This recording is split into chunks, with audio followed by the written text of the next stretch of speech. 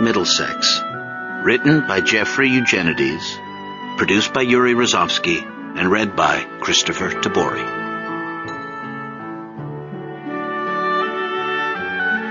Book 1. The Silver Spoon. I was born twice. First, as a baby girl, on a remarkably smogless Detroit day in January of 1960, and then again as a teenage boy, in an emergency room near Petoskey, Michigan in August of 1974. Specialized readers may have come across me in Dr. Peter Luce's study, Gender Identity in 5 Alpha Reductase Pseudohermaphrodites, published in the Journal of Pediatric Endocrinology in 1975.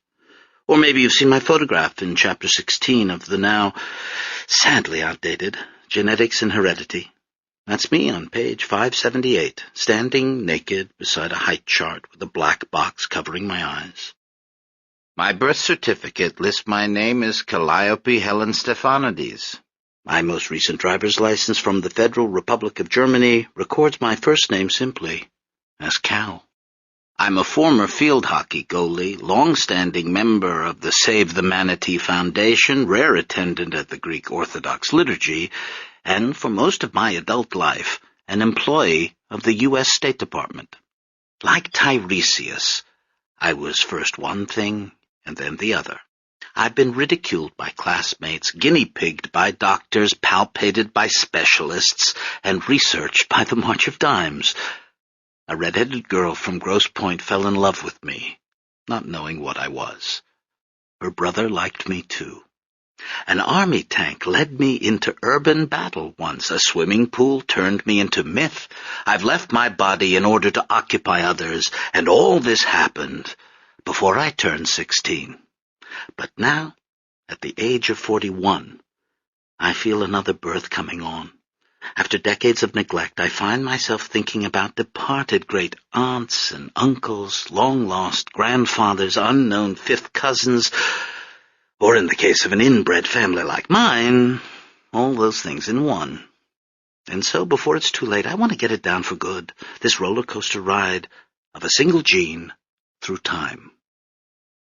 Sing now, O muse of the recessive mutation on my 5th chromosome. Sing how it bloomed 2.5 centuries ago on the slopes of Mount Olympus while the goats bleated and the olives dropped. Sing how it passed down through 9 generations, gathering invisibly within the polluted pool of the Stephanides family. And sing how Providence, in the guise of a massacre, sent the gene flying again, how it blew like a seed across the sea to America, where it drifted through our industrial rains until it fell to earth in the fertile soil of my mother's own Midwestern womb. Sorry if I get a little Homeric at times. That's genetic, too. 3 months before I was born, in the aftermath of one of our elaborate Sunday dinners, my grandmother, Desdemona Stephanides, ordered my brother to get her silkworm box. Chapter 11 had been heading toward the kitchen for a second helping of rice pudding when she blocked his way. At 57, with her short, squat figure and intimidating hairnet, my grandmother was perfectly designed for blocking people's paths. Behind her in the kitchen, the day's large female contingent had congregated, laughing and whispering. Intrigued, Chapter 11 leaned sideways to see what was going on, but Desdemona reached out and firmly pinched his cheek. Having regained his attention, she sketched a rectangle in the air and pointed at the ceiling. Then, through her ill-fitting dentures, she said, "Go for ya, dale-mu." Chapter 11 knew what to do. He ran across the hall into the living room. On all fours, he scrambled up the formal staircase to the 2nd floor. He raced past the bedrooms along the upstairs corridor. At the far end was a nearly invisible door, wallpapered over like the entrance to a secret passageway. Chapter 11 located the tiny doorknob level with his head and, using all his strength, pulled it open. Another set of stairs lay behind it. For a long moment, my brother stared hesitantly into the darkness above before climbing, very slowly now, up to the attic where my grandparents lived. In sneakers, he passed beneath the 12 damply newspapered bird cages suspended from the rafters. With a brave face, he immersed himself in the sour odor of the parakeets, and in my grandparents' own particular aroma, a mixture of mothballs and hashish. He negotiated his way past my grandfather's book-piled desk and his collection of Rebecca records. Finally, bumping into the leather ottoman and the circular coffee table made of brass, he found my grandparents' bed, and under it, the silkworm box. Carved from olive wood, a little bigger than a shoebox, it had a tin lid perforated by tiny air holes and inset with the icon of an unrecognizable saint. The saint's face had been rubbed off, but the fingers of his right hand were raised to bless a short, purple, terrifically self-confident-looking mulberry tree. After gazing a while at this vivid botanical presence, Chapter 11 pulled the box from under the bed and opened it. Inside were the 2 wedding crowns made from rope and coiled like snakes, the 2 long braids of hair, each tied with a crumbling black ribbon. He poked one of the braids with his index finger. Just then a parakeet squawked, making my brother jump, and he closed the box, tucked it under his arm, and carried it downstairs to Desdemona. She was still waiting in the doorway. Taking the silkworm box out of his hands, she turned back into the kitchen. At this point, Chapter 11 was granted a view of the room, where all the women now fell silent. They moved aside to let Desdemona pass, and there, in the middle of the linoleum, was my mother. Tessie Stephanides was leaning back in a kitchen chair, pinned beneath the immense drum-tight globe of her pregnant belly. She had a happy, helpless expression on her face, which was flushed and hot. Desdemona set the silkworm box on the kitchen table and opened the lid. She reached under the wedding crowns and the hair braids to come up with something Chapter 11 hadn't seen. A silver spoon. She tied a piece of string to the spoon's handle. Then, stooping forward, she dangled the spoon over my mother's swollen belly, and by extension, over me. Up until now, Desdemona had had a perfect record, 23 correct guesses. She'd known that Tessie was going to be Tessie. She'd predicted the sex of my brother and of all the babies of her friends at church. The only children whose genders she hadn't divined were her own, because it was bad luck for a mother to plumb the mysteries of her own womb. Fearlessly, however, she plumbed my mother's. After some initial hesitation, the spoon swung north to south, which meant that I was going to be a boy. Splay-legged in the chair, my mother tried to smile. She didn't want a boy. She had one already. In fact, she was so certain I was going to be a girl that she'd picked out only one name for me, Calliope. But when my grandmother shouted in Greek, "A boy!" the cry went around the room and out into the hall and across the hall into the living room where the men were arguing politics, and my mother, hearing it repeated so many times, began to believe it might be true. As soon as the cry reached my father, however, he marched into the kitchen to tell his mother that, this time at least, her spoon was wrong. "And how you know so much?" Desdemona asked him, to which he replied what many Americans of his generation would have. "It's science, Ma."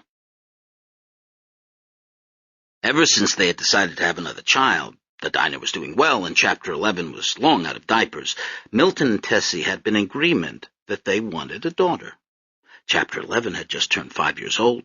He'd recently found a dead bird in the yard, bringing it into the house to show his mother. He liked shooting things, hammering things, smashing things, and wrestling with his father. In such a masculine household, Tessie had begun to feel like the odd woman out and saw herself in 10 years' time imprisoned in a world of hubcaps and hernias. My mother pictured a daughter as a counterinsurgent, a fellow lover of lapdogs, a seconder of proposals to attend the ice capades. In the spring of 1959, when discussions of my fertilization got underway, my mother couldn't foresee that women would soon be burning their brassiers by the thousand. Hers were padded, stiff, fire retardant. As much as Tessie loved her son, she knew there were certain things she'd be able to share only with a daughter. On his morning drive to work, my father had been seeing visions of an irresistibly sweet, dark-eyed little girl. She sat on the seat beside him, mostly during stoplights, directing questions at his patient, all-knowing ear. "What do you call that thing, Daddy?" That's the Cadillac seal." "What's the Cadillac seal?" "Well, a long time ago, there was a French explorer named Cadillac, and he was the one who discovered Detroit, and that seal was his family seal from France." "What's France?" "France is a country in Europe." "What's Europe?" "It's a continent, which is like a great big piece of land, way, way bigger than a country. But Cadillacs don't come from Europe anymore, Kukla. They come from right here in the good old USA." The light turned green, and he drove on. But my prototype lingered. She was there at the next light, and the next. So pleasant was her company that my father, a man loaded with initiative, decided to see what he could do to turn his vision into reality. Thus, for some time now, in the living room where the men discussed politics, they had also been discussing the velocity of sperm. Peter Tatakis, Uncle Pete as we called him, was a leading member of the debating society that formed every week on our black love seats. A lifelong bachelor, he had no family in America and so had become attached to ours. Every Sunday he arrived in his wine-dark Buick, a tall, prune-faced, sad-seeming man with an incongruously vital head of wavy hair. He was not interested in children. A proponent of the great book series, which he had read twice, Uncle Pete was engaged with serious thought and Italian opera. He had a passion in history for Edward Gibbon, and in literature for the journals of Madame de Staël. He liked to quote that witty lady's opinion on the German language, which held that German wasn't good for conversation because you had to wait to the end of the sentence for the verb and so couldn't interrupt. Uncle Pete had wanted to become a doctor, but the catastrophe had ended that dream. In the United States, he put himself through 2 years of chiropractic school and now ran a small office in Birmingham with a human skeleton he was still paying for in installments. In those days, chiropractors had a somewhat dubious reputation. People didn't come to Uncle Pete to free up their kundalini. He cracked necks, straightened spines, and made custom arch supports out of foam rubber. Still, he was the closest thing to a doctor we had in the house on those Sunday afternoons. As a young man, he'd had half his stomach surgically removed, and now after dinner always drank a Pepsi-Cola to help digest his meal. The soft drink had been named for the digestive enzyme pepsin, he sagely told us, and so was suited to the task. It was this kind of knowledge that led my father to trust what Uncle Pete said when it came to the reproductive timetable. His head on a throw pillow, his shoes off, Madama Butterfly softly playing on my parents' stereo, Uncle Pete explained that under the microscope, sperm carrying male chromosomes had been observed to swim faster than those carrying female chromosomes. This assertion generated immediate merriment among the restaurant owners and fur finishers assembled in our living room. My father, however, adopted the pose of his favorite piece of sculpture, the Thinker, a miniature which sat across the room on the telephone table. Though the topic had been brought up in the open forum atmosphere of those post-prandial Sundays, it was clear that, notwithstanding the impersonal tone of the discussion, the sperm they were talking about was my father's. Uncle Pete made it clear. To have a girl baby, a couple should have sexual congress 24 hours prior to ovulation. That way, the swift male sperm would rush in and die off. The female sperm, sluggish but more reliable, would arrive just as the egg dropped. My father had trouble persuading my mother to go along with the scheme. Tessie Zismo had been a virgin when she married Milton Stephanides at the age of 22. Their engagement, which coincided with the Second World War, had been a chaste affair. My mother was proud of the way she'd managed to simultaneously kindle and snuff my father's flame, keeping him at a low burn for the duration of a global cataclysm. This hadn't been all that difficult, however, since she was in Detroit and Milton was in Annapolis at the U.S. Naval Academy. For more than a year, Tessie lit candles at the Greek church for her fiancé, while Milton gazed at her photographs pinned over his bunk. He liked to pose Tessie in the manner of the movie magazines, standing sideways, one high heel raised on a step, an expanse of black stocking visible. My mother looked surprisingly pliable in those old snapshots, as though she liked nothing better than to have her man in uniform arrange her against the porches and lampposts of their humble neighborhood. She didn't surrender until after Japan had. Then, from their wedding night onward, according to what my brother told my covered ears, my parents made love regularly and enjoyably. When it came to having children, however, my mother had her own ideas. It was her belief that an embryo could sense the amount of love with which it had been created. For this reason, my father's suggestion didn't sit well with her. "What do you think this is, Milt, the Olympics?" "We were just speaking theoretically," said my father. "What does Uncle Pete know about having babies?" "He read this particular article in Scientific American," Milton said, and to bolster his case, "he's a subscriber."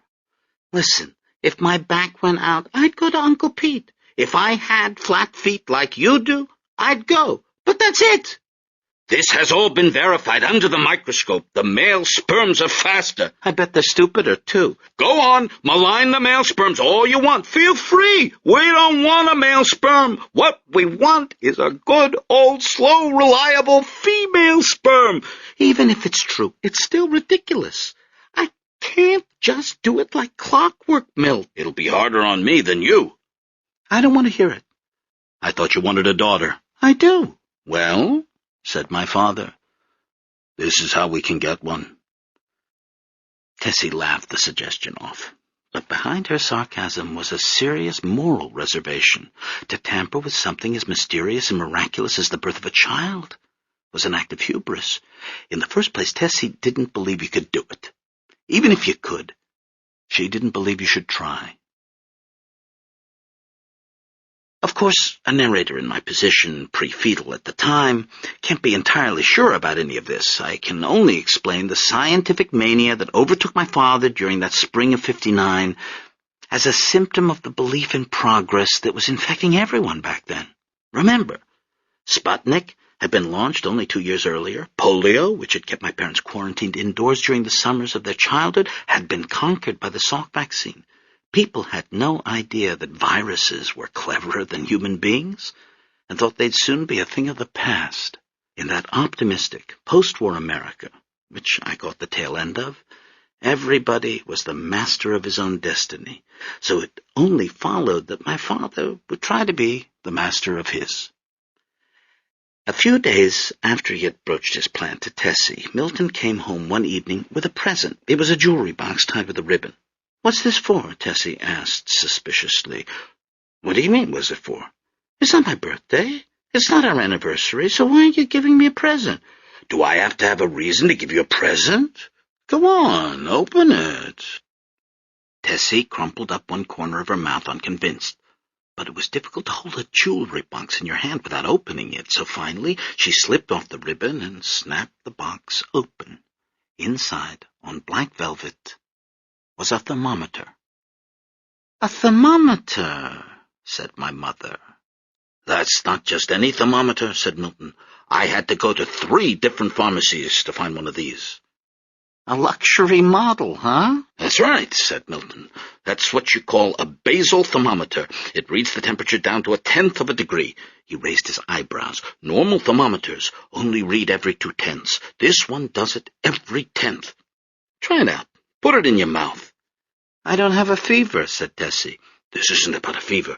You use it to find out what your base temperature is. It's more accurate and precise than a regular fever-type thermometer." "Next time, bring me a necklace." But Milton persisted. "Your body temperature's changing all the time, Tess. You may not notice, but it is.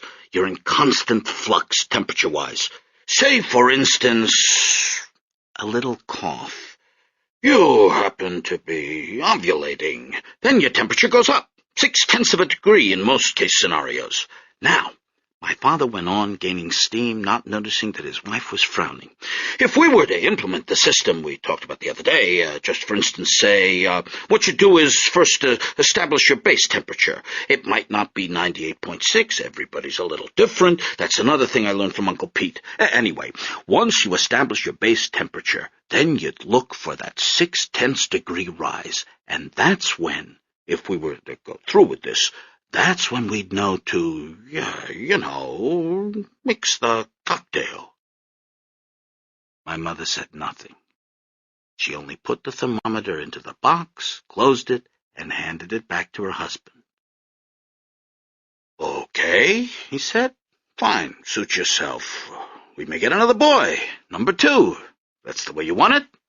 That's the way it'll be. I'm not so sure we're going to have anything at the moment, replied my mother. Meanwhile, in the green room to the world, I waited. Not even a gleam in my father's eye yet. He was staring gloomily at the thermometer case in his lap. Now my mother gets up from the so-called love seat. She heads for the stairway, holding a hand to her forehead, and the likelihood of my ever coming to be seems more and more remote. Now my father gets up to make his rounds, turning out lights, locking doors. As he climbs the stairway, there's hope for me again. The timing of the thing had to be just so in order for me to become the person I am. Delay the act by an hour and you change the gene selection. My conception was still weeks away, but already my parents had begun their slow collision into each other. In our upstairs hallway, the Acropolis nightlight is burning, a gift from Jackie Hallis, who owns a souvenir shop. My mother is at her vanity when my father enters the bedroom. With 2 fingers, she rubs Noxema into her face, wiping it off with a tissue. My father had only to say an affectionate word, and she would have forgiven him. Not me, but somebody like me might have been made that night. An infinite number of possible selves crowded the threshold, me among them, but with no guaranteed ticket. The hours moving slowly, the planets in the heavens circling at their usual pace, weather coming into it too, because my mother was afraid of thunderstorms and would have cuddled against my father had it rained that night. But no, clear skies held out, as did my parents' stubbornness. The bedroom light went out. They stayed on their own sides of the bed. At last from my mother, night, and from my father, see you in the morning. The moments that led up to me fell into place as though decreed, which I guess is why I think about them so much. The following Sunday, my mother took Desdemona and my brother to church. My father never went along, having become an apostate at the age of 8 over the exorbitant price of votive candles. Likewise, my grandfather preferred to spend his mornings working on a modern Greek translation of the restored poems of Sappho. For the next 7 years, despite repeated strokes, my grandfather worked at a small desk, piecing together the legendary fragments into a larger mosaic, adding a stanza here, a coda there, soldering an anapest or an I am. In the evenings, he played his bordello music and smoked a hookah pipe. In 1959, Assumption Greek Orthodox Church was located on Charlevoix. It was there that I would be baptized less than a year later and would be brought up in the Orthodox faith. Assumption, with its revolving chief priests, each sent to us via the Patriarchate in Constantinople, each arriving in the full beard of his authority, the embroidered vestments of his sanctity, but each wearying after a time. 6 months was the rule. Because of the squabbling of the congregation, the personal attacks on the way he sang, the constant need to shush the parishioners who treated the church like the bleachers at Tiger Stadium, and finally the effort of delivering a sermon each week, twice, first in Greek and then again in English. Assumption, with its spirited coffee hours, its bad foundation and roof leaks, its strenuous ethnic festivals, its catechism classes, where our heritage was briefly kept alive in us before being allowed to die in the great diaspora.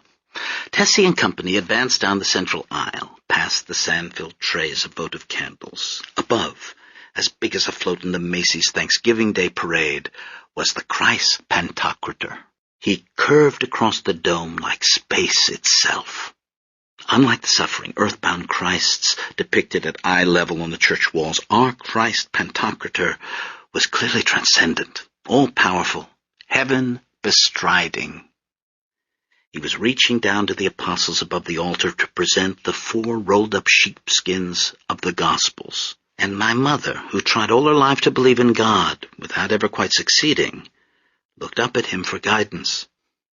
The Christ Pantocrator's eyes flickered in the dim light. They seemed to suck Tessie upward through the swirling incense. The Savior's eyes glowed like television's flashing scenes of recent events.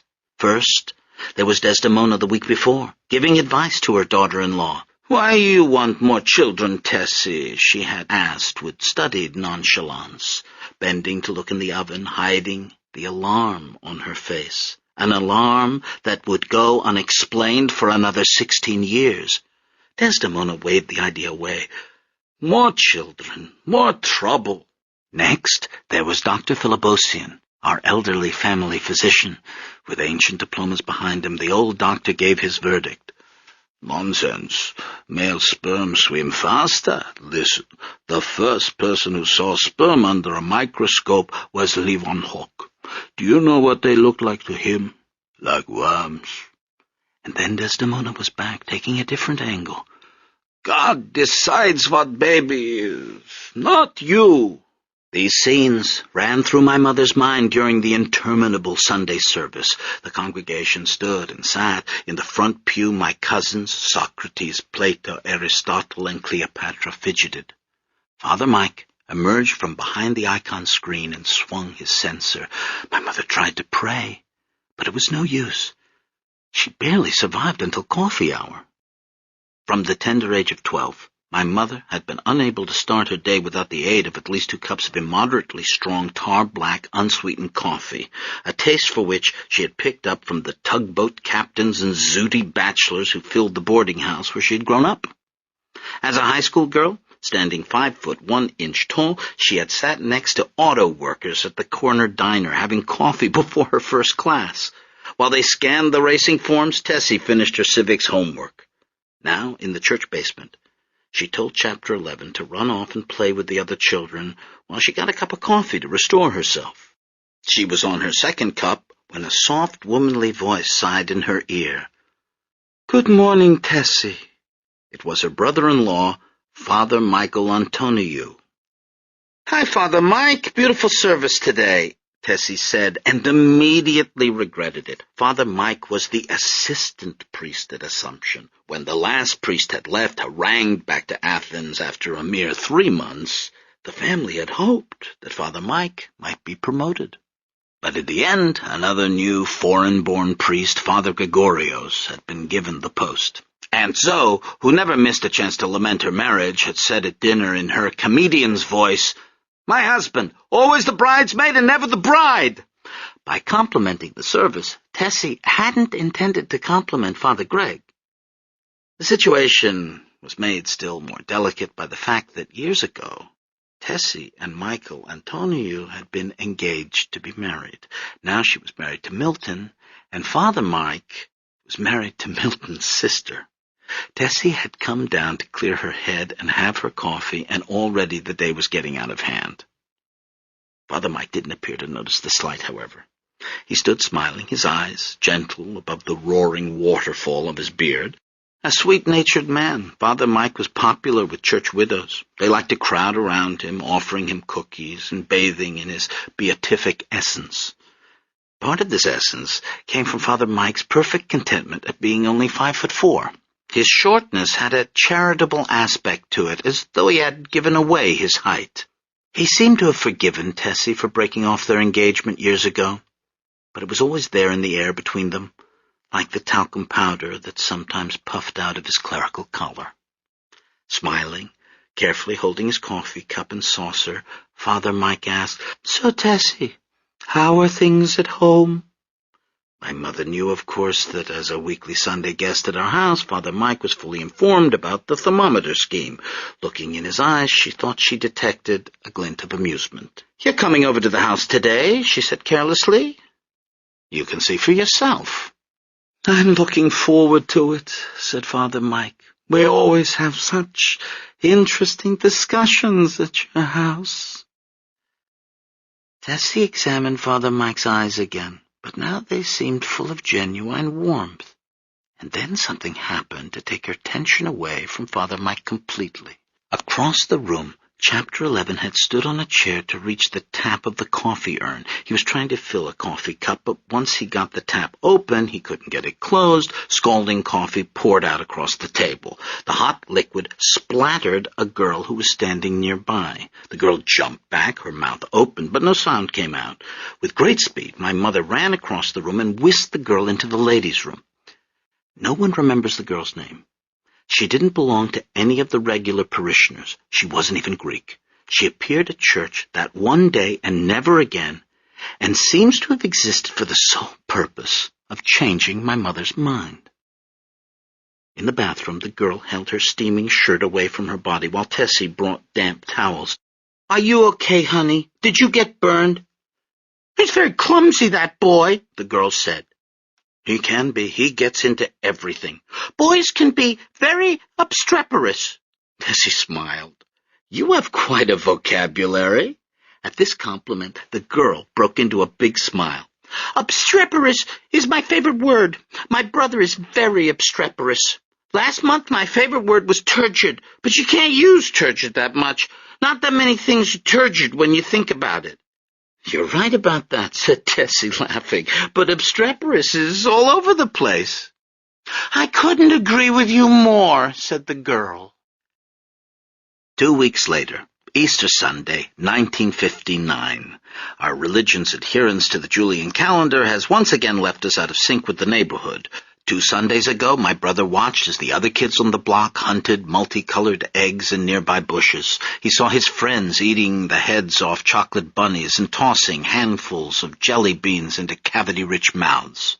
Standing at the window, my brother wanted more than anything to believe in an American God who got resurrected on the right day. Only yesterday was Chapter 11 finally allowed to dye his own eggs, and then only in one color, red. All over the house, red eggs gleamed in lengthening solstice rays. Red eggs fill bowls on the dining room table. They hang from string pouches over doorways. They crowd the mantel and are baked into loaves of cruciform tsuriki. But now it is late afternoon. Dinner is over, and my brother is smiling, because now comes the one part of Greek Easter he prefers to egg hunts and jelly beans, the egg-cracking game. Everyone gathers around the dining table. Biting his lip, Chapter 11 selects an egg from the bowl, studies it, returns it. He selects another. "This looks like a good one," Milton says, choosing his own egg. "Built like a Brinks truck." Milton holds his egg up. Chapter 11 prepares to attack, when suddenly my mother taps my father on the back. Just a minute, Tessie. We're cracking eggs here." She taps him harder. "What?" "My temperature." She pauses. "It's up 6/10." She has been using the thermometer. This is the first my father has heard of it. "Now?" my father whispers. "Jesus, Tessie, are you sure?" "No, I'm not sure. You told me to watch for any rise in my temperature, and I'm telling you I'm up 6/10 of a degree." And lowering her voice, "Plus, it's been 13 days since my last you-know-what." "Come on, Dad," Chapter 11 pleads. "Time out," Milton says. He puts his egg in the ashtray. "That's my egg. Nobody touch it until I come back." Upstairs, in the master bedroom, my parents accomplish the act. A child's natural decorum makes me refrain from imagining the scene in too much detail.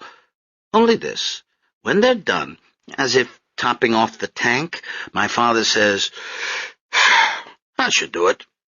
Turns out he's right. In May, Tessie learns she's pregnant, and the waiting begins. By 6 weeks, I have eyes and ears. By 7, nostrils, even lips. My genitals begin to form. Fetal hormones, taking chromosomal cues, inhibit Mullerian structures, promote Wolffian ducts. My 23 paired chromosomes have linked up and crossed over, spinning their roulette wheel, as my papu puts his hand on my mother's belly and says, "Lucky 2." Arrayed in their regiments, my genes carry out their orders. All except 2. A pair of miscreants, or revolutionaries, depending on your view, hiding out on chromosome number 5. Together they siphon off an enzyme which stops the production of a certain hormone, which complicates my life. In the living room, the men have stopped talking about politics, and instead lay bets on whether Milt's new kid will be a boy or a girl. My father is confident. 24 hours after the deed, my mother's body temperature rose another 0.2, confirming ovulation. By then the male sperm had given up, exhausted. The female sperm, like tortoises, won the race, at which point Tessie handed Milton the thermometer and told him she never wanted to see it again. All this led up to the day Desdemona dangled a utensil over my mother's belly. The sonogram didn't exist at the time. The spoon was the next best thing. Desdemona crouched. The kitchen grew silent. The other women bit their lower lips, watching, waiting. For the first minute, the spoon didn't move at all. Desdemona's hand shook, and after long seconds had passed, Aunt Lena steadied it. The spoon twirled. I kicked. My mother cried out. And then, slowly, moved by a wind no one felt, in that unearthly Ouija-board way, the silver spoon began to move, to swing, at first in a small circle, but each orbit growing gradually more elliptical until the path flattened into a straight line pointing from oven to banquette, north to south, in other words. Desdemona cried, "Choros!" and the room erupted with shouts of "Choros! Choros!" That night, my father said, 23 in a row means she's bound for a fall. This time she's wrong, trust me. I don't mind if it's a boy, my mother said. I really don't, as long as it's healthy. 10 fingers, 10 toes. What's this it? That's my daughter you're talking about. I was born a week after New Year's on January 8th, 1960. In the waiting room, supplied only with pink ribbon cigars, my father cried out, "Bingo!" I was a girl. 19 inches long. 7 pounds, 4 ounces. That same January 8th, my grandfather suffered the first of his 13 strokes. Awakened by my parents rushing off to the hospital, he'd gotten out of bed and gone downstairs to make himself a cup of coffee. An hour later, Desdemona found him lying on the kitchen floor. Though his mental faculties remained intact, that morning, as I let out my first cry at Women's Hospital, my papu lost the ability to speak. According to Desdemona, my grandfather collapsed right after overturning his coffee cup to read his fortune in the grounds. When he heard the news of my sex, Uncle Pete refused to accept any congratulations. There was no magic involved. Besides, he joked, Milt did all the work. Desdemona became grim. Her American-born son had been proven right, and with this fresh defeat, the old country, in which he still tried to live despite its being 4,000 miles and 38 years away, receded one more notch. My arrival marked the end of her baby-guessing, and the start of her husband's long decline. Though the silkworm box reappeared now and then, the spoon was no longer among its treasures. I was extracted, spanked, and hosed off in that order. They wrapped me in a blanket and put me on display among 6 other infants, 4 boys, 2 girls, all of them, unlike me, correctly tagged. This can't be true, but I remember it. Sparks slowly filling a dark screen. Someone had switched on my eyes. Matchmaking. When this story goes out into the world, I may become the most famous hermaphrodite in history. There have been others before me. Alexina Babin attended a girls' boarding school in France before becoming able. She left behind an autobiography which Michel Foucault discovered in the archives of the French Department of Public Hygiene. Her memoirs, which end shortly before her suicide, make unsatisfactory reading, and it was after finishing them years ago that I first got the idea to write my own. Gottlieb Gottlieb, born in 1798, lived as Marie Rosine until the age of 33. One day, abdominal pains sent Marie to the doctor. The physician checked for a hernia and found undescended testicles instead. From then on, Marie donned men's clothes and took the name of Gottlieb and made a fortune traveling around Europe exhibiting himself to medical men. As far as the doctors are concerned, I'm even better than Gottlieb. To the extent that fetal hormones affect brain chemistry and histology, I've got a male brain, but I was raised as a girl. If you were going to devise an experiment to measure the relative influences of nature versus nurture, you couldn't come up with anything better than my life. During my time at the clinic nearly 3 decades ago, Dr. Luce ran me through a barrage of tests. I was given the Benton Visual Retention Test and the Bender Visual Motor Gestalt Test. My verbal IQ was measured, and lots of other things, too. Luce even analyzed my prose style to see if I wrote in a linear, masculine way or in a circular, feminine one. All I know is this. Despite my androgenized brain, there's an innate feminine circularity in the story I have to tell. In any genetic history, I'm the final clause in a periodic sentence, and that sentence begins a long time ago, in another language, and you have to read it from the beginning to get to the end, which is my arrival. And so now, having been born, I'm going to rewind the film, so that my pink blanket flies off, my crib scoots across the floor as my umbilical cord reattaches, and I cry out as I'm sucked back between my mother's legs. She gets really fat again. Then back some more as a spoon stops swinging and a thermometer goes back into its velvet case. Sputnik chases its rocket trail back to the launching pad, and polio stalks the land. There's a quick shot of my father as a 20-year-old clarinetist playing an Artie Shaw number into the phone, and then he's in church, age 8, being scandalized by the price of candles. And next my grandfather is untaping his first US dollar bill over a cash register in 1931. Then we're out of America completely. We're in the middle of the ocean, the soundtrack sounding funny in reverse. A steamship appears, and up on deck a lifeboat is curiously rocking. But then the boat docks, stern first, and we're up on dry land again, where the film unspools back at the beginning. In the late summer of 1922, my grandmother, Desdemona Stephanides, wasn't predicting births, but deaths, specifically her own. She was in her silkworm cocoonery high on the slope of Mount Olympus in Asia Minor when her heart, without warning, missed a beat. It was a distinct sensation.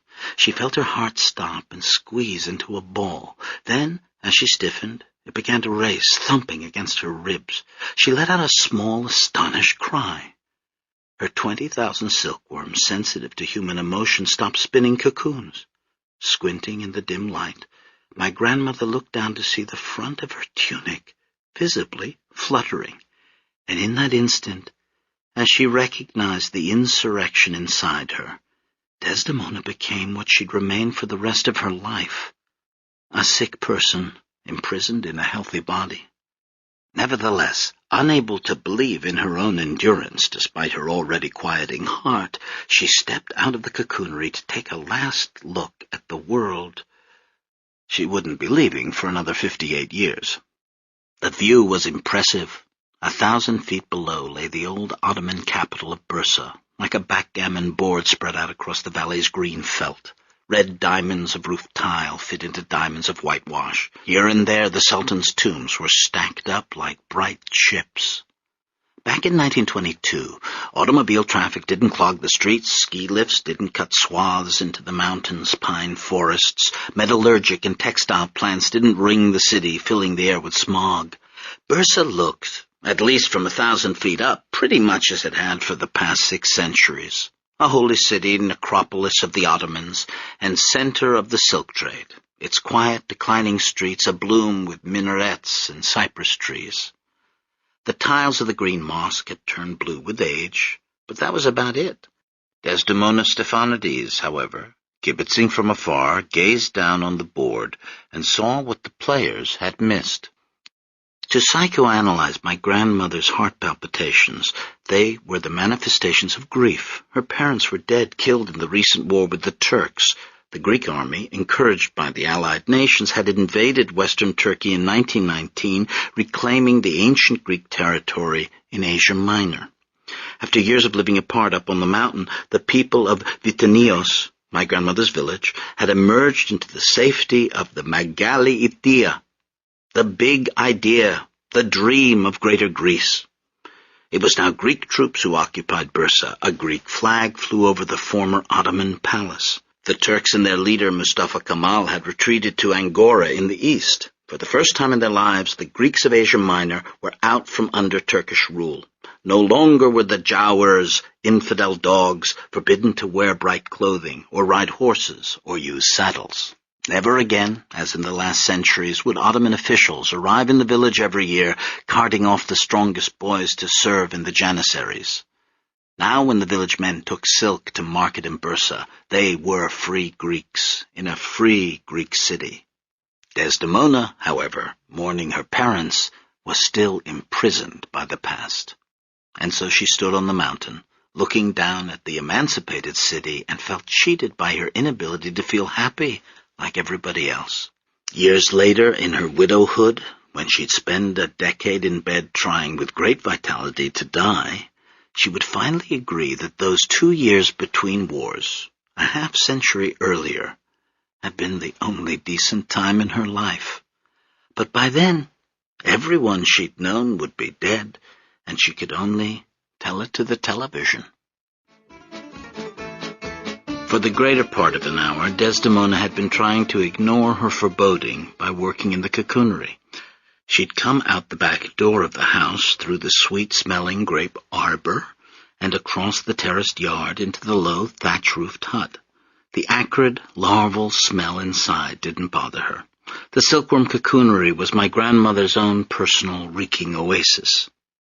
All around her, in a firmament, soft white silkworms clung to bundled mulberry twigs. Desdemona watched them spinning cocoons, moving their heads as though to music. As she watched, she forgot about the world outside, its changes and convulsions, its terrible new music, which is about to be sung in a moment. Instead, she heard her mother, Euphrosines Stephanides, speaking in this very cocoonery years ago, elucidating the mysteries of silkworms. To have good silk, you have to be pure, she used to tell her daughter. The silkworms know everything. You can always tell what somebody's up to by the way their silk looks. And so on. Euphrosine giving examples. Mariapoulos, who's always lifting her skirt for everyone. Have you seen her cocoons? A stain for every man. You should look next time. Desdemona, only 11 or 12, and believing every word, so that now, as a young woman of 21, she still couldn't entirely disbelieve her mother's morality tales, and examined the cocoon constellations for a sign of her own impurity, the dreams she'd been having. She looked for other things, too, because her mother also maintained that silkworms reacted to historical atrocities. After every massacre, even in a village 50 miles away, the silkworm's filaments turned the color of blood. I've seen them bleed like the feet of Christos himself, Euphrosine again. And her daughter, years later, remembering, squinting in the weak light to see if any cocoons had turned red. She pulled out a tray and shook it. She pulled out another, and it was right then that she felt her heart stop, squeeze into a ball, and begin punching her from inside.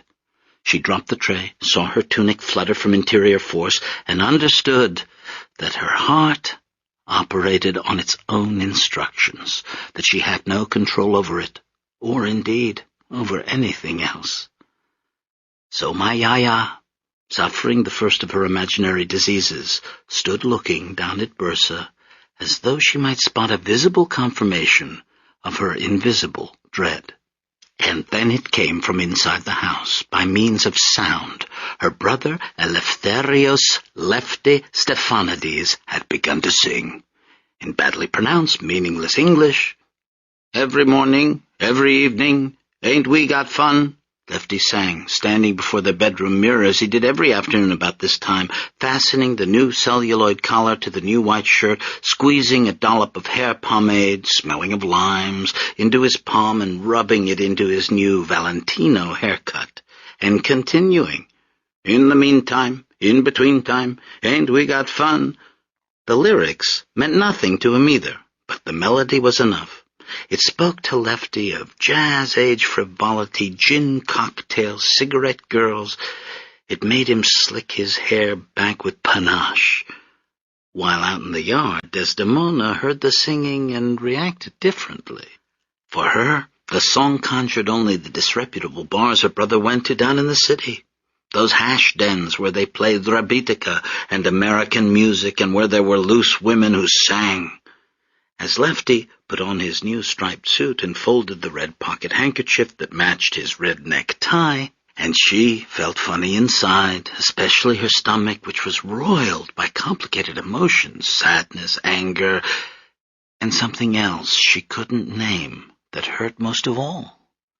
The rent's unpaid, dear, we haven't a car, Lefty crooned in the sweet tenor I would later inherit, and beneath the music, Desdemona now heard her mother's voice again, Euphrosine Stephanides' last words spoken just before she died from a bullet wound. "Take care of Lefty, promise me, find him a wife." And Desdemona, through her tears, replied, "I promise, I promise." These voices all speaking at once in Desdemona's head as she crossed the yard to go into the house. She came through the small kitchen, where she had dinner cooking for one, and marched straight into the bedroom she shared with her brother. He was still singing, "Not much money, oh, but honey," fixing his cufflinks, parting his hair, but then he looked up and saw his sister. "Ain't we got—" and pianissimo now, "fun," fell silent. For a moment, the mirror held their two faces. At 21, long before ill-fitting dentures and self-imposed invalidism, my grandmother was something of a beauty. She wore her black hair in long braids pinned up under her kerchief. These braids were not delicate like a little girl's, but heavy and womanly, possessing a natural power like a beaver's tail. Years, seasons, and various weather had got into the braids, and when she undid them at night, they fell to her waist. At present, black silk ribbons were tied around the braids, too, making them even more imposing, if you got to see them, which few people did. What was on view for general consumption was Desdemona's face, her large, sorrowful eyes, her pale, candle-lit complexion. I should also mention, with the vestigial pang of a once flat-chested girl, Desdemona's voluptuous figure. Her body was a constant embarrassment to her. It was always announcing itself in ways she didn't sanction. In church, when she knelt. In the yard, when she beat rugs. Beneath the peach tree, when she picked fruit. Desdemona's feminine elaborations escaped the constraints of her drab, confining clothes. Beneath the jiggling of her body, her kerchief-framed face remained apart, looking slightly scandalized at what her breasts and hips were up to. Eleftherios was taller and skinnier. In photographs from the time, he looks like the underworld figures he idolized, the thin, mustachioed thieves and gamblers who filled the seaside bars of Athens and Constantinople. His nose was aquiline, his eyes sharp, the overall impression of his face hawk-like. When he smiled, however, you saw the softness in his eyes, which made it clear that Lefty was in fact no gangster, but the pampered, bookish son of comfortably well-off parents. That summer afternoon in 1922, Desdemona wasn't looking at her brother's face. Instead, her eyes moved to the suit coat, to the gleaming hair, to the striped trousers, as she tried to figure out what had happened to him these past few months. Lefty was 1 year younger than Desdemona, and she often wondered how she'd survived those first 12 months without him. For as long as she could remember, he'd always been on the other side of the goat's hair blanket that separated their beds. Behind the kulimi, he performed puppet shows, turning his hands into the clever hunchback Karayosis, who always outwitted the Turks. In the dark, he made up rhymes and sang songs, and one of the reasons she hated his new American music was that he sang it exclusively to himself. Desdemona had always loved her brother, as only a sister growing up on a mountain could love a brother. He was the whole entertainment, her best friend and confidant, her co-discoverer of shortcuts in monks' cells. Early on, the emotional sympathy she'd felt with Lefty had been so absolute that she'd sometimes forgotten they were separate people. As kids, they'd scrabbled down the terraced mountainside like a four-legged, two-headed creature. She was accustomed to their Siamese shadows springing up against the whitewashed house at evening, and whenever she encountered her solitary outline, It seemed cut in half. Peacetime seemed to be changing everything. Lefty had taken advantage of the new freedoms. In the last month, he'd gone down to Bursa a total of 17 times. On 3 occasions, he'd stayed overnight in the Cocoon Inn across from the mosque of Sultan Ulhan. He'd left one morning dressed in boots, knee socks, breeches, thulamis, and vest, and come back the following evening in a striped suit with a silk scarf tucked into his collar like an opera singer and a black derby on his head. There were other changes. He'd begun to teach himself French from a small plum-colored phrase book. He'd picked up affected gestures, putting his hands in his pockets and rattling change, for instance, or doffing his cap. When Desdemona did the laundry, she found scraps of paper in Lefty's pockets covered with mathematical figures. His clothes smelled musky, smoky, and sometimes sweet. Now in the mirror, their joined faces couldn't hide the fact of their growing separation, and my grandmother, whose constitutional gloom had broken out into full cardiac thunder, looked at her brother, as she once had her own shadow, and felt that something was missing. "So where are you going all dressed up?" "Where do you think I'm going? To Kosahan, sell cocoons." "You went yesterday." "It's the season." With a tortoiseshell comb, Lefty parted his hair on the right, adding pomade to an unruly curl that refused to stay flat. Desdemona came closer. She picked up the pomade and sniffed it. It wasn't the smell on his clothes. "What else do you do down there?" "Nothing. You stay all night sometimes." "Well, it's a long trip. By the time I walk there, it's late." "What are you smoking in those bars?" "Whatever's in the hookah. It's not polite to ask." "If Mother and Father knew you were smoking and drinking like this—" She trailed off. "They don't know, do they?" said Lefty. "So I'm safe." His light tone was unconvincing. Lefty acted as though he had recovered from their parents' deaths, but Desdemona saw through this. She smiled grimly at her brother and, without comment, held out her fist. Automatically, while still admiring himself in the mirror, Lefty made a fist too. They counted. 1, 2, 3. "Shoot!" "Rock crushes snake. I win," said Desdemona. "So tell me." "Tell you what?" "Tell me what's so interesting in Bursa." Lefty combed his hair forward again and parted it on the left. He swiveled his head back and forth in the mirror. "Which looks better, left or right?" "Let me see." Desdemona raised her hand delicately to Lefty's hair and mussed it. "Hey! What do you want in Bursa? Leave me alone. Tell me." "You want to know?" Lefty said, exasperated with his sister now. "What do you think I want?" He spoke with pent-up force. "I want a woman." Desdemona gripped her belly, patted her heart. She took 2 steps backward, and from this vantage point examined her brother anew. The idea that Lefty, who shared her eyes and eyebrows, who slept in the bed beside hers, could be possessed by such a desire had never occurred to Desdemona before. Though physically mature, Desdemona's body was still a stranger to its owner. At night, in their bedroom, she'd seen her sleeping brother press against his rope mattress as though angry with it. As a child, she'd come upon him in the cocoonery, innocently, rubbing against a wooden post. But none of this had made an impression. "What are you doing?" she'd asked Lefty, 8 or 9 at the time, and gripping the post, moving his knees up and down. With a steady, determined voice, he'd answered, "I'm trying to get that feeling." "What feeling?" "You know, grunting, puffing, pumping knees. That feeling." But she didn't know. It was still years before Desdemona, cutting cucumbers, would lean against the corner of the kitchen table and, without realizing it, would lean in a little harder, and after that would find herself taking up that position every day, the table corner snug between her legs. Now, preparing her brother's meal, she sometimes struck up her old acquaintance with the dining table, but she wasn't conscious of it. It was her body that did it, with the cunning and silence of bodies everywhere. Her brother's trips to the city were different.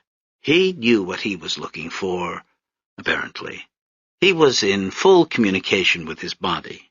His mind and body had become one entity, thinking one thought, bent on one obsession, and for the first time ever, Desdemona couldn't read that thought. All she knew was that it had nothing to do with her.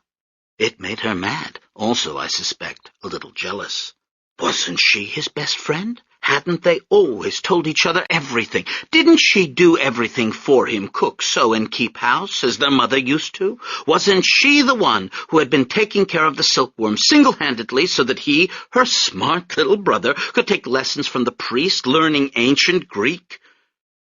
Hadn't she been the one to say, "You take care of the books, I'll take care of the cocoonery, all you have to do is sell the cocoons at the market"? And when he had started lingering down in the city, had she complained? Had she mentioned the scraps of paper, or his red eyes, or the musky sweet smell on his clothes? Desdemona had a suspicion that her dreamy brother had become a hashish smoker. Where there was Rebetiko music, there was always hashish.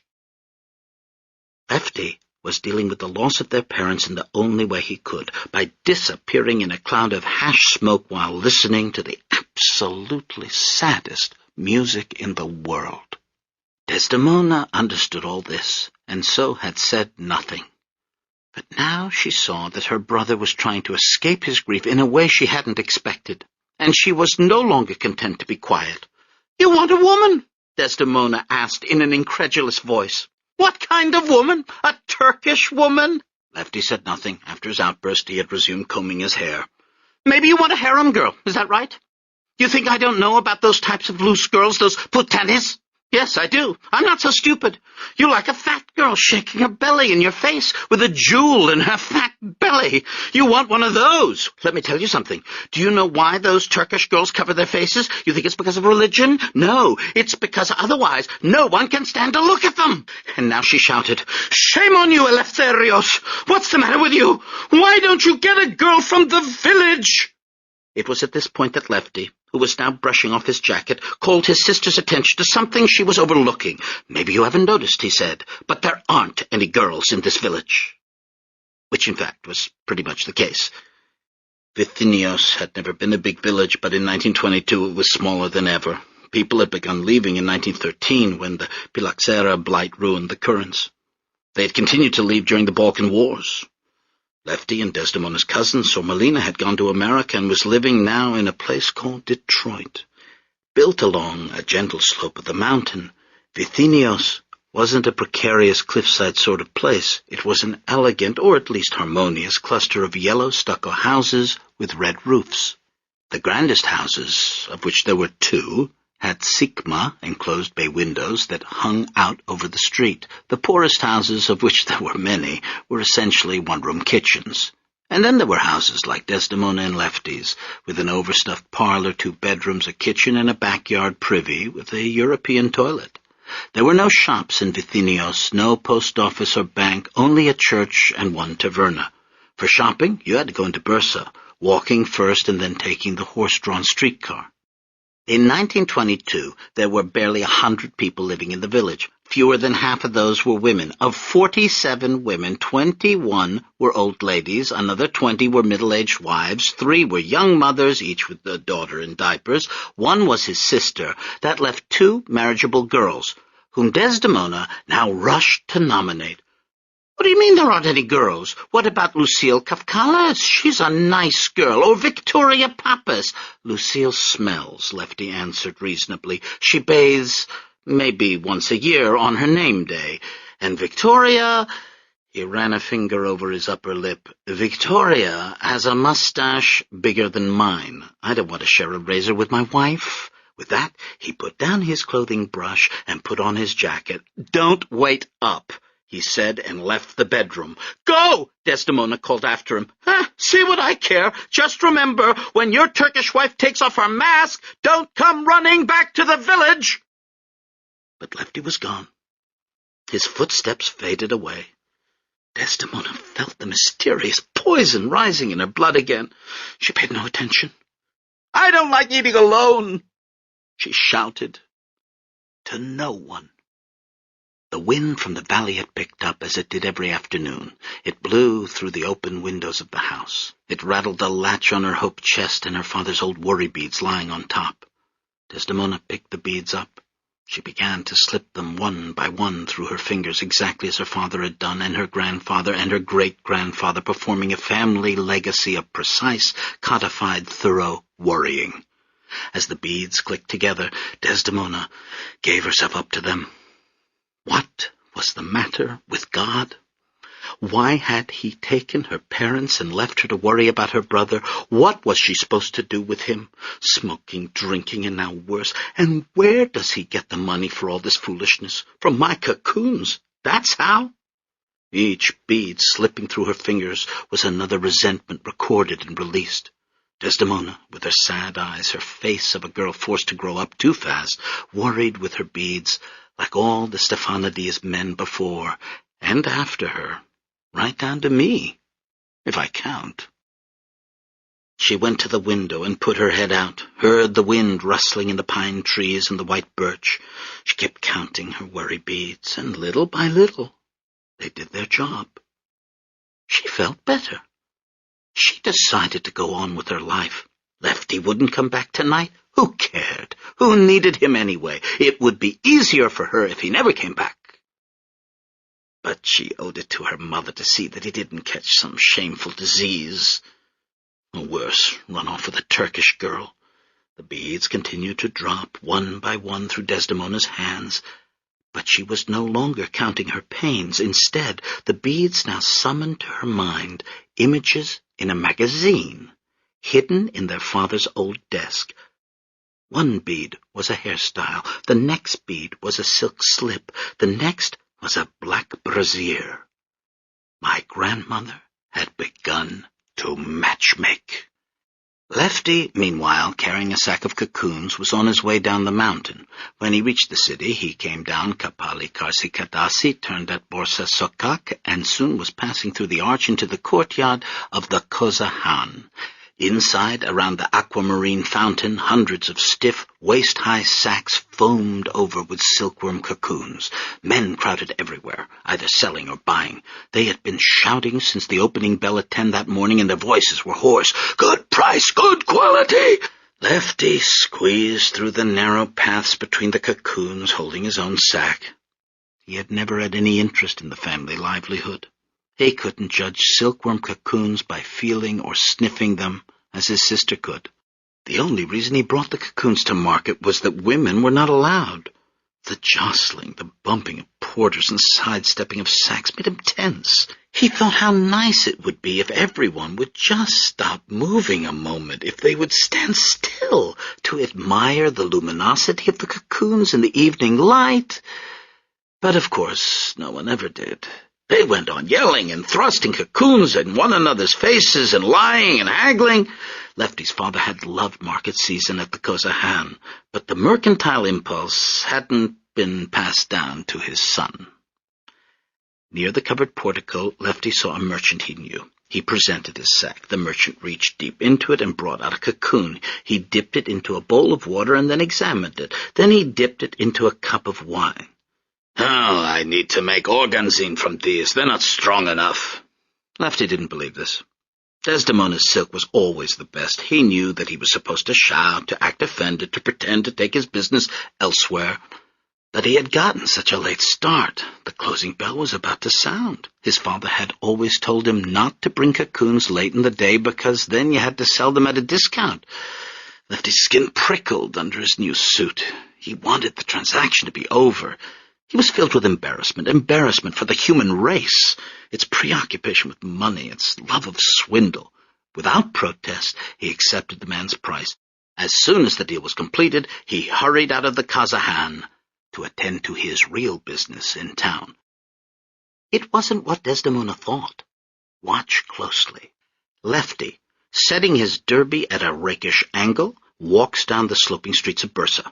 When he passes a coffee kiosk, however, he doesn't go in. The proprietor hails him, but Lefty only waves. In the next street, he passes a window behind whose shutters female voices call out, but he pays no attention, following the meandering streets past fruit sellers and restaurants until he reaches another street, where he enters a church, more precisely, a former mosque, with minaret torn down and Quranic inscriptions plastered over to provide a fresh canvas for the Christian saints that are even now being painted on the interior. Lefty hands a coin to the old lady selling candles, lights one, stands it upright in sand. He takes a seat in a back pew. And in the same way my mother will later pray for guidance over my conception, Lefty Stephanides, my great-uncle, among other things, gazes up at the unfinished Christ Pantocrator on the ceiling. His prayer begins with words he learned as a child. Kyrie eleison, Kyrie eleison, I am not worthy to come before thy throne. But soon it veers off, becoming personal with, I don't know why I feel this way. It's not natural. And then turning a little accusatory, praying, You made me this way. I didn't ask to think things like... But getting abject finally with, Give me strength, Christos, don't let me be this way. If she even knew. Eyes squeezed shut, hands bending the derby's brim, the words drifting up with the incense toward a Christ in progress. He prayed for 5 minutes, then came out, replaced his hat on his head, and rattled the change in his pockets. He climbed back up the sloping streets, and this time, his heart unburdened, stopped at all the places he'd resisted on his way down. He stepped into a kiosk for coffee and a smoke. He went to a cafe for a glass of ouzo. The backgammon player shouted, Hey, Valentino, how about a game? He let himself get cajoled into playing just one, then lost and had to go double or nothing. The calculations Desdemona found in Lefty's pants pockets were gambling debts. The night wore on, the ouzo kept flowing, the musicians arrived, then the rabitica began. They played songs about lust, death, prison, and life on the street. At the hash den on the seashore, where I'd go every day, Lefty sang along, every morning bright and early to chase the blues away. I ran into 2 harem girls sitting on the sand. Quite stoned the poor things were, and they were really looking grand. Meanwhile, the hookah was being filled. By midnight, Lefty came floating back onto the streets. An alley descends, turns, dead ends, a door opens, a face smiles, beckoning. The next thing Lefty knows, he's sharing a sofa with 3 Greek soldiers looking across at 7 plump perfumed women sharing 2 sofas opposite. A phonograph plays the hit song that's playing everywhere. Every morning, every evening. And now his recent prayer is forgotten completely because, as the madam says, Anyone you like, sweetheart. Lefty's eyes pass over the blonde, blue-eyed Circassian, and the Armenian girl suggestively eating a peach, and the Mongolian with the bangs. His eyes keep scanning to fix on a quiet girl at the end of the far couch, a sad-eyed girl with perfect skin and black hair in braids. There's a scabbard for every dagger, the madam says in Turkish as the whores laugh. Unconscious of the workings of his attraction, Lefty stands up, smooths his jacket, holds out his hand toward his choice, and only as she leads him up the stairs does a voice in his head point out how this girl comes up to exactly where... And isn't her profile just like... But now they've reached the room with its unclean sheets, its blood-colored oil lamp, its smell of rose water and dirty feet. In the intoxication of his young senses, Lefty doesn't pay attention to the growing similarities the girl's disrobing reveals. His eyes take in the large breasts, the slim waist, the hair cascading down to the defenseless coccyx. But Lefty doesn't make connections. The girl fills a hookah for him. Soon he drifts off, no longer hearing the voice in his head. In the soft hashish dream of the ensuing hours, he loses sense of who he is and who he's with. The limbs of the prostitute become those of another woman. A few times he calls out a name, but by then he's too stoned to notice. Only later, showing him out, does the girl bring him back to reality. By the way, I'm Irene. We don't have a Desdemona here. The next morning he awoke at the Cocoon Inn, awash in recriminations. He left the city and climbed back up the mountains to Vithinios, his pockets empty, made no sound. Hungover and feverish, Lefty told himself that his sister was right. It was time for him to get married. He would marry Lucille, or Victoria. He would have children and stop going down to Bursa, and little by little he'd change, he'd get older. Everything he felt now would fade into memory and then into nothing. He nodded his head. He fixed his hat. Back in Vithinios, Desdemona was giving those two beginners finishing lessons. While Lefty was still sleeping it off at the Cocoon Inn, she invited Lucille Kapkalis and Victoria Pappas over to the house. The girls were even younger than Desdemona, still living at home with their parents. They looked up to Desdemona as the mistress of her own home.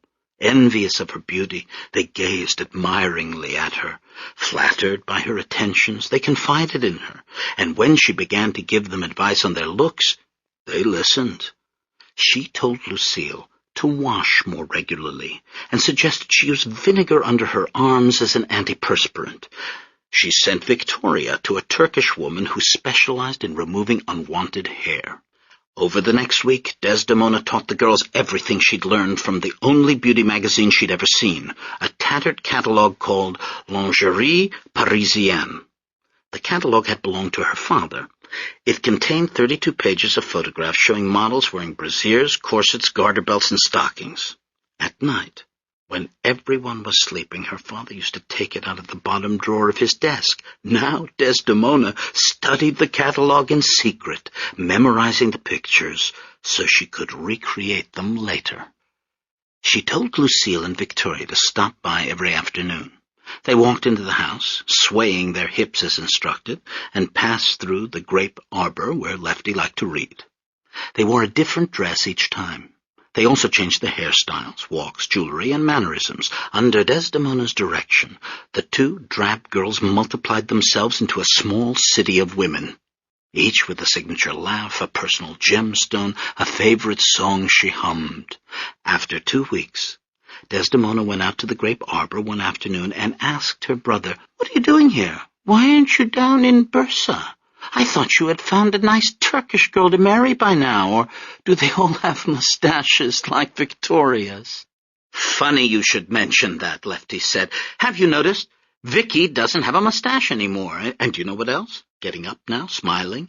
Even Lucille's starting to smell okay. Every time she comes over, I smell flowers." He was lying, of course. Neither girl looked or smelled more appealing to him than before. His enthusiasm was only his way of giving in to the inevitable. An arranged marriage, domesticity, children. A complete disaster. He came up close to Desdemona. "You were right," he said. "The most beautiful girls in the world are right here in this village." She looked shyly back up into his eyes. "You think so?" "Sometimes you don't even notice what's right under your nose." They stood gazing at each other, as Desdemona's stomach began to feel funny again. And to explain the sensation, I have to tell you another story. In his presidential address at the annual convention of the Society for the Scientific Study of Sexuality in 1968, held that year in Mazatlan, among lots of suggestive piñatas, Dr. Luce introduced the concept of parafescence. The word itself means nothing. Luce made it up to avoid any etymological associations. The state of parafescence, however, is well known. It denotes the first fever of human pair bonding. It causes giddiness, elation, a tickling on the chest wall, the urge to climb a balcony on the rope of the beloved's hair. Parafescence denotes the initial drugged and happy bedtime, where you sniff your lover like a scented poppy for hours running. It lasts, Luce explained, up to 2 years tops. The ancients would have explained what Desdemona was feeling as the workings of Eros. Now expert opinion would put it down to brain chemistry and evolution. Still, I have to insist, to Desdemona, parafescence felt like a lake of warmth flooding up from her abdomen and across her chest. It spread like the 180-proof fiery flood of a mint-green Finnish liqueur. With the pumping of 2 efficient glands in her neck, it heated her face, and then the warmth got other ideas and started spreading into places a girl like Desdemona didn't allow it to go. And she broke off the stare and turned away. She walked to the window, leaving the perifescence behind, and the breeze from the valley cooled her down. "I will speak to the girl's parents," she said, trying to sound like her mother. "Then you must go pay court." The next night, the moon, like Turkey's future flag, was a crescent. Down in Bursa, the Greek troops scrounged for food, caroused, and shot up another mosque. In Angora, Mustafa Kemal let it be printed in the newspaper that he would be holding a tea at Chankaya, while in actuality he'd left for his headquarters in the field. With his men, he drank the last raki he'd taken till the battle was over. Under cover of night, Turkish troops moved not north towards Eski-Shahir, as everyone expected, but to the heavily fortified city of Afyon in the south. At Eski-Shahir, Turkish troops lit campfires to exaggerate their strength.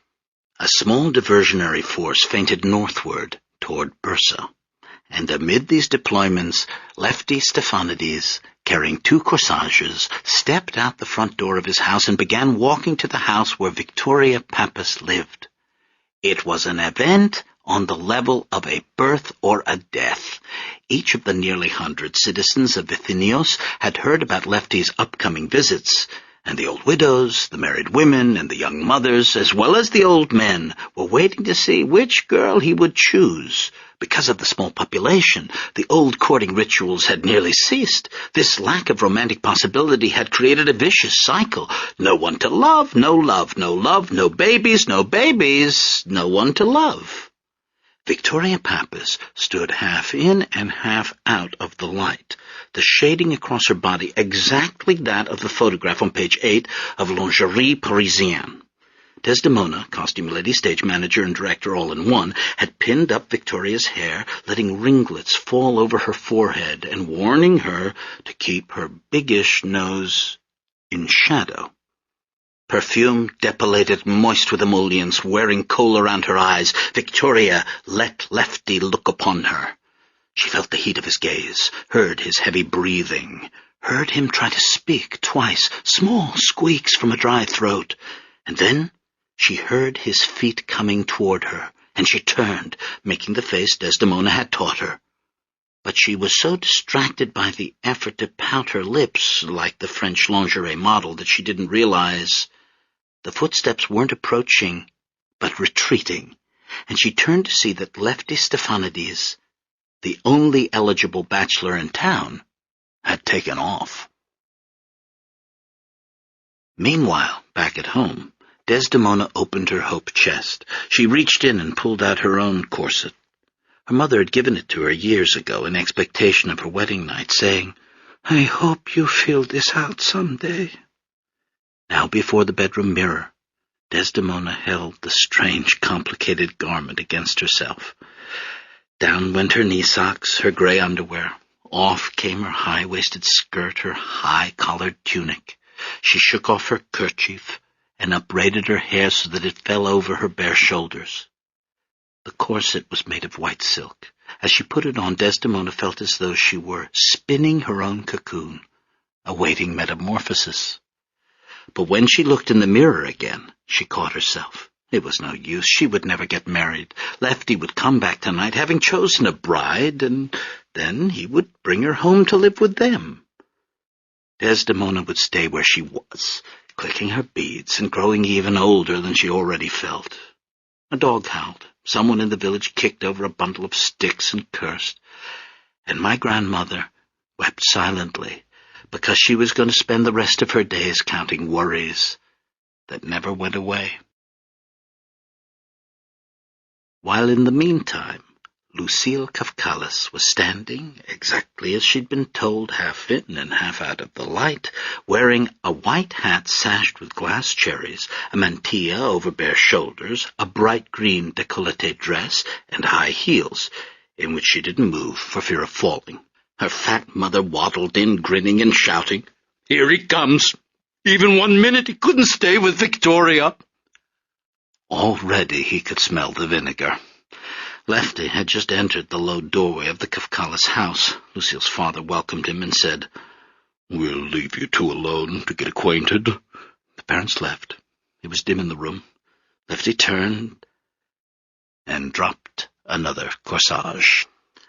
What Desdemona hadn't anticipated, her brother, too, had pored over the pages of Lingerie Parisienne. In fact, he'd done it from the time he turned 12 to the time he turned 14, when he discovered the real loot, 10 postcard-sized photographs hidden in an old suitcase showing Sermine, girl of the pleasure dome, in which a bored, pear-shaped 25-year-old assumed a variety of positions on the tasseled pillows of a stage seraglio.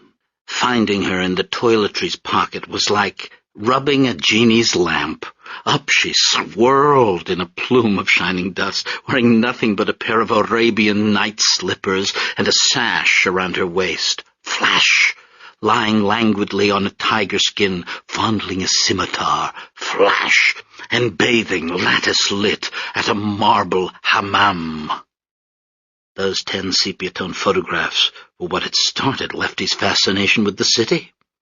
But he had never entirely forgotten his first loves in Lingerie Parisienne. He could summon them in his imagination at will. When he had seen Victoria Pappas looking like page 8, what had struck Lefty most acutely was the distance between her and his boyhood ideal. He tried to imagine himself married to Victoria, living with her, but every image that came to mind had a gaping emptiness at the center. The lack of the person he loved more, and knew better than any other. And so he had fled from Victoria Pappas to come down the street and find Lucille Kafkalis just as disappointingly failing to live up to page 22. And now it happens. Desdemona, weeping, takes off the corset, folds it back up, and returns it to the hope chest. She throws herself on the bed, Lefty's bed, to continue crying. The pillow smells of his lime pomade, and she breathes it in, sobbing. Until, drugged by weeping's opiates, she falls asleep. She dreams the dream she's been having lately. In the dream, everything's the way it used to be. She and Lefty are children again, except they have adult bodies. They're lying in the same bed, except now it's their parents' bed. They shift their limbs in sleep, and it feels extremely nice how they shift, and the bed is wet, at which point Desdemona wakes up, as usual. Her face is hot. Her stomach feels funny, way deep down, and she can almost name the feeling now. As I sit here in my Erin chair, thinking E.O. Wilson thoughts, was it love or reproduction, chance or destiny, crime or nature at work? Maybe the gene contained an override ensuring its expression, which would explain Desdemona's tears and Lefty's taste in prostitutes. Not fondness, not emotional sympathy, only the need for this new thing to enter the world, and hence the heart's rigged game.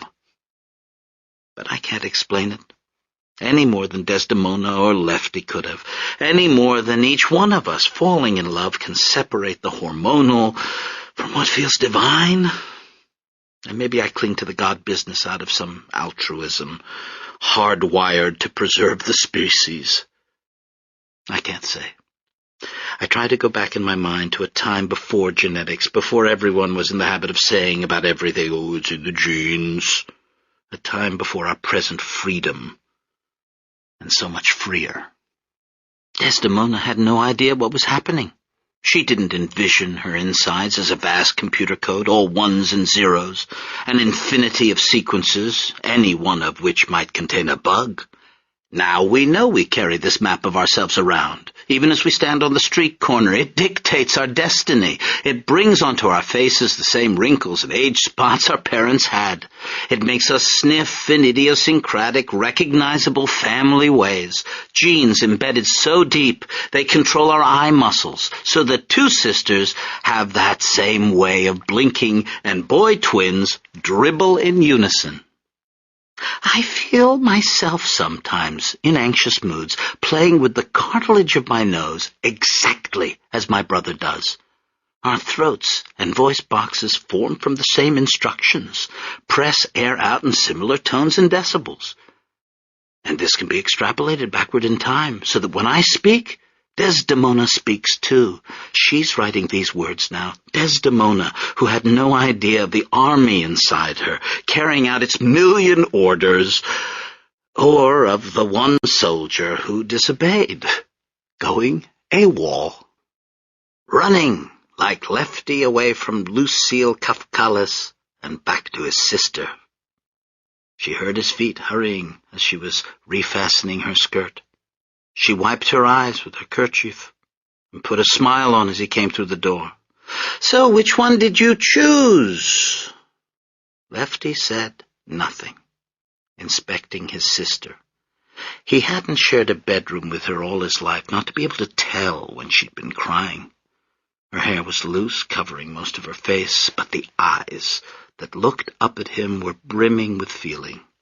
"Neither one," he said.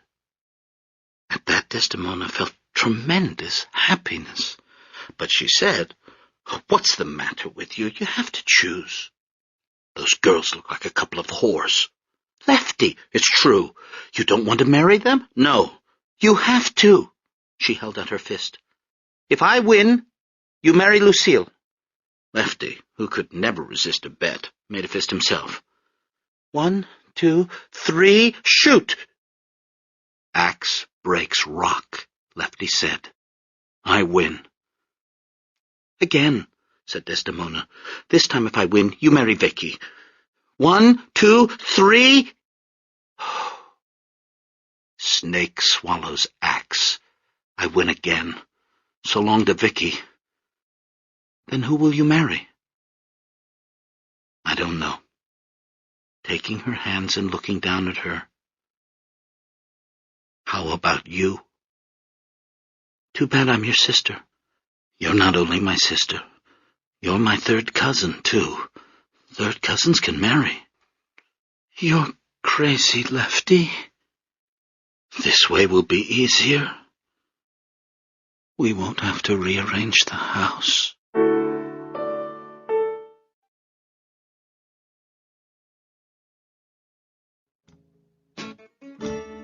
Joking but not joking, Desdemona and Lefty embraced.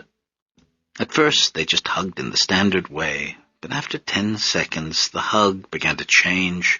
Certain positions of the hands and strokings of the fingers weren't the usual displays of sibling affection, and these things constituted a language of their own, announced a whole new message in the silent room.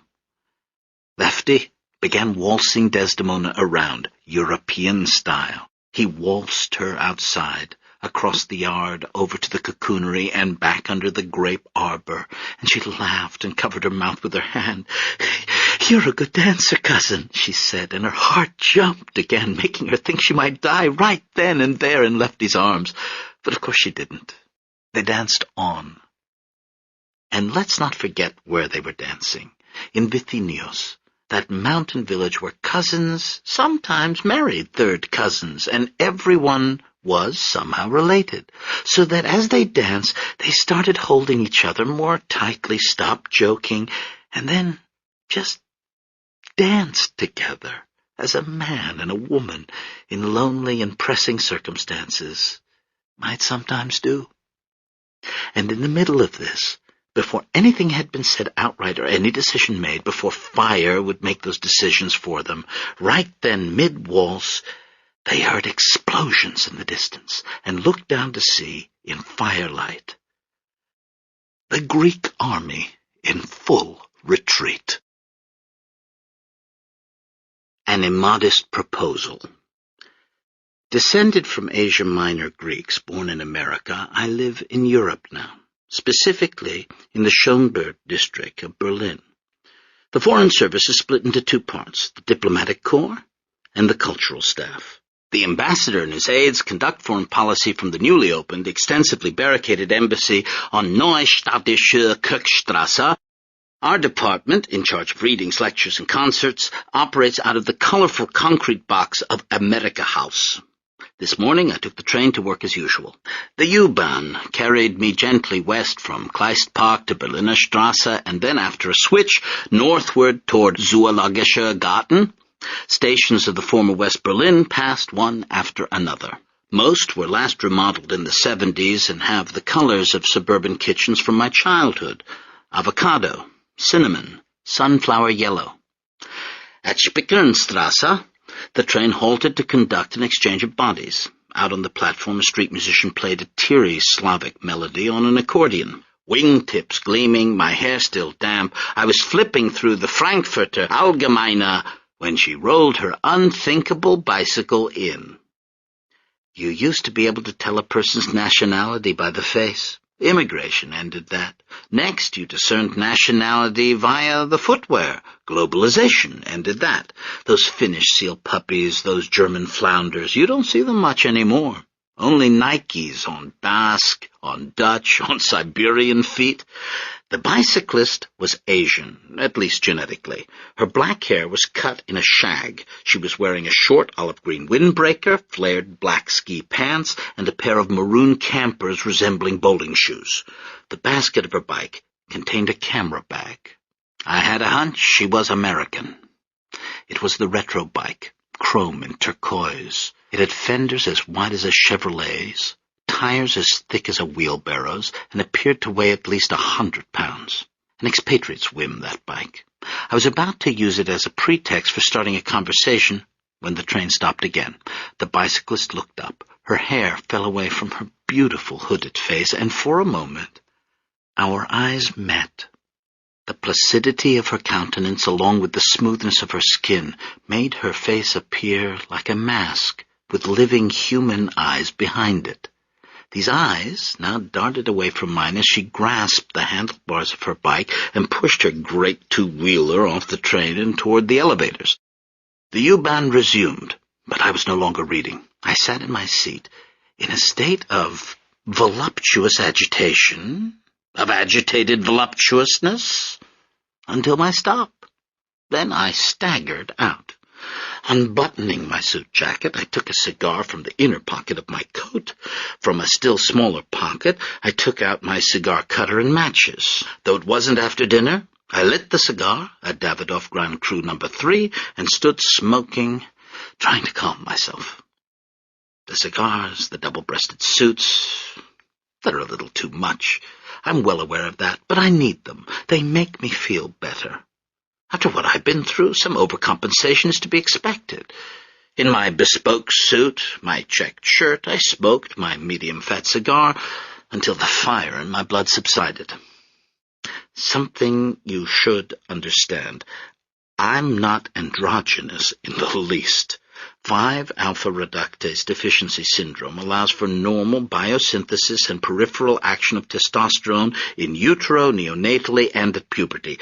In other words, I operate in society as a man. I use the men's room. Never the urinals, always the stalls. In the men's locker room at my gym, I even shower, albeit discreetly.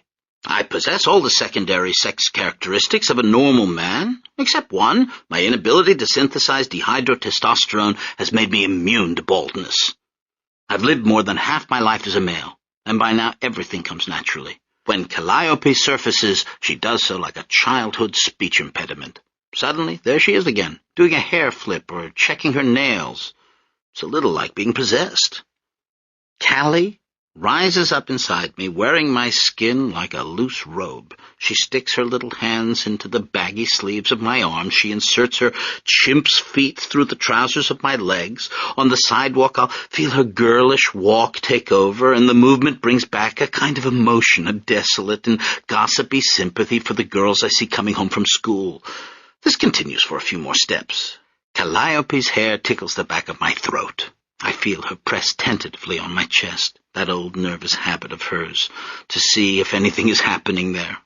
The sick fluid of adolescent despair that runs through her veins overflows again into mine. But then, just as suddenly, she is leaving, shrinking and melting away inside me. And when I turn to see my reflection in a window, there's this, a 41-year-old man, with longish wavy hair, a thin moustache, and a goatee. A kind of modern musketeer. But that's enough about me for now. I have to pick up where explosions interrupted me yesterday. After all, neither Cal nor Calliope could have come into existence without what happened next. "I told you," Desdemona cried at the top of her lungs. "I told you all this good luck would be bad. This is how they liberate us. Only the Greeks would be so stupid." By the morning after the waltz, you see, Desdemona's forebodings had been borne out. The Megalaitia had come to an end. The Turks had captured Afyon. The Greek army, beaten, was fleeing toward the sea. In retreat, it was setting fire to everything in its path. Desdemona and Lefty, in dawn's light, stood on the mountainside and surveyed the devastation. Black smoke rose for miles across the valley. Every village, every field, every tree was aflame. "We can't stay here," said Lefty. "The Turks will want revenge. Since when did they need a reason? We'll go to America. We can live with Sormelina." "It won't be nice in America," Desdemona insisted, shaking her head. "You shouldn't believe Lena's letters. She exaggerates. As long as we're together, we'll be okay." He looked at her, in the way of the night before, and Desdemona blushed. He tried to put his arm around her, but she stopped him. "Look." Down below, the smoke had thinned momentarily.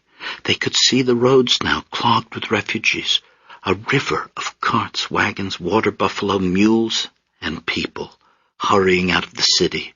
"Where can we get a boat? In Constantinople?" "We'll go to Smyrna," said Lefty. "Everyone says Smyrna's the safest way." Desdemona was quiet for a moment, trying to fathom this new reality. Voices rumbled in the other houses as people cursed the Greeks, the Turks, and started packing. Suddenly, with resolve, "I'll bring my silkworm box and some eggs so we can make money." Lefty took hold of her elbow and shook her arm playfully. "They don't farm silk in America." "They wear clothes, don't they?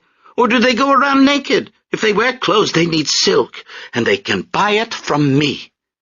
"Okay, whatever you want. Just hurry." Eleftherios and Desdemona Stephanides left Vithinios on August 31st, 1922. They left on foot, carrying 2 suitcases packed, with clothes, toiletries, Desdemona's dream book and worry beads, and 2 of Lefty's texts of ancient Greek. Under her arm, Desdemona also carried her silkworm box containing a few hundred silkworm eggs wrapped in a white cloth. The scraps of paper in Lefty's pockets now recorded not gambling debts, but forwarding addresses in Athens or Astoria. Over a single week, the 100 or so remaining citizens of Vithinios packed their belongings and set out for mainland Greece, most en route to America. A diaspora which should have prevented my existence, but didn't. Before leaving, Desdemona walked out into the yard and crossed herself in the orthodox fashion, leading with the thumb. She said her goodbyes to the powdery, rotting smell of the cocoonery, and to the mulberry trees lined along the wall, to the steps she'd never have to climb again, and to this feeling of living above the world, too. She went inside the cocoonery to look at her silkworms for the last time. They had all stopped spinning. She reached up, plucked a cocoon from a mulberry twig, and put it in her tunic pocket. On September 6, 1922, General Eugenides, commander-in-chief of the Greek forces in Asia Minor, awoke with the impression that his legs were made of glass. Afraid to get out of bed, he sent the barber away, foregoing his morning shave. In the afternoon, he declined to go ashore to enjoy his usual lemon ice on the Smyrna waterfront. Instead, he lay on his back, still and alert, ordering his aides, who came and went with dispatches from the front, not to slam the door or stomp their feet. This was one of the commander's more lucid, productive days. When the Turkish army had attacked Afyon 2 weeks earlier, Eugenides had believed that he was dead, and that the ripples of light reflecting on his cabin walls were the pyrotechnics of heaven. At 2:00, his second-in-command tiptoed into the general's cabin to speak in a whisper. "Sir, I am awaiting your orders for a counter-attack, sir." "Do you hear how they squeak?" "Sir, my legs, my thin, vitreous legs." "Sir, I am aware the general is having trouble with his legs, but I submit, with all due respect, sir," a little louder than a whisper now, "this is not a time to concentrate on such matters." You think this is some kind of joke, don't you, Lieutenant? But if your legs were made of glass, you'd understand. I can go into shore. That's exactly what Kamal is banking on, to have me stand up and shatter my legs to pieces. These are the latest reports, General. His second-in-command held a sheet of paper over Eugenides' face. The Turkish cavalry has been sighted 100 miles east of Smyrna, he read. The refugee population is now 180,000. That's an increase of 30,000 people since yesterday. I didn't know death would be like this, Lieutenant. I feel close to you. I'm gone. I've taken the trip to Hades. Yet I can still see you. Listen to me. Death is not the end. This is what I've discovered. We remain. We persist. The Dead see that I'm one of them. They're all around me. You can't see them, but they're here. Mothers with children, old women. Everyone's here. Tell the cook to bring my lunch.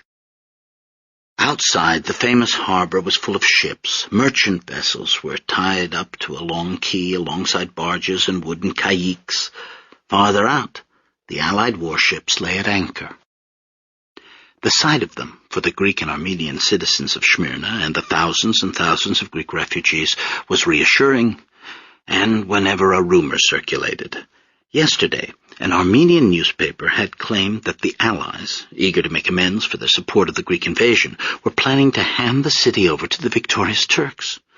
The citizens looked out at the French destroyers and British battleships still on hand to protect European commercial interest in Smyrna, and their fears were calmed. Dr. Nishan Philibosian had set off for the harbor that afternoon seeking just such reassurance. He kissed his wife, Tuki, and his daughters, Rose and Anita, goodbye. He slapped his sons, Karakin and Stepan, on the back, pointing at the chessboard and saying with mock gravity, "Don't move those pieces." He locked the front door behind him, testing it with his shoulder, and started down Suyani Street, past the closed shops and shuttered windows of the Armenian quarter. He stopped outside Baburian's bakery, wondering whether Charles Baburian had taken his family out of the city or whether they were hiding upstairs like the Philibosians. For 5 days now they'd been under self-imprisonment, Dr. Philibosian and his sons playing endless games of chess, Rose and Anita looking at a copy of photoplay he'd picked up for them on a recent visit to the American suburb of Paradise, Tuki cooking day and night, because eating was the only thing that relieved the anxiety. The bakery door showed only a sign that said "Open Soon," and a portrait which made Philibosian wince of Kamal, the Turkish leader, resolute in astrakhan cap and fur collar, his blue eyes piercing beneath the crossed sabres of his eyebrows. Dr. Philibosian turned away from the face and moved on, rehearsing all the arguments against putting up Kamal's portrait like that. For one thing, as he'd been telling his wife all week, the European powers would never let the Turks enter the city. Second, if they did, the presence of the warships in the harbor would restrain the Turks from looting. Even during the massacres of 1915, the Armenians of Smyrna had been safe. And finally, for his own family at least, there was the letter he was on his way to retrieve from his office. So reasoning, he continued down the hill, reaching the European quarter. Here the houses grew more prosperous. On either side of the street rose two-story villas with flowering balconies and high armored walls. Dr. Philibosian had never been invited into these villas socially, but he often made house calls to attend the Levantine girls living inside, girls of 18 or 19, who awaited him in the water palaces of the courtyards, lying languidly on day beds amid a profusion of fruit trees, girls whose desperate need to find European husbands gave them a scandalous amount of freedom, calls itself for Smyrna's reputation as being exceptionally kind to military officers, and responsible for the fever blushes the girls betrayed on the mornings of Dr. Philibosian's visits, as well as for the nature of their complaints, which ran from the ankle twisted on the dance floor to more intimate scrapes higher up. All of which the girls showed no modesty about, throwing open silk peignoirs to say, "It's all red, doctor, do something. I have to be at the Cascine by 11. These girls, all gone now, taken out of the city by their parents after the first fighting weeks ago, off in Paris and London, where the season was beginning, the houses quiet as Dr. Philibosian passed by, the crisis receding from his mind at the thought of all those loosened robes. But then He turned the corner, reaching the quay, and the emergency came back to him. From one end of the harbor to the other, Greek soldiers, exhausted, cadaverous, unclean, limped toward the embarkation point at Kesme, southwest of the city, awaiting evacuation. Their tattered uniforms were black with soot from the villages they'd burned in retreat. Only a week before, the waterfront's elegant open-air cafes had been filled with naval officers and diplomats. Now the quay was a holding pen. The first refugees had come with carpets and armchairs, radios, victrolas, lampstands, dressers, spreading them out before the harbor under the open sky. The more recent arrivals turned up with only a sack or a suitcase. Amid this confusion, porters darted everywhere, loading boats with tobacco, figs, frankincense, silk, and mohair. The warehouses were being emptied before the Turks arrived. Dr. Philibosian spotted a refugee picking through chicken bones and potato peels in a heap of garbage. It was a young man, in a well-tailored but dirty suit. Even from a distance, Dr. Philibosian's medical eye noticed the cut on the young man's hand and the pallor of malnutrition. But when the refugee looked up, the doctor saw only a blank for a face. He was indistinguishable from any of the refugees swarming the quay. Nevertheless, staring into this blankness, the doctor called, "Are you sick?" "I haven't eaten for 3 days," said the young man. The doctor sighed. "Come with me." He led the refugee down back streets to his office. He ushered him inside and brought gauze, antiseptic, and tape from a medical cabinet and examined the hand. The wound was on the man's thumb, where the nail was missing. "How did this happen?" "First the Greeks invaded," the refugee said. "Then the Turks invaded back. My hand got in the way." Dr. Philibosian said nothing as he cleaned the wound. "I'll have to pay you with a check, doctor," the refugee said. "I hope you don't mind. I don't have a lot of money on me at the moment." Dr. Philibosian reached into his pocket. "I have a little. Go on, take it." The refugee hesitated only a moment. "Thank you, doctor. I'll repay you as soon as I get to the United States. Please give me your address." "Be careful what you drink." Dr. Philibosian ignored the request. "Boil water if you can. God willing, some ships may come soon." The refugee nodded. "You're Armenian, doctor?" "Yes." "And you're not leaving?" "Smyrna is my home." "Good luck, then, and God bless you." "You too." And with that, Dr. Philibosian let him out. He watched the refugee walk off. It's hopeless, he thought. He'll be dead in a week. If not typhus, something else. But it wasn't his concern. Reaching inside a typewriter, he extracted a thick wad of money from beneath the ribbon. He rummaged through drawers until he found, inside his medical diploma, a faded, typewritten letter. "This letter is to certify that Nishan Philibosian, M.D., did on April 3, 1919, treat Mustafa Kemal Pasha for diverticulitis. Dr. Philibosian is respectfully recommended by Kemal Pasha to the esteem, confidence, and protection of all persons to whom he may present this letter." The bearer of this letter now folded it and tucked it into his pocket. By then the refugee was buying bread at a bakery on the quay, where now, as he turns away, hiding the warm loaf under his grimy suit, the sunlight off the water brightens his face, and his identity fills itself in. The aquiline nose, the hawk-like expression, the softness appearing in the brown eyes. For the first time since reaching Smyrna, Lefty Stefanidis was smiling. On his previous forays he'd brought back only a single rotten peach and 6 olives, which he'd encouraged Desdemona to swallow, pits and all, to fill herself up. Now, carrying the sesame-seeded hureki, he squeezed back into the crowd. He skirted the edges of open-air living rooms where families sat listening to silent radios and stepped over bodies he hoped were sleeping. He was feeling encouraged by another development, too. Just that morning, word had spread that Greece was sending a fleet of ships to evacuate refugees. Lefty looked out at the Aegean. Having lived on a mountain for 20 years, he'd never seen the sea before. Somewhere over the water was America and their cousin Somalina. He smelled the sea air, the warm bread, the antiseptic from his bandaged thumb. And then he saw her, Desdemona, sitting on the suitcase where he'd left her, and felt even happier. Lefty couldn't pinpoint the moment he'd begun to have thoughts about his sister. At first, he'd just been curious to see what a real woman's breasts looked like. It didn't matter that they were his sisters. He tried to forget that they were his sisters. Behind the hanging kalimi that separated their beds, he saw Desdemona's silhouette as she undressed. It was just a body. It could have been anyone's. Or Lefty liked to pretend so. "What are you doing over there?" Desdemona asked, undressing. "Why are you so quiet?" "I'm reading." "What are you reading?" "The Bible." "Oh, sure. You never read the Bible." Soon he found himself picturing his sister after the lights went out. She'd invaded his fantasies. But Lefty resisted. He went out of the city instead, in search of naked women he wasn't related to. But since the night of their waltz, he'd stopped resisting. Because of the messages of Desdemona's fingers, because their parents were dead and their village destroyed, because no one in Smyrna knew who they were, and because of the way Desdemona looked right now, sitting on a suitcase. And Desdemona, what did she feel?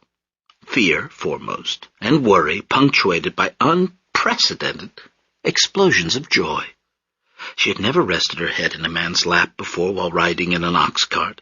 She'd never slept like spoons encircled by a man's arms. She'd never experienced a man getting hard against her spine while trying to talk as though nothing were happening. "Only 50 more miles, Lefty had said one night on the arduous journey to Smyrna. "Maybe we'll be lucky tomorrow and get a ride, and when we get to Smyrna, we'll get a boat to Athens." His voice, tight, funny-sounding, a few tones higher than normal. "And from Athens, we'll get a boat to America. Sound good? Okay, I think that's good." What am I doing, Desdemona thought. He's my brother.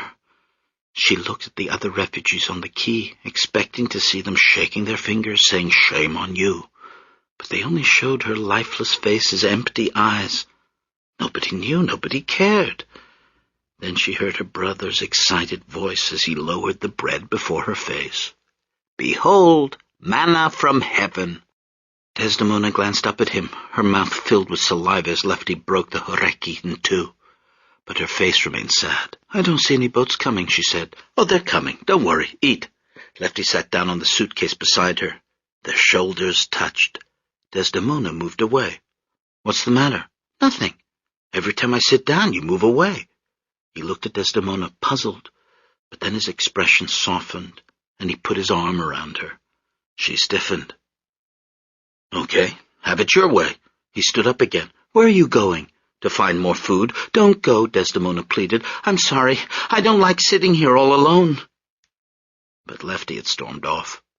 He left the quay and wandered the city streets, muttering to himself. He was angry with Desdemona for rebuffing him, and he was angry at himself for being angry at her, because he knew she was right.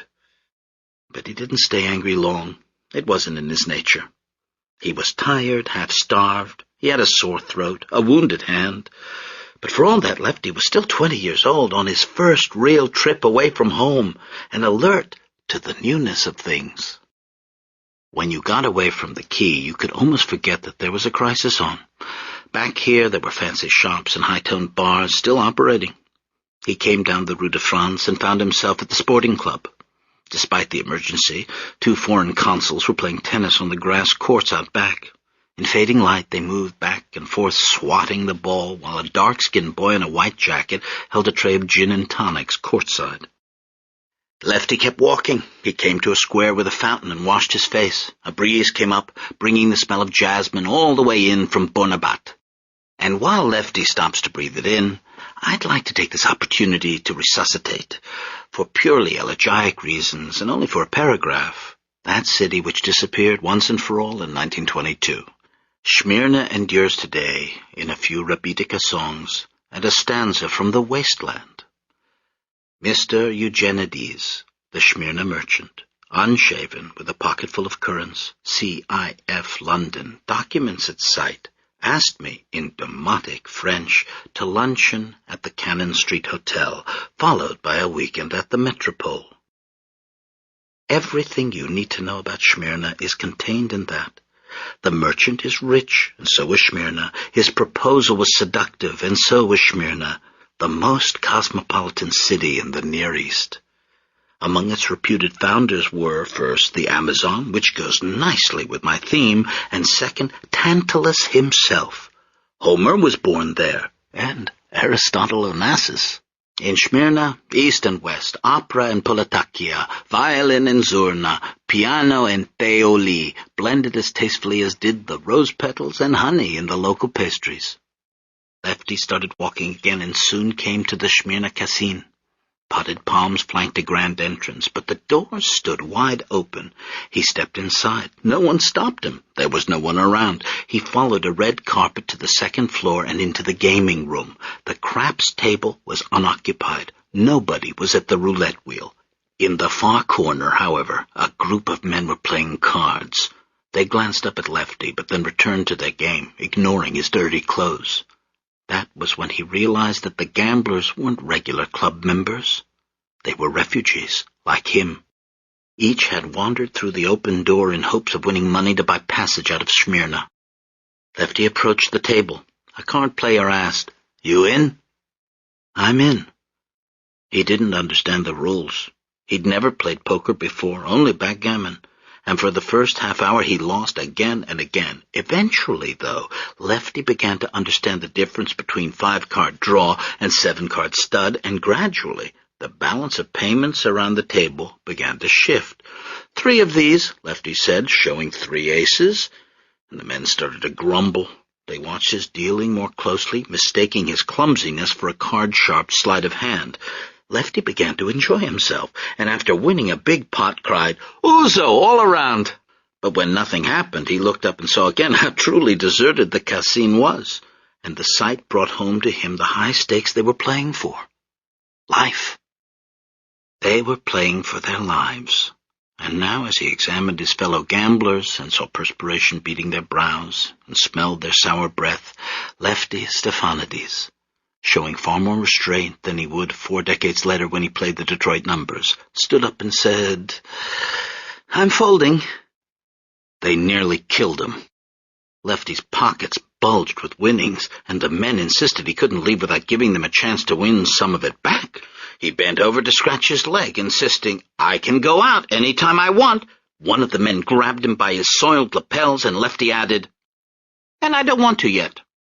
He sat down, scratching his other leg, and thereafter started losing again and again. When all his money was gone, Lefty got up and said with disgusted anger, "Can I leave now?" The men said, "Sure, leave," laughing as they dealt the next hand. Lefty walked stiffly, dejectedly out of the casino. In the entrance, between the potted palms, he bent down to collect the money he'd stashed in his ripe-smelling socks. Back at the quay, he sought out Desdemona. "Look what I found," he said, flashing his money. "Somebody must have dropped it. Now we can get a ship."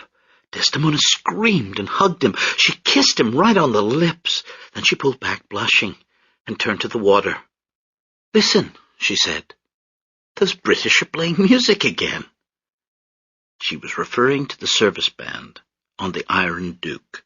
Every night, as officers dined, the band began playing on the ship's deck. Strains of Vivaldi and Brahms floated out over the water.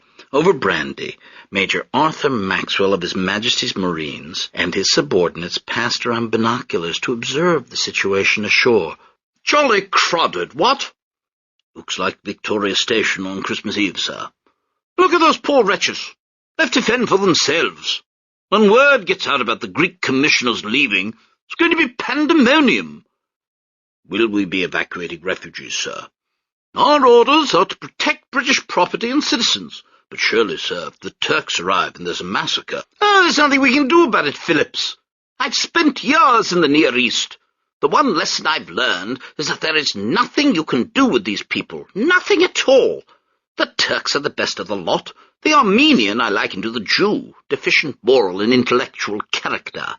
As for the Greeks, well, look at them. They've burned down the whole country, and now they swarm in here crying for help. Nice cigar, what?" "Awfully good, sir. Smyrna tobacco, finest in the world. Brings a tear to my eyes, Phillips. The thought of all that tobacco lying in those warehouses out there. Perhaps we could send in a detail to save the tobacco, sir." Do I detect a note of sarcasm, Phillips? Faintly, sir, faintly. Good Lord, Phillips, I'm not heartless. I wish we could help these people, but we can't. It's not our war. Are you certain of that, sir? What do you mean? We might have supported the Greek forces, seeing as we sent them in. They were dying to be sent in. Venizelos and his bunch. I don't think you fathom the complexity of the situation. We have interests here in Turkey. We must proceed with the utmost care. We cannot let ourselves get caught up in these Byzantine struggles. I see, sir. More cognac, sir. Yes, thank you. It's a beautiful city, though, isn't it? Quite. You are aware of what Strabo said of Smyrna, are you not? He called Smyrna the finest city in Asia. That was back in the time of Augustus. It lasted that long. Take a good look, Phillips. Take a good long look. By September 7th, 1922, every Greek in Smyrna, including Lefty Stephanides, is wearing a fez in order to pass as a Turk. The last Greek soldiers are being evacuated at Kesme. The Turkish army is only 30 miles away, and no ships arrive from Athens to evacuate the refugees. Lefty, newly moneyed and befezed, makes his way through the maroon-capped crowd at the quay. He crosses tram tracks and heads uphill. He finds a steamship office. Inside, a clerk is bending over passenger lists. Lefty takes out his winnings and says, 2 seats to Athens. The head remains down. Deck or cabin? Deck. 1,500 drachmas. No, not cabin, Lefty says. Deck will be fine. That is deck. 1,500? I don't have 1,500. It was 500 yesterday. That was yesterday. On September 8th, 1922, General Hasianistis, in his cabin, sits up in bed, rubs first his right leg and then his left, raps his knuckles against them, and stands up. He goes above deck, walking with great dignity, much as he will later proceed to his death in Athens when he is executed for losing the war. On the quay, the Greek civil governor, Aristides Stegiades, boards a launch to take him out of the city. The crowd hoots and jeers, shaking fists. General Hasianistis takes the scene in calmly. The crowd obscures the waterfront, his favorite cafe. All he can see is the marquee of the movie theater at which 10 days earlier he'd been to see Le Tango de l'Amour. Briefly, and possibly this is another hallucination, he smells the fresh jasmine of Buonabat. He breathes this in. The launch reaches the ship, and Stegiades' ashen face climbs aboard. And then General Hasianistis gives his only military order the past few weeks. Up anchors! Reverse engines! Full steam ahead! On shore, Lefty and Desdemona watched the Greek fleet leaving. The crowd surged toward the water, raised its 400,000 hands, and shouted. And then it fell silent. Not one mouth uttered a sound as the realization came home that their own country had deserted them, that Smyrna now had no government, that there was nothing between them and the advancing Turks. And did I mention how in summer the streets of Smyrna were lined with baskets of rose petals, and how everyone in the city could speak French, Italian, Greek, Turkish, English, and Dutch? And did I tell you about the famous figs, brought in by camel caravan and dumped onto the ground, huge piles of pulpy fruit lying in the dirt, with dirty women steeping them in salt water and children squatting to defecate behind the clusters? Did I mention how the reek of the fig women mixed with pleasanter smells of almond trees, mimosa, laurel, and peach, and how everybody wore masks on Mardi Gras and had elaborate dinners on the decks of frigates? I want to mention these things because they all happened in that city that was no place exactly, that was part of no country, because it was all countries, and because now if you go there, you'll see modern high-rises, amnesiac boulevards, teeming sweatshops, a NATO headquarters, and a sign that says, Izmir. 5 cars, bedecked with olive branches, burst the city gates. Cavalry galloped fender to fender.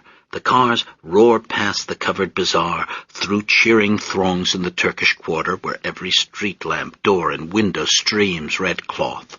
By Ottoman law, Turks must occupy a city's highest ground, so the convoy is high above the city now, heading down.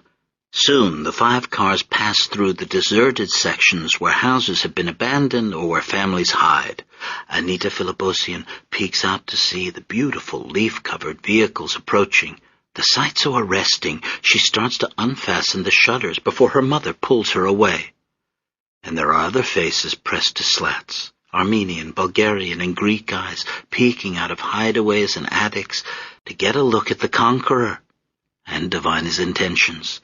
But the cars move too fast, and the sun on the cavalry's raised sabers blinds the eyes.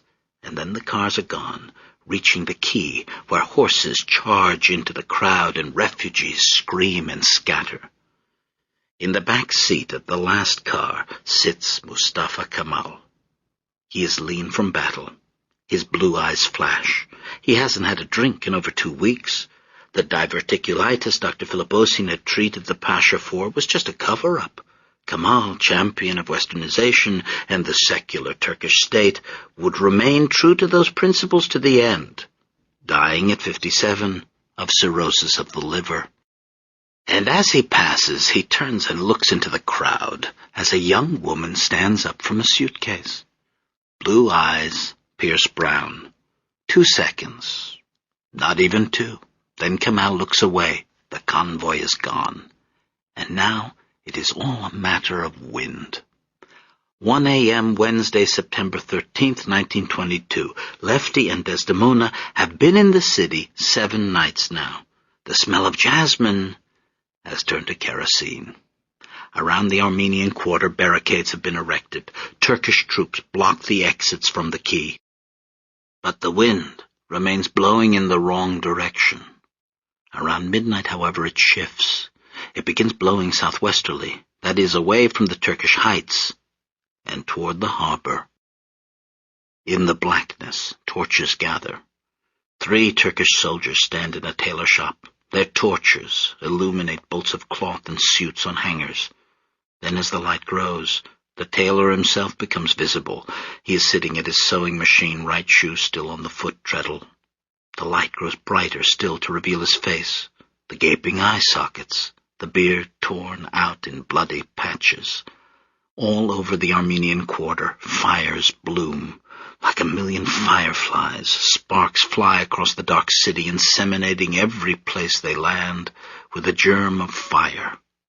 At his house on Suyani Street, Dr. Philipposian hangs a wet carpet over the balcony, then hurries back inside the dark house and closes the shutters. But the blaze penetrates the room, lighting it up in stripes. Tuki's panicked eyes, Anita's forehead wrapped with a silver ribbon like Clara Bow's in photoplay, Rose's bare neck, Stepan's and Karikin's dark, downcast heads. By firelight, Dr. Philipposian reads for the 5th time that night. He is respectfully recommended to the esteem, confidence, and protection. You hear that? Protection. Across the street, Mrs. Bidzikian sings the climactic 3 notes of the Queen of the Night aria from the magic flute. The music sounds so strange amid the other noises, of doors crashing in, people screaming, girls crying out, that they all look up. Mrs. Bidzikian repeats the B-flat, D, and F 2 more times, as though practicing the aria. And then her voice hits a note none of them has ever heard before, and they realize that Mrs. Bidzikian hasn't been singing an aria at all. Rose, get my bag. Nishan, no, his wife objects. If they see you come out, they'll know we're hiding. No one will see.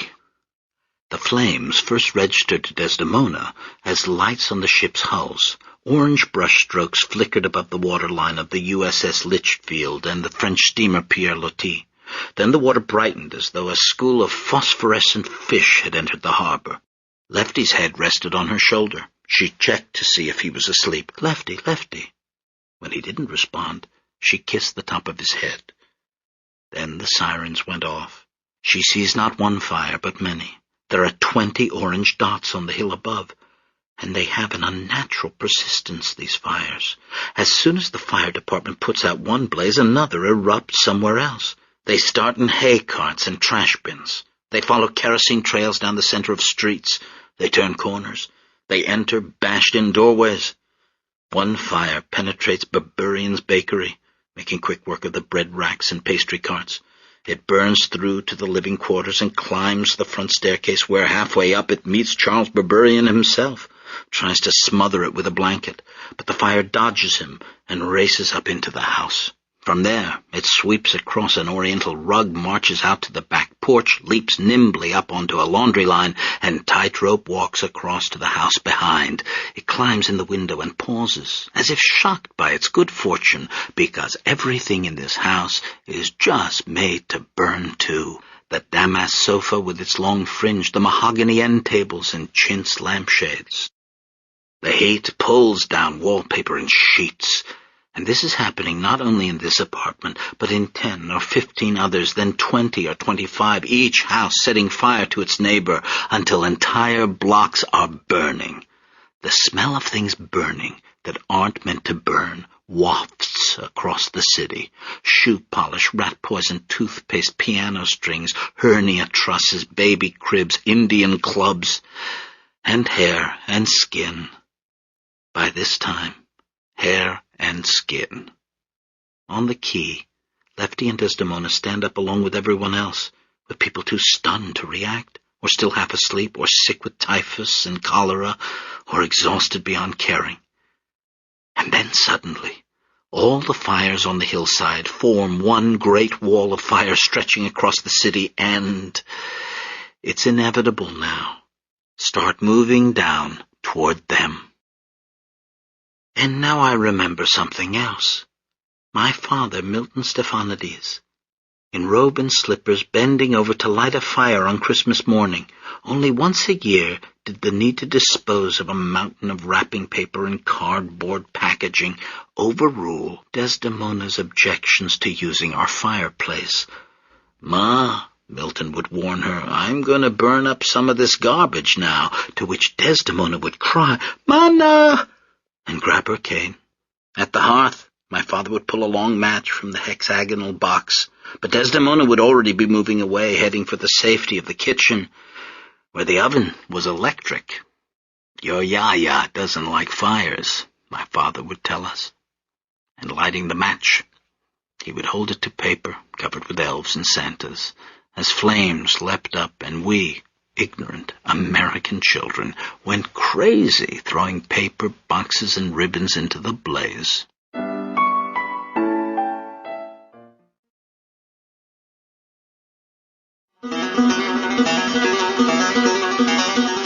Dr. Philibosian stepped out into the street, looked both ways, and ran straight across through the door opposite. He climbed to the landing, where he could see the top of Mrs. Bidzikian's head from behind as she sat in the living room. He ran to her, telling her not to worry. It was Dr. Philibosian from across the street. Mrs. Bidzikian seemed to nod, but her head didn't come back up. Dr. Philibosian knelt beside her, touching her neck. He felt a weak pulse. Gently, he pulled her out of the chair and laid her on the floor. As he did so, he heard footsteps on the stairway. He hurried across the room and hid behind the drapes just as the soldiers stormed in. For 15 minutes they ransacked the apartment, taking whatever the first band had left. They dumped out drawers and slid open sofas and clothing, looking for jewelry or money hidden inside. After they were gone, Dr. Philibosian waited a full 5 minutes before stepping out from behind the drapes. Mrs. Bidzikian's pulse had stopped. He spread his handkerchief over her face and made the sign of the cross over her body. Then he picked up his doctor's bag and hurried down the stairs again. The heat precedes the fire. Figs heaped along the quay, not loaded in time, begin to bake, bubbling and oozing juice. The sweetness mixes with the smell of smoke. Desdemona and Lefty stand as close to the water as possible along with everyone else. There's no escape. Turkish soldiers remain at the barricades. People pray, raise their arms, pleading to ships in the harbor. Searchlights sweep across the water, lighting up people swimming, drowning. "We're going to die, Lefty." "No, we're not. We're going to get out of here." But Lefty doesn't believe this. As he looks up at the flames, he is certain, too, that they are going to die. And this certainty inspires him to say something he would never have said otherwise, something he would never even have thought. "We're going to get out of here, and then you're going to marry me. We should never have left. We should have stayed in Vithinios." As the fire approaches, the doors of the French consulate open. A marine garrison forms two lines stretching across the quay to the harbor. The tricolour descends. From the consulate's doors, people emerge, men in cream-coloured suits and women in straw hats walking arm in arm to a waiting launch. Over the Marines' crossed rifles, Lefty sees fresh powder on the women's faces, lit cigars in men's mouths. One woman holds a small poodle under her arm. Another woman trips, breaking her heel, and is consoled by her husband. After the launch has motored away, an official turns to the crowd. "French citizens only will be evacuated. We will begin processing visas immediately." When they hear knocking, they jump. Stepan goes to the window and looks down. "It must be father." "Go, let him in, quick," Tuki says. Karakin vaults down the stairs 2 at a time. At the door he stops, collects himself, and quietly unbolts the door. At first, when he pulls it open, he sees nothing. Then there's a soft hiss, followed by a ripping noise. The noise sounds as though it has nothing to do with him until suddenly a shirt button pops off and clatters against the door. Karakin looks down as all at once his mouth fills with a warm fluid. He feels himself being lifted off his feet, the sensation bringing back to him childhood memories of being whisked into the air by his father, and he says, "Dad, my button," before he is lifted high enough to make out the steel bayonet puncturing his sternum. The fire's reflection leads along the gun barrel, over the sight and hammer, to the soldier's ecstatic face. The fire bore down on the crowd at the quay. The roof of the American consulate caught. Flames climbed the movie theater, scorching the marquee. The crowd inched back from the heat, but Lefty, sensing his opportunity, was undeterred. "Nobody will know," he said. "Who's to know? There's nobody left but us. It's not right." Roofs crashed, people screamed as Lefty put his lips to his sister's ear. "You promised you'd find me a nice Greek girl? Well, you're it." On one side, a man jumped into the water trying to drown himself. On the other, a woman was giving birth as her husband shielded her with his coat. "Kemasta!" people shouted. "We're burning! We're burning!" Desdemona pointed at the fire, at everything. "It's too late, Lefty. It doesn't matter now. But if we lived, you'd marry me then?" A nod. That was all, and Lefty was gone, running toward the flames. On a black screen, a binocular-shaped template of vision sweeps back and forth, taking in the distant refugees. They scream without sound. They hold out their arms, beseeching. "They're going to cook the poor wretches alive." "Permission to retrieve a swimmer, sir." "Negative, Phillips. Once we take one on board, we'll have to take them all." "It's a girl, sir." "How old?" "Looks to be about 10 or 11. Major Arthur Maxwell lowers his binoculars. A triangular knot of muscle tenses in his jaw and disappears. "Have a look at her, sir." "We mustn't be swayed by emotions here, Phillips. There are greater things at stake." "Have a look at her, sir." The wings of Major Maxwell's nose flare as he looks at Captain Phillips. Then, slapping one hand against his thigh, he moves to the side of the ship. The searchlight sweeps across the water, lighting up its own circle of vision. The water looks odd under the beam, a colorless broth littered with a variety of objects, a bright orange, a man's fedora with a brim of excrement, bits of paper like torn letters. And then, amid this inert matter, she appears, holding on to the ship's line, a girl in a pink dress. The water darkens to red, hair plastered to her small skull. Her eyes make no appeal staring up. Her sharp feet kick every so often, like fins. Rifle fire from shore hits the water around her. She pays no attention. "Turn off the searchlight!" The light goes off, and the firing stops. Major Maxwell looks at his watch. "It is now 21:15 hours. I'm going to my cabin, Phillips. I will stay there until 0700 hours. Should a refugee be taken aboard during that period, He would not come to my attention. Is that understood? Understood, sir. It didn't occur to Dr. Philibosian that the twisted body he stepped over in the street belonged to his younger son. He noticed only that his front door was open. In the foyer, he stopped to listen. There was only silence. Slowly, still holding his doctor's bag, he climbed the stairs. All the lamps were on now. The living room was bright. Tuki was sitting on the sofa, waiting for him. Her head had fallen backward as though in hilarity, the angle opening the wound so that a section of windpipe gleamed. Stepan sat slumped at the dining table, his right hand, which held the letter of protection, nailed down with a steak knife. Dr. Philibosian took a step and slipped, then noticed a trail of blood leading down the hallway. He followed the trail into the master bedroom, where he found his 2 daughters. They were both naked, lying on their backs. 3 of their 4 breasts had been cut off. Rose's hand reached out toward her sister as though to adjust the silver ribbon across her forehead. The line was long and moved slowly. Lefty had time to go over his vocabulary. He reviewed his grammar, taking quick peeks at the phrase book. He studied lesson 1, greetings, and by the time he reached the official at the table, he was ready. Name? Eleftherios Stefanidis. Place of birth? Paris. The official looked up. Passport? Everything was destroyed in the fire. I lost all my papers. Lefty puckered his lips and expelled air as he'd seen Frenchmen do. Well, look at what I'm wearing. I lost all my good suits. The official smiled wryly and stamped the papers. Pass. I have my wife with me. I suppose she was born in Paris, too? Of course. Her name? Desdemona. Desdemona Stefanidis. That's right, same as mine. When he returned with the visas, Desdemona wasn't alone. A man sat beside her on the suitcase. He tried to throw himself in the water. I caught him just in time. Dazed, bloody, a shining bandage wrapping one hand, the man kept repeating, "They couldn't read. They were illiterate."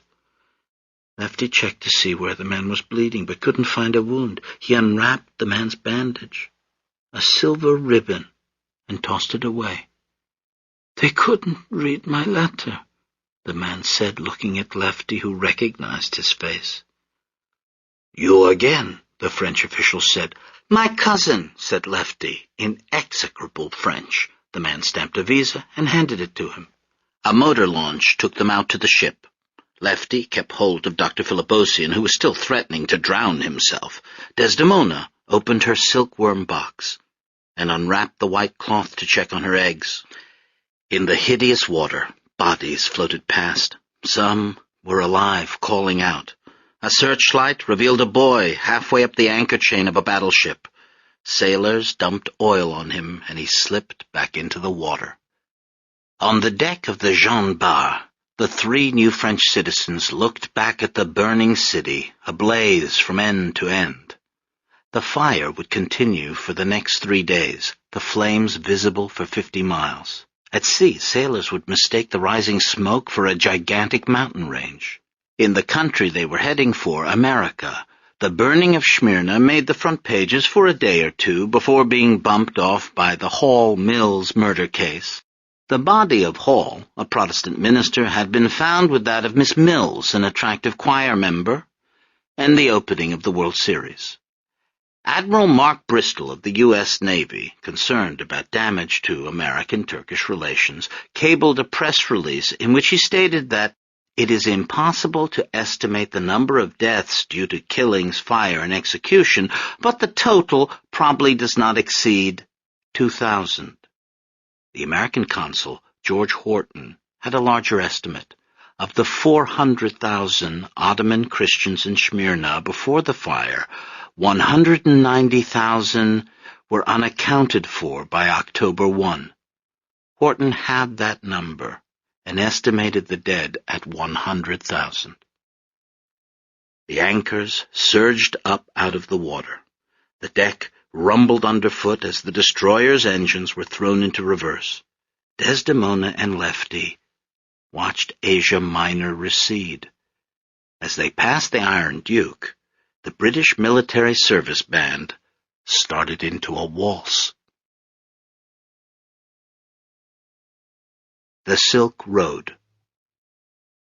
According to an ancient Chinese legend, one day in the year 2640 BC, Princess Si Ling-Chi was sitting under a mulberry tree when a silkworm cocoon fell into her teacup. When she tried to remove it, she noticed that the cocoon had begun to unravel in the hot liquid. She handed the loose end to her maidservant and told her to walk. The servant went out of the princess's chamber and into the palace courtyard and through the palace gates and out of the forbidden city and into the countryside a half-mile away before the cocoon ran out. In the West, this legend would slowly mutate over 3 millennia until it became the story of a physicist and an apple.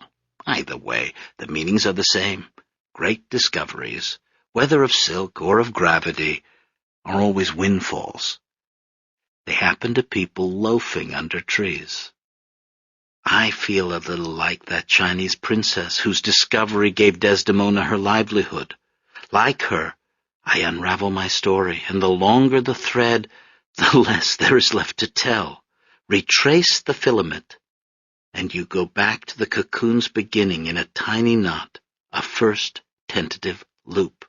And following my story's thread back to where I left off, I see the Jean Bart dock in Athens. I see my grandparents on land again, making preparations for another voyage. Passports are placed into hands, vaccinations administered to upper arms. Another ship materializes at the dock. The Julia. A foghorn sounds. And look, from the deck of the Julia, something else unwinds now. Something multicolored, spinning itself out over the waters of Piraeus. It was the custom in those days for passengers leaving for America to bring balls of yarn on deck. Relatives on the pier held the loose ends. As the Julia blew its horn and moved away from the dock, a few hundred strings of yarn stretched across the water. People shouted farewells, waved furiously, held up babies for last looks they wouldn't remember. Propellers churned, handkerchiefs fluttered, and up on deck, the balls of yarn began to spin. Red, yellow, blue, green, they untangled toward the pier, slowly at first, 1 revolution every 10 seconds, then faster and faster as the boat picked up speed. Passengers held the yarn as long as possible, maintaining the connection to the faces disappearing on shore. But finally, one by one, the balls ran out. The strings of yarn flew free, rising on the breeze. From 2 separate locations on the Julia's deck, Lefty and Desdemona, and I can say it now finally, my grandparents watched the airy blanket float away. Desdemona was standing between 2 air manifolds, shaped like giant tubas. At midships, Lefty slouched in a brace of bachelors. In the last 3 hours they hadn't seen each other. That morning they'd had coffee together in a cafe near the harbor, after which, like professional spies, they'd picked up their separate suitcases, Desdemona keeping her silkworm box, and had departed in different directions. My grandmother was carrying falsified documents. Her passport, which the Greek government had granted under the condition that she leave the country immediately, bore her mother's maiden name, Aristos, instead of Stephanides. She'd presented this passport along with her boarding card at the top of the Julia's gangway. Then she'd gone aft, as planned, for the send-off. At the shipping channel, the foghorn sounded again, as the boat came around to the west and picked up more speed. Dirndls, kerchiefs, and suit coats flapped in the breeze. A few hats flew off heads to shouts and laughter. Yarn drift-netted the sky, barely visible now. People watched as long as they could. Desdemona was one of the first to go below. Lefty lingered on deck for another half-hour. This, too, was part of the plan. For the first day at sea, they didn't speak to each other.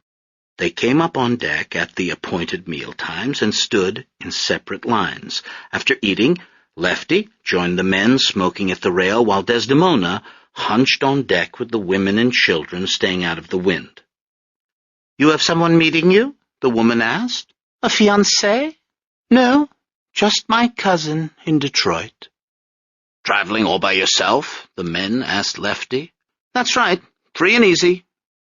At night, they descended to their respective compartments, in separate bunks of seaweed wrapped in burlap, with life vests doubling as pillows. They tried to sleep, to get used to the motion of the ship, and to tolerate the smells.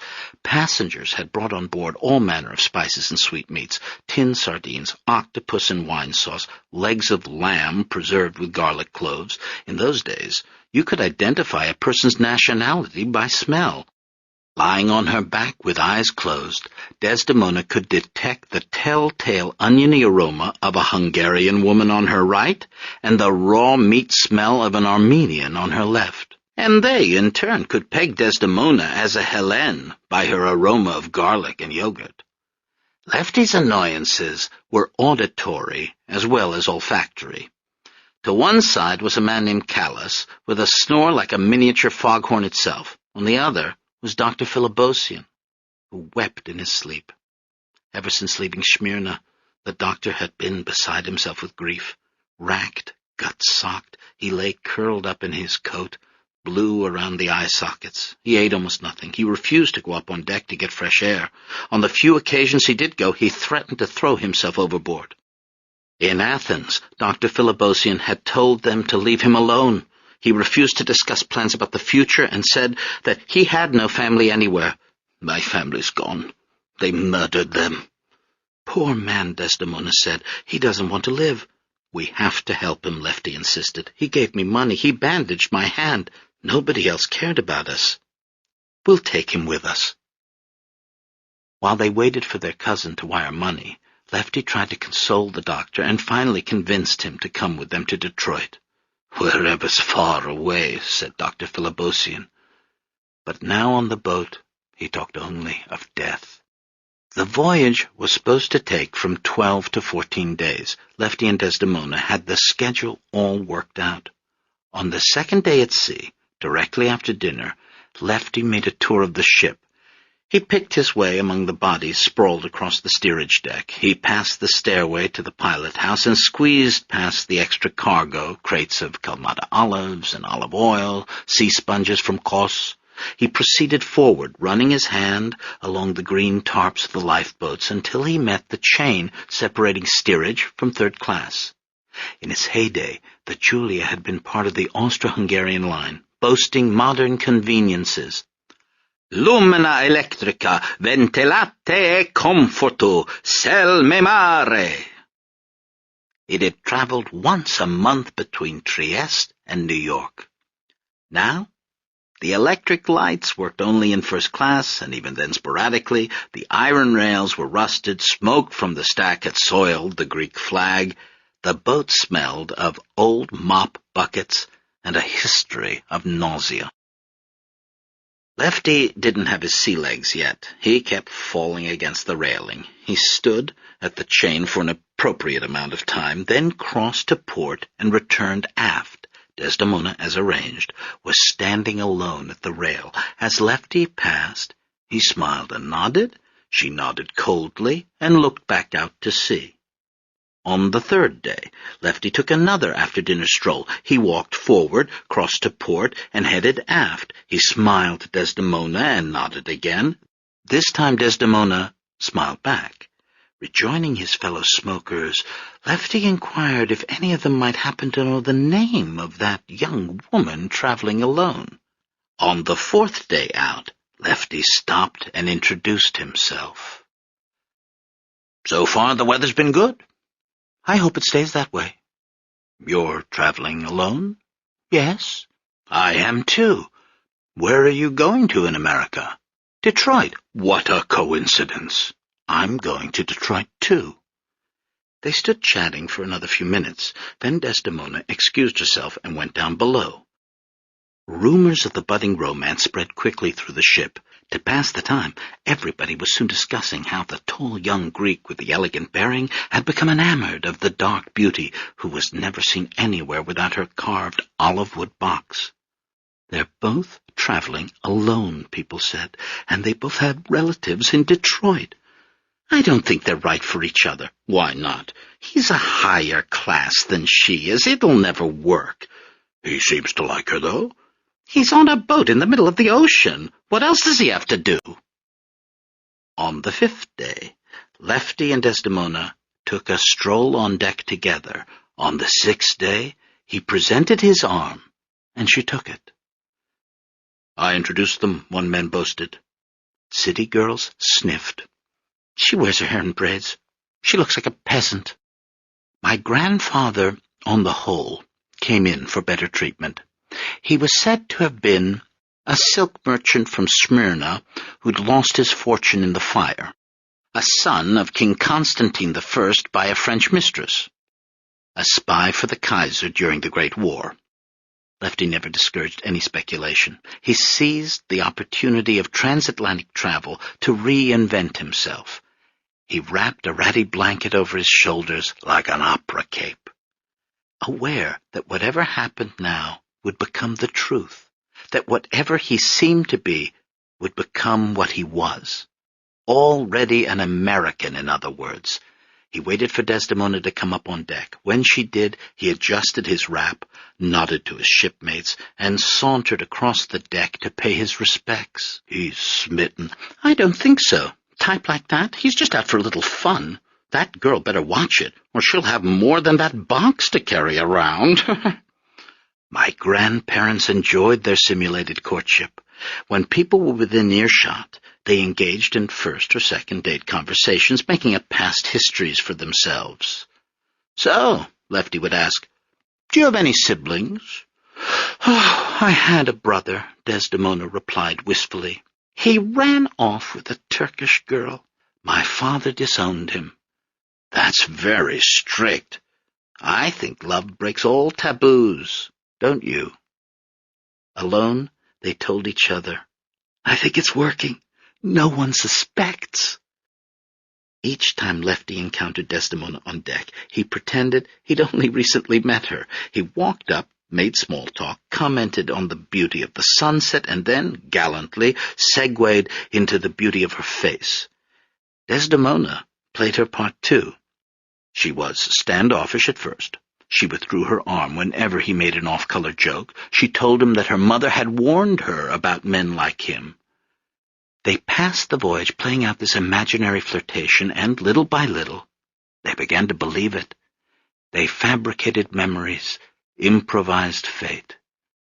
Why did they do it? Why did they go to all that trouble? Couldn't they have said they were already engaged, or that their marriage had been arranged years earlier? Yes, of course they could have. But it wasn't the other travelers they were trying to fool. It was themselves. Traveling made it easier. Sailing across the ocean among 50,000 perfect strangers conveyed an anonymity in which my grandparents could recreate themselves. The driving spirit on the Julia was self-transformation. Staring out to sea, tobacco farmers imagined themselves as race car drivers, silk dyers as Wall Street tycoons, millinery girls as fan dancers in the Ziegfeld Follies. Gray ocean stretched in all directions. Europe and Asia Minor were dead behind them. Ahead lay America and new horizons. On the 8th day at sea, Lefty Stephanides, grandly, on one knee, in full view of 663 steerage passengers, proposed to Desdemona Aristos while she sat on a docking cleat. Young women held their breath. Married men nudged bachelors. Pay attention and you'll learn something. My grandmother, displaying a theatrical flair akin to her hypochondria, registered complex emotions. Surprise, initial delight, second thoughts, prudent near refusal, And then to the applause, already starting up. Dizzy acceptance. The ceremony took place on deck. In lieu of a wedding dress, Desdemona wore a borrowed silk shawl over her head. Captain Contulis loaned Lefty a necktie spotted with gravy stains. "Keep your coat buttoned and nobody will notice," he said. For Stefana, my grandparents had wedding crowns woven with rope. Flowers weren't available at sea, and so the Cumbaros, a guy named Pelos, serving as best man, switched the king's hempen crown to the queen's head, the queen's to the king's, and back again. Bride and bridegroom performed the dance of Isaiah. Hip to hip, arms interwoven to hold hands, Desdemona and Lefty circumambulated the captain, once, twice, and then again, spinning the cocoon of their life together. No patriarchal linearity here.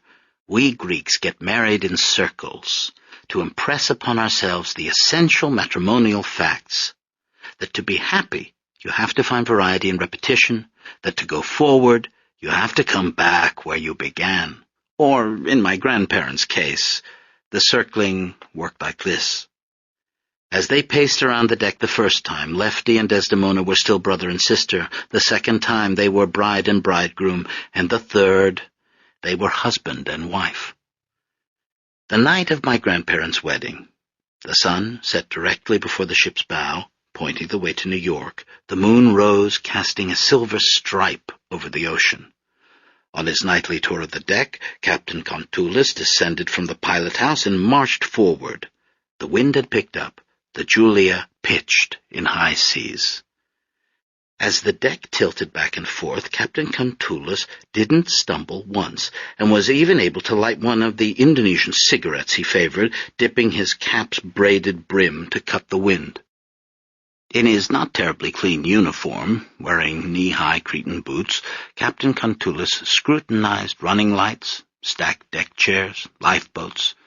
The Julia was alone on the vast Atlantic, hatches battened down against swells crashing over the side. The decks were empty except for 2 first-class passengers, American businessmen sharing a nightcap under lap blankets. "From what I hear, Tilden doesn't just play tennis with his protégés, if you get my drift. You're kidding. Lets them drink from the loving cup." Captain Contulis, understanding none of this, nodded as he passed. Inside one of the lifeboats, Desdemona was saying, "Don't look." She was lying on her back. There was no goat's hair blanket between them, so Lefty covered his eyes with his hands, peeking through his fingers. A single pinhole in the tarp leaked moonlight, which slowly filled the lifeboat. Lefty had seen Desdemona undress many times, but usually as no more than a shadow, and never in moonlight. She had never curled onto her back like this, lifting her feet to take off her shoes. He watched as she pulled down her skirt and lifted her tunic, was struck by how different his sister looked in moonlight, in a lifeboat. She glowed. She gave off white light. He blinked behind his hands. The moonlight kept rising. It covered his neck, it reached his eyes until he understood. Desdemona was wearing a corset. That was the other thing she'd brought along. The white cloth enfolding her silkworm eggs was nothing other than Desdemona's wedding corset. She thought she'd never wear it.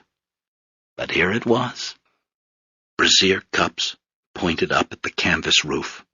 Whalebone slats squeezed her waist. The corset skirt dropped garters attached to nothing because my grandmother owned no stockings. In the lifeboat, the corset absorbed all available moonlight, with the odd result that Desdemona's face, head, and arms disappeared. She looked like winged victory, tumbled on her back, being carted off to a conqueror's museum. All that was missing was the wings.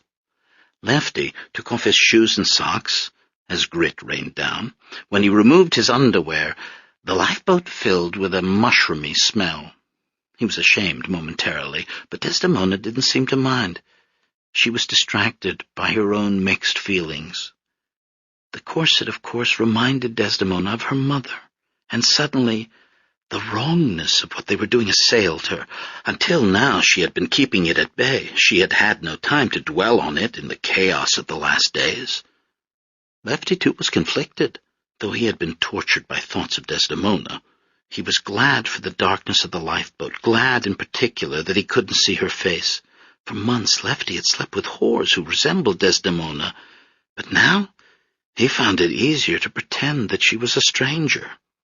The corset seemed to possess its own sets of hands.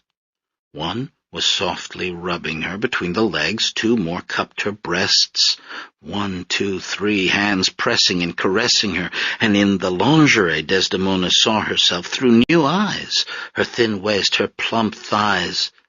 She felt beautiful, desirable. Most of all, not herself.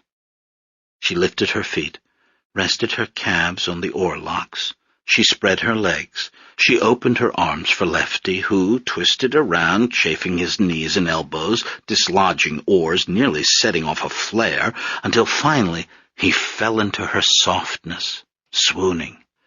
For the first time Desdemona tasted the flavor of his mouth.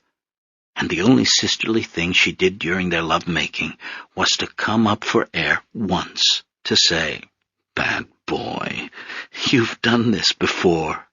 But Lefty only kept repeating, "Not like this, not like this."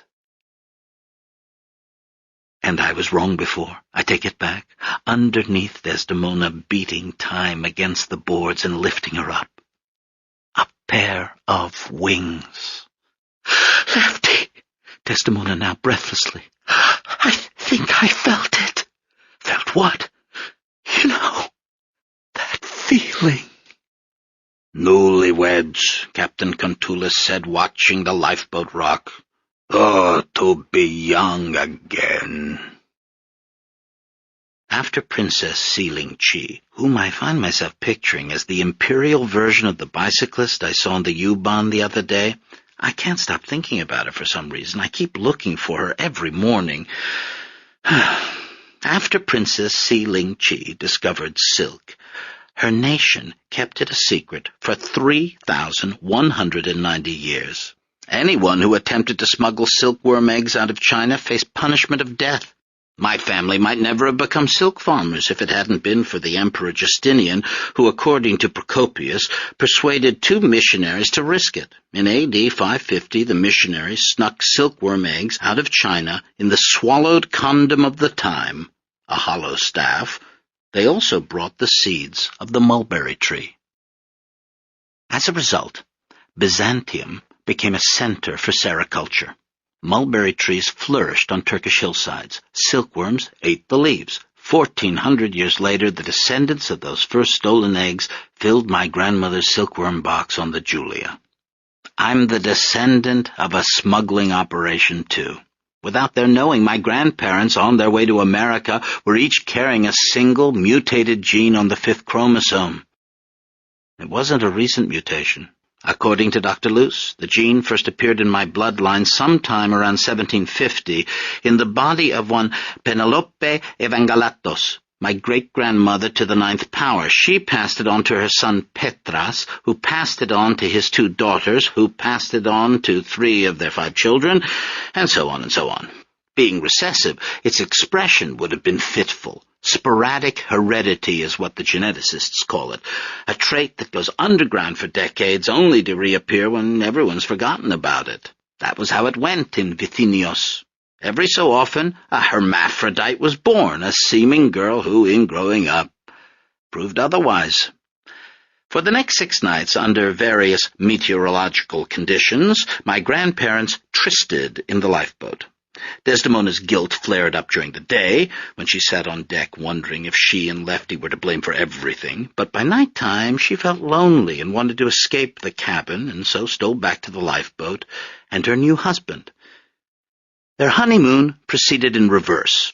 Instead of getting to know each other, becoming familiar with likes and dislikes, ticklish spots, pet peeves, Desdemona and Lefty tried to defamiliarize themselves with each other. In the spirit of their shipboard con game, they continued to spin out false histories for themselves, inventing brothers and sisters with plausible names, cousins with moral shortcomings, in-laws with facial tics. They took turns reciting Homeric genealogies, full of falsifications and borrowings from real life, and sometimes they fought over this or that favorite real uncle or aunt, and had to bargain like casting directors. Gradually, as the nights passed, these fictional relatives began to crystallize in their minds. They'd quiz each other on obscure connections, Lefty asking, "Who's your second cousin Giannis married to?" and Desdemona replying, "Oh, that's easy, Athena with the limp." And am I wrong to think that my obsession with family relations started right there in the lifeboat? Didn't my mother quiz me on uncles and aunts and cousins too? She never quizzed my brother, because he was in charge of snow shovels and tractors, whereas I was supposed to provide the feminine glue that keeps families together, writing thank you notes and remembering everybody's birthdays and name days. Listen, I've heard the following genealogy come out of my mother's mouth.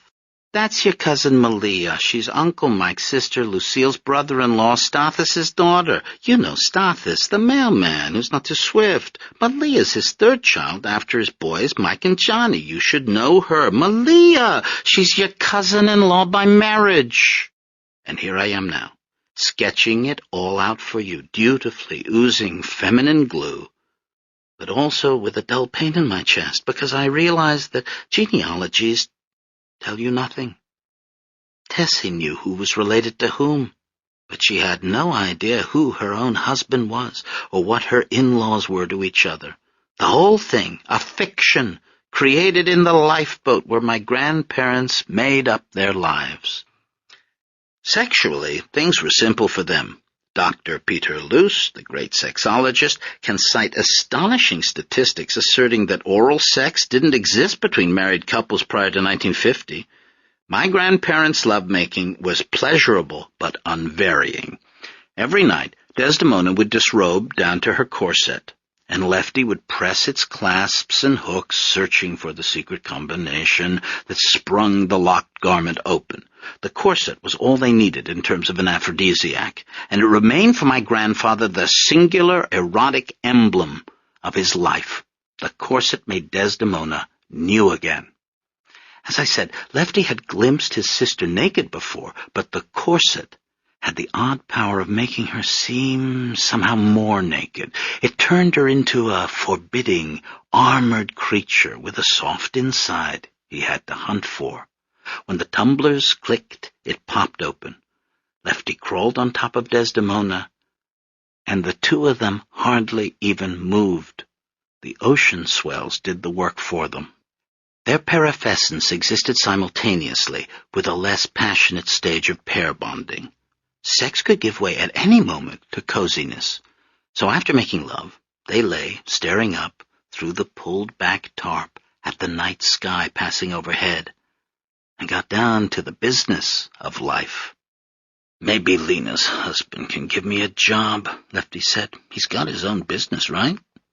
"I don't know what he does. Lena never gives me a straight answer. After we save some money, I can open a casino. Some gambling, a bar, maybe a floor show, and potted palms everywhere. You should go to college, become a professor like Mother and Father wanted. And we have to build a cocoonery, remember? Oh, forget the silkworms. I'm talking roulette, rabitica, drinking, dancing. Maybe I'll sell some hash on the side. They won't let you smoke hashish in America." "Who says?" And Desdemona announced with certitude, "It's not that kind of country." They spent what remained of their honeymoon on deck, learning how to finagle their way through Ellis Island. It wasn't so easy anymore. The Immigration Restriction League had been formed in 1894. On the floor of the U.S. Senate, Henry Cabot Lodge thumped a copy of On the Origin of Species, warning that the influx of inferior peoples from southern and eastern Europe threatened the very fabric of our race. The Immigration Act of 1917 barred 33 kinds of undesirables from entering the United States. And so, in 1922, on the deck of the Julia, passengers discussed how to escape the categories. In nervous cram sessions, illiterates learned to pretend to read, bigamists to admit to only one wife, anarchists to deny having read Proudhon, heart patients to simulate vigor, epileptics to deny their fits, and carriers of hereditary diseases to neglect mentioning them. My grandparents, unaware of their genetic mutation, concentrated on the more blatant disqualifications. Another category of restriction: persons convicted of a crime or misdemeanor involving moral turpitude, and a subset of this group, incestuous relations.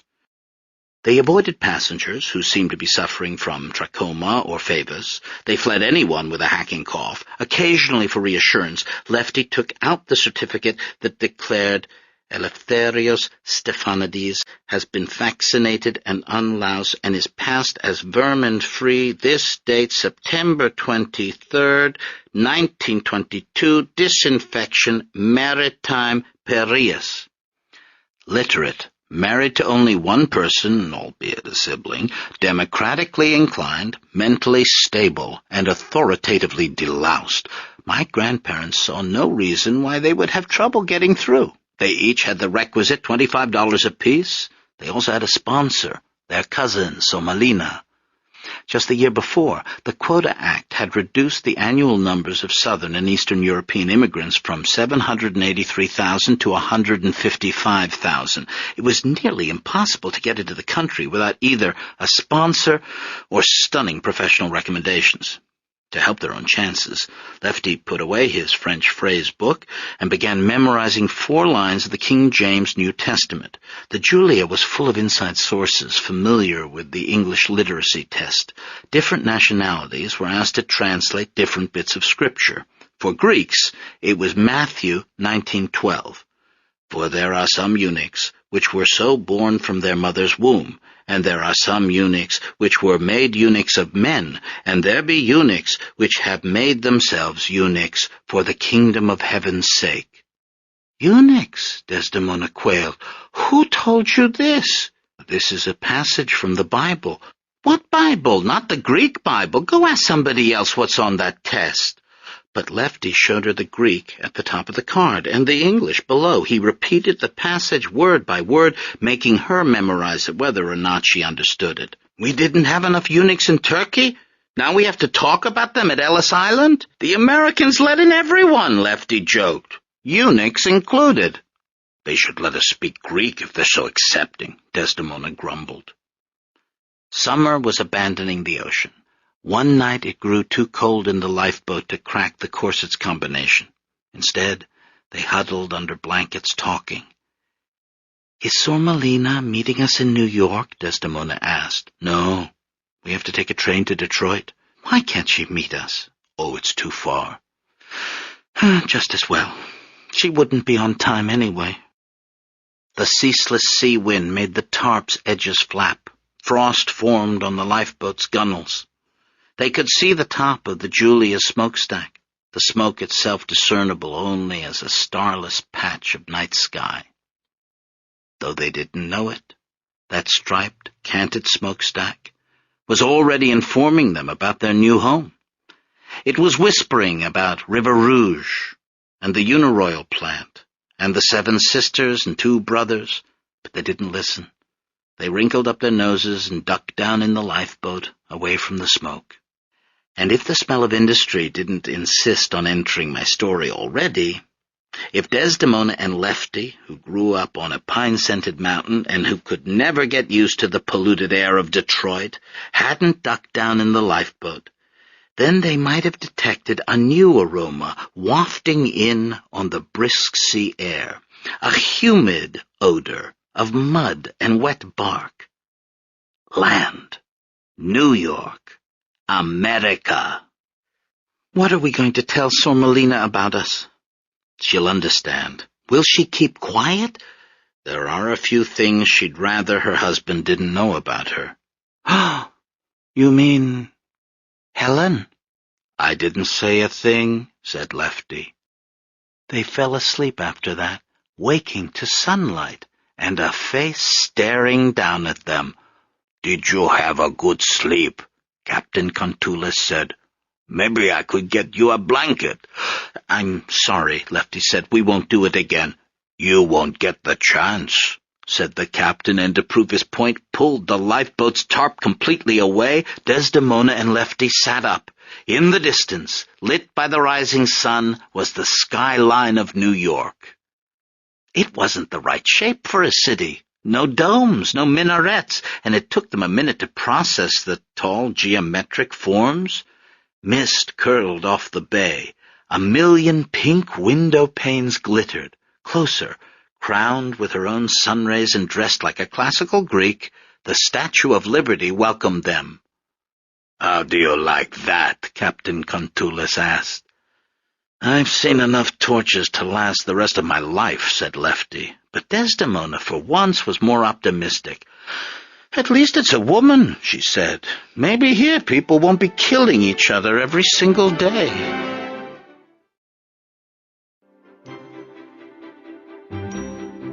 Book 2, Henry Ford's English Language Melting Pot.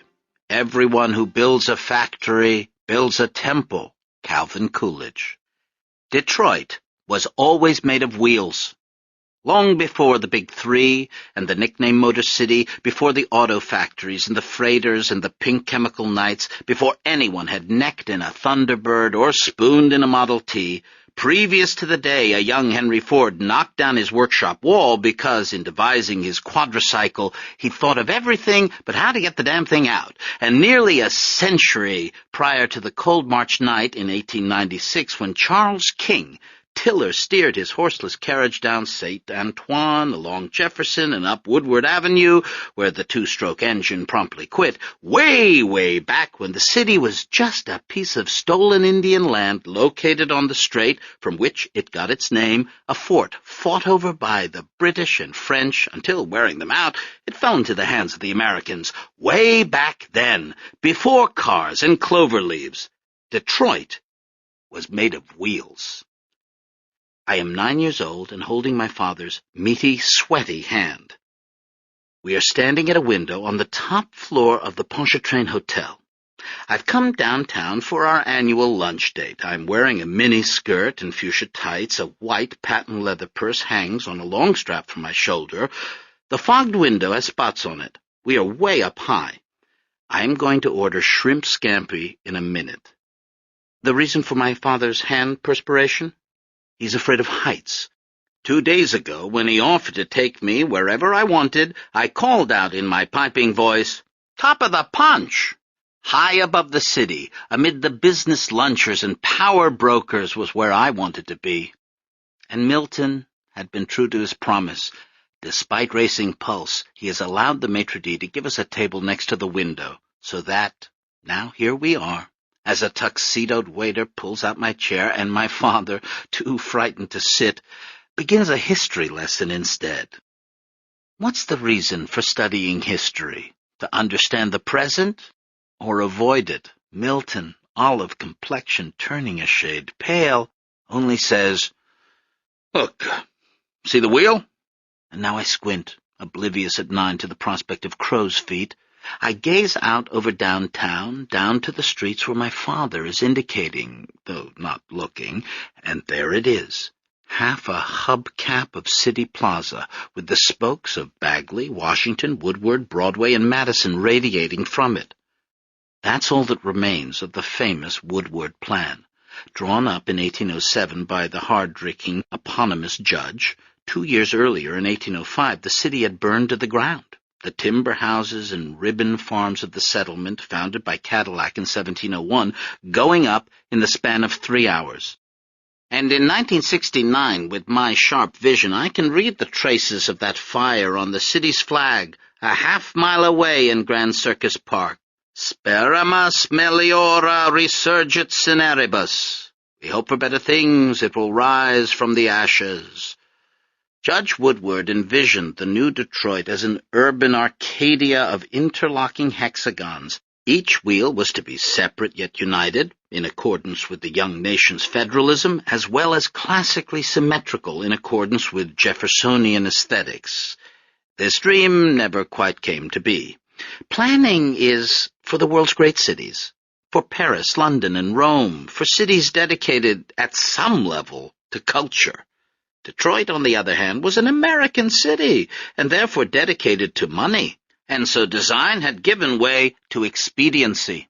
Since 1818, the city had spread out along the river, warehouse by warehouse, factory by factory. Judge Woodward's wheels had been squashed, bisected, pressed into the usual rectangles. Or seen another way, from a rooftop restaurant, the wheels hadn't vanished at all. They'd only changed form. By 1900, Detroit was the leading manufacturer of carriages and wagons. By 1922, when my grandparents arrived, Detroit made other spinning things too: marine engines, bicycles, hand-rolled cigars, and yes, finally, cars. All this was visible from the train. Approaching along the shore of the Detroit River, Lefty and Desdemona watched their new home take shape. They saw farmland give way to fenced lots and cobblestone streets. The sky darkened with smoke. Buildings flew by, brick warehouses painted in pragmatic bookman white. Wright and K Company, J.H. Black & Sons, Detroit Stove Works. Out on the water, squat, tar-colored barges dragged along, and people popped up on the streets, workmen in grimy overalls, clerks thumbing suspenders, the signs of eateries and boarding houses appearing next. "We serve Stroh's Temperance Beer. Make this your home. Meals 15 cents. As these news sites flooded my grandparents' brains, they jostled with images from the day before. Ellis Island, rising like a doge's palace on the water, the baggage room stacked to the ceiling with luggage. They'd been herded up a stairway to the registry room. Pinned with numbers from the Julia's Manifest, they'd filed past a line of health inspectors who looked in their eyes and ears, rubbed their scalps, and flipped their eyelids inside out with button hooks. One doctor, noticing inflammation under Dr. Philibosian's eyelids, had stopped the examination and chalked an X on his coat. He was led out of line. My grandparents hadn't seen him again. "Oh, he must have caught something on the boat," Desdemona said, "or his eyes were red from all that crying." Meanwhile, chalk continued to do its work all around them. It marked a PG on the belly of a pregnant woman. It scrawled an H over an old man's failing heart. It diagnosed the C of conjunctivitis, the F of favus, and the T of trachoma. But no matter how well trained, medical eyes couldn't spot a recessive mutation hiding out on a 5th chromosome. Fingers couldn't feel it. Button hooks couldn't bring it to light. Now on the train, my grandparents were tagged, not with manifest numbers, but with destination cards. "To the conductor, please show bearer where to change and where to get off. As this person does not speak English, bearer is bound to Grand Trunk Station, Detroit." They sat next to each other in unreserved seats. Lefty faced the window, looking out with excitement. Desdemona stared down at her silkworm box. Her cheeks crimson with the shame and fury she'd been suffering for the last 36 hours. "That's the last time anyone cuts my hair," she said. "You look fine," said Lefty, not looking. "You look like an Americanada." "I don't want to look like an Americanada." In the concessions area at Ellis Island, Lefty had cajoled Desdemona to step into a tent run by the YWCA. She'd gone in, shawled and kerchiefed, and had emerged 15 minutes later in a drop-waisted dress and a floppy hat shaped like a chamber pot. Rage flamed beneath her new face powder. As part of the makeover, the YWCA ladies had cut off Desdemona's immigrant braids. Obsessively, in the way a person worries, a rip deep in a pocket, she now reached up under the floppy hat to feel her denuded scalp for the 30th or 40th time. "That's the last haircut," she said again. She was true to this vow. From that day on, Desdemona grew her hair out like Lady Godiva, keeping it under a net in an enormous mass and washing it every Friday. And only after Lefty died did she ever cut it, giving it to Sophie Sassoon, who sold it for $250 to a wig maker who made 5 separate wigs out of it, one of which she claimed was later bought by Betty Ford, post-White House and rehab, so that we got to see it on television once during Richard Nixon's funeral, my grandmother's hair sitting on the ex-president's wife's head. But there was another reason for my grandmother's unhappiness. She opened the silkworm box in her lap. Inside were her 2 braids, still tied with the ribbons of mourning, but otherwise the box was empty. After carrying her silkworm eggs all the way from Vitinios, Desdemona had been forced to dump them out at Ellis Island. Silkworm eggs appeared on a list of parasites. Lefty remained glued to the window.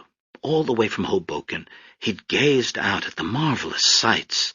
Electric trams pulling pink faces up Albany's hills, factories glowing like volcanoes in the Buffalo night. Once, waking as the train pulled through a city at dawn, Lefty had mistaken a pillared bank for the Parthenon, and thought he was in Athens again. Now the Detroit River sped past, and the city loomed. Lefty stared out at the motor cars parked like giant beetles at the curbsides. Smokestacks rose everywhere, cannons bombarding the atmosphere. There were red brick stacks and tall silver ones, stacks in regimental rows, or all alone, puffing meditatively away, a forest of smokestacks that dimmed the sunlight and then, all of a sudden, blocked it out completely. Everything went black. They'd entered the train station. Grand Trunk Station, now a ruin of spectacular dimensions, was then the city's attempt to one-up New York. Its base was a mammoth marble neoclassical museum, complete with Corinthian pillars and carved entablature. From this temple rose a 13-story office building. Lefty, who'd been observing all the ways Greece had been handed down to America, arrived now at where the transmission stopped. In other words, the future. He stepped off to meet it. Desdemona, having no alternative, followed. But just imagine it in those days. Grand Trunk! Telephones in 100 shipping offices ringing away, still a relatively new sound, and merchandise being sent east and west, passengers arriving and departing, having coffee in the palm quarter, getting their shoes shined, the wing-tips of banking, the cap-toes of parts supply, the saddle shoes of rum-running. Grand Trunk, with its vaulted ceilings of Guastavino tilework, its chandeliers, its floors of Welsh quarry stone. There was a 6-chair barber shop where civic leaders were mummified in hot towels, and bathtubs for rent, and elevator banks lit by translucent egg-shaped marble lamps. Leaving Desdemona behind a pillar, Lefty searched through the mob in the station for the cousin who was meeting their train. Sormalino Zismo, née Papadiamandopoulos, was my grandparents' cousin, and hence my first cousin twice removed. I knew her as a colorful older woman, Sormalina of the precarious cigarette ash, Sormalino of the indigo bathwater, Sormalino of the Theosophical Society brunches. She wore satin gloves up to the elbow and mothered a long line of smelly dachshunds with tear-stained eyes. Footstools populated her house, allowing the short-legged creatures access to sofas and chaise lounges. In 1922, however, Sormalina was only 28. Picking her out of the crowded Grand Trunk is as difficult for me as identifying guests in my parents' wedding album, where all the faces wear the disguise of youth. Lefty had a different problem. He paced the concourse, looking for the cousin he'd grown up with, a sharp-nosed girl with the grinning mouth of a comedy mask. Sun slanted in from the skylights above. He squinted, examining the passing women, until finally she called out to him, "Over here, cousin! Don't you recognize me? I'm the irresistible one. Lena, is that you? I'm not in the village anymore."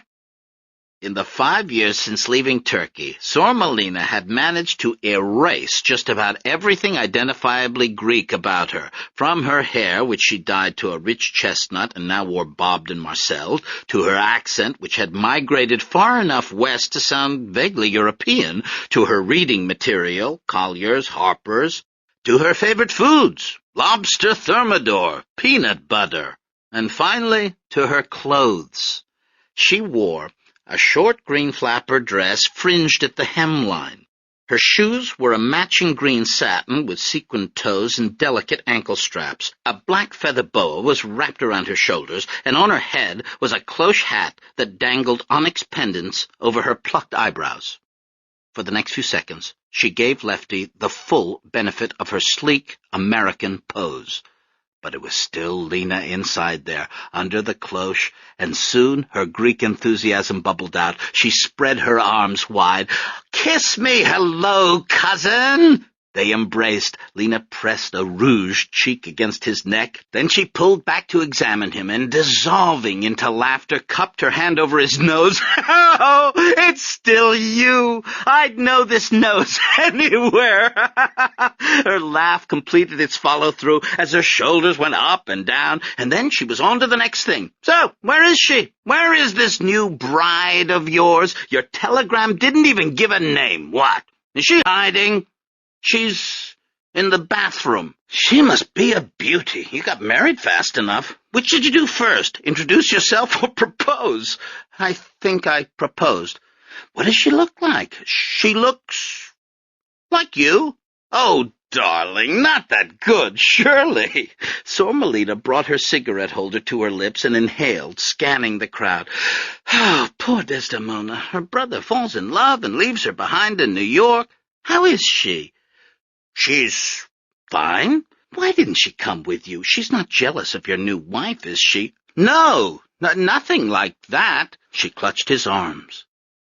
"We read about the fire. Terrible. I was so worried until I got your letter. The Turks started it. I know it.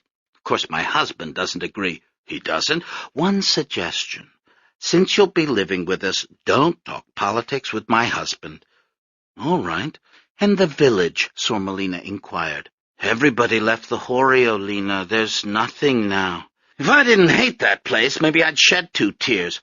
"Lena, there's something I have to explain to you." But Sormelina was looking away, tapping her foot. "Maybe she fell in." "Something about Desdemona and me." "Yes? My wife, Desdemona? Was I right? They don't get along?" "No, Desdemona, my wife." "Yes? Same person." He gave the signal. Desdemona stepped from behind the pillar. "Hello, Lena," my grandmother said. "We're married. Don't tell." And that was how it came out, for the next to last time, blurted out by my Yaya, beneath the echoing roof of Grand Trunk toward Sormelina's cloche-covered ears. The confession hovered in the air a moment before floating away with the smoke rising from her cigarette. Desdemona took her husband's arm. My grandparents had every reason to believe that Sormelina would keep their secret. She'd come to America with a secret of her own, a secret that would be guarded by our family until Sormelina died in 1979, whereupon, like everyone's secrets, it was posthumously declassified, so that people began to speak of Sormelina's girlfriends. A secret kept, in other words, only by the loosest definition, so that now, as I get ready to leak the information myself, I feel only a slight twinge of filial guilt. Sormelina's secret, as Aunt So put it. Lena was one of those women they named the island after. As a girl in the Horio, Sormelina had been caught in compromising circumstances with a few female friends. "Not many," she told me herself years later. 2 or 3. People think if you like girls, you like every single one. I was always picky, and there wasn't much to pick from. For a while, she'd struggled against her predisposition.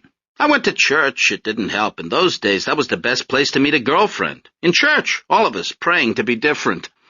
When Sormelina was caught, not with another girl, but with a full-grown woman, a mother of 2 children, A scandal arose. Sormelina's parents tried to arrange her marriage, but found no takers. Husbands were hard enough to come by in Bithynios without the added liability of an uninterested, defective bride.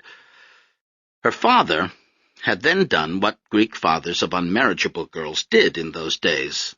He wrote to America. The United States abounded with dollar bills, baseball sluggers, raccoon coats, diamond jewelry, and lonely immigrant bachelors, with a photograph of the prospective bride and a considerable dowry. Her father had come up with one. Jimmy Zizmo, shortened from Zizimopoulos, had come to America in 1907 at the age of 30. The family didn't know much about him except that he was a hard bargainer. In a series of letters to Sormelina's father, Zizmo had negotiated the amount of the dowry in the formal language of a barrister, even going so far as to demand a bank check before the wedding day.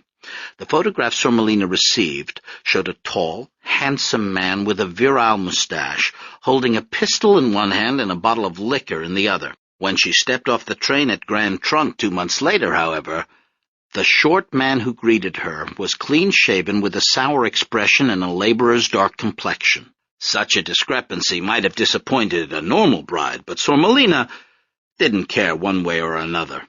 Sormelina had written often, describing her new life in America, but she concentrated on the new fashions or her Areola Jr., the radio she spent hours each day listening to, wearing earphones and manipulating the dial, stopping every so often to clean off the carbon dust that built up on the crystal. She never mentioned anything connected to what Desdemona referred to as the bed. And so her cousins were forced to read between the lines of those aerograms, trying to see in a description of a Sunday drive through Belle Isle whether the face of the husband at the wheel was happy or unsatisfied, or inferring from a passage about Sormelina's latest hairstyle, something called cootie garages, whether Zizmo was ever allowed to muss it up. This same Sormelina, full of her own secrets, now took in her new co-conspirators. Married? You mean sleeping together married? Lefty managed. Yes. Sormelina noticed her ash for the first time and flicked it.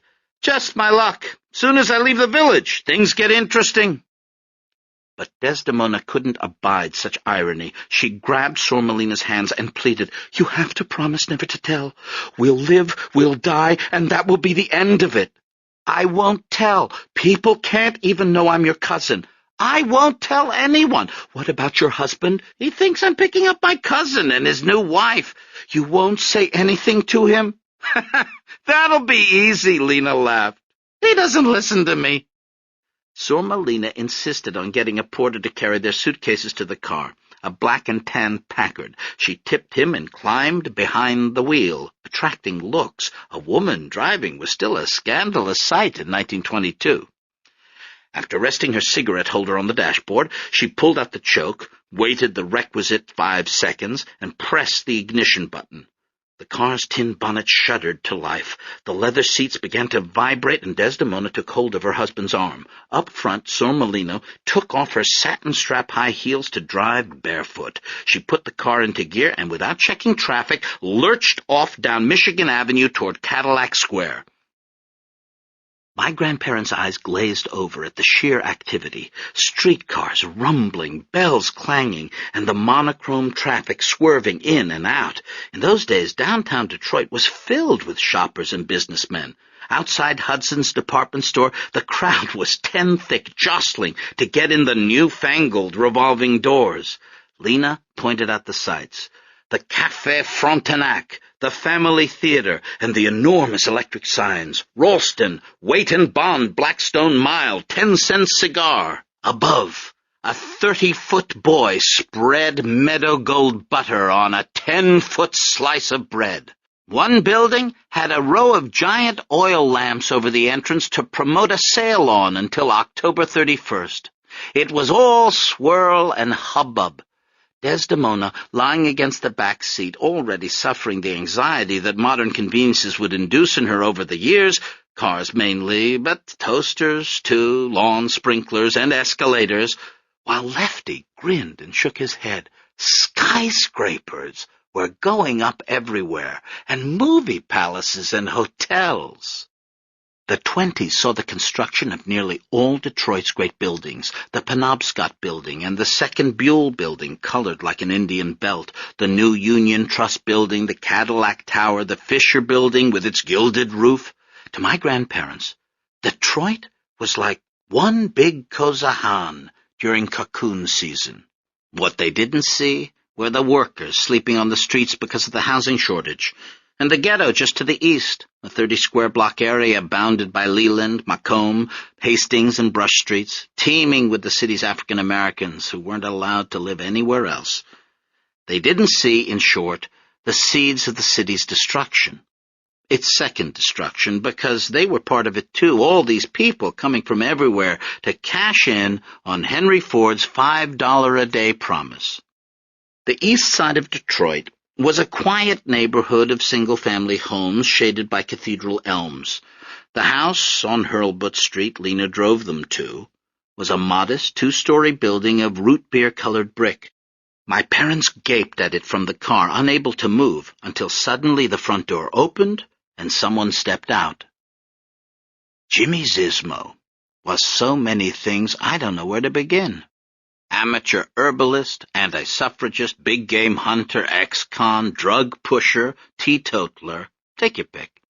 He was 45 years old, nearly twice as old as his wife. Standing on the dim porch, he wore an inexpensive suit and a shirt with a pointy collar that had lost most of its starch. His frizzy black hair gave him the wild look of the bachelor he'd been for so many years, and this impression was heightened by his face, which was rumpled like an unmade bed.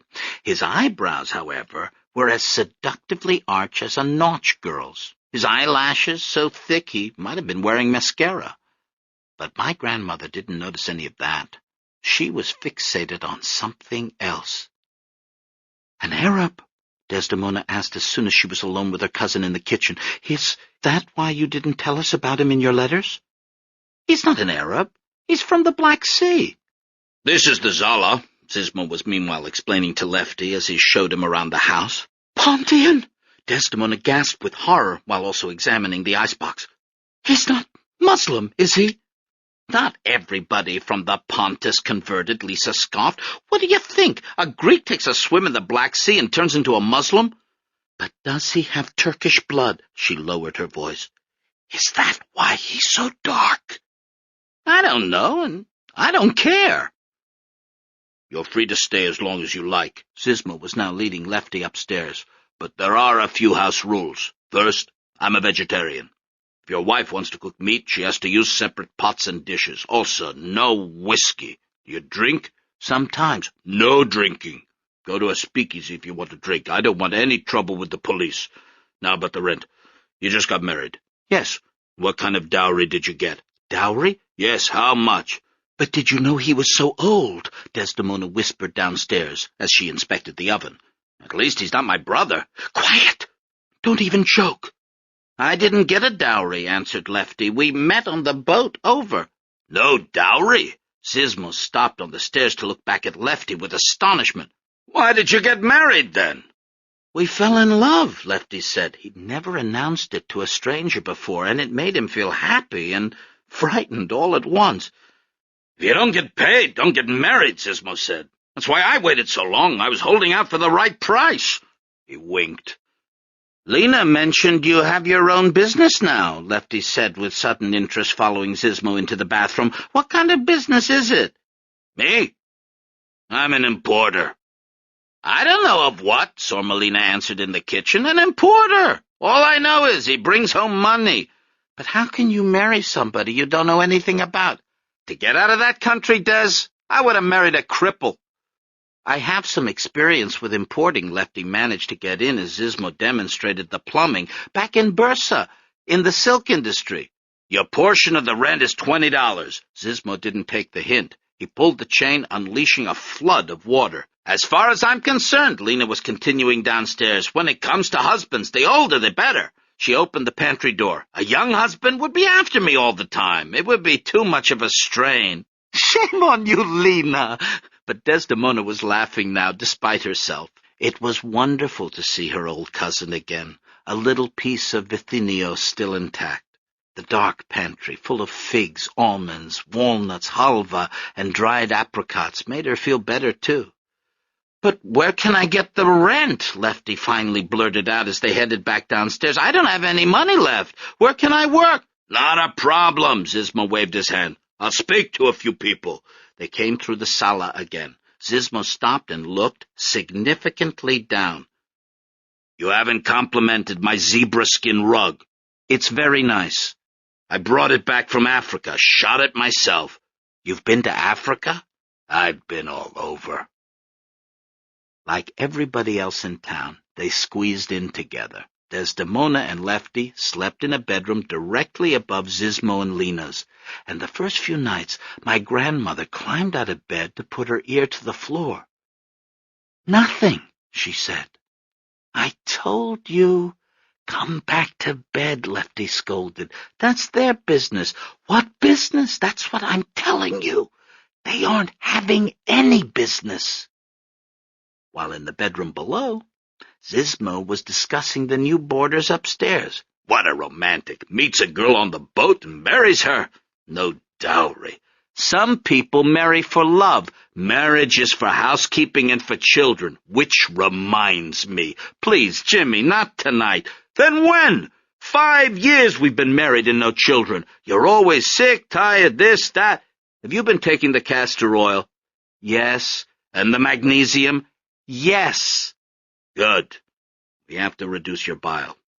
If the mother has too much bile, the child will lack vigor and disobey his parents." "Good night, Curie." "Good night, Kyria."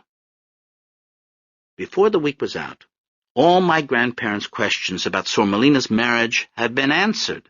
Because of his age, Jimmy Zizmo treated his young bride more like a daughter than a wife. He was always telling her what she could and couldn't do, howling over the price and necklines of her outfits, telling her to go to bed, to get up, to speak, to keep silent. He refused to give her the car keys until she cajoled him with kisses and caresses. His nutritional quackery even led him to monitor her regularity like a doctor, and some of their biggest fights came as a result of his interrogating Lena about her stools. As for sexual relations, they had happened, but not recently. For the last 5 months, Lena had complained of imaginary ailments, preferring her husband's herbal cures to his amatory attentions. Zizmo, in turn, harbored vaguely yogic beliefs about the mental benefits of semen retention, and so was disposed to wait until his wife's vitality returned. The house was sex-segregated like the houses in the Patrida, the old country. Men in the sala, women in the kitchen. 2 spheres with separate concerns, duties, even, the evolutionary biologists might say, thought patterns. Lefty and Desdemona, accustomed to living in their own house, were forced to adapt to their new landlord's ways.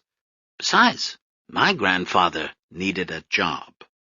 In those days, there were a lot of car companies to work for. There was Chalmers, Metzger, Brush, Columbia, and Flanders. There was Hupp, Page, Hudson, Crit, Saxon, Liberty, Rickenbacker, and Dodge. Jimmy Zizmo, however, had connections at Ford. "I'm a supplier," he said. "Of what?" "Assorted fuels." They were in the Packard again, vibrating on thin tires. A light mist was falling. Lefty squinted through the fogged windshield. Little by little, as they approached along Michigan Avenue, he began to be aware of a monolith looming in the distance, a building like a gigantic church organ, pipes running into the sky. There was also a smell, the same smell that would drift upriver years later to find me in my bed or in the field hockey goal. Like my own, similarly beaked nose at those times, my grandfather's nose went on alert. His nostrils flared. He inhaled. At first the smell was recognizable, part of the organic realm of bad eggs and manure, but after a few seconds the smell's chemical properties seared his nostrils, and he covered his nose with his handkerchief. Zizmo laughed. "Don't worry. You'll get used to it." "No, I won't." "You want to know the secret?" "What?" "Don't breathe." When they reached the factory, Zizmo took him into the personnel department. "How long has he lived in Detroit?" the manager asked. 6 months. "Can you verify that?" Zizmo now spoke in a low tone. "I could drop the necessary documents by your house." The personnel manager looked both ways. "Old log cabin?" "Only the best." The chief jutted out his lower lip, examining my grandfather. "How's his English?" "Not as good as mine, but he learns fast." "He'll have to take the course and pass the test, otherwise he's out." "It's a deal. Now, if you'll write down your home address, we can schedule a delivery. Would Monday evening, say around 8:30, be suitable?" "Come around to the back door." My grandfather's short employ at the Ford Motor Company marked the only time any Stephanides has ever worked in the automobile industry. Instead of cars, we would become manufacturers of hamburger platters and Greek salads, industrialists of spanakopita and grilled cheese sandwiches, technocrats of rice pudding and banana cream pie. Our assembly line was the grill, our heavy machinery the soda fountain. Still, those 25 weeks gave us a personal connection to that massive, forbidding, awe-inspiring complex we saw from the highway, that controlled Vesuvius of chutes, tubes, ladders, catwalks, fire, and smoke, known like a plague or a monarch only by a color, the rouge. On his first day of work, Lefty came into the kitchen, modeling his new overalls. He spread his flannel-shirted arms and snapped his fingers, dancing in work boots, and Desdemona laughed and shut the kitchen door so as not to wake up Lena. Lefty ate his breakfast of prunes and yogurt, reading a Greek newspaper a few days old. Desdemona packed his Greek lunch of feta, olives, and bread in a new American container, a brown paper bag. At the back door, when he turned to kiss her, she stepped back, anxious that people might see, but then she remembered that they were married now. They lived in a place called Michigan, where the birds seemed to come in only one color and where no one knew them. Desdemona stepped forward again to meet her husband's lips. Their first kiss in the great American outdoors, on the back porch, near a cherry tree losing its leaves. A brief flare of happiness went off inside her and hung raining sparks until Lefty disappeared around the front of the house. My grandfather's good mood accompanied him all the way to the trolley stop. Other workers were already waiting, loose-kneed, smoking cigarettes and joking.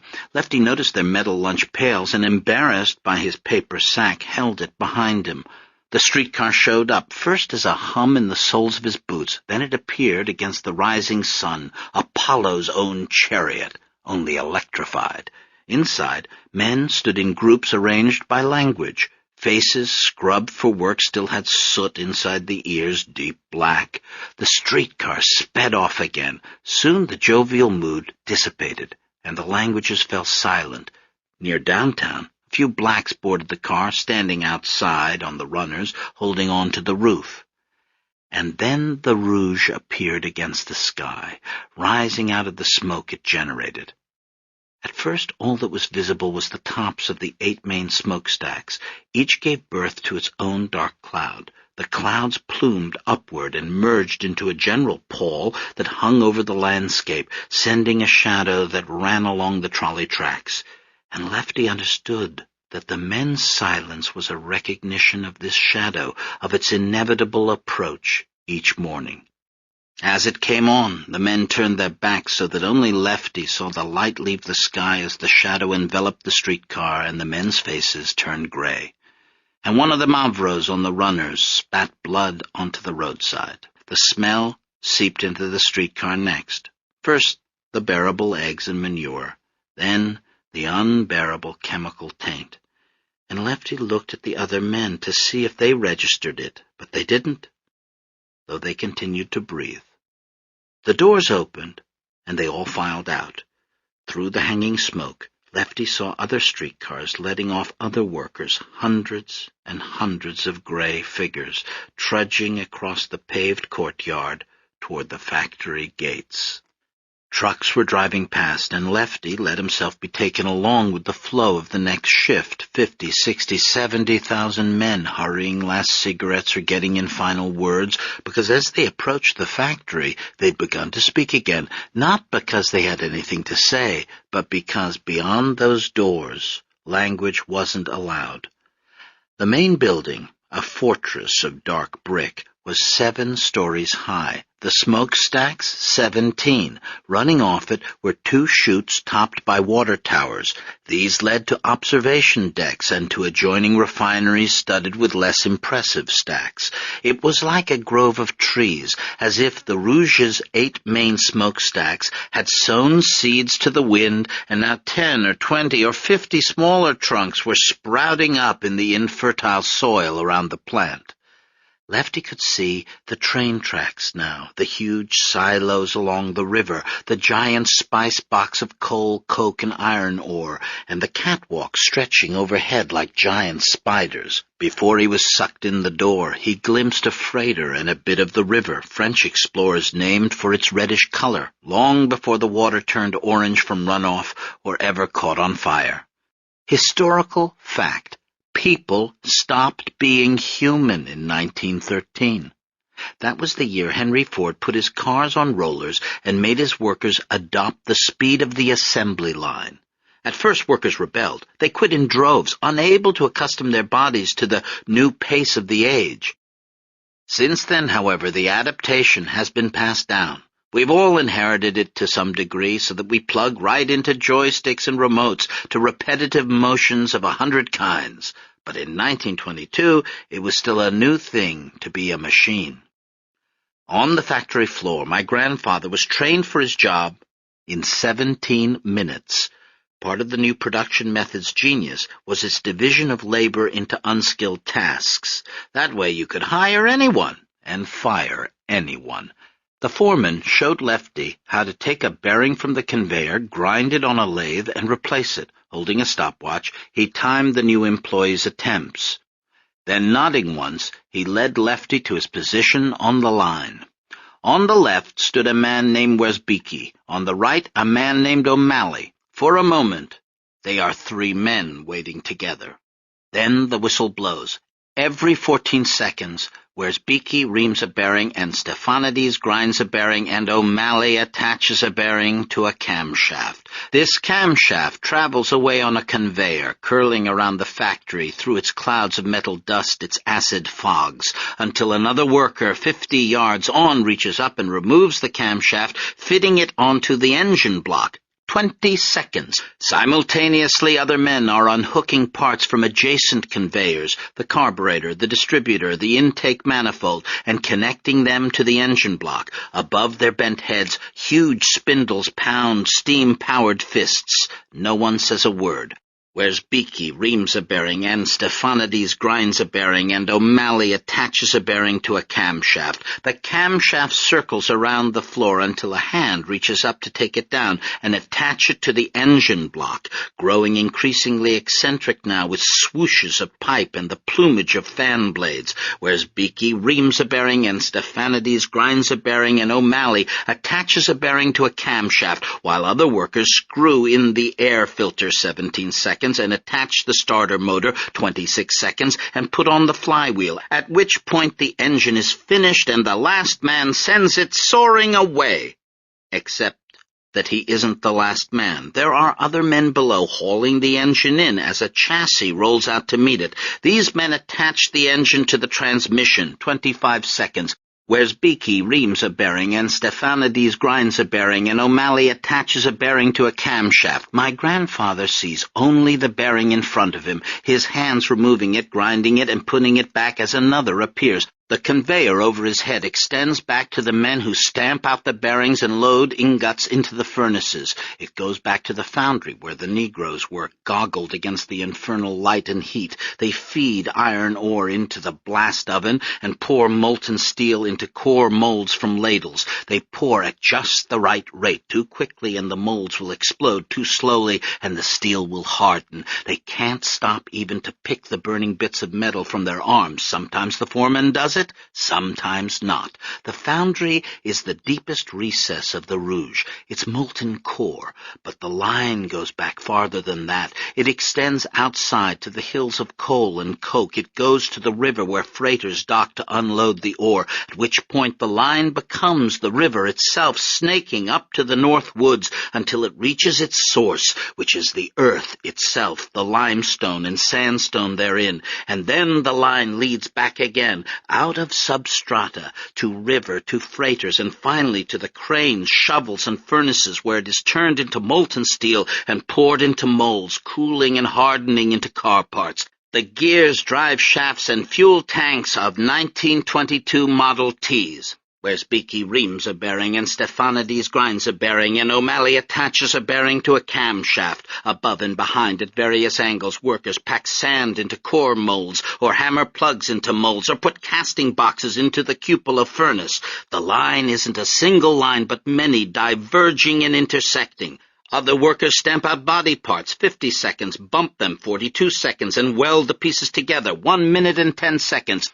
Whereas Beaky reams a bearing and Stephanides grinds a bearing and O'Malley attaches a bearing to a camshaft. The camshaft flies around the factory until a man unhooks it, attaches it to the engine block, growing eccentric now with fan blades, pipes, and spark plugs, and then the engine is finished. A man sends it dropping down onto a chassis, rolling out to meet it as 3 other workers remove a car body from the oven, its black finish baked to a shine in which they can see their own faces, and they recognize themselves momentarily before they drop the body onto the chassis, rolling out to meet it. A man jumps into the front seat, 3 seconds, turns the ignition, 2 seconds, and drives the automobile away. By day, no words. By night, hundreds. Every evening at quitting time, my exhausted grandfather would come out of the factory and tramp across to an adjacent building housing the Ford English School. He sat in a desk with his workbook open in front of him. The desk felt as though it were vibrating across the floor at the line's 1.2 miles per hour. He looked up at the English alphabet in a frieze on the classroom walls. In rows around him, men sat over identical workbooks, hair stiff from dried sweat, eyes red from metal dust, hands raw. They recited with the obedience of choir boys. Employees should use plenty of soap and water in the home. Nothing makes for right living so much as cleanliness. Do not spit on the floor of the home. Do not allow any flies in the house. The most advanced people are the cleanest. Sometimes the English lessons continued on the job. One week, after a lecture by the foreman on increasing productivity, Lefty speeded up his work, grinding a bearing every 12 seconds instead of 14. Returning from the lavatory later, he found the word rat written on the side of his lathe. The belt was cut. By the time he found a new belt in the equipment bin, a horn sounded. The line had stopped. "What the hell's the matter with you?" the foreman shouted at him. "Every time we shut down the line, we lose money. If it happens again, you're out. Understand?" "Yes, sir." "Okay, let her go." And the line started up again. After the foreman had gone, O'Malley looked both ways and leaned over to whisper, "Don't try to be a speed king, you understand? We all have to work faster that way." Desdemona stayed home and cooked, without silkworms to tend or mulberry trees to pick, without neighbors to gossip with or goats to milk. My grandmother filled her time with food. While Lefty ground bearings non-stop, Desdemona built pasticcio, moussaka, galactoburrico. She coated the kitchen table with flour, and using a bleached broomstick, rolled out paper-thin sheets of dough. The sheets came off her assembly line, one after another. They filled the kitchen. They covered the living room, where she'd laid bed sheets over the furniture. Desdemona went up and down the line, adding walnuts, butter, honey, spinach, cheese, adding more layers of dough, then more butter, before forging the assembled concoctions in the oven. At the Rouge, workers collapsed from heat and fatigue, while on Hurlbut, my grandmother did a double shift. She got up in the morning to fix breakfast and pack a lunch for her husband, then marinated a leg of lamb with wine and garlic. In the afternoon, she made her own sausages, spiced with fennel, and hung them over the heating pipes in the basement. At 3 o'clock, she started dinner, and only when it was cooking did she take a break, sitting at the kitchen table to consult her dream book on the meaning of her previous night's dreams. No fewer than 3 pots simmered on the stove at all times. Occasionally, Jimmy Zizmo brought home a few of his business associates, hulking men with thick ham-like heads stuffed into their fedoras. Desdemona served them meals at all hours of the day. Then they were off again into the city. Desdemona cleaned up. The only thing she refused to do was the shopping. American stores confused her. She found the produce depressing. Even many years later, seeing a Kroger's Macintosh in our suburban kitchen, she would hold it up to ridicule, say, "This is nothing. This we feed to goats." To step into a local market was to miss the savor of the peaches, figs, and winter chestnuts of Bursa. Already in her first months in America, Desdemona was suffering the homesickness that has no cure. So after working at the plant and attending English class, Lefty was the one to pick up the lamb and vegetables, the spices and honey. And so they lived 1 month, 3, 5.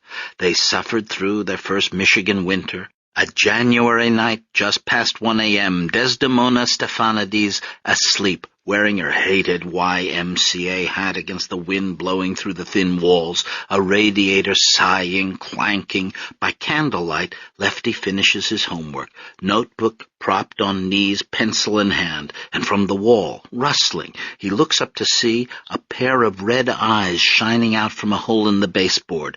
He writes, R-A-T, before throwing his pencil at the vermin. Desdemona sleeps on. He brushes her hair. He says, in English, "Hello, sweetheart." The new country and its language have helped to push the past a little further behind. The sleeping form next to him is less and less his sister every night, and more his wife. The statute of limitations ticks itself out day by day, all memory of the crime being washed away. But what humans forget, cells remember. The body, that elephant. Spring arrived, 1923. My grandfather, accustomed to the multifarious conjugations of ancient Greek verbs, had found English, for all its incoherence, a relatively simple tongue to master. Once he had swallowed a good portion of the English vocabulary, he began to taste the familiar ingredients, the Greek seasoning in the roots, prefixes, and suffixes. A pageant was planned to celebrate the Ford English School graduation. As a top student, Lefty was asked to take part. "What kind of pageant?" Desdemona asked. "I can't tell you. It's a surprise, but you have to sew me some clothes." "What kind?" "Like from the Patrida." It was a Wednesday evening. Lefty and Zizmo were in the sala when suddenly Lena came in to listen to the Ronnie Ronette Hour. Zizmo gave her a disapproving look, but she escaped behind her headphones. "She thinks she's one of these Americanades," Zizmo said to Lefty. "Look, see, she even crosses her legs." "This is America," Lefty said. "We're all Americanades now." "This is not America," Zizmo countered. "This is my house. We don't live like the Americanades in here. Your wife understands. Do you see her in the sala showing her legs and listening to radio?" Someone knocked at the door. Zizmo, who had an inexplicable aversion to unannounced guests, jumped up and reached under his coat. He motioned for Lefty not to move. Lena, noticing something, took off her earphones. The knock came again. "Carrie," Lena said, "if they were going to kill you, would they not?" "Who's going to kill?" Desdemona said, rushing in from the kitchen. "Just a way of speaking," said Lena, who knew more about her husband's importing concern than she'd been letting on. She glided to the door and opened it. 2 men stood on the welcome mat. They wore gray suits, striped ties, black brogues. They had short sideburns. They carried matching briefcases. When they removed their hats, they revealed identical chestnut hair, neatly parted in the center. Zizmo took his hand out of his coat. "We're from the Ford Sociological Department," the tall one said. "Is Mr. Stephanides at home?" "Yes," Lefty said. "Mr. Stephanides, let me tell you why we're here. Management has foreseen," the short one seamlessly continued, "that $5 a day in the hands of some men might work a tremendous handicap along the paths of rectitude and right living, and might make of them a menace to society in general. So it was established by Mr. Ford," the taller one again took over, "that no man is to receive the money who cannot use it advisedly and conservatively. Also," the short one again, "that where a man seems to qualify under the plan and later develops weaknesses, that it is within the province of the company to take away his share of the profits until such time as he can rehabilitate himself. May we come in?" Once across the threshold, they separated. The tall one took a pad from his briefcase. "I'm going to ask you a few questions, if you don't mind. Do you drink, Mr. Stephanides?" "No, he doesn't," Zizmo answered for him. "And who are you, may I ask?" "My name is Zizmo." "Are you a boarder here?" "This is my house." "So, Mr. and Mrs. Stephanides are the boarders." "That's right." "Won't do," said the tall one. "We encourage our employees to obtain mortgages." "He's working on it," Zizmo said. Meanwhile, the short one had entered the kitchen. He was lifting lids off pots, opening the oven door, peering into the garbage can. Desdemona started to object, but Lena checked her with a glance. And notice how Desdemona's nose has begun to twitch. For 2 days now, her sense of smell has been incredibly acute. Foods are beginning to smell funny to her. Feta cheese like dirty socks, olives like goat droppings. "How often do you bathe, Mr. Stephanides?" the tall one asked. "Every day, sir." "How often do you brush your teeth?" "Every day, sir." "What do you use?" "Baking soda." Now the short one was climbing the stairs. He invaded my grandparents' bedroom and inspected the linens. He stepped into the bathroom and examined the toilet seat. "From now on, use this," the tall one said. "It's a dentifrice. Here's a new toothbrush." Disconcerted, my grandfather took the items. "We come from Bursa," he explained. "It's a big city." "Brush along the gum lines. Up on the bottoms and down on the tops. 2 minutes, morning and night. Let's see, give it a try." "We are civilized people." "Do I understand you to be refusing hygiene instruction?" "Listen to me," Zizmo said. "The Greeks built the Parthenon and the Egyptians built the pyramids back when the Anglo-Saxons were still dressing in animal skins." The tall one took a long look at Zizmo and made a note on his pad. "Like this?" my grandfather said, grinning hideously. He moved the toothbrush up and down in his dry mouth. "That's right. Fine." The short one now reappeared from upstairs. He flipped open his pad and began. "Item 1, garbage can in kitchen has no lid. Item 2, housefly on kitchen table. Item 3, too much garlic in food causes indigestion." And now Desdemona locates the culprit. The short man's hair. The smell of brilliantine on it makes her nauseous. "Very considerate of you to come here and take an interest in your employees' health," Zizmo said. "We wouldn't want anybody to get sick now, would we? Might slow down production." "I'm going to pretend I didn't hear that," said the tall one, "seeing as you are not an official employee of the Ford Motor Company. However," turning back to my grandfather, "I should advise you, Mr. Stephanides, that in my report I'm going to make a note of your social relations. I'm going to recommend that you and Mrs. Stephanides move into your own home as soon as it is financially feasible." "And may I ask what your occupation is, sir?" the short one wanted to know. "I'm in shipping," Zizmo said. "Nice of you gentlemen to stop by," Lena moved in. "But if you'll excuse us, we're just about to have dinner. We have to go to church tonight, and of course Lefty has to be in bed by 9 to get rest. He likes to be fresh in the morning." "Oh, that's fine. Fine." Together they put on their hats and left. And so we come to the weeks leading up to the graduation pageant, to Desdemona, sewing a palacari vest, embroidering it with red, white, and blue thread, to Lefty, getting off work one Friday evening and crossing over Miller Road to be paid from the armored truck, to Lefty again, the night of the pageant, taking the streetcar to Cadillac Square and walking into Gold's Clothes. Jimmy Zizmo meets him there to help him pick out a suit. "It's almost summer. How about something cream-colored with a yellow silk necktie?"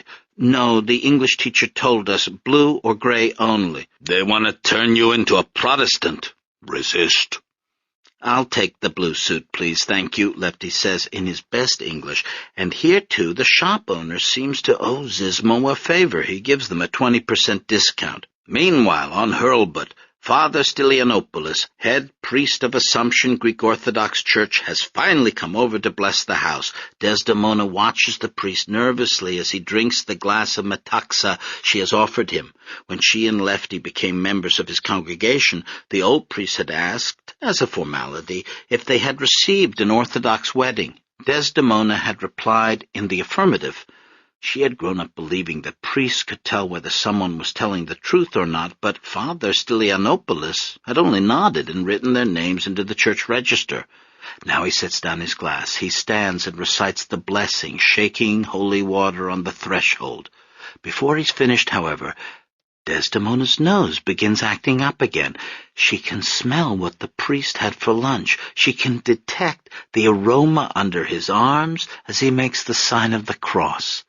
At the door, letting him out, she holds her breath. "Thank you, Father, thank you." Stylianopoulos goes on his way, but it's no use. As soon as she inhales again, she can smell the fertilized flower beds and Mrs. Seslowski boiling cabbage next door, and what she swears must be an open jar of mustard somewhere. All these scents gone wayward on her. As she puts a hand to her stomach, right then the bedroom door swings open. Surmelina steps out. Powder and rouge cover one side of her face. The other side, bare, looks green. "Do you smell something?" she asks. "Yes, I smell everything." "Oh, my God! What is it?" "I didn't think this would happen to me. To you, maybe, but not to me." And now we are in the Detroit Light Guard Armory later that night, 7 p.m. An assembled audience of 2,000 settles down as the house lights dim. Prominent business leaders greet each other with handshakes. Jimmy Zizmo, in a new cream-colored suit with yellow necktie, crosses his legs, jiggling one saddle shoe. Lena and Desdemona hold hands, joined in a mysterious union. The curtain parts to gasps and scattered applause. A painted flat shows a steamship, 2 huge smokestacks, and a swath of deck and railing. A gangway extends into the stage's other focal point, a giant gray cauldron emblazoned with the words, "Ford English School Melting Pot." A European folk melody begins to play. Suddenly, a lone figure appears on the gangway, dressed in a Balkan costume of vest, ballooning trousers, and high leather boots. The immigrant carries his possessions bundled on a stick. He looks around with apprehension, and then descends into the melting pot.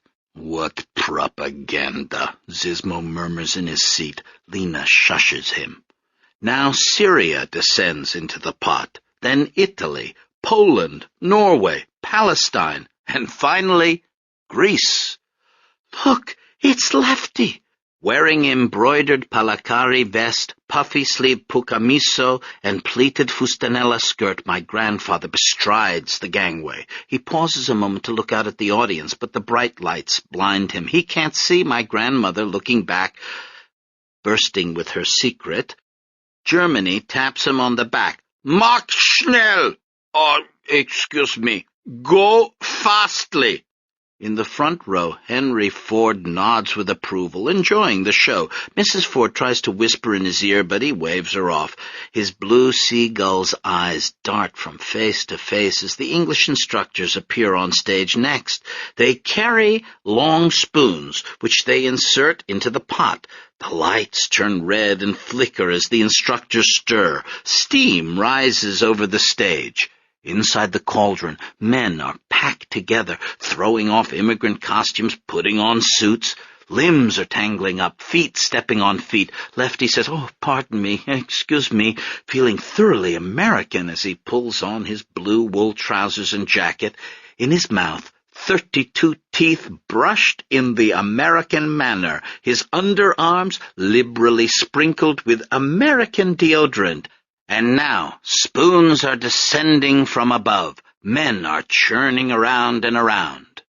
As two men, short and tall, stand in the wings, holding a piece of paper, and out in the audience, my grandmother has a stunned look on her face. And the melting pot boils over. Red lights brighten. The orchestra launches into Yankee Doodle. One by one, the Ford English School graduates rise from the cauldron. Dressed in blue and gray suits, they climb out, waving American flags to thunderous applause. The curtain had barely come down before the men from the sociological department approached. "I passed the final exam," my grandfather told them, 93%, and today I opened savings account. "That sounds fine," the tall one said, "but unfortunately it's too late," said the short one. He took a slip from his pocket, a color well known in Detroit, pink. "We did some checking on your landlord, the so-called Jimmy Zismo. He's got a police record." "I don't know anything," my grandfather said. "I'm sure it's a mistake. He's a nice man, works hard." "I'm sorry, Mr. Stephanides, but you can understand that Mr. Ford can't have workers maintaining such associations. You don't need to come down to the plant on Monday." As my grandfather struggled to absorb this news, the short one leaned in. "I hope you learn a lesson from this. Mixing with the wrong crowd can sink you. You seem like a nice guy, Mr. Stephanides. You really do. We wish you the best of luck in the future." A few minutes later, Lefty came out to meet his wife. He was surprised when, in front of everyone, she hugged him, refusing to let go. "You like the pageant?" "It's not that." "What is it?" Desdemona looked into her husband's eyes, but it was Sormelina who explained it all. "Your wife and I," she said in plain English, "we're both knocked up." Minotaurs. Which is something I'll never have much to do with, like most hermaphrodites, but by no means all. I can't have children. That's one of the reasons why I've never married. It's one of the reasons, aside from shame, why I decided to join the Foreign Service. I've never wanted to stay in one place. After I started living as a male, my mother and I moved away from Michigan, and I've been moving ever since. In another year or two, I'll leave Berlin to be posted somewhere else. I'll be sad to go. This once divided city reminds me of myself. My struggle for unification, for Einheit. Coming from a city still cut in half by racial hatred, I feel hopeful here in Berlin. A word on my shame. I don't condone it. I'm trying my best to get over it. The intersex movement aims to put an end to infant genital reconfiguration surgery. The first step in that struggle is to convince the world, and pediatric endocrinologists in particular, that hermaphroditic genitals are not diseased. 1 out of every 2,000 babies is born with ambiguous genitalia. In the United States, with a population of 275 million, that comes to 137,000 intersexuals alive today.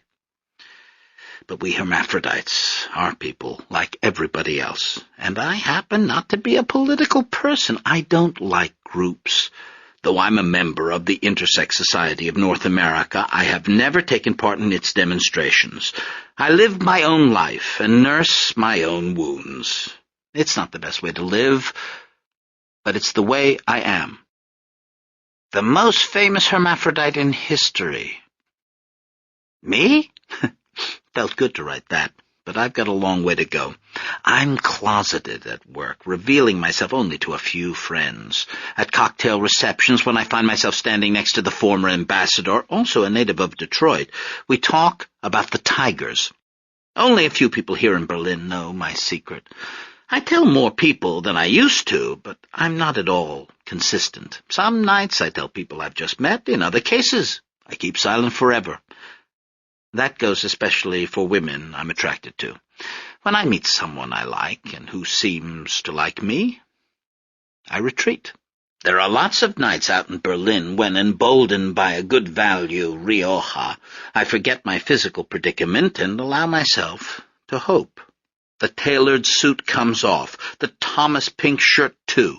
My dates can't fail to be impressed by my physical condition. Under the armor of my double-breasted suits is another of gym-built muscle. But the final protection, my roomie, my discreet boxer shorts, these I do not remove, ever. Instead, I leave, making excuses. I leave and never call them again, just like a guy. And soon enough I'm at it again. I am trying once more, towing the line. I saw my bicyclist again this morning. This time I found out her name, Julie Kikuchi. Raised in Northern California, graduate of the Rhode Island School of Design, and currently in Berlin on a grant from the Künstlerhaus Bethanien. But more important right now, my date for Friday night. It's just a first date. It won't come to anything. No reason to mention my peculiarities, my wandering in the maze these many years shut away from sight, and from love, too. The simultaneous fertilization had occurred in the early morning hours of March 24, 1923, in separate, vertical bedrooms after a night out at the theater. My grandfather, not knowing he was soon to be fired, had splurged on 4 tickets to the Minotaur, playing at the Family. At first Desdemona had refused to go. She disapproved of theater in general, especially vaudeville, but in the end, unable to resist the Hellenic theme. She had put on a new pair of stockings and a black dress and overcoat and made her way with the others down the sidewalk and into the terrifying Packard. When the curtain rose at the Family Theater, my relatives expected to get the whole story. How Minos, king of Crete, failed to sacrifice a white bull to Poseidon, how Poseidon, enraged, caused Minos' wife, Pasiphae, to be smitten with love for a bull, how the child of that union, Asterius, came out with a bull's head attached to a human body, and then Daedalus, the maze, etc. As soon as the footlights came on, however, the production's non-traditional emphasis became clear, because now they pranced on stage. The chorus girls, dressed in silver halters, robed in see-through shifts, they danced, reciting strophes that didn't scan to the eerie piping of flutes. The Minotaur appeared, an actor wearing a papier-mâché bull's head. Lacking any sense of classical psychology, the actor played his half-human character as pure movie monster. He growled. Drums pounded. Chorus girls screamed and fled. The Minotaur pursued, and of course he caught them, each one, and devoured her bloodily, and dragged her pale, defenseless body deeper into the maze, and the curtain came down. In the 18th row, my grandmother gave her critical opinion. "It's like the paintings in the museum," she said. "Just an excuse to show people with no clothes." She insisted on leaving before Act 2.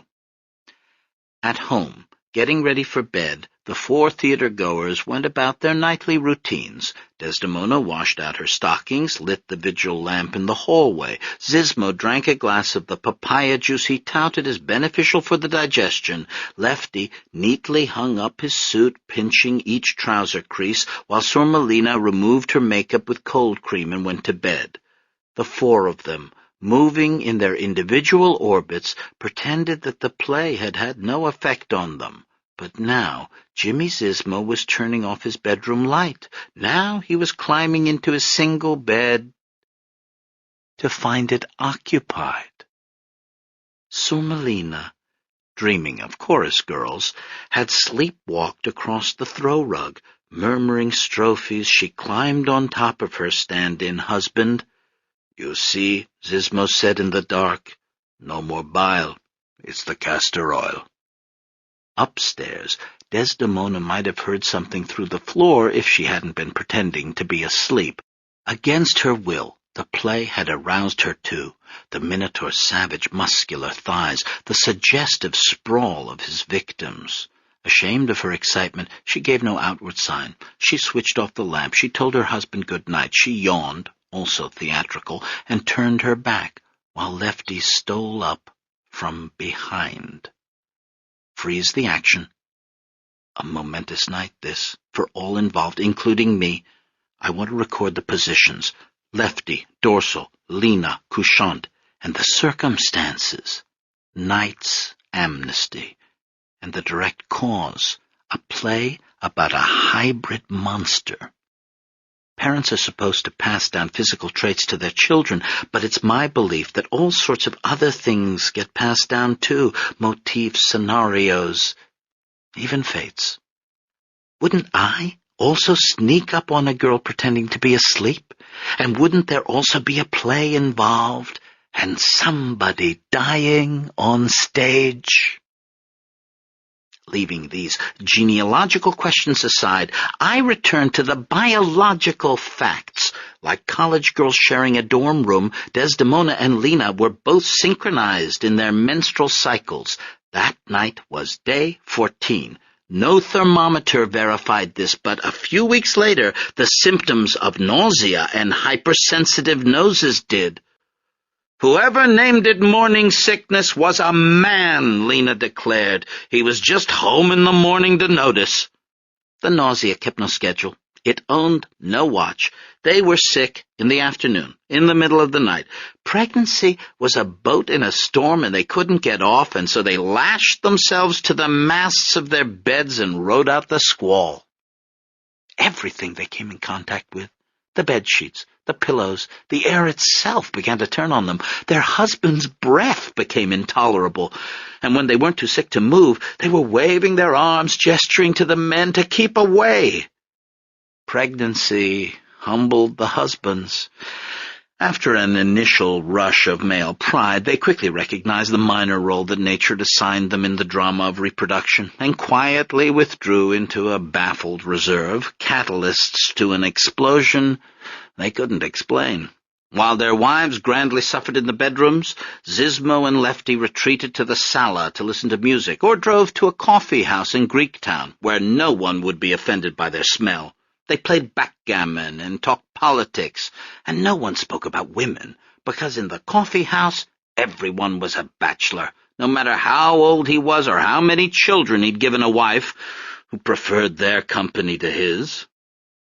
The talk was always the same, of the Turks and their brutality, of Venizelos and his mistakes, of King Constantine and his return, and of the unavenged crime of Smyrna burned. And does anybody care? No. It's like what Béranger said to Clemenceau. He who owns the oil owns the world. Oh, those damned Turks, murderers and rapists. They desecrated the Hagia Sophia, and now they destroyed Smyrna. But here Zismo spoke up. Stop bellyaching. The war was the Greeks' fault. Who invaded who? Asked Zismo. The Turks invaded in 1453. The Greeks can't even run their own country. Why do they need another?" At this point, men stood up, chairs were knocked over. "Who the hell are you, Zizmo? Goddamn Pontian Turk sympathizer!" "I sympathize with the truth," shouted Zizmo. "There's no evidence the Turks started that fire. The Greeks did it. To blame it on the Turks!" Lefty stepped between the men, preventing a fight. After that, Zizmo kept his political opinions to himself.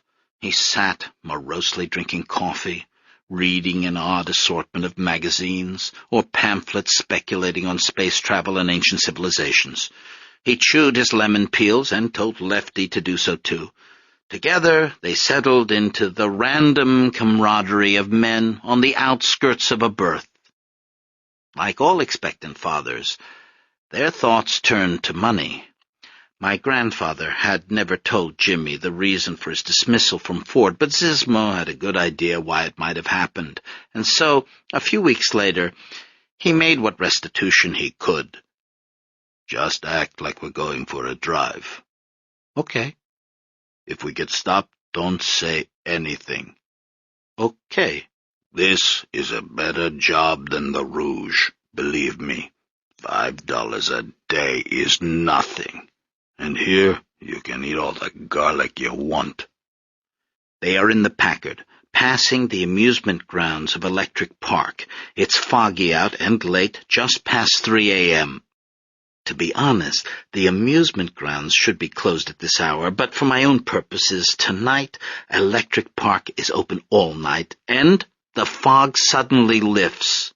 Also that my grandfather can look out the window and see a roller coaster streaking down the track. A moment of cheap symbolism only, and then I have to bow to the strict rules of realism, which is to say, they can't see a thing. Spring fog foams over the ramparts of the newly opened Belle Isle Bridge. The yellow globes of street lamps glow aureoled in the mist. "Lot of traffic for this late," Lefty marvels. "Yes," says Zizmo. "It's very popular at night." The bridge lifts them gently above the river and sets them back down on the other side. Belle Isle, a paramecium-shaped island in the Detroit River, lies less than half a mile from the Canadian shore. By day, the park is full of picnickers and strollers. Fishermen line its muddy banks. Church groups hold tent meetings. Come dark, however, the island takes on an offshore atmosphere of relaxed morals. Lovers park in secluded lookouts. Cars roll over the bridge on shadowy missions. Zizmo drives through the gloom, past the octagonal gazebos and the monument of the Civil War hero, and into the woods where the Ottawa once held their summer camp. Fog wipes the windshield. Birch trees shed parchment beneath an ink-black sky. Missing from most cars in the 1920s, rear-view mirrors. "Steer," Zizmo keeps saying, and turns around to see if they're being followed. In this fashion, trading the wheel, they weave along Central Avenue and the Strand, circling the island 3 times until Zizmo is satisfied. At the northeastern end, he pulls the car over, facing Canada. "Why are we stopping?" "Wait and see." Zizmo turns the headlights on and off 3 times. He gets out of the car, so does Lefty. They stand in the darkness amid river sounds, waves lapping, freighters blowing foghorns. Then there's another sound, a distant hum. "You have an office?" my grandfather asks. "A warehouse?" "This is my office." Zizmo waves his hands through the air. He points to the Packard. "And that's my warehouse." The hum is getting louder now. Lefty squints through the fog. "I used to work for the railroad." Zizmo takes a dried apricot out of his pocket and eats it. "Out west in Utah, broke my back. Then I got smart." But the hum has almost reached them. Zizmo is opening the trunk, and now in the fog an outboard appears, a sleek craft with 2 men aboard. They cut the engine as the boat glides into the reeds. Zizmo hands an envelope to one man. The other whisks the tarp off the boat's stern. In moonlight, neatly stacked, 12 wooden crates gleam. "Now I run a railroad of my own," says Zizmo. "Start unloading." The precise nature of Jimmy Zizmo's importing business was thus revealed. He didn't deal in dried apricots from Syria, halva from Turkey, and honey from Lebanon. He imported Hiram Walker's whiskey from Ontario, beer from Quebec, and rum from Barbados by way of the St. Lawrence River. A teetotaler himself, he made his living buying and selling liquor. "If these Americani are all drunks, what can I do?" he justified, driving away minutes later. "You should have told me," Lefty shouted in rage. "If we get caught, I won't get my citizenship. They'll send me back to Greece." "What choice do you have? You have a better job? And don't forget, you and we have babies on the way." So began my grandfather's life of crime.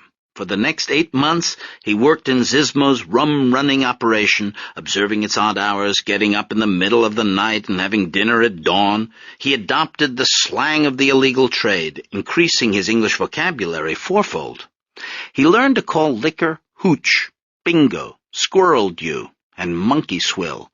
He referred to drinking establishments as boozeries, doggeries, rum holes, and schooners. He learned the locations of blind pigs all over the city, the funeral parlors that filled bodies not with embalming fluid but with gin, the churches that offered something more than sacramental wine, and the barber shops whose barbicide jars contained blue ruin. Lefty grew familiar with the shoreline of the Detroit River. It screened inlets and secret landings. He could identify police outboards at a distance of a quarter mile. Rum running was a tricky business. The major bootlegging was controlled by the Purple Gang and the Mafia. In their beneficence, they allowed a certain amount of amateur smuggling to go on. The day trips to Canada, the fishing boats out for a midnight cruise. Women took the ferry to Windsor with gallon flasks under their dresses. As long as such smuggling didn't cut into the main business, the gangs allowed it. But Zizmo was far exceeding the limit. They went out 5 to 6 times a week. The Packard's trunk could fit 4 cases of liquor. Its commodious curtained back seat, 8 more. Zizmo respected neither rules nor territories. "As soon as they voted in Prohibition, I went to the library and looked at a map," he said, explaining how he'd gotten into the business. "There they were, Canada and Michigan, almost kissing. So I bought a ticket to Detroit. When I got here, I was broke. I went to see a marriage broker in Greektown. The reason I let Lena drive this car? She paid for it." He smiled with satisfaction, but then followed his thoughts a little further, and his face darkened. "I don't approve of women driving, mind you. Now they get to vote," he grumbled to himself. "Remember that play we saw? All women are like that. Given the chance, they'd all fornicate with a bull." "Those are just stories, Jimmy," said Lefty. "You can't take them literally." "Why not?" Zizmo continued. "Women aren't like us. They have carnal natures. The best thing to do with them is to shut them up in a maze." "What are you talking about?" Zizmo smiled. "Pregnancy." It was like a maze. Desdemona kept turning this way and that, left side, right side, trying to find a comfortable position.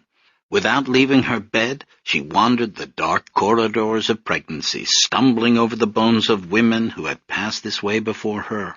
For starters, her mother, Euphrosyne, whom she was suddenly beginning to resemble, her grandmothers, her great-aunts, and all the women before them, stretching back into prehistory, right back to Eve, on whose womb the curse had been laid.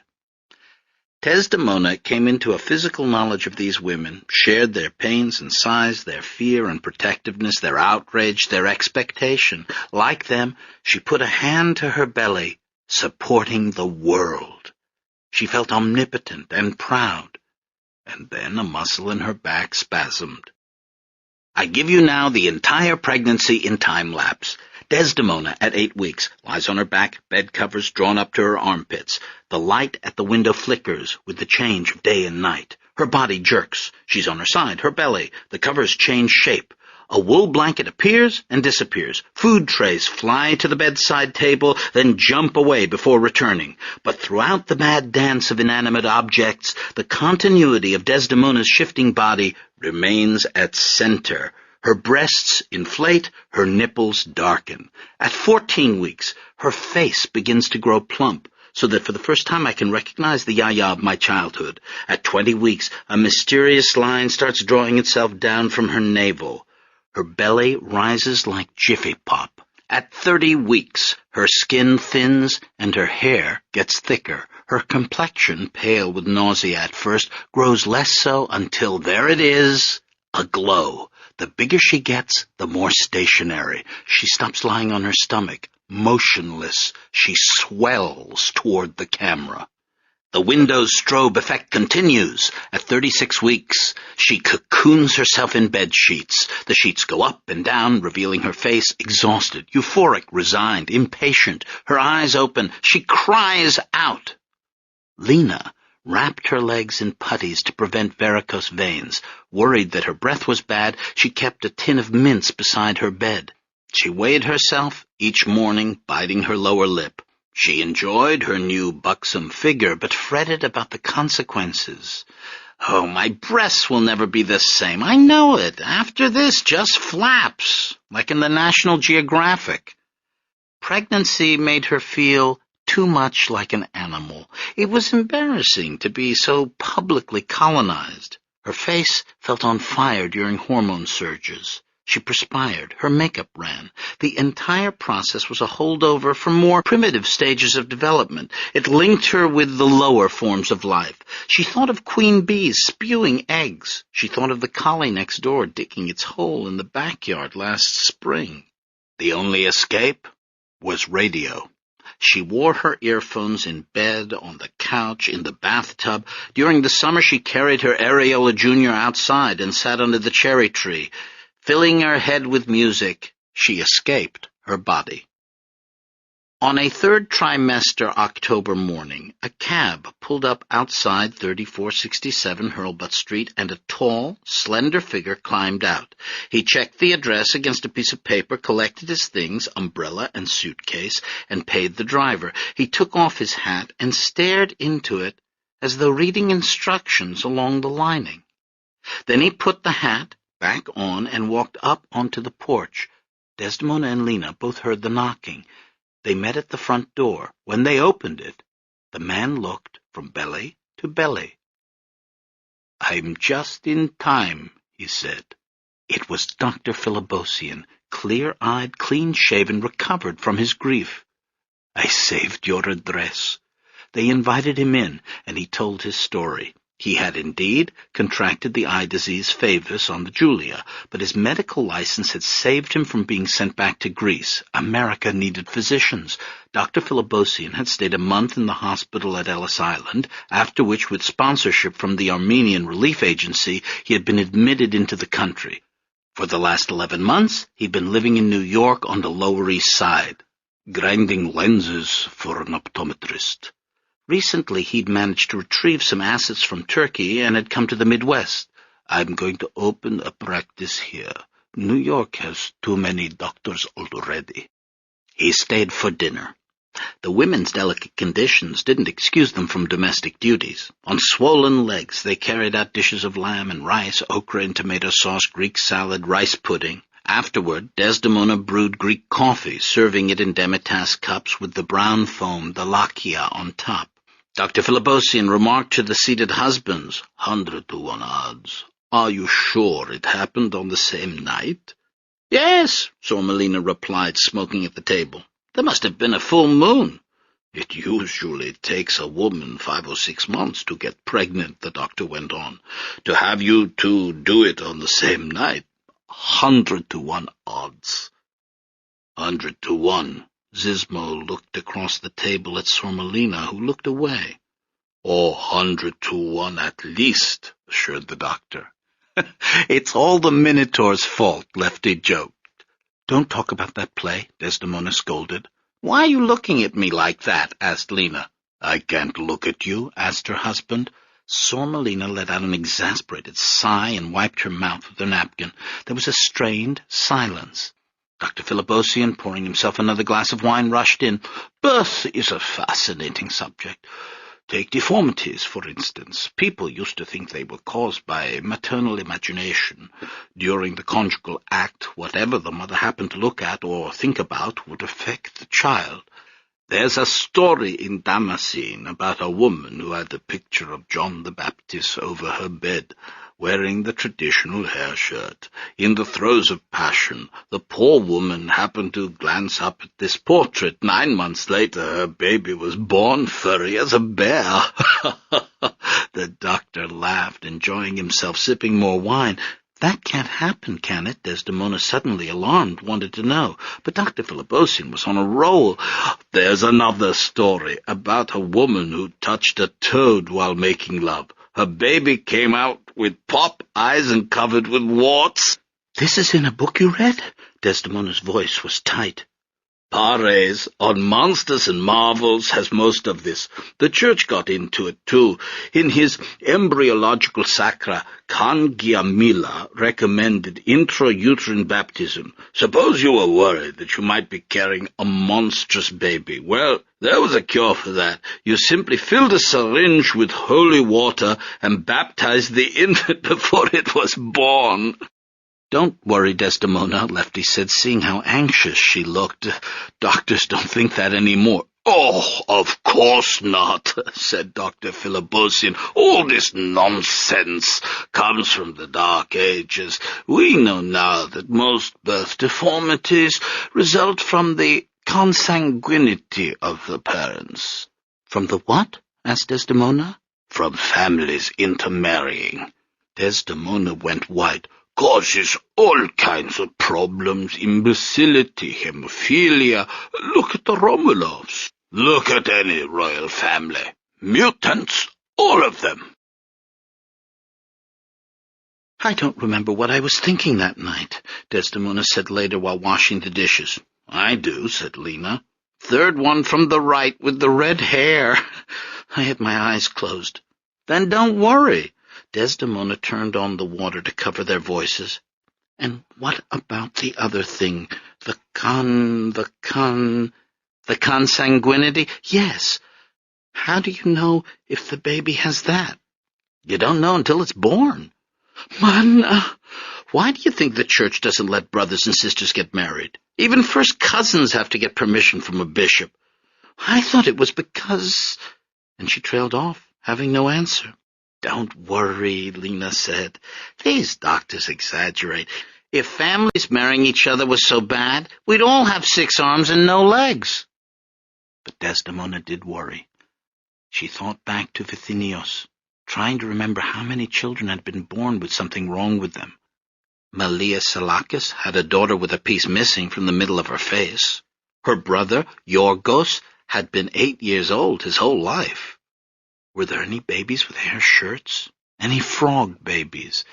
Desdemona recalled her mother telling stories about strange infants born in the village. They came every few generations, babies who were sick in some way. Desdemona couldn't remember how exactly. Her mother had been vague.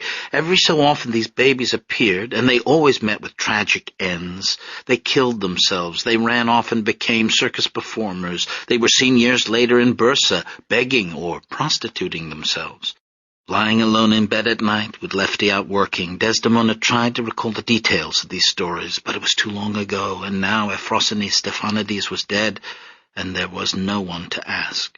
She thought back to the night she'd gotten pregnant and tried to reconstruct events. She turned on her side. She made a pillow stand in for Lefty, pressing it against her back. She looked around the room. There were no pictures on the walls. She hadn't been touching any toads. What did I see? She asked herself. Only the wall. But she wasn't the only one tormented by anxieties. Recklessly now, and with an official disclaimer as to the veracity of what I'm about to tell you, because of all the actors in my Midwestern Epidaurus, the one wearing the biggest mask is Jimmy Zismo. I'll try to give you a glimpse into his emotions that last trimester. Was he excited about becoming a father? Did he bring home nutritive roots and brew homeopathic teas? No, he wasn't. He didn't. After Dr. Philibosian came to dinner that night, Jimmy Zismo began to change. Maybe it was what the doctor had said regarding the synchronous pregnancies, 100-to-1 odds. Maybe it was this stray bit of information that was responsible for Zismo's increasing moodiness, his suspicious glances at his pregnant wife. Maybe he was doubting the likelihood that a single act of intercourse in a 5-month dry spell would result in a successful pregnancy. Was Zismo examining his young wife and feeling old? Tricked? In the late autumn of 1923, minotaurs haunted my family. To Desdemona they came in the form of children who couldn't stop bleeding or who were covered with fur. Zismo's monster was the well-known one with green eyes. It stared out of the river's darkness while he waited on shore for a shipment of liquor. It leapt up from the roadside to confront him through the Packard's windshield. It rolled over in bed when he got home before sunrise, a green-eyed monster lying next to his young, inscrutable wife. But then Zismo would blink, and the monster would disappear. When the women were 8 months pregnant, the first snow fell. Lefty and Zismo wore gloves and mufflers as they waited on the shore of Belle Isle. Nevertheless, despite his insulation, my grandfather was shivering. Twice in the last month they'd had close calls with the police. Sick with jealous suspicions, Zismo had been erratic, forgetting to schedule rendezvous, choosing drop-off points with insufficient preparation. Worse, the Purple Gang was consolidating its hold on the city's rum-running. It was only a matter of time before they ran afoul of it. Meanwhile, back on Hurlbut, a spoon was swinging. Sormelina, legs bandaged, lay back in her boudoir as Desdemona performed the first of the many prognostications that would end with me. "Tell me it's a girl." "You don't want a girl. Girls are too much trouble. You have to worry about them going with the boys. You have to get a dowry and find a husband." "They don't have dowries in America, Desdemona." The spoon began to move. "If it's a boy, I'll kill you. A daughter you'll fight with. A daughter I can talk to. A son you will love." The spoon's arc increased. It's... What? "Start saving money." "Yes." "Lock the windows." Is it really? "Get ready to fight." "You mean it's..." "Yes, a girl, definitely." "Oh, thank God." And a walk-in closet being cleaned out, and the walls being painted white to serve as a nursery. 2 identical cribs arrive from Hudson's. My grandmother sets them up in the nursery, then hangs a blanket between them, in case her child is a boy. Out in the hall, she stops before the vigil light to pray to the All-Holy. "Please, don't let my baby be this thing, a hemophiliac. Lefty and I didn't know what we were doing. Please, I swear, I will never have another baby. Just this one." 33 weeks. 34. In uterine swimming pools, babies perform half-gainers, flipping over head first. But Sormelina and Desdemona, so synchronized in their pregnancies, diverged at the end. On December 17th, while listening to a radio play, Sormelina removed her earphones and announced that she was having pains. 3 hours later, Dr. Philibosian delivered a girl, as Desdemona predicted. The baby weighed only 4 pounds 3 ounces and had to be kept in an incubator for a week. "See?" Lena said to Desdemona, gazing at the baby through the glass. "Dr. Phil was wrong. Look, her hair's black, not red." Jimmy Zismo approached the incubator next. He removed his hat and bent very close to Squint. And did he wince? Did the baby's pale complexion confirm his doubts, or provide answers as to why a wife might complain of aches and pains, or why she might be conveniently cured in order to prove his paternity? Whatever his doubts, the child was his. Sormelina's complexion had merely stolen the show. Genetics, a crapshoot entirely. All I know is this. Shortly after Zizmo saw his daughter, he came up with his final scheme. A week later, he told Lefty, "Get ready. We have business tonight." And now the mansions along the lake are lit with Christmas lights. The great snow-covered lawn of Rose Terrace, the Dodge mansion, boasts a 40-foot Christmas tree trucked in from the Upper Peninsula. Elves race around the pine in miniature Dodge sedans. Santa is chauffeured by a reindeer in a cap. Rudolph hasn't been created yet, so the reindeer's nose is black. Outside the mansion's gates, a black and tan Packard passes by. The driver looks straight ahead. The passenger gazes out at the enormous house. Jimmy Zizmo is driving slowly because of the chains on the tires. They've come out along East Jefferson, past Electric Park and the Belle Isle Bridge. They've continued through Detroit's east side, following Jefferson Avenue, and now we're here, my neck of the woods, Grosse Pointe. Here's the Starks' house, where Clementine Stark and I will practice kissing the summer before third grade, and there's the Baker and English School for girls high on its hill over the lake. My grandfather is well aware that Zizmo hasn't come to Grosse Pointe to admire the big houses. Anxiously, he waits to see what Zizmo has in mind. Not far from Rose Terrace, the lakefront opens up, black, empty, and frozen solid. Near the bank, the ice piles up in chunks. Zizmo follows the shoreline until he comes to a gap in the road where boats launch in summer. He turns into it and stops. "We're going over the ice?" my grandfather says. "Easiest way to Canada at the moment." "Are you sure it will hold?" In response to my grandfather's question, Zizmo only opens his door to facilitate escape. Lefty follows suit. The Packard's front wheels drop onto ice. It feels as if the entire frozen lake shifts. A high-pitched noise follows, as when teeth bear down on ice cubes. After a few seconds, this stops. The rear wheels drop. The ice settles. My grandfather, who hasn't prayed since he was in Bursa, has the impulse to give it another go. Lake St. Clair is controlled by the Purple Gang. It provides no trees to hide behind, no side roads to sneak down. He bites his thumb where the nail is missing. Without a moon, they see only what the insectile headlamps illuminate. 15 feet of granular, ice-blue surface crisscrossed by tire tracks. Vortices of snow whirl up in front of them. Zizmo wipes the fogged windshield with his shirt sleeve. "Keep a lookout for dark ice." "Why?" "That means it's thin."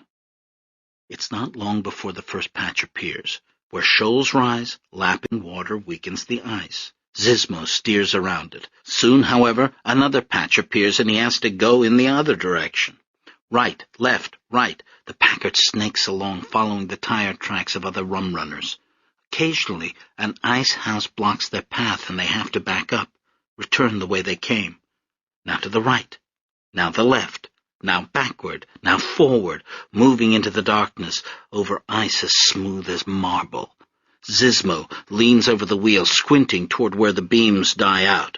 My grandfather holds his door open, listening for the sound of the ice groaning. But now, over the engine noise, another noise starts up. Across town, on this very same night, my grandmother is having a nightmare. She's in a lifeboat aboard the Julia. Captain Contulis kneels between her legs, removing her wedding corset. He unlaces it, pulls it open, while puffing on a clove cigarette. Desdemona, filled with embarrassment at her sudden nakedness, looks down at the object of the captain's fascination. A heavy ship's rope disappears inside her.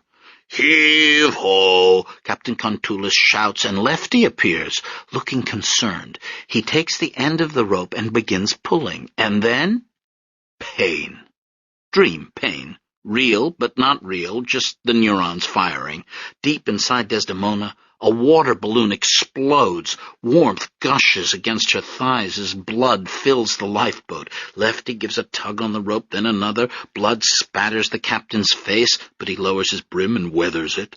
Desdemona cries out. The lifeboat rocks, and then there's a popping sound, and she feels a sick sensation. as if she's being torn in two, and there, on the end of the rope, is her child, a little knot of muscle, bruise-colored. And she looks to find the arms, and cannot. And she looks to find the legs, and cannot. And then the tiny head lifts, and she looks into her baby's face, a single crescent of teeth, opening and closing. No eyes, no mouth, only teeth, flapping open and shut. Desdemona bolts awake. It's a moment before she realizes that her actual real-life bed is soaked through. Her water has broken. While out on the ice, the Packard's headlamps brighten with each acceleration as more juice flows from the battery. They're in the shipping lane now, equidistant from both shores, the sky a great black bowl above them, pierced with celestial fires. They can't remember the way they came now, how many turns they took, where the bad ice is. The frozen terrain is scrawled with tire tracks leading in every possible direction. They pass the carcasses of old jalopies, front ends fallen through the ice, doors riddled with bullet holes. There are axles lying about and hubcaps and a few spare tires. In the darkness and whirling snow, my grandfather's eyes play tricks on him. Twice he thinks he sees a phalanx of cars approaching. The cars toy with them, appearing now in front, now to the side, now behind, coming and going so quickly he can't be sure if he saw them at all. And there is another smell in the Packard now, above leather and whiskey, a stringent metallic smell overpowering my grandfather's deodorant. Fear. It's right then that Zismo, in a calm voice, says, "Something I always wondered about. Why don't you ever tell anyone that Lena is your cousin?" The question, coming out of the blue, takes my grandfather off guard. "You don't keep it a secret?" "No," says Zismo. "I've never heard you mention it." "Where we come from, everybody is a cousin," Lefty tries to joke. "Then how much farther do we have to go?" "Other side of the shipping line. We still on the American side." "How are you going to find them out here?" "We'll find them." "You want me to speed up?" Without waiting for a reply, Zismo steps on the accelerator. "That's okay. Go slow." "Something else I always wanted to know," Zismo says, accelerating. "Jimmy, be safe. Why did Lena have to leave the village to get married?" You're going too fast. I don't have time to check the ice." "Answer me." "Why did she leave? There was no one to marry. She wanted to come to America." "Is that what she wanted?" He accelerates again. "Jimmy, slow down." But Zismo pushes the pedal to the floor and shouts, "Is it you?" "What are you talking about?" "Is it you?" Zismo roars again, and now the engine is whining. The ice is whizzing by underneath the car. "Who is it?" he demands to know.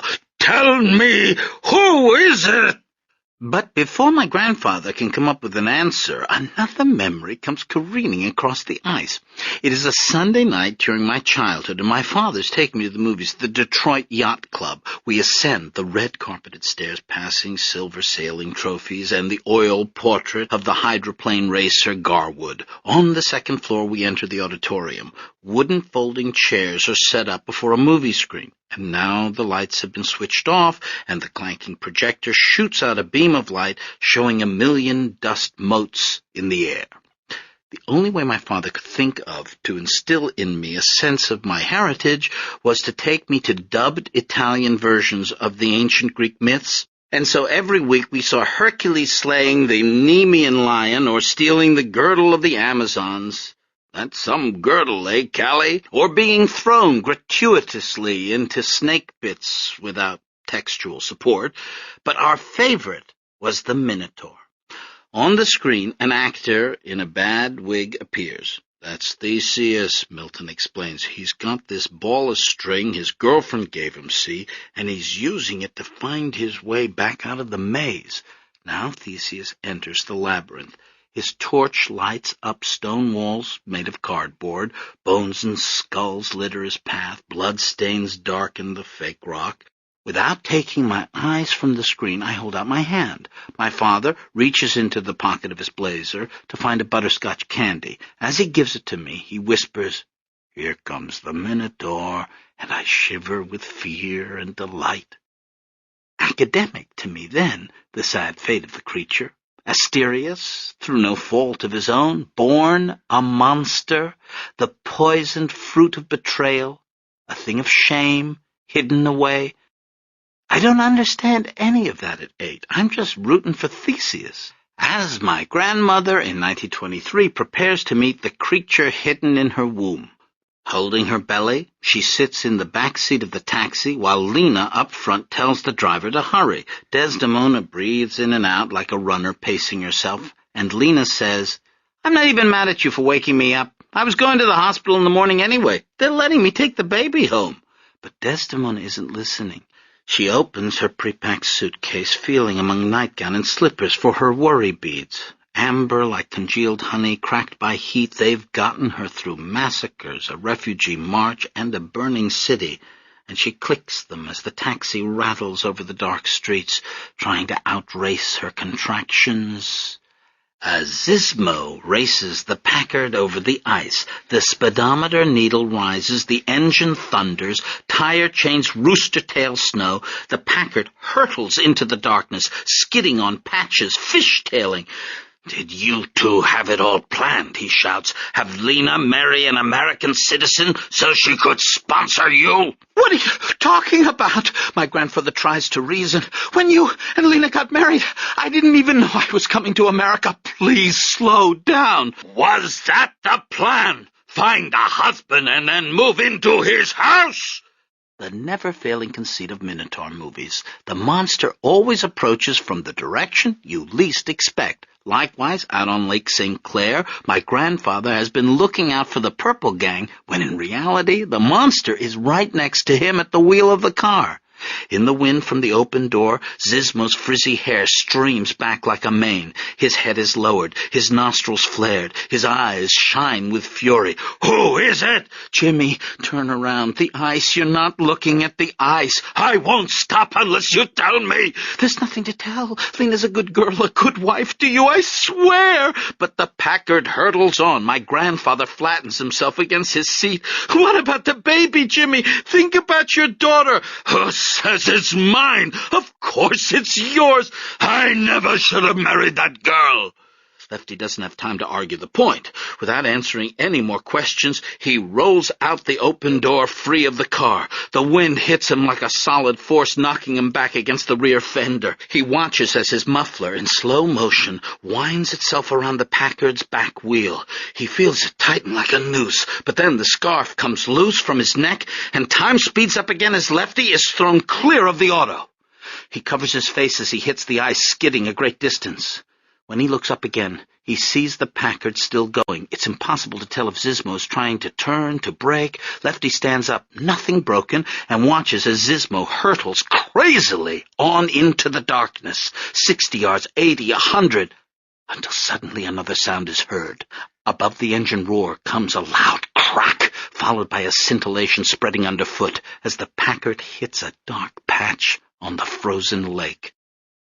Just like ice, lives crack too, personalities, identities. Jimmy Zismo, crouching over the Packard's wheel, has already changed past understanding. Right here is where the trail goes cold. I can take you this far and no further. Maybe it was a jealous rage.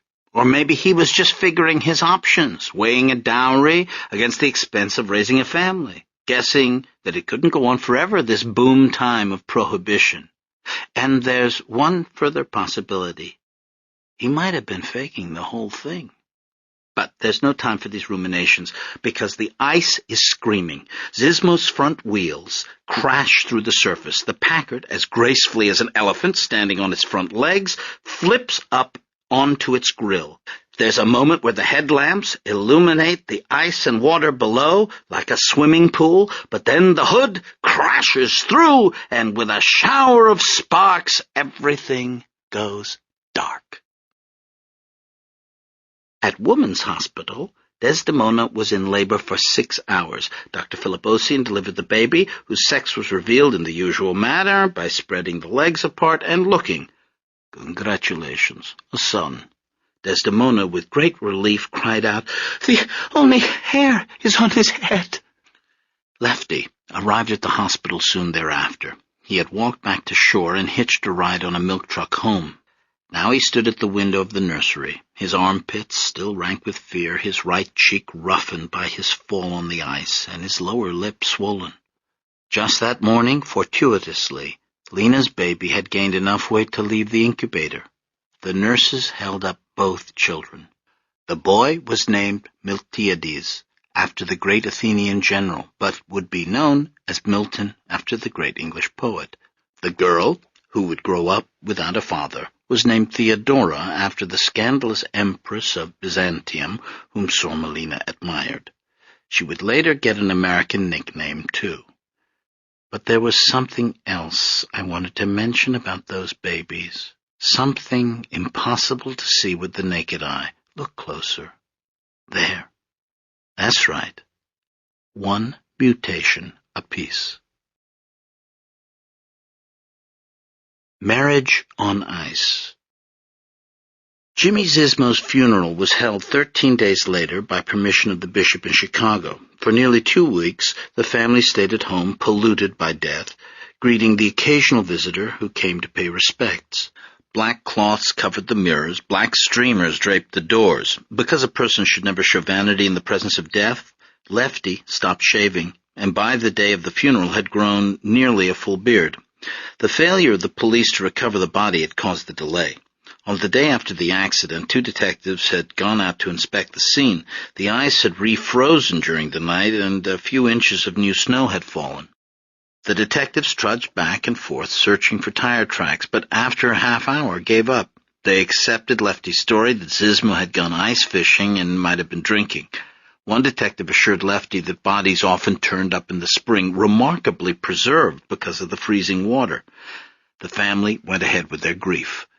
Father Stylianopoulos brought the case to the attention of the bishop, who granted the request to give Zizmo an Orthodox funeral, provided an interment ceremony could be held at the graveside if the body were later found. Lefty took care of the funeral arrangements. He picked out a casket, chose a plot, ordered a headstone, and paid for the death notices in the newspaper. In those days, Greek immigrants were beginning to use funeral parlors, but Sormelina insisted that the viewing be held at home. For over a week, mourners arrived into the darkened sala, where the window shades had been drawn and the scent of flowers hung heavy in the air. Zizmo's shadowy business associates made visits, as well as people from the speakeasies he supplied, and a few of Lena's friends. After giving the widow their condolences, they crossed the living room to stand before the open coffin. Inside, resting on a pillow, was a framed photograph of Jimmy Zizmo. The picture showed Zizmo in 3/4 profile, gazing up toward the celestial glow of studio lighting. Sormelina had cut the ribbon between their wedding crowns and placed her husband's inside the coffin, too. Sormelina's anguish at her husband's death far exceeded her affection for him in life. For 10 hours over 2 days she keened over Jimmy Zizmo's empty coffin, reciting the Myrologia. In the best histrionic village style, Sormelina unleashed soaring arias in which she lamented the death of her husband and castigated him for dying. When she was finished with Zizmo, she railed at God for taking him so soon and bemoaned the fate of her newborn daughter. "You are to blame. It is all your fault," she cried. "What reason was there for you to die? You've left me a widow. You've left your child on the streets." She nursed the baby as she keened, and every so often held her up so that Zizmo and God could see what they had done. The older immigrants, hearing Lena's rage, found themselves returning to their childhood in Greece, to memories of their own grandparents' or parents' funerals, and everyone agreed that such a display of grief would guarantee Jimmy Zizmo's soul eternal peace. In accordance with church law, the funeral was held on a weekday. Father Stylianopoulos, wearing a tall kalamafkion on his head and a large pectoral cross, came to the house at 10 in the morning. After prayer was said, Sormelina brought the priest a candle burning on a plate. She blew it out, the smoke rose and dispersed, and Father Stylianopoulos broke the candle in 2. After that, everyone filed outside to begin the procession to the church. Lefty had rented a limousine for the day and opened the door for his wife and cousin. When he got in himself, he gave a small wave to the man who had been chosen to stay behind, blocking the doorway to keep Zizmo's spirit from re-entering the house. This man was Peter Thetakis, the future chiropractor. Following tradition, Uncle Pete guarded the doorway for more than 2 hours until the service at the church was over. The ceremony contained the full funeral liturgy, omitting only the final portion where the congregation is asked to give the deceased a final kiss. Instead, Sor Melina passed by the casket and kissed the wedding crown, followed by Desdemona and Lefty. Assumption Church, which at that time operated out of a small storefront on Hart Street, was still less than a quarter full. Jimmy and Lena had not been regular churchgoers. Most of the mourners were old widows for whom funerals were a form of entertainment. At last the pallbearers brought the casket outside for the funeral photograph. The participants clustered around it, the simple Hart Street church in the background. Father Stylianopoulos took his position at the head of the casket. The casket itself was reopened to show the photo of Jimmy Zizmo resting against the pleated satin. Flags were held over the coffin, the Greek flag on one side, the American flag on the other. No one smiled for the flash. Afterward, the funeral procession continued to Forest Lawn Cemetery on Van Dyke, where the casket was put in storage until spring. There was still a possibility that the body might materialize with the spring thaw. Despite the performance of all the necessary rites, the family remained aware that Jimmy Zizmo's soul wasn't at rest. After death, the souls of the Orthodox do not wing their way directly to heaven. They prefer to linger on earth and annoy the living. For the next 40 days, whenever my grandmother misplaced her dream book or her worry beads, she blamed Zizmo's spirit. He haunted the house, making fresh milk curdle and stealing the bathroom soap. As the mourning period drew to an end, Desdemona and Sor Melina prepared the colivo. It was like a wedding cake made in 3 blindingly white tiers.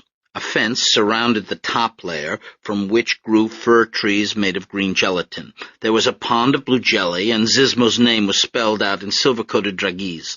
On the 40th day after the funeral, another church ceremony was held, after which everyone returned to Hurlbut Street. They gathered around the colivo, which was sprinkled with the powdered sugar of the afterlife and mixed with the immortal seeds of the pomegranates. As soon as they ate the cake, they could all feel it. Jimmy Zizmo's soul was leaving the earth and entering heaven, where it couldn't bother them any more. At the height of the festivities, Sor Melina caused a scandal when she returned from her room wearing a bright orange dress. "What are you doing?" Desdemona whispered. "A widow wears black for the rest of her life." 40 days is enough," said Lena, and went on eating. Only then could the babies be baptized. The next Saturday, Desdemona, seized with conflicting emotions, watched as the children's godfathers held them above the baptismal font at Assumption. As she entered the church, my grandmother had felt an intense pride. People crowded around trying to get a look at her new baby, who had the miraculous power of turning even the oldest women into young mothers again. During the rite itself, Father Stylianopoulos clipped a lock of Milton's hair and dropped it into the water. He christened the sign of the cross on the baby's forehead. He submerged the infant under the water. But as Milton was cleansed of original sin, Desdemona remained cognizant of her iniquity. Silently she repeated her vow never to have another child. "Lena," she began a few days later, blushing. "What?" "Nothing." "Not nothing. Something. What?" "I was wondering, how do you, if you don't want—" And she blurted it out. "How do you keep from getting pregnant?" Lena gave a low laugh. "That's not something I have to worry about anymore." "But do you know how? Is there a way?"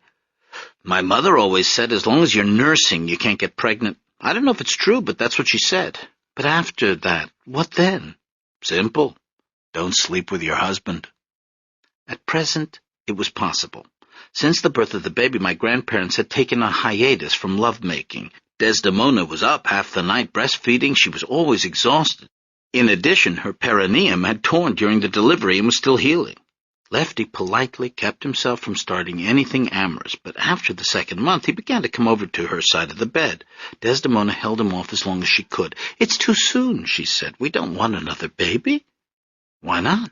Milton needs a brother." "You're hurting me." "I'll be gentle. Come here." "No, please, not tonight." "What? Are you turning into Sor Melina? Once a year is enough." Quiet, you'll wake the baby. I don't care if I wake the baby. Don't shout. Okay, here, I'm ready. But 5 minutes later, what's the matter? Nothing. Don't tell me nothing. It's like being with a statue. Oh, Lefty! And she burst into sobs. Lefty comforted her and apologized, but as he turned over to go to sleep, he felt himself being enclosed in the loneliness of fatherhood. With the birth of his son, Eleftherios Stephanides saw his future and continuing diminishment in the eyes of his wife. And as he buried his face in his pillow, he understood the complaint of fathers everywhere who lived like boarders in their own homes. He felt a mad jealousy toward his infant son, whose cries were the only sounds Desdemona seemed to hear, whose little body was the recipient of unending ministrations and caresses, and who had muscled his own father aside in Desdemona's affections by a seemingly divine subterfuge, a god taking the form of a piglet in order to suckle at a woman's breast. Over the next weeks and months, Lefty watched from the Siberia of his side of the bed as this mother-infant love affair blossomed. He saw his wife scrunch her face up against the baby's to make cooing noises. He marveled at her complete lack of disgust toward the infant's bodily processes, the tenderness with which she cleaned up and powdered the baby's bottom, rubbing with circular motions, and even once, to Lefty's shock, spreading the tiny buttocks to daub the rosebud between with petroleum jelly. From then on, my grandparents' relationship began to change. Up until Milton's birth, Lefty and Desdemona had enjoyed an unusually close and egalitarian marriage for its time, but as Lefty began to feel left out, he retaliated with tradition. He stopped calling his wife Kukla, which meant doll, and began calling her Kyria, which meant madame. He reinstituted sex segregation in the house, reserving the sala for his male companions and banishing Desdemona to the kitchen. He began to give orders, "Kyria, my dinner," or "Kyria, bring the drinks." In this, he acted like his contemporaries, and no one noticed anything out of the ordinary except Sir Melina. But even she couldn't entirely throw off the chains of the village, and when Lefty had his male friends over to the house to smoke cigars and sing kleptic songs, she retreated to her bedroom.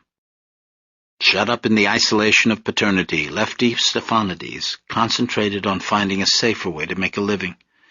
He wrote to the Atlantis Publishing Company in New York, offering his services as a translator, but received in return only a letter thanking him for his interest along with a catalogue. He gave the catalogue to Desdemona, who ordered a new dream book. Wearing his blue Protestant suit, Lefty visited the local universities and colleges in person to inquire about the possibility of becoming a Greek instructor, but there were few positions and all were filled. My grandfather lacked the necessary classics degree. He hadn't even graduated from university. Though he learned to speak a fluent, somewhat eccentric English, his written command of the language was mediocre at best. With a wife and child to support, there was no thought of his returning to school. Despite these obstacles, or maybe because of them, during the 40-day mourning period, Lefty had set up a study for himself in the living room and returned to his scholarly pursuits. Obstinately, and for sheer escape, he spent hours translating Homer and Mimnermos into English. He used beautiful, much too expensive Milanese notebooks and wrote with a fountain pen filled with emerald ink. In the evenings, other young immigrant men came over bringing bootleg whiskey, and they all drank and played backgammon. Sometimes Desdemona smelled the familiar musky sweet scent seeping under the door. During the daytime, if he felt cooped up, Lefty pulled his new fedora low on his forehead and left the house to think. He walked down to Waterworks Park, amazed that the Americans had built such a palace to house plumbing filters and intake valves. He went down to the river and stood among the dry-docked boats. German shepherds chained in ice-whitened yards snarled at him. He peeked into the windows of bait shops closed for the winter. During one of these walks, he passed a demolished apartment building. The facade had been torn down, revealing the inner rooms like a dollhouse. Lefty saw the brightly tiled kitchens and bathrooms hanging in midair, half-enclosed spaces whose rich colors reminded him of the Sultan's tombs. And he had an idea. The next morning, he climbed down into the basement on Hurlbut and went to work. He removed Desdemona's spiced sausages from the heating pipes. He swept up the cobwebs and laid a rug over the dirt floor. He brought down Jimmy Zizmo's zebra skin from upstairs and tacked it on the wall. In front of the sink he built a small bar out of discarded lumber and covered it with scavenged tiles. Blue and white arabesques, Neapolitan checkerboard, red heraldic dragons, and local earth-tone puabics. For tables, he upended cable reels and spread them with cloths. He tented bed sheets overhead, hiding the pipes. From his old connections in the rum-running business, he rented a slot machine and ordered a week's supply of beer and whiskey. And on a cold Friday night in February of 1924, he opened for business. The Zebra Room was a neighborhood place with irregular hours. Whenever Lefty was open for business, he put an icon of St. George in the living room window, facing the street. Patrons came around back, giving a coded knock, a long and two shorts followed by two longs on the basement door. Then they descended out of the America of factory work and tyrannical foremen into an Arcadian grotto of forgetfulness. My grandfather put the Victrola in the corner. He set out braided sesame coulouria on the bar. He greeted people with the exuberance they expected from a foreigner, and he flirted with the ladies. Behind the bar, a stained-glass window of liquor bottles glowed, the blues of English gin, the deep reds of claret and Madeira, the tawny browns of Scotch and bourbon. A hanging lamp spun on its chain, speckling the zebra skin with light, and making the customers feel even drunker than they were. Occasionally, someone would stand up from his chair and begin to twitch and snap his fingers to the strange music while his companions laughed. Down in that basement speakeasy, my grandfather acquired the attributes of the barkeep he would be for the rest of his life.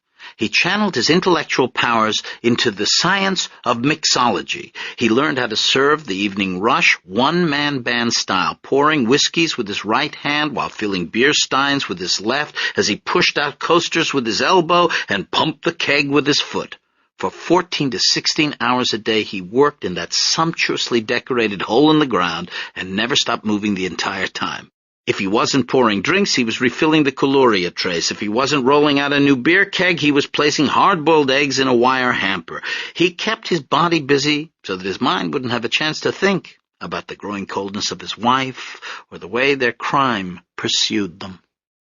Lefty had dreamed of opening a casino, and the Zebra Room was as close as he ever came to it. There was no gambling, no potted palms, but there was Rebetica, and on many nights, hashish. Only in 1958, when he had stepped from behind the bar of another Zebra Room, would my grandfather have the leisure to remember his youthful dreams of roulette wheels. Then, trying to make up for lost time, he would ruin himself and finally silence his voice in my life forever. Desdemona and Sormelina remained upstairs raising the children. Practically speaking, this meant that Desdemona got them out of bed in the morning, fed them, washed their faces, and changed their diapers before bringing them in to Sormelina, who by then was receiving visitors, still smelling of the cucumber slices she put over her eyelids at night. At the sight of Theodora, Sormelina spread her arms and crooned, "Chrysophyli," snatching her golden girl from Desdemona and covering her face with kisses. For the rest of the morning, drinking coffee, Lena amused herself by applying kohl to little Theodora's eyelashes. When odors arose, she handed the baby back, saying, "Something happened." It was Sormelina's belief that the soul didn't enter the body until a child started speaking. She let Desdemona worry about the diaper rashes and whooping coughs, the earaches and nosebleeds. Whenever company came over for Sunday dinner, however, Sormelina greeted them with the overdressed baby pinned to her shoulder, the perfect accessory. Sormelina was bad with babies, but terrific with teenagers. She was there for your first crushes and heartbreaks, your party dresses and spins at sophisticated states like anatomy. And so, in those early years, Milton and Theodora grew up together in the traditional Stephanides way. As once a Kalimi had separated a brother and sister, now a wool blanket separated second cousins. As once a double shadow had leapt up against a mountainside, now a similarly conjoined shadow moved across the back porch of the house on Hurlbut. They grew.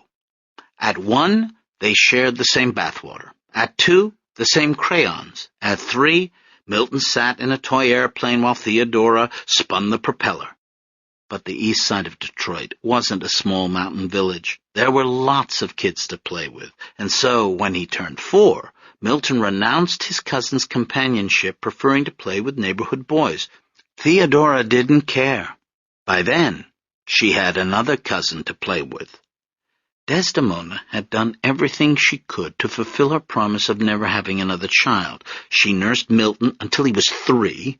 She continued to rebuff Lefty's advances, but it was impossible to do so every night. There were times when the guilt she felt for marrying Lefty conflicted with the guilt she felt for not satisfying him. There were times when Lefty's need seemed so desperate, so pitiful, that she couldn't resist giving in to him, and there were times when she, too, needed physical comfort and release. It happened no more than a handful of times each year, though more often in the summer months. Occasionally, Desdemona had too much wine on somebody's name day, and then it also happened. And on a hot night in July of 1927, it significantly happened, and the result was a daughter, Zoe Helen Stephanides, my Aunt Zoe. From the moment she learned she was pregnant, my grandmother was again tormented by fears that the baby would suffer a hideous birth defect. In the Orthodox Church, even the children of closely related godparents were kept from marrying on the grounds that this amounted to spiritual incest. What was that compared with this? This was much worse. So Desdemona agonized, unable to sleep at night as the new baby grew inside her, that she had promised the Panagia, the All-Holy Virgin, that she would never have another child, only made Desdemona feel more certain that the hand of judgment would now fall heavy on her head. But once again, her anxieties were for naught.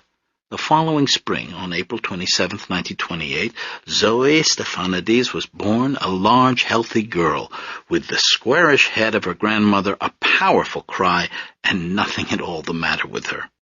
Milton had little interest in his new sister. He preferred shooting a slingshot with his friends. Theodora was just the opposite. She was enthralled with Zoe. She carried the new baby around with her like a new doll. Their lifelong friendship, which would suffer many strains, began from day one with Theodora pretending to be Zoe's mother. The arrival of another baby made the house on Hurlbut feel crowded. Sor Melina decided to move out. She found a job at a florist's shop, leaving Lefty and Desdemona to assume the mortgage on the house. In the fall of that same year, Sor Melina and Theodora took up residence nearby in the O'Toole boarding house right behind Hurlbut on Cadillac Boulevard. The backs of the two houses faced each other, and Lena and Theodora were still close enough to visit nearly every day. On Thursday, October 24th, 1929, on Wall Street, in New York City, men in finely tailored suits began jumping from the windows of the city's famous skyscrapers. Their lemming-like despair seemed far away from Hurlbut Street, but little by little the dark cloud passed over the nation, moving in the opposite direction to the weather until it reached the Midwest. The depression made itself known to Lefty by a growing number of empty bar stools. After nearly 6 years of operating at full capacity, there began to be slow periods, nights when the place was only 2/3 full or just half.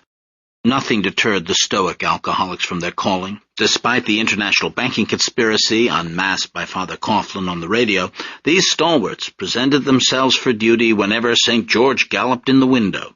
But the social drinkers and family men stopped showing up. By March of 1930, only half as many patrons gave the secret dactylic spondaic knock on the basement door. Business picked up during the summer. "Don't worry," Lefty told Desdemona. "President Herbert Hoover is taking care of things. The worst is over." They skated along through the next year and a half, but by 1932 only a few customers were coming in each day. Lefty extended credit, discounted drinks, but it was no use. Soon he couldn't pay for shipments of liquor. One day 2 men came in and repossessed the slot machine. "It was terrible, terrible," Desdemona still cried 50 years later, describing those years. "Throughout my childhood, the slightest mention of the depression would set my yaya off into a full cycle of wailing and breast-clutching, even once when the subject was manic depression. She would go limp in her chair, squeezing her face in both hands like the figure in Munch's The Scream, and then would do so. 'Mana, the depression, so terrible, you no can believe. Everybody, they no have work. I remember the marches for the hunger. All the people, they are marching in the street, 1,000,000 people, one after one, to go tell Mr. Henry Ford to open the factory. Then We have in the alley one night a noise was terrible. The people, they are killing rats. Plam, plam, plam with sticks to go to eat the rats. Oh, my God! And Lefty, he was no working in the factory then. He only having, the speakeasy where the people they used to come to drink. But in the Depression was in the middle another bad time. Economy very bad. And nobody they have money to drink. They no can eat. How they can drink? So soon Papu and Yaya, we no have money. And then, hand to heart, then they make me go to work for those Mavros, black people. Oh, my God. It happened like this.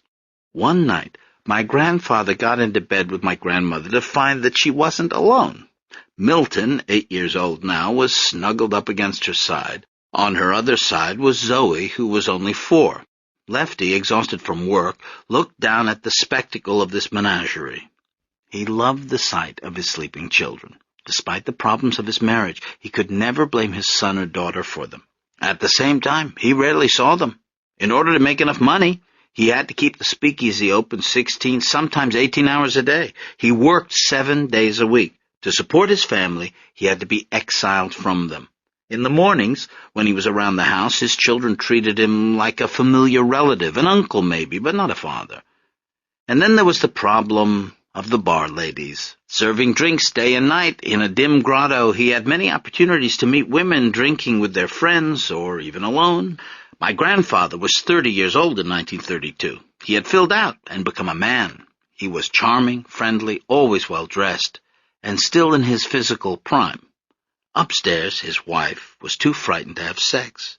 But down in the zebra room, women gave Lefty bold, hot looks. Now, as my grandfather gazed down at the 3 sleeping figures in the bed, his head contained all these things at once: love for his children, love for his wife, along with frustration with his marriage, and boyish, unmarried feeling excitement around the bar ladies. He bent his face close to Zoe's. Her hair was still wet from the bath and richly fragrant. He took his fatherly delights, while at the same time he remained a man apart. Lefty knew that all the things in his head couldn't hold together. And so, after gazing on the beauty of his children's faces, he lifted them out of the bed and carried them back to their own room. He returned and got into bed beside his sleeping wife. Gently, he began stroking her, moving his hand up under her nightgown. And suddenly Desdemona's eyes opened. "What are you doing?" "What do you think I'm doing?" "I'm sleeping." "I'm waking you up." "Shame on you." My grandmother pushed him away, and Lefty relented. He rolled angrily away from her. There was a long silence before he spoke. "I don't get anything from you. I work all the time, and I get nothing." "You think I don't work? I have 2 children to take care of. If you were a normal wife, it might be worth it for me to be working all the time. If you were a normal husband, you would help with the children." "How can I help you? You don't even understand what it takes to make money in this country. You think I'm having a good time down there? You play music, you drink. I can hear the music in the kitchen. That's my job. That's why the people come. If they don't come, we can't pay our bills. The whole thing rests on me. That's what you don't understand. I work all day and night, and then when I come to bed, I can't even sleep. There's no room." Milton had a nightmare. "I'm having a nightmare every day." He switched the light on, and in its glow, Desdemona saw her husband's face screwed up with a malice she'd never seen before. It was no longer Lefty's face, no longer that of her brother or her husband. It was the face of someone new, a stranger she was living with. And this terrible new face delivered an ultimatum. "Tomorrow morning," Lefty spat, "you're going to get a job." The next day, when Lena came over for lunch, Desdemona asked her to read the newspaper for her. "How can I work? I don't even know English." "You know a little. We should have gone to Greece. In Greece, a husband wouldn't make his wife go out and get a job." "Don't worry," Lena said, holding up the recycled newsprint. "There aren't any." The 1932 Detroit Times Classifieds, advertised to a population of 4 million, ran to just over 1 column. Sormelina squinted, looking for something appropriate. "Waitress?" Lena read. "No." "Why not?" Men would flirt with me. You don't like to flirt? Read, Desdemona said. Tool and die, said Lena. My grandmother frowned. What is that? I don't know. Like dyeing fabric? Maybe. Go on, said Desdemona. Cigar roller, Lena continued. I don't like smoke. Housemaid. Lena, please, I can't be a maid for somebody. Silk worker. What? Silk worker, that's all it says, and an address. Silk worker. I'm a silk worker. I know everything. Then congratulations, you have a job. If it's not gone by the time you get there. An hour later, dressed for job hunting, my grandmother reluctantly left the house. Sormelina had tried to persuade her to borrow a dress with a low neckline. Wear this and no one will notice what kind of English you speak, she said. But Desdemona set out for the streetcar in one of her plain dresses, gray with brown polka dots, her shoes, hat, and handbag reach a brown that almost matched. Though preferable to automobiles, streetcars didn't appeal to Desdemona either. She had trouble telling the lines apart. The fitful, ghost-powered trolleys were always making unexpected turns, shuttling her off into unknown parts of the city. When the first trolley stopped, she shouted at the conductor, "Downtown?" He nodded. She boarded, flipped down a seat, and took from her purse the address Lena had written out. When the conductor passed by, she showed it to him. Hastings Street. That what you want? Yes, Hastings Street. Stay on this car to Gratiot, then take the Gratiot car downtown, get off at Hastings. At the mention of Gratiot, Desdemona felt relieved. She and Lefty took the Gratiot line to Greektown. Now everything made sense. So, they don't make silk in Detroit, she triumphantly asked her absent husband. That's how much you know. The streetcar picked up speed. The storefronts of Mack Avenue passed by, more than a few closed-up windows soaped over. Desdemona pressed her face to the glass, but now, because she was alone, she had a few more words to say to Lefty. If those policemen at Ellis Island hadn't taken my silkworms, I could set up a cocoonery in the backyard. I wouldn't have to get a job. We could make a lot of money. I told you so. Passengers' clothes, still dressy in those days, nevertheless showed wear and tear. Hats gone unblocked for months, hemlines and cuffs frayed, neckties and lapels gravy-stained. On the curb, a man held up a hand-painted sign. Work is what I want and not charity. Who will help me get a job? 7 years in Detroit, no money. Sent away, furnished, best of references. Look at that poor man, Manna. He looks like a refugee. Might as well be Smyrna, this city. What's the difference? The streetcar labored on, moving away from the landmarks she knew, the greengrocers, the movie theater, the fire hydrants, and neighborhood newspaper stands.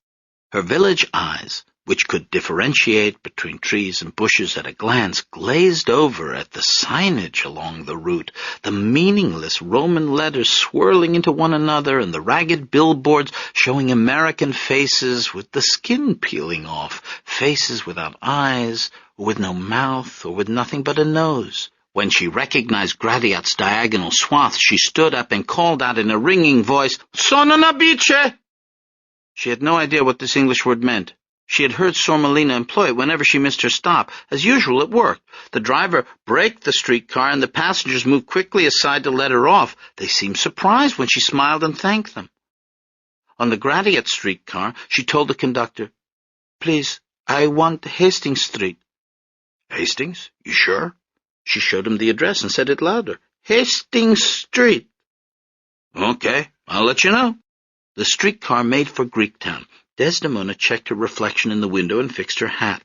Since her pregnancy, she had put on weight, thickened in the waist, but her skin and hair were still beautiful, and she was still an attractive woman. After looking at herself, she returned her attention to the passing scenery.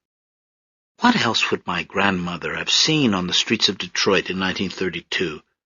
She would have seen men in floppy caps selling apples on corners. She would have seen cigar rollers stepping outside windowless factories for fresh air, their faces stained a permanent brown from tobacco dust.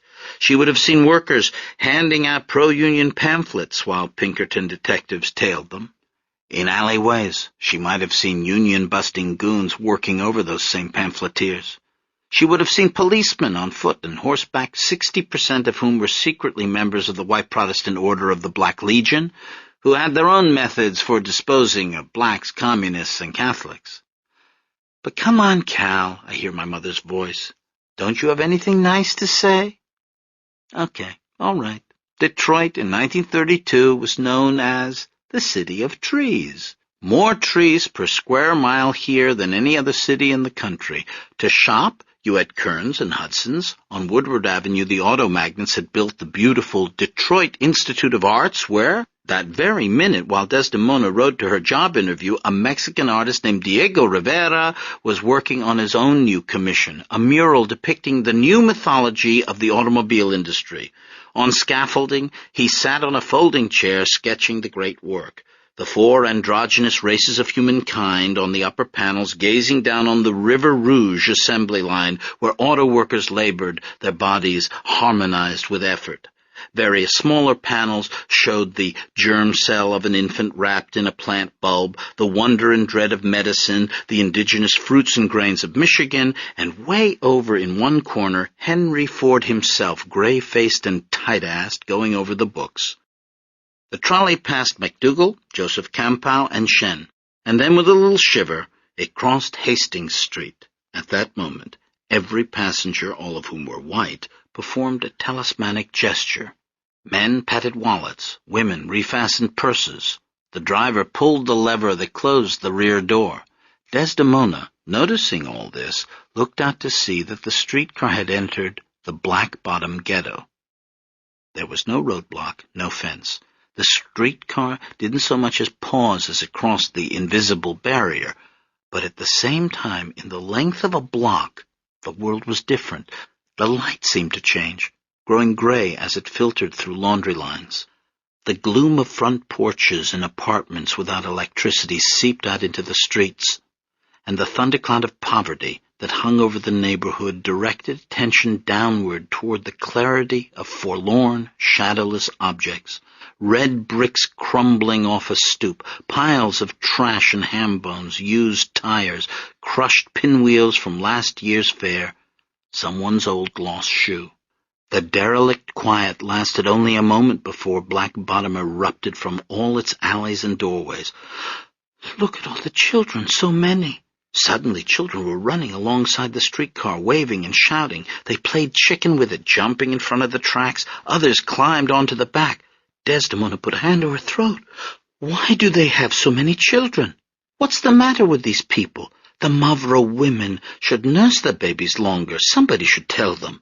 Now in the alleys, she saw men washing themselves at open faucets. Half-dressed women jutted out hips on second-story porches. Desdemona looked in awe and terror at all the faces filling the windows, all the bodies filling the streets, nearly 500,000 people squeezed into 25 square blocks. Ever since World War I, when E.I. Weiss, manager of the Packard Motor Company, had brought by his own report the first, quote, load of niggers to the city, here in Black Bottom was where the establishment had thought to keep them. All kinds of professions now crowded in together, foundry workers and lawyers, maids and carpenters, doctors and hoodlums. But most people, this being 1932, were unemployed. Still more and more were coming every year, every month, seeking jobs in the North. They slept on every couch in every house. They built shacks in the yards. They camped on roofs. The state of affairs couldn't last, of course. Over the years, Black Bottom, for all the whites' attempts to contain it, and because the inexorable laws of poverty and racism would slowly spread street by street, neighborhood by neighborhood, until the so-called ghetto would become the entire city itself, and by the 1970s, in the no-tax base white flight murder capital Detroit of the Coleman Young administration, black people could finally live wherever they wanted to. But now, back in 1932, something odd was happening. The streetcar was slowing down. In the middle of Black Bottom, it was stopping and, unheard of, opening its doors. Passengers fidgeted. The conductor tapped Desdemona on the shoulder. "Lady, this is it. Hastings." "Hastings Street?" She didn't believe him. She showed him the address again. He pointed out the door. "Silk factory. Here?" she asked the conductor. "No telling what's here. Not my neighborhood." And so my grandmother stepped off onto Hastings Street. The streetcar pulled away as white faces looked back at her. A woman thrown overboard. She started walking. Gripping her purse, she hurried down Hastings as though she knew where she was going. She kept her eyes fixed straight ahead. Children jumped rope on the sidewalk. At a third-story window, a man tore up a piece of paper and shouted, "From now on, you can send my mail to Paris, postman." Front porches were full of living room furniture. Old couches and armchairs, people playing checkers, arguing, waving fingers, and breaking into laughter. Always laughing, these Mavros. Laughing as though everything is funny. What is so funny, tell me? And oh my God, a man doing his business in the street. I won't look. She passed the yard of a junk artist, the 7 wonders of the world made in bottle caps. An ancient drunk in a colorful sombrero moved in slow motion, sucking his toothless maw and holding out a hand for spare change. But what can they do? They don't have any plumbing, no sewers. Terrible, terrible. She walked by a barber shop where men were getting their hair straightened, wearing shower caps like women. Across the street, young men were calling out there, "Baby, you got so many curves, you make a car crash. You must be a donut, baby, 'cause you make my jelly roll." Laughter erupted behind her as she hurried on. Farther and farther in, past streets she didn't know the names of. The smell of unfamiliar food in the air now, fish caught from the nearby river, pig knuckles, hominy grits, fried bologna, black-eyed peas. But also many houses where nothing was cooking, where no one was laughing or even talking, dark rooms full of weary faces and scroungy dogs. It was from a porch like this that somebody finally spoke, a woman, thank God. "You lost?" Desdemona took in the soft, molded face. "I am looking for silk factory." "No factories round here. If there was, they'd be closed." Desdemona handed her the address. The lady pointed across the street. "You there?" And turning, what did Desdemona see? Did she see a brown brick building known until recently as Macpherson Hall? A place rented out for political meetings, weddings, or demonstrations by the occasional traveling clairvoyant? Did she notice the ornamental touches around the entrance, the Roman urns spilling granite fruit, the harlequin marble? Or did her eyes focus instead on the 2 young black men standing at attention outside the front door? Did she notice their impeccable suits? One, the light blue of a globe's watery portions, the other the pale lavender of French pastilles. Certainly she must have noticed their military bearing, the high polish of their shoes, their vivid neckties. She must have felt the contrast between the young men's confident air and that of the downtrodden neighborhood, but whatever she felt at that moment, her complex reaction has come down to me as a single shocked realization. Fezzes! They were wearing fezzes. The soft, maroon, flat-topped headgear of my grandparents' former tormentors. The hats named for the city in Morocco where the blood-colored dye came from and which on the heads of soldiers had chased my grandparents out of Turkey, staining the earth a dark maroon. Now here they were again, in Detroit on the heads of 2 handsome young Negroes, and fezzes will appear once more in my story, on the day of a funeral, but the coincidence, being the kind of thing only real life can come up with, is too good to give away right now. Tentatively, Desdemona crossed the street. She told the men she'd come about the ad. One nodded. "You have to go round back," he said politely. He led her down an alley and into the well-swept backyard. At that moment, as at a discreet signal, the back door swung open and Desdemona received her second shock. 2 women in chadors appeared. They looked to my grandmother like devout Muslims from Bursa, except for the color of their garments. They weren't black, they were white. The chadors started at their chins and hung all the way to their ankles. White headscarves covered their hair. They wore no veils, but as they came forward, Desdemona saw brown school Oxfords on their feet. Fezzes, chadors, and next, this, a mosque. Inside, The former McPherson Hall had been redecorated according to a Moorish theme. The attendants led Desdemona over geometric tilework. They took her past thick, fringed draperies that shut out the light. There was no sound but the swishing of the woman's robes, and from far off what sounded like a voice speaking or praying. Finally, they showed her into an office where a woman was hanging a picture. "I'm Sister Wanda," the woman said without turning around. "Supreme Captain, Temple No. 1. She wore another sort of chador entirely, with piping and epaulets. The picture she was hanging showed a flying saucer hovering over the skyline of New York. It was shooting out rays. "You come about the job?" "Yes, I am silk worker, have lot experience farming the silk, making the cocoonery, weaving the—" Sister Wanda swiveled around. She scanned Desdemona's face. "We got a problem. What you is?" "I'm Greek." "Greek, huh? That's kind of white, isn't it? You born in Greece?" "No, from Turkey. We come from Turkey, my husband and me too." "Turkey? Why didn't you say so? Turkey's a Muslim country. You a Muslim?" "No, Greek church." "But you born in Turkey?" "Nay." "What?" "Yes." "And your people come from Turkey?" "Yes." "So you probably mixed up a little bit, right? You're not all white." Desdemona hesitated. "See, I'm trying to see how we can work it," Sister Wanda went on. "Minister Fard, who come to us from the holy city of Mecca, he always be impressing on us the importance of self-reliance. Can't rely on no white man no more. Got to do for ourselves, understand?" She lowered her voice. "Problem is, nobody worth a toot come for the ad. People come in here, they say they know silk, but they don't know nothing. Just hoping to get hired and fired, get a day's pay." She narrowed her eyes. "That what you planning?" "No, I want only hire, no fire." "But what you is? Greek, Turkish, or what?"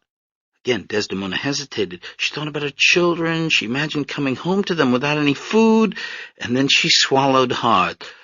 "Everybody mixed, Turks, Greeks, same.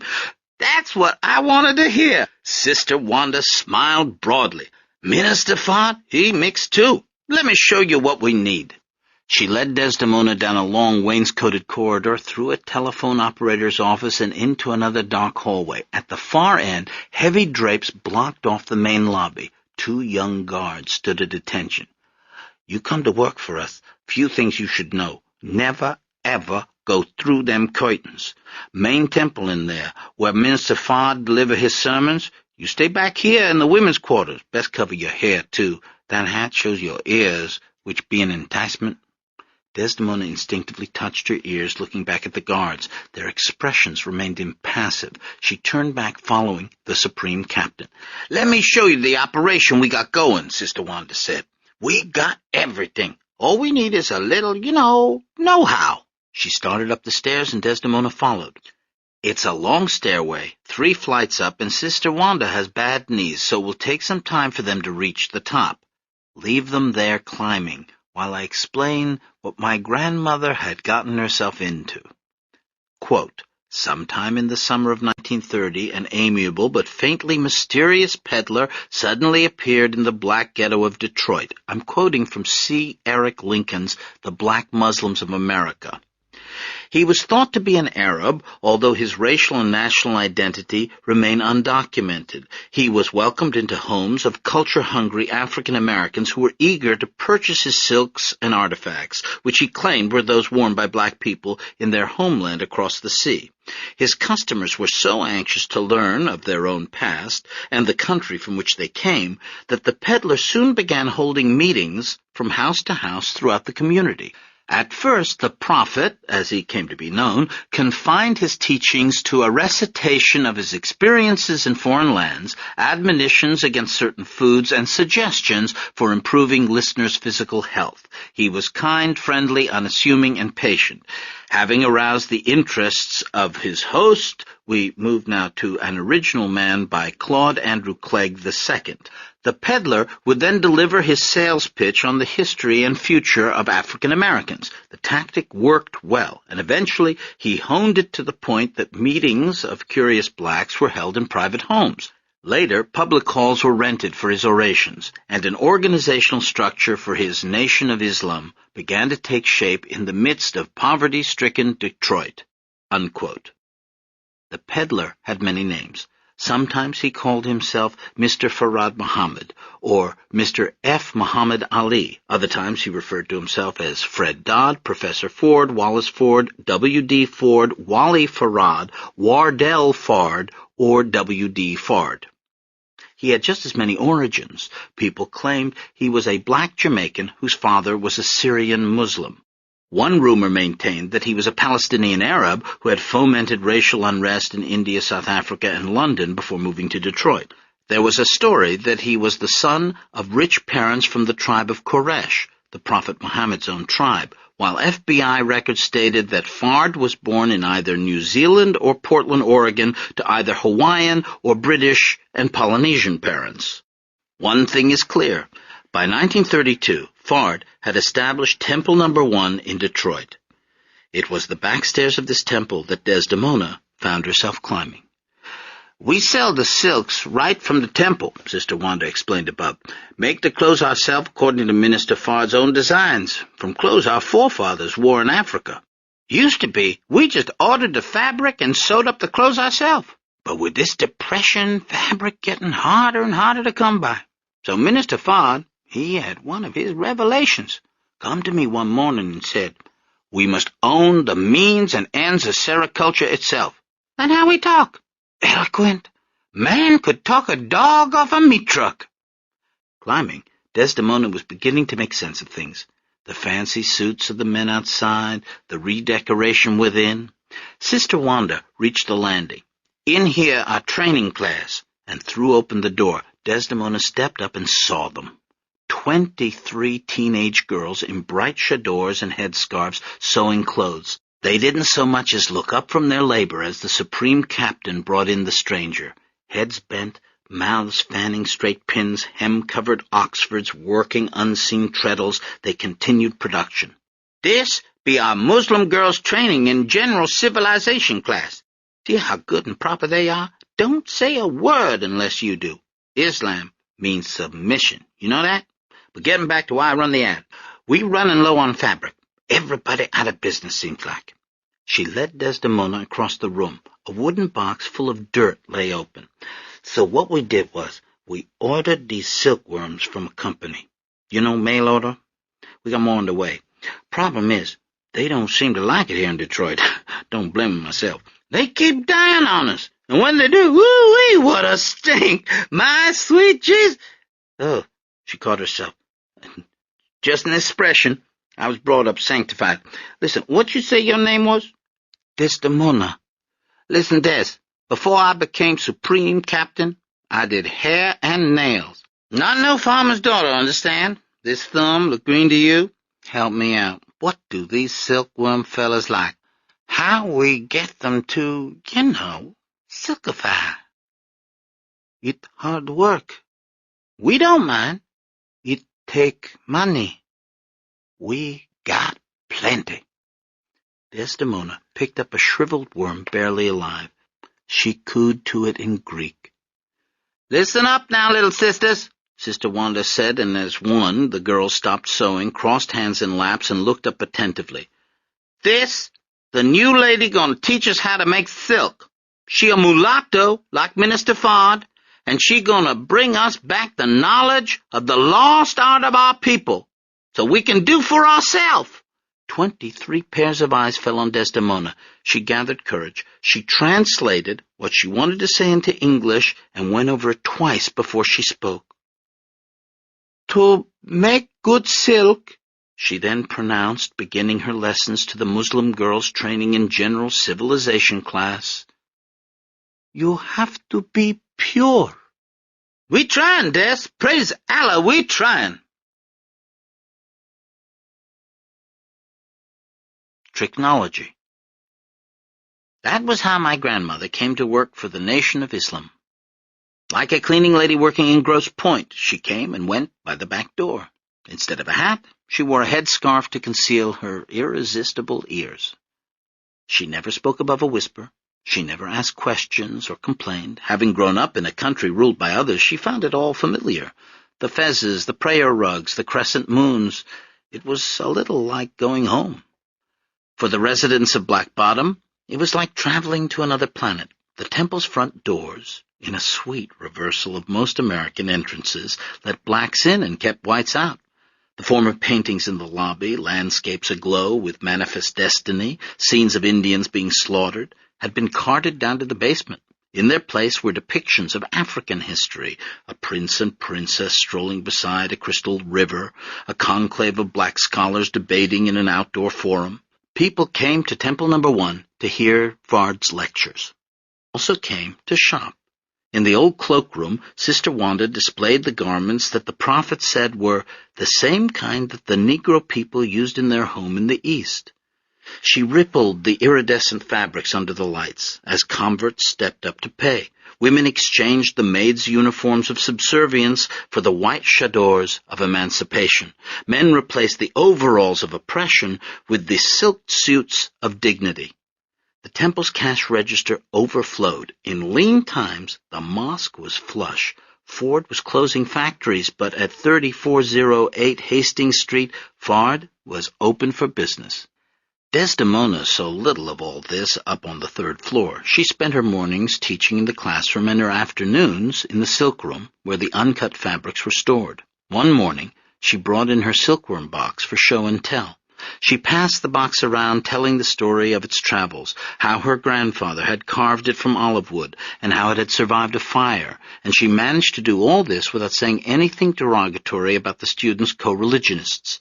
In fact, the girls were so sweet and friendly that Desdemona remembered what it had been like in the times when the Greeks and Turks used to get along. Nevertheless, black people were still new to my Yaya. She was shocked by various discoveries. Inside the hands, she informed her husband, the Mavros are white, like us. Or, the Mavros don't have scars, only bumps. Or, do you know how the Mavro men shave? With a powder. I saw it in the store window. In the streets of Black Bottom, Desdemona was appalled at the way people lived. Nobody sweeps up. Garbage on the porches, and nobody sweeps it. Terrible. But at the temple, things were different. The men worked hard and didn't drink. The girls were clean and modest. This Mr. Fard is doing something right, she said at Sunday dinner. Oh, please, Sor Melina dismissed this. We left veils back in Turkey. But Desdemona shook her head. These American girls could use a veil or two. The prophet himself remained veiled to Desdemona. Fard was like a god, present everywhere and visible nowhere. His glow lingered in the eyes of people leaving a lecture. He expressed himself in the dietary laws, which favored native African foods, the yam, the cassava, and prohibited the consumption of swine. Every so often Desdemona saw Fard's car, a brand-new Chrysler coupe, parked in front of the temple. It always looked freshly washed and waxed, its chrome grille polished, but she never saw Fard at the wheel. How do you expect to see him if he's God? Lefty asked with amusement one night as they were going to bed. Desdemona lay smiling as though tickled by her first week's pay hidden under the mattress. I'll have to have a vision, she said.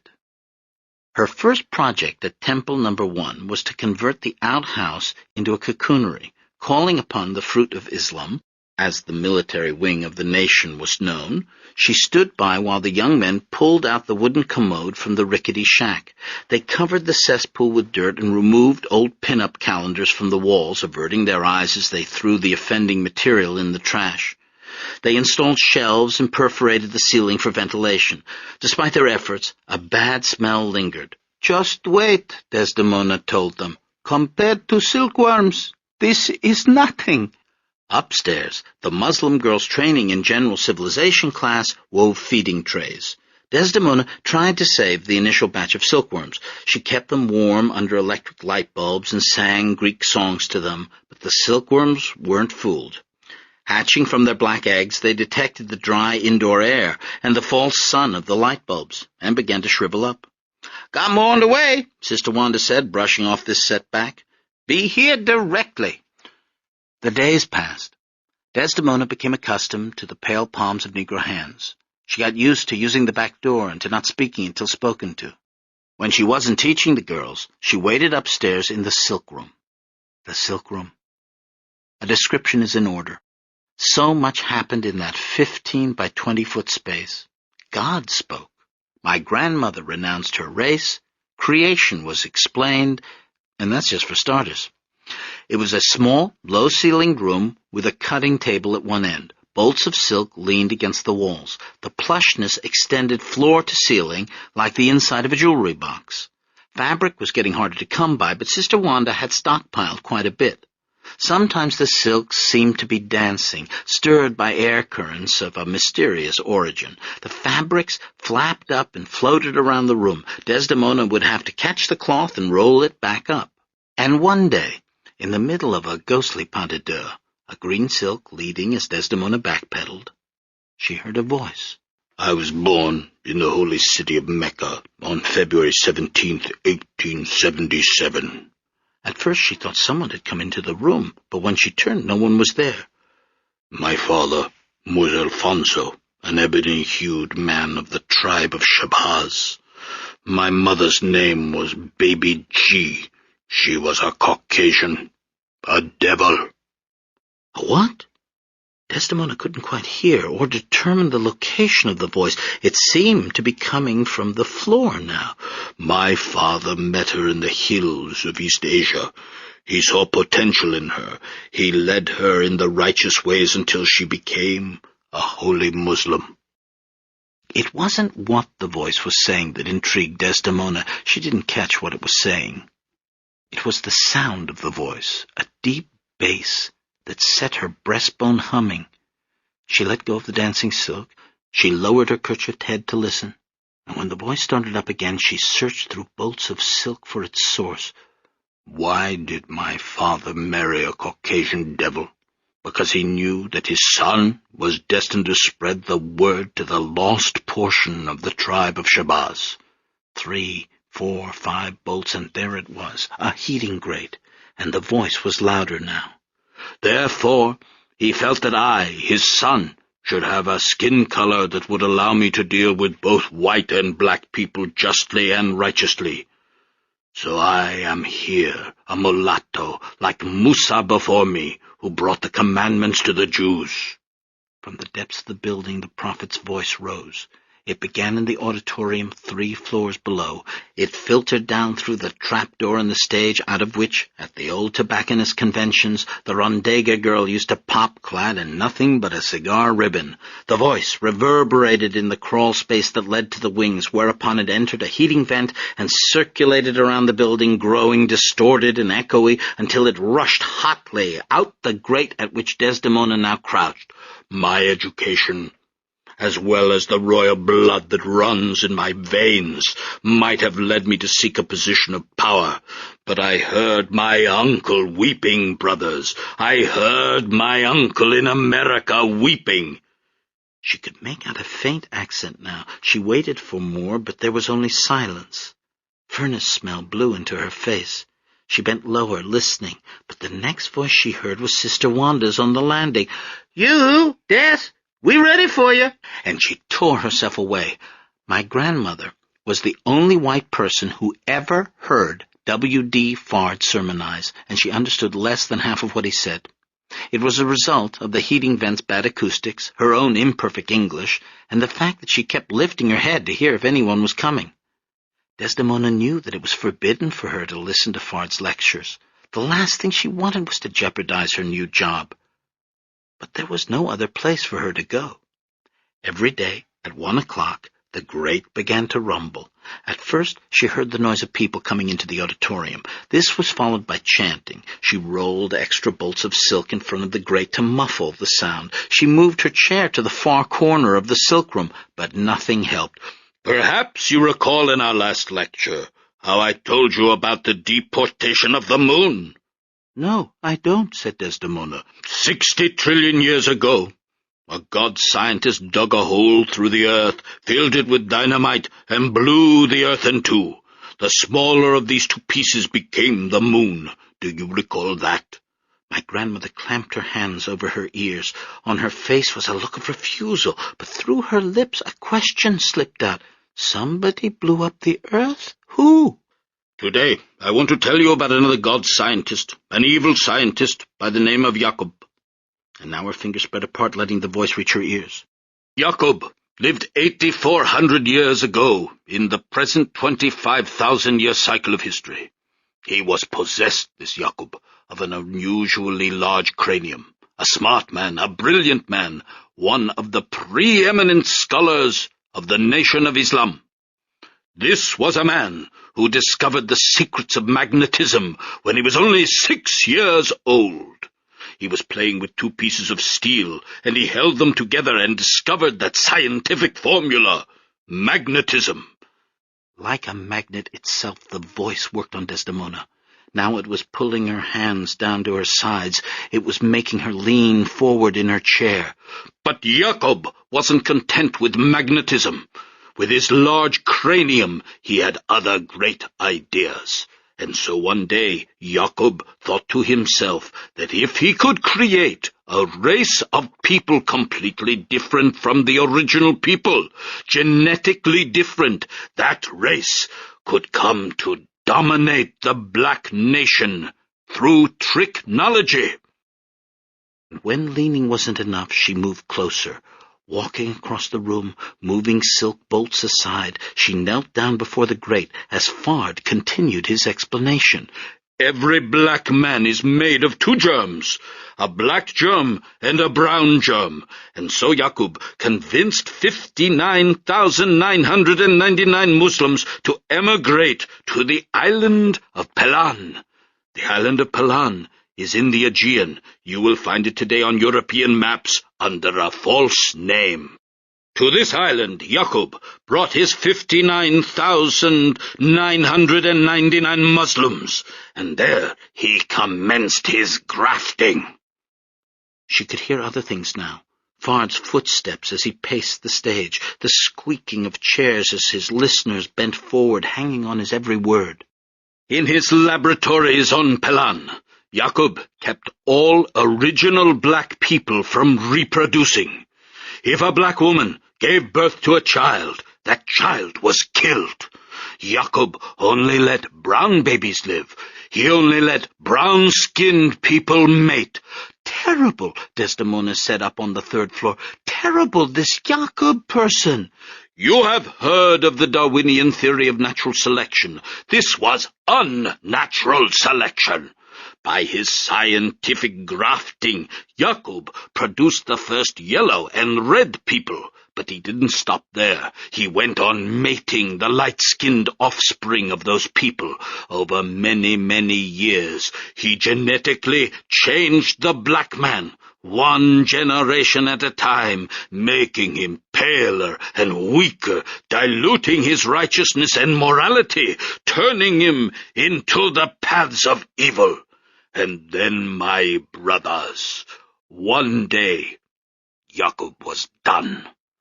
One day, Jacob was finished with his work, and what had his wickedness created? As I told you before, like can only come from like. Jacob had created the white man, born of lies, born of homicide, a race of blue-eyed devils.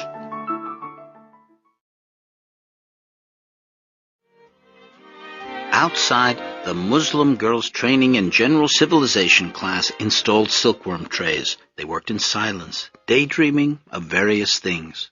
Ruby James was thinking about how handsome John 2X had looked that morning and wondered if they would get married someday. Darlene Wood was beginning to get miffed because all the brothers had gotten rid of their slave names, but Minister Fard hadn't gotten around to the girls yet. So here she was, still Darlene Wood. Lily Hale was thinking almost entirely about the spit-curl hairdo she had hidden up under her headscarf, and how tonight she was going to stick her head out her bedroom window pretending to check the weather so that Lubbock T. Haas next door could see. Betty Smith was thinking, praise Allah, praise Allah, praise Allah. Millie Little wanted gum. While upstairs, her face hot from the air rushing out of the vent, Desdemona resisted this new twist in the storyline.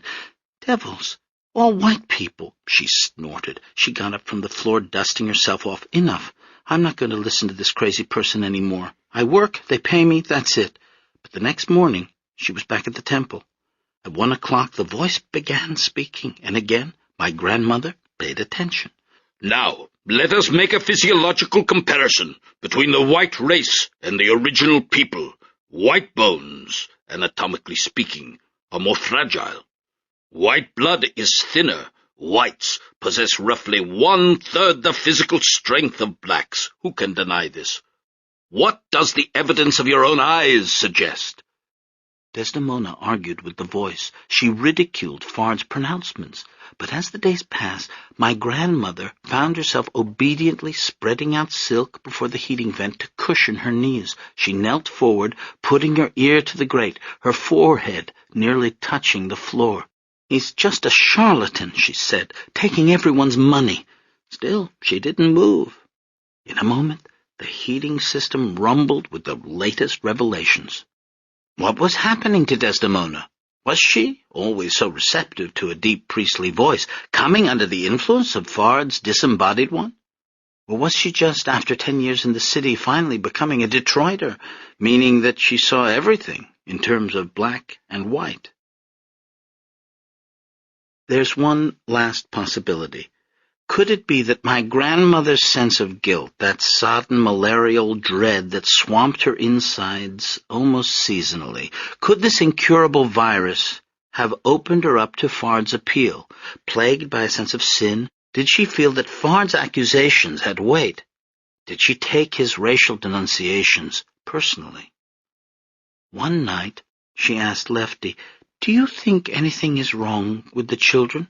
"No, they're fine." "How do you know?" "Look at them." "What's the matter with us? How could we do what we did?" "Nothing's the matter with us." "No, Lefty, She started to cry. "We are not good people." "The children are fine. We're happy. That's all in the past now." But Desdemona threw herself onto the bed. "Why did I listen to you?" she sobbed. "Why didn't I jump into the water like everybody else?" My grandfather tried to embrace her, but she shrugged him off. "Don't touch me, Des, please. I wish I had died in the fire. I swear to you, I wish I had died in Smyrna." She began to watch her children closely. So far, aside from one scare at 5, Milton had nearly died from a mastoid infection. They had both been healthy.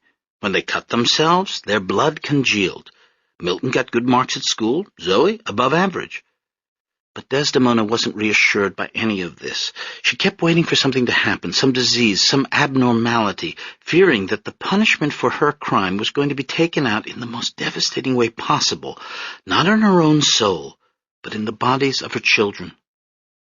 I can feel how the house changed in the months leading to 1933.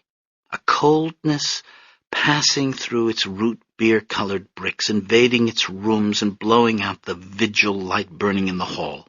A cold wind that fluttered the pages of Desdemona's dream book, which she consulted for interpretations to increasingly nightmarish dreams. Dreams of the germs of infants bubbling, dividing, of hideous creatures growing up from pale foam. Now she avoided all love-making, even in the summer, even after 3 glasses of wine on somebody's name day. After a while, Lefty stopped persisting. My grandparents, once so inseparable, had drifted apart. When Desdemona went off to Temple No. 1 in the morning, Lefty was asleep, having kept the speakeasy open all night. He disappeared into the basement before she returned home. Following this cold wind, which kept blowing through the Indian summer of 1932, I sailed down the basement stairs to find my grandfather one morning counting money. Shut out of his wife's affections, Lefty Stefanidis concentrated on work. His business, however, had gone through some changes. Responding to the fall-off in customers at the speakeasy, my grandfather had diversified. It is a Tuesday, just past 8 o'clock. Desdemona is left for work, and in the front window a hand is removing the icon of St. George from view. At the curb, an old Daimler pulls up. Lefty hurries outside and gets into the back seat. My grandfather's new business associates. In the front seat sits Mabel Reese, 26 years old, from Kentucky, face rouged, hair giving off a burnt smell from the morning's curling iron. "Back in Paducah," she's telling the driver, "there's this deaf man who's got a camera. He just goes up and down the river taking pictures. He takes the darndest things." "So do I," responds the driver, "but mine make money." Maurice Plantagenet, his Kodak box camera sitting in the back seat beside Lefty, smiles at Mabel and drives out Jefferson Avenue. Plantagenet has found these pre-WPA years inimical to his artistic inclinations. As they head toward Belle Isle, he delivers a disquisition on the history of photography, how Nicephore Niepce invented it, how Daguerre got all the credit. He describes the first photograph ever taken of a human being, a Paris street scene done with an exposure so long that none of the fast-moving pedestrians showed up, except for a lone figure who had stopped to get his shoes shined.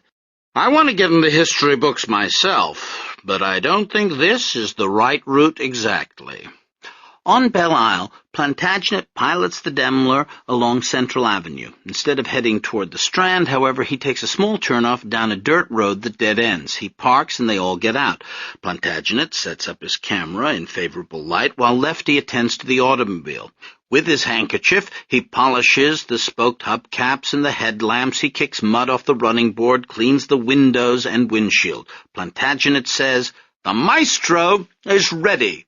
Mabel Reese takes off her coat. Underneath, she's wearing only a corset and garter belt. "Where do you want me?" "Stretch out over the hood." "Like this?" "Yeah. Good. Face against the hood. Now spread your legs just a bit." "Like this?" "Yeah. Now turn your head and look back at the camera. Okay, smile. Like I'm your boyfriend." That was how it went every week. Plantagenet took the photographs. My grandfather provided the models. The girls weren't hard to find. They came into the speakeasy every night. They needed money like everybody else. Plantagenet sold the photos to a distributor downtown and gave Lefty a percentage of the take. The formula was straightforward. Women in lingerie lounging in cars. The scantily dressed girls curled up in the back seat, or bared breasts in the front, or fixed flat tires bending way over. Usually there was one girl, but sometimes there were two. Plantagenet teased out all the harmonies between a buttock's curve and a fender's, between corset and upholstery pleats, between garter belts and fan belts. It was my grandfather's idea. Remembering his father's old hidden treasure, Sermine, girl of the pleasure dome, he'd had a vision for updating an old ideal. The days of the harem were over. Bring on the era of the back seat. Automobiles were the new pleasure domes. They turned the common man into a sultan of the open road. Plantagenet's photographs suggested picnics in out-of-the-way places. The girls napped on running boards or dipped to get a tire iron out of the trunk. In the middle of the Depression, when people had no money for food, men found money for Plantagenet's autoerotica. The photographs provided Lefty with a steady side income. He began to save money, in fact, which later brought about his next opportunity. Every now and then at flea markets or in the occasional photography book, I come across one of Plantagenet's old pictures, usually erroneously ascribed to the 20s because of the Daimler. Sold during the Depression for a nickel, they now fetch upward of $600. Plantagenet's artistic work has all been forgotten, but his erotic studies of women and automobiles remain popular. He got into the history books on his day off, when he thought he was compromising himself. Going through the bins, I look at his women, their engineered hosiery, their uneven smiles. I gaze into those faces my grandfather gazed into years ago, and I ask myself, why did Lefty stop searching for his sister's face and start searching for others, for blondes with thin lips, for gun molls with provocative rumps? Was his interest in these models merely pecuniary? Did the cold wind blowing through the house lead him to seek warmth in other places, or had guilt begun to infect him too, so that to distract himself from the thing he'd done, he ended up with these Mabels and Lucys and Doloreses? Unable to answer these questions, I return now to Temple Number 1, where new converts are consulting compasses. Tear-shaped, white with black numbers, the compasses have a drawing of the Kaaba stone at the center. Still hazy about the actual requirements of their new faith, these men pray at no prescribed times, but at least they've got these compasses bought from the same good sister who sells the clothes. The men revolve one step at a time until compass needles point to 34, the number coding for Detroit. They consult the rim's arrow to determine the direction of Mecca. Let us move now to craniometry. What is craniometry? It is the scientific measurement of the brain, of what is called by the medical community gray matter. The brain of the average white man weighs 6 ounces. The brain of the average black man weighs 7 ounces and 1/2. Bard lacks the fire of a Baptist preacher, the deep-gut oratory, but to his audience of disaffected Christians and one Orthodox believer, this turns out to be an advantage. They're tired of the holy rolling, the shouting and brow-mopping, the raspy breathing. They're tired of slave religion, by which the white man convinces the black that servitude is holy. But there is one thing at which the white race excelled the original people. By destiny and by their own genetic programming, the white race excelled at tricknology. Do I have to tell you this? This is what you already know. Through tricknology, the Europeans brought the original people from Mecca and other parts of East Asia. In 1555, a slave trader named John Hawkins brought the first members of the tribe of Shabazz to the shores of this country. 1555, the name of the ship, Jesus. This is in the history books. You can go to the Detroit Public Library and look this up. What happened to the first generation of original people in America? The white man murdered them through tricknology. He murdered them so that their children would grow up with no knowledge of their own people or where they came from. The descendants of those children, the descendants of those poor orphans, that is who you are, you here in this room, and all the so-called Negroes in the ghettos of America. I have come here to tell you who you are. You are the lost members of the tribe of Shabazz. And riding through Black Bottom didn't help. Desdemona realized now why there was so much trash in the streets. The city didn't pick it up. White landlords let their apartment buildings fall into disrepair while they continued to raise the rents. One day Desdemona saw a white shop clerk refuse to take change from a Negro customer. "Just leave it on the counter," she said. Didn't want to touch the lady's hand. And in those guilt-ridden days, her mind crammed with Fard's theories, my grandmother started to see his point. There were blue-eyed devils all over town. The Greeks had an old saying, too. Red beard and blue eyes portend the devil. My grandmother's eyes were brown, but that didn't make her feel any better. If anybody was a devil, it was her. There was nothing she could do to change the way things were, but she could make sure that it didn't happen again. She went to see Dr. Philibosian.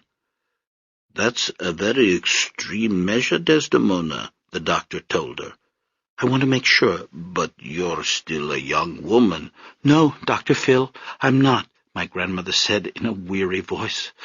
"I'm 8,400 years old." On November 21st, 1932, the Detroit Times ran the following headline: "Altar Scene of Human Sacrifice." The story followed. 100 followers of a Negro cult leader who is held for human sacrifice on a crude altar in his home were being rounded up today by police for questioning.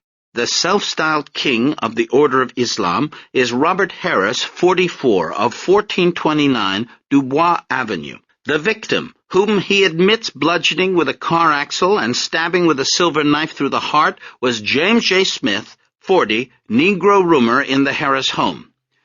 This Harris, who came to be known as the Voodoo Slayer, had hung around Temple No. 1. Just possibly he had read Fard's Lost-Found Muslim Lessons No. 1 and 2, including the passage, quote, "All Muslims will murder the devil because they know he is a snake, and also if he be allowed to live, he would sting someone else." Harris had then founded his own order. He had gone looking for a white devil, but finding one hard to come by in his neighborhood, had settled for a devil closer at hand. 3 days later, Fard was arrested. Under interrogation, he insisted that he had never commanded anyone to sacrifice a human being. He claimed that he was the supreme being on earth. At least, that was what he said during his first interrogation.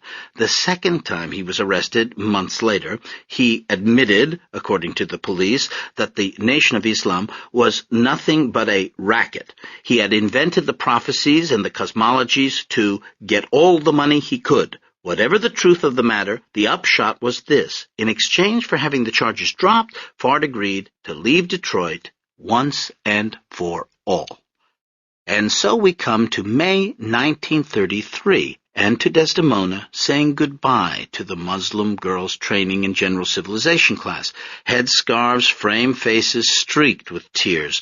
The girls file by, kissing Desdemona on both cheeks.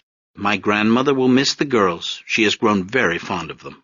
My mother used to tell me in bad times silkworms no can spin, she says. Make bad silk, make bad cocoons.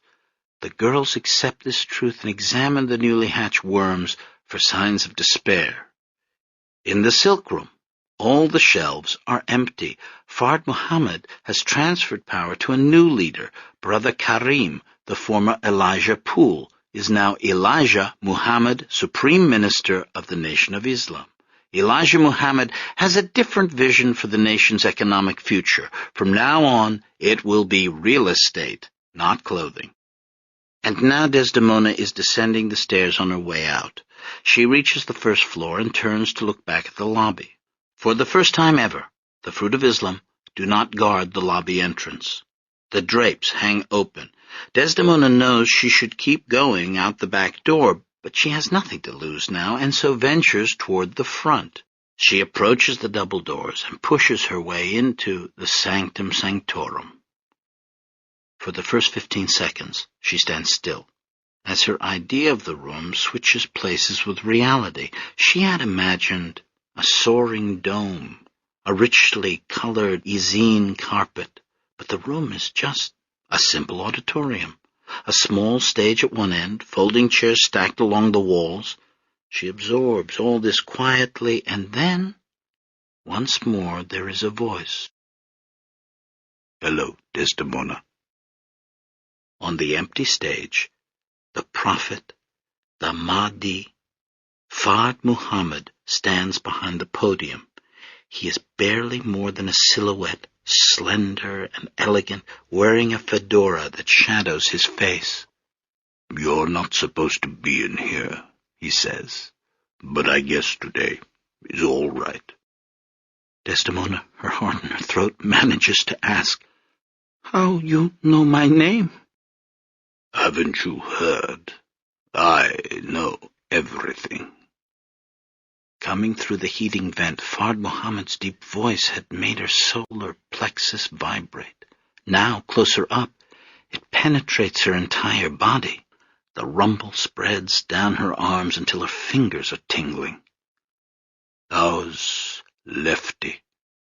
This question rocks Desdemona back on her heels. She is speechless. She's thinking many things at once. First of all, how can Fard know her husband's name? Did she tell Sister Wanda? And second, if it's true he knows everything, then the rest must be true too, about the blue-eyed devils and the evil scientist and the mother plane from Japan that will come to destroy the world and take the Muslims away. Dread seizes her, while at the same time she's remembering something, asking where she has heard that voice before. Now Fard Muhammad steps from behind the podium. He crosses the stage and descends to the main floor. He approaches Desdemona while continuing to display his omniscience. Still running the speakeasy. Those days are numbered. Lefty better find something else to do. Fedora, tilted to one side, suit neatly buttoned, face in shadow, the Mahdi approaches her. She wants to flee but cannot. And how are the children? Fard asks. Milton must be what now? 8? He is only 10 feet away. As Desdemona's heart madly thumps, Fard Muhammad removes his hat to reveal his face, and the prophet smiles. Surely you've guessed by now. That's right. Jimmy Zismo. Mana! Hello, Desdemona. You! Who else? She stares wide-eyed. We thought you died, Jimmy. In the car. In the lake. Jimmy did. But you are Jimmy. Having said this, Desdemona becomes aware of the repercussions and begins to scold. Why you leave your wife and child? What's the matter with you? My only responsibility is to my people. What people? The Mavros? The original people. She cannot tell if he is serious or not. Why you don't like white people? Why you call them devils? Look at the evidence. This city, this country. Don't you agree? Every place has devils. That house on Hurlbut especially. There is a pause, after which Desdemona cautiously asks, How you mean? Fard, or Zismo, is smiling again. Much that is hidden has been revealed to me. What is hidden? My so-called wife, Somalina, is a woman of, let us say, unnatural appetites. And you and Lefty, do you think you fooled me? Please, Jimmy. Don't call me that. That isn't my name. What do you mean? You are my brother-in-law. You don't know me, he shouts. You never knew me. Then, composing himself, you never knew who I was or where I came from. With that, the Mahdi walks past my grandmother through the lobby and double doors and out of our lives. This last part Desdemona didn't see, but it's well documented. First, Fard Muhammad shook hands with the fruit of Islam. The young men fought back tears as he said farewell. He then moved through the crowd outside Temple No. 1 to his Chrysler coupe parked at the curb. He stepped up on the running board. Afterward, every single person would insist that the Mahdi had maintained personal eye contact the entire time.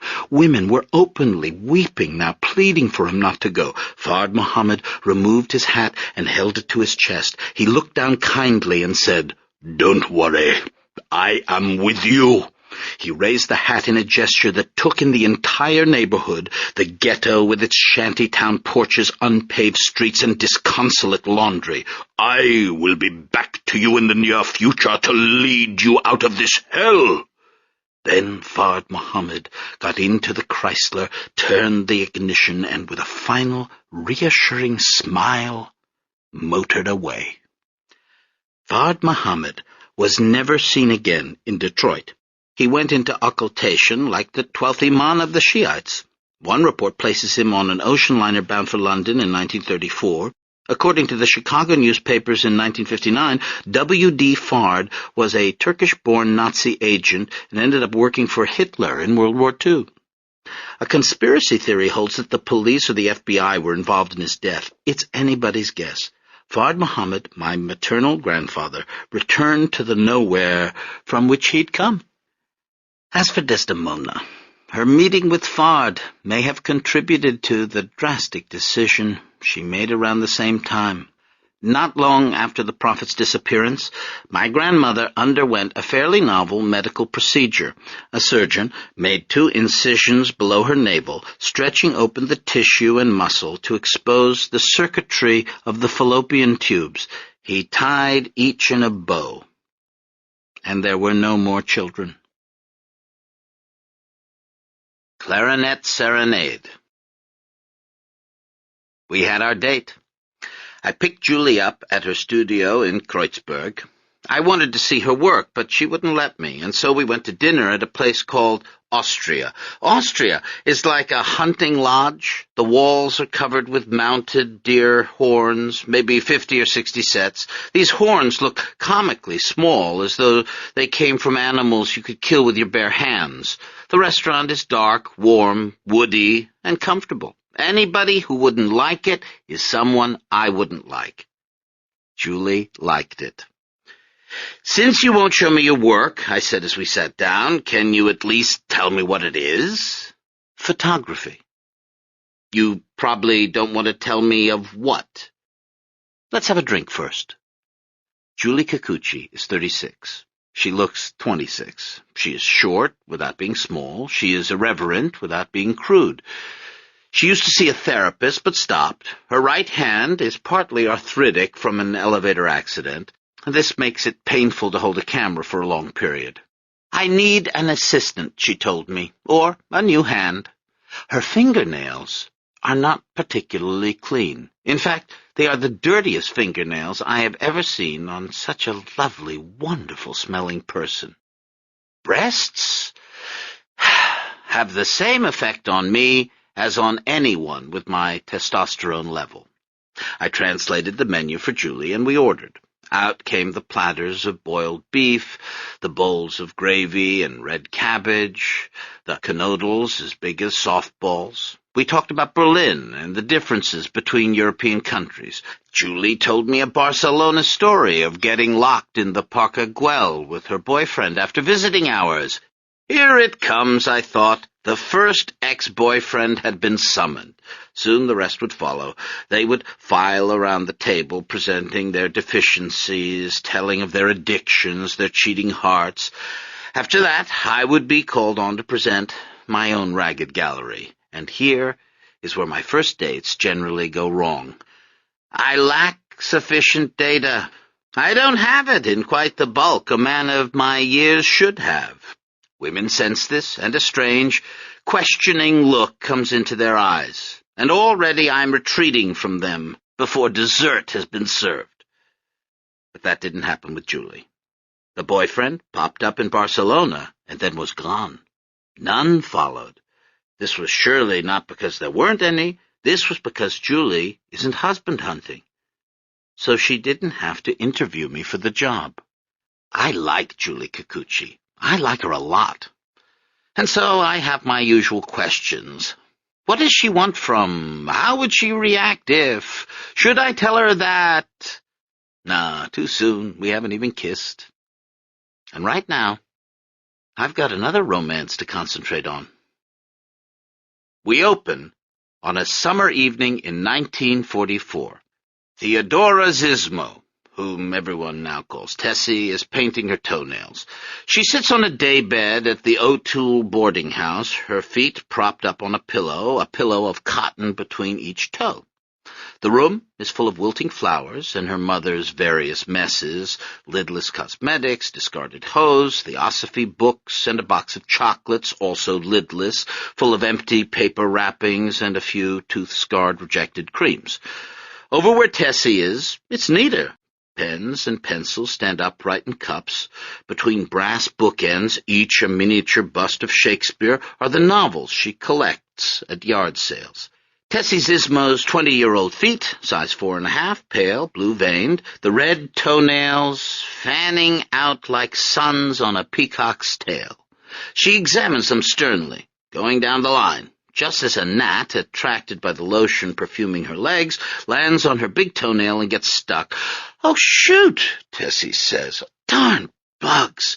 She sets to work again, picking the gnat off, reapplying polish. On this evening, in the middle of World War II, a serenade is about to begin. It's minutes away. If you listen closely, you can hear a window scraping open, a fresh reed being inserted into a woodwind's mouthpiece. The music which started everything, and on which you could say my entire existence depended, is on its way. But before the tune launches into full volume, let me fill you in on what has happened these last 11 years. Prohibition has ended, for one thing. In 1933, by ratification of all the states, the 21st Amendment repealed the 18th.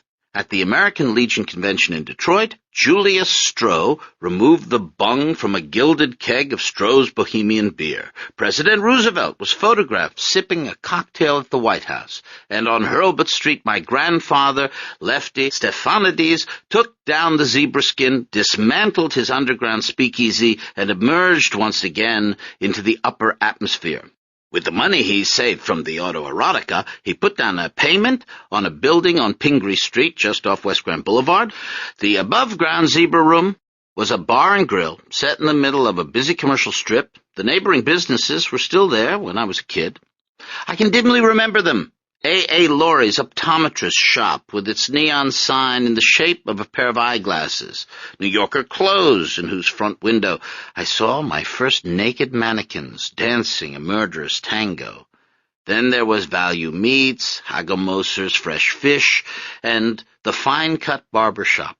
On the corner was our place, a narrow, single-story building with a wooden zebra's head projecting over the sidewalk. At night, blinking red neon outlined the muzzle, neck, and ears. The clientele were mainly auto workers. They came in after their shifts. They came in quite often before their shifts. Lefty opened the bar at 8 in the morning, and by 8:30, the bar stools were filled with men dulling themselves before reporting to work. As he filled their shelves with beer, Lefty learned what was going on in the city outside. In 1935, his patrons had celebrated the forming of the United Auto Workers. 2 years later, they cursed the armed guards from Ford who had beat up their leader, Walter Reuther, in the Battle of the Overpass. My grandfather took no sides in these discussions. His job was to listen, nod, refill, smile. He said nothing in 1943 when talk at the bar turned ugly. On a Sunday in August, fistfights had broken out between blacks and whites on Belle Isle. "Some nigger raped a white woman," one customer said. "Now all those niggers are going to pay. You wait and see." By Monday morning, a race riot was underway. But when a group of men came in boasting of having beaten a Negro to death, my grandfather refused to serve them. "Why don't you go back to your own country?" one of them shouted. "This is my country," Lefty said, and to prove it, he did a very American thing. He reached under the counter and produced a pistol. These conflicts lie in the past now, as Tessie paints her toenails, overshadowed by a much bigger conflict. All over Detroit in 1944, automobile factories have been retooled. At Willow Run, B-52s roll off the assembly line instead of Ford sedans. Over at Chrysler, they're making tanks. The industrialists have finally found a cure for the stalled economy: war. The Motor City, which hasn't been dubbed Motown yet, becomes, for a time, the arsenal of democracy. And in the boarding house on Cadillac Boulevard, Tessie Zismo paints her toenails and hears the sound of a clarinet. Artie Shaw's big hit, Begin the Begin, floats on the humid air. It freezes squirrels on telephone lines who cock their heads alertly to listen. It rustles the leaves of apple trees and sets a rooster on a weather vane spinning. With its fast beat and swirling melody, Begin the Begin rises over the Victory Gardens and the lawn furniture, the bramble-choked fences and porch swings. It hops the fence into the backyard of the O'Toole boarding house, stepping around the mostly male tenants' recreational activities, a lawn bowling swath, some forgotten croquet mallets. And then the song climbs the ragged ivy, along the brick facing, past windows where bachelors snooze, scratch their beards, or in the case of Mr. Danilakov, formulate chess problems. Up and up it soars. Artie Shaw's best and most beloved recording from back in '39, which you can still hear playing from radios all over the city, music so fresh and lively, it seems to ensure the purity of the American cause and the Allies' eventual triumph. But now, here it is, finally, coming through Theodora's window as she fans her toes to dry them. And hearing it, my mother turns toward the window and smiles. The source of the music was none other than a brill-creamed Orpheus who lived directly behind her. Milton Stephanides, a 20-year-old college student, stood at his own bedroom window dexterously fingering his clarinet. He was wearing a Boy Scout uniform, chin lifted, elbows out, right knee keeping time within khaki trousers. He unleashed his love song on the summer day, playing with an ardor that had burned out completely by the time I found that fuzz-clogged woodwind in our attic 25 years later. Milton had been third clarinet in the Southeastern High School Orchestra. For school concerts, he had to play Schubert, Beethoven, and Mozart. But now that he had graduated, he was free to play whatever he liked, which was swing. He styled himself after Artie Shaw. He copied Shaw's exuberant, off-balance stance, as if being blown backward by the force of his own playing. Now at the window, he flourished his stick with Shaw's precise, calligraphic dips and circles. He looked along the length of the shining black instrument, sighting on the house 2 backyards away, and especially on the pale, timid, excited face at the third-floor window. Tree branches and telephone lines obscured his view, but he could make out the long dark hair that shone like his clarinet itself. She didn't wave, she made no sign, other than smile, that she heard him at all. In neighboring yards, people continued what they were doing, oblivious to the serenade. They watered lawns or filled bird feeders. Young kids chased butterflies. When Milton got to the end of the song, he lowered his instrument and leaned out the window grinning. Then he started again from the beginning. Downstairs, entertaining company, Desdemona heard her son's clarinet and, as if orchestrating a harmony, let out a long sigh. For the last 45 minutes, Gus and Georgia Vasilakis and their daughter Gaia had been sitting in the living room. It was Sunday afternoon. On the coffee table, a dish of rose jelly reflected light from the sparkling glasses of wine the adults were drinking. Gaia nursed a glass of lukewarm Werner's ginger ale. An open tin of butter cookies sat on the table. "What do you think about that, Gaia?" her father teased her. "Milton's got flat feet. Does that sour the deal for you?" "Daddy," said Gaia, embarrassed. "Better to have flat feet than to be knocked off your feet forever," said Lefty.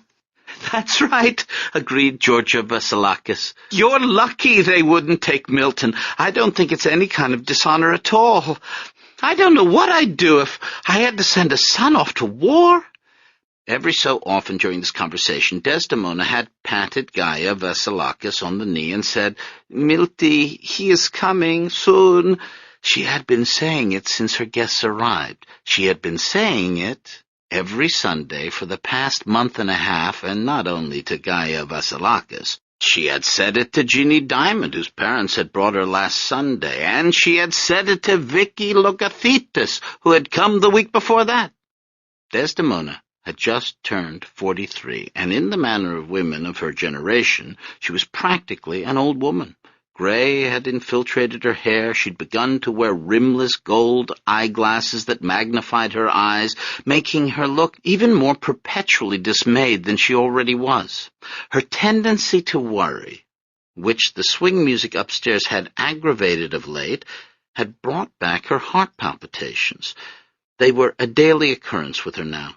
Within the surround of this worrying, however, Desdemona remained a bundle of activity, always cooking, cleaning, doting on her children and the children of others, always shrieking at the top of her lungs, full of noise and life. Despite my grandmother's corrective lenses, The world remained out of focus. Desdemona didn't understand what the fighting was all about. At Smyrna, the Japanese had been the only country to send ships to rescue refugees. My grandmother maintained a lifelong sense of gratitude. When people brought up the sneak attack on Pearl Harbor, she said, "Don't tell me about an island in the middle of the ocean. This country isn't big enough. They have to have all the islands, too." The Statue of Liberty's gender changed nothing. It was the same here as everywhere, men and their wars. Fortunately, Milton had been turned down by the army. Instead of going off to war, he was going to night school and helping out at the bar during the day. The only uniform he wore was that of the Boy Scouts, where he was a troop leader. Every so often, he took his scouts camping up north. After 5 more minutes, when Milton still had not materialized, Desdemona excused herself and climbed the stairs. She stopped outside Milton's bedroom, frowning at the music coming from inside. Then, without knocking, she entered. In front of the window, clarinet erect, Milton played on Oblivious. His hips swayed in an indecent fashion, and his lips glistened as brightly as his hair. Desdemona marched across the room and slammed the window shut. "Come, Milty," she commanded. "Gaia is downstairs. I'm practicing. Practice later." She was squinting out the window at the O'Toole boarding house across the yard. At the 3rd-floor window, she thought she saw a head duck down, but she couldn't be sure. "Why you always play by the window? I get hot." Desdemona was alarmed.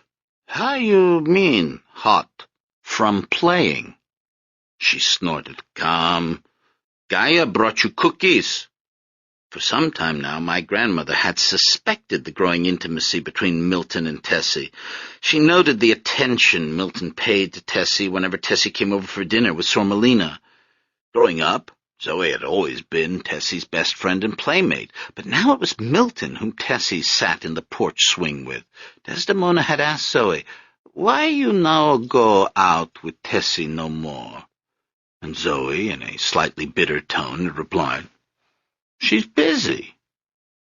This was what brought on the return of my grandmother's heart palpitations. After everything she had done to atone for her crime, after she had turned her marriage into an Arctic wasteland and allowed a surgeon to tie her fallopian tubes, consanguinity wasn't finished with her.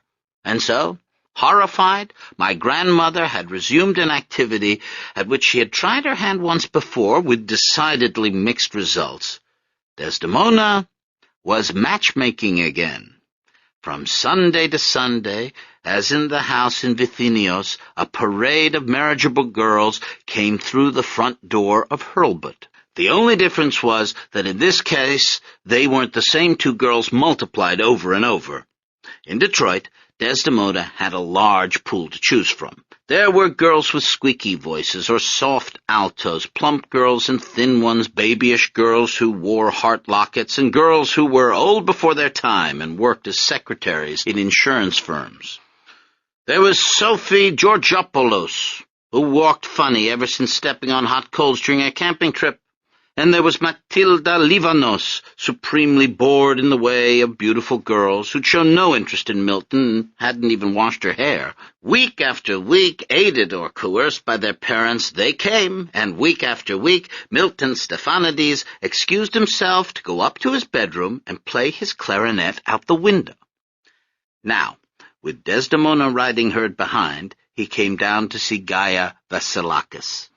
She was sitting between her parents on the overstuffed sea-foam green sofa, a large girl herself, wearing a white crinoline dress with a ruffled hem and puffed sleeves. Her short white socks had ruffles too. They reminded Milton of the lace cover over the bathroom trash can. "Boy, those are a lot of badges," Gus Vasilakis said. "Milton needed one more badge and he could have been an Eagle Scout," Lefty said. "Which one is that?" "Swimming," said Milton. "I can't swim for beans." "I'm not a very good swimmer either," Gaia said, smiling. "Have a cookie, Milty," Desdemona urged. Milton looked down at the tin and took a cookie. "Gaia made them," Desdemona said. "How you like it?" Milton chewed meditatively. After a moment, he held up the Boy Scout salute. "I cannot tell a lie," he said. This cookie is lousy.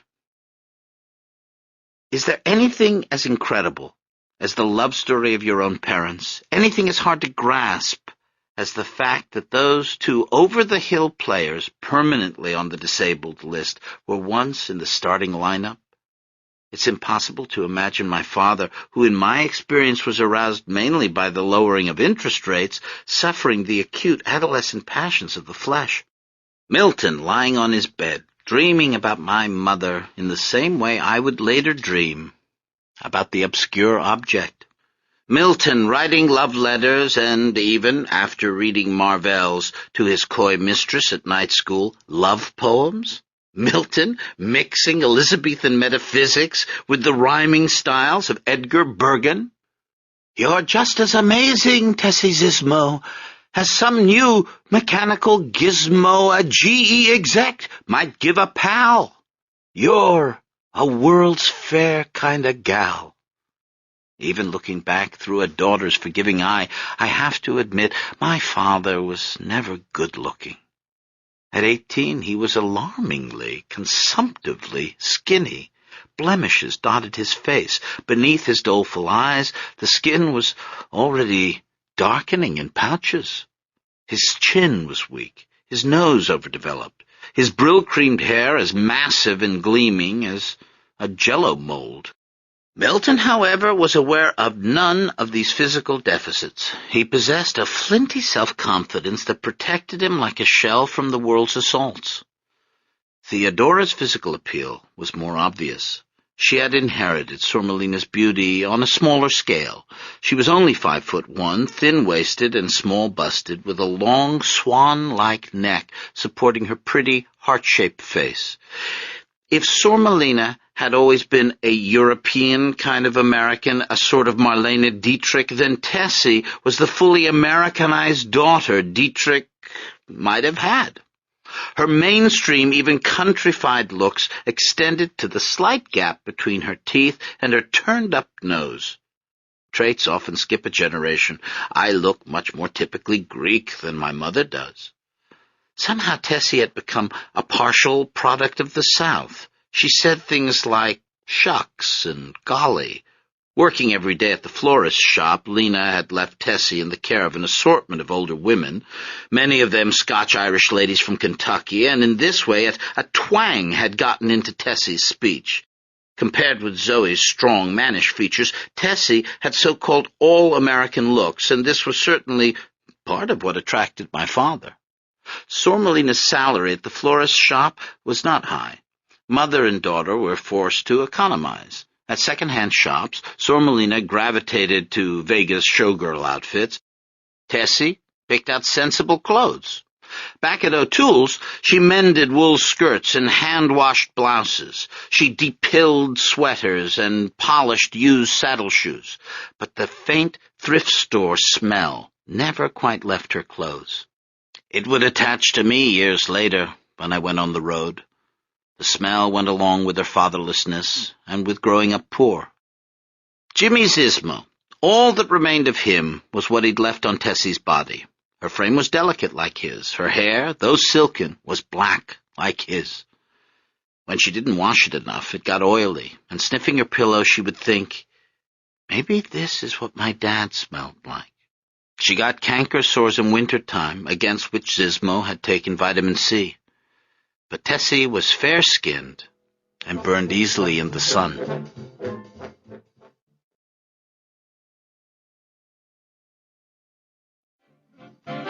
Ever since Milton could remember, Tessie had been in the house, wearing the stiff, churchy outfits her mother found so amusing. "Look at the two of us," Lena would say, "like a Chinese menu, sweet and sour." Tessie didn't like it when Lena talked this way. She didn't think she was sour, only proper. She wished that her mother would act more proper herself. When Lena drank too much, Tessie was the one who took her home, undressed her, and put her to bed. Because Lena was an exhibitionist, Tessie had become a voyeur. Because Lena was loud, Tessie had turned out quiet. She played an instrument, too, the accordion.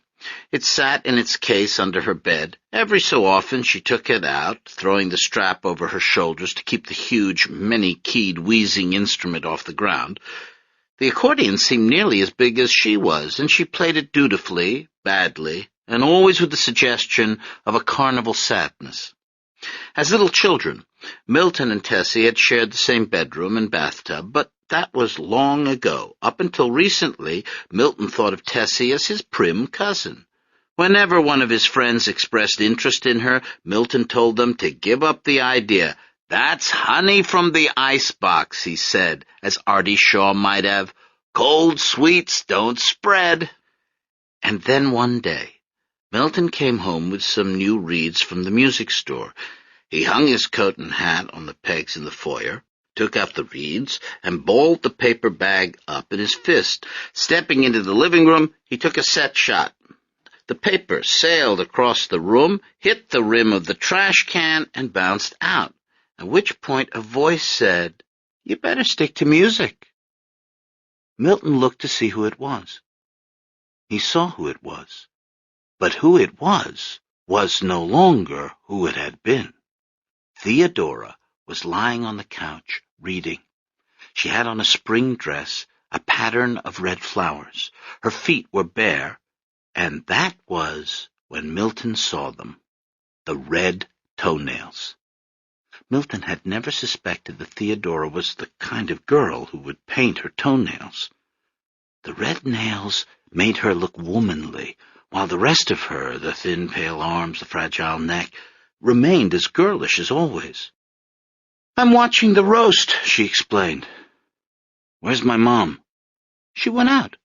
"She went out? She never goes out." "She did today." "Where's my sister?" 4-H. Tessie looked at the black case he was holding. "That's your clarinet?" "Yeah. Play something for me." Milton set his instrument case down on the sofa. As he opened it and took out his clarinet, he remained aware of the nakedness of Tessie's legs. He inserted the mouthpiece and limbered up his fingers, running them up and down the keys, and then, at the mercy of an overwhelming impulse, he bent forward, pressing the flaring end of the clarinet to Tessie's bare knee, and blew a long note. She squealed, moving her knee away. "That was a D-flat," Milton said. "You want to hear a D-sharp?" Tessie still had her hand over her buzzing knee. The vibration of the clarinet had sent a shiver all the way up her thigh. She felt funny, as though she were about to laugh, but she didn't laugh. She was staring at her cousin, thinking, "Will you just look at him smiling away? Still got pimples, but thinks he's the cat's meow. Where does he get it?" "All right," she answered at last. "Okay," said Milton. D-sharp. Here goes." That first day, it was Tessie's knees. The following Sunday, Milton came up from behind and played his clarinet against the back of Tessie's neck. The sound was muffled. Wisps of her hair flew up. Tessie screamed, but not long. "Yeah, Dad," said Milton, standing behind her. And so it began. He played Begin the Beguine against Tessie's collarbone. He played Moon-Faced against her smooth cheeks, pressing the clarinet right up against the red toenails that so dazzled him. He played It Goes to Your Feet. With a secrecy they didn't acknowledge, Milton and Tessie drifted off to quiet parts of the house, and there, lifting her skirt a little, or removing a sock, or once, when nobody was home, pulling up her blouse to expose her lower back, Tessie allowed Milton to press his clarinet to her skin and fill her body with music. At first it only tickled her, but after a while the notes spread deeper into her body. She felt the vibrations penetrate her muscles, pulsing in waves until they rattled her bones and made her inner organs hum. Milton played his instrument with the same fingers he used for the Boy Scout salute, but his thoughts were anything but wholesome. Breathing hard, bent over Tessie with trembling concentration, he moved the clarinet in circles like a snake charmer, and Tessie was a cobra, mesmerized, tamed, ravished by the sound. Finally, one afternoon when they were all alone, Tessie, his proper cousin, lay down on her back. She crossed one arm over her face. "Where should I play?" whispered Milton, his mouth feeling too dry to play anything. Tessie undid a button on her blouse and in a strangled voice said, "My stomach." "I don't know a song about a stomach," Milton ventured. "My ribs, then." "I don't know any songs about ribs." "My sternum?" "Nobody ever wrote a song about a sternum, Tess." She undid more buttons, her eyes closed, and in barely a whisper, "How about this?"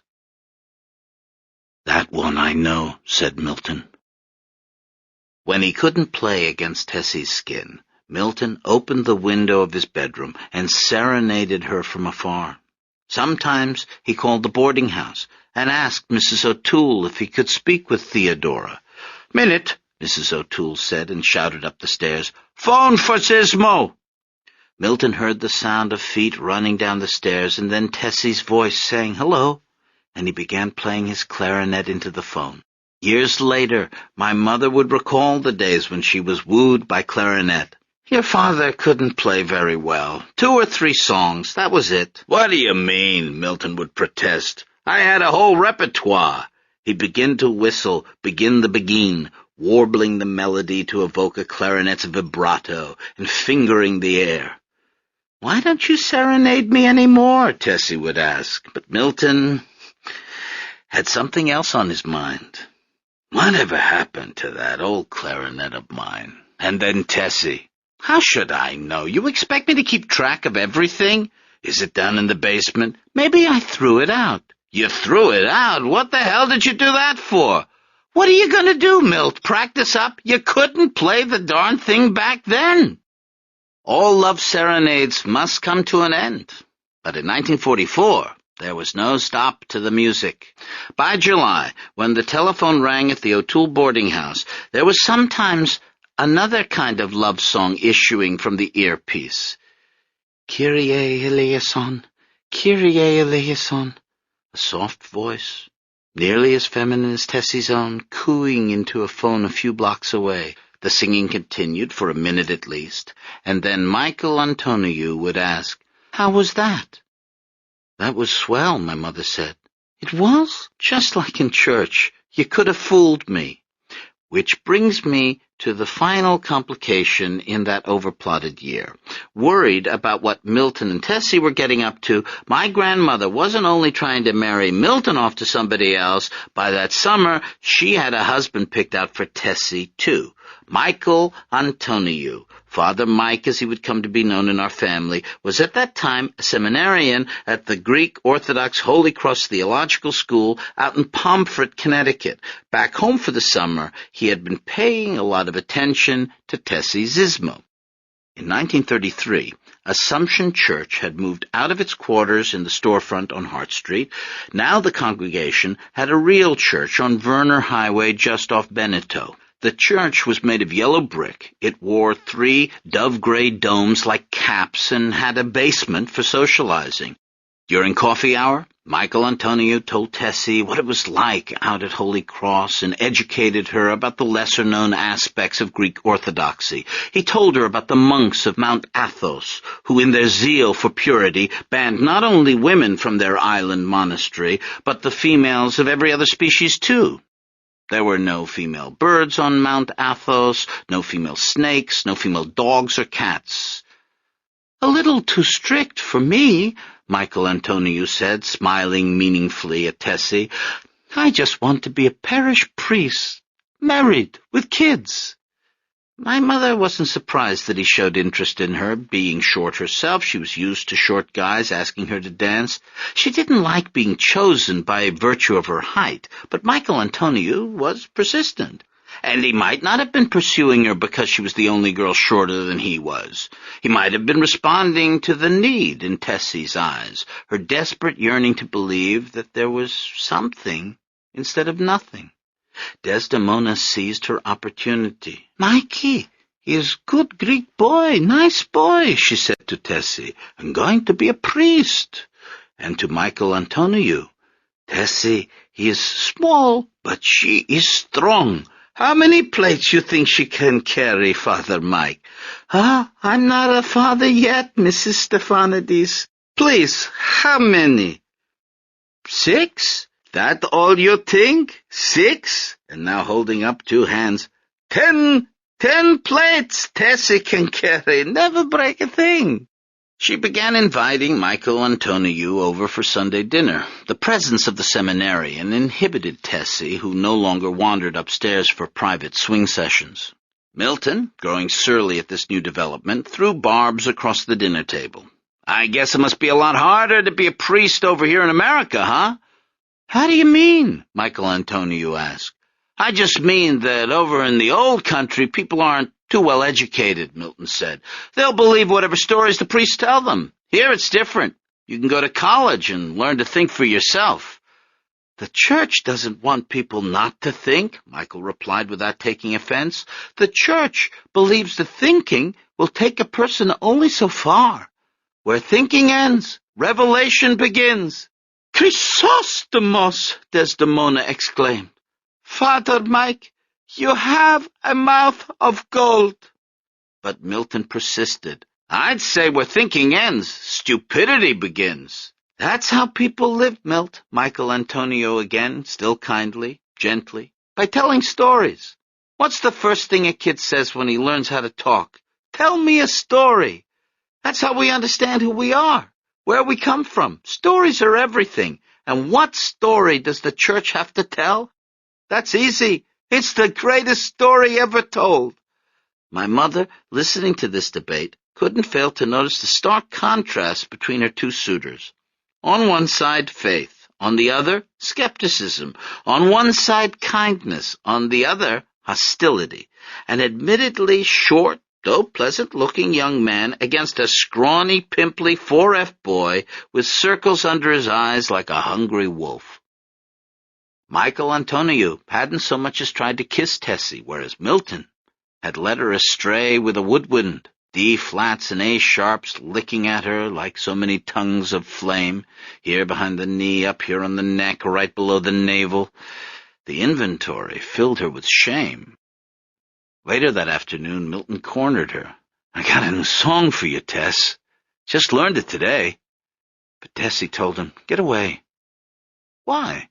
What's the matter?" It's, she tried to think of the most damning pronouncement. "It's not nice." "That's not what you said last week." Milton waved the clarinet, adjusting the reed with a wink until Tessie finally, "I don't want to do that anymore. Do you understand? Leave me alone." Every Saturday for the remainder of the summer, Michael Antonio came by O'Toole's to pick Tessie up. Taking her purse as they walked along, he swung it by its strap, pretending it was a censer.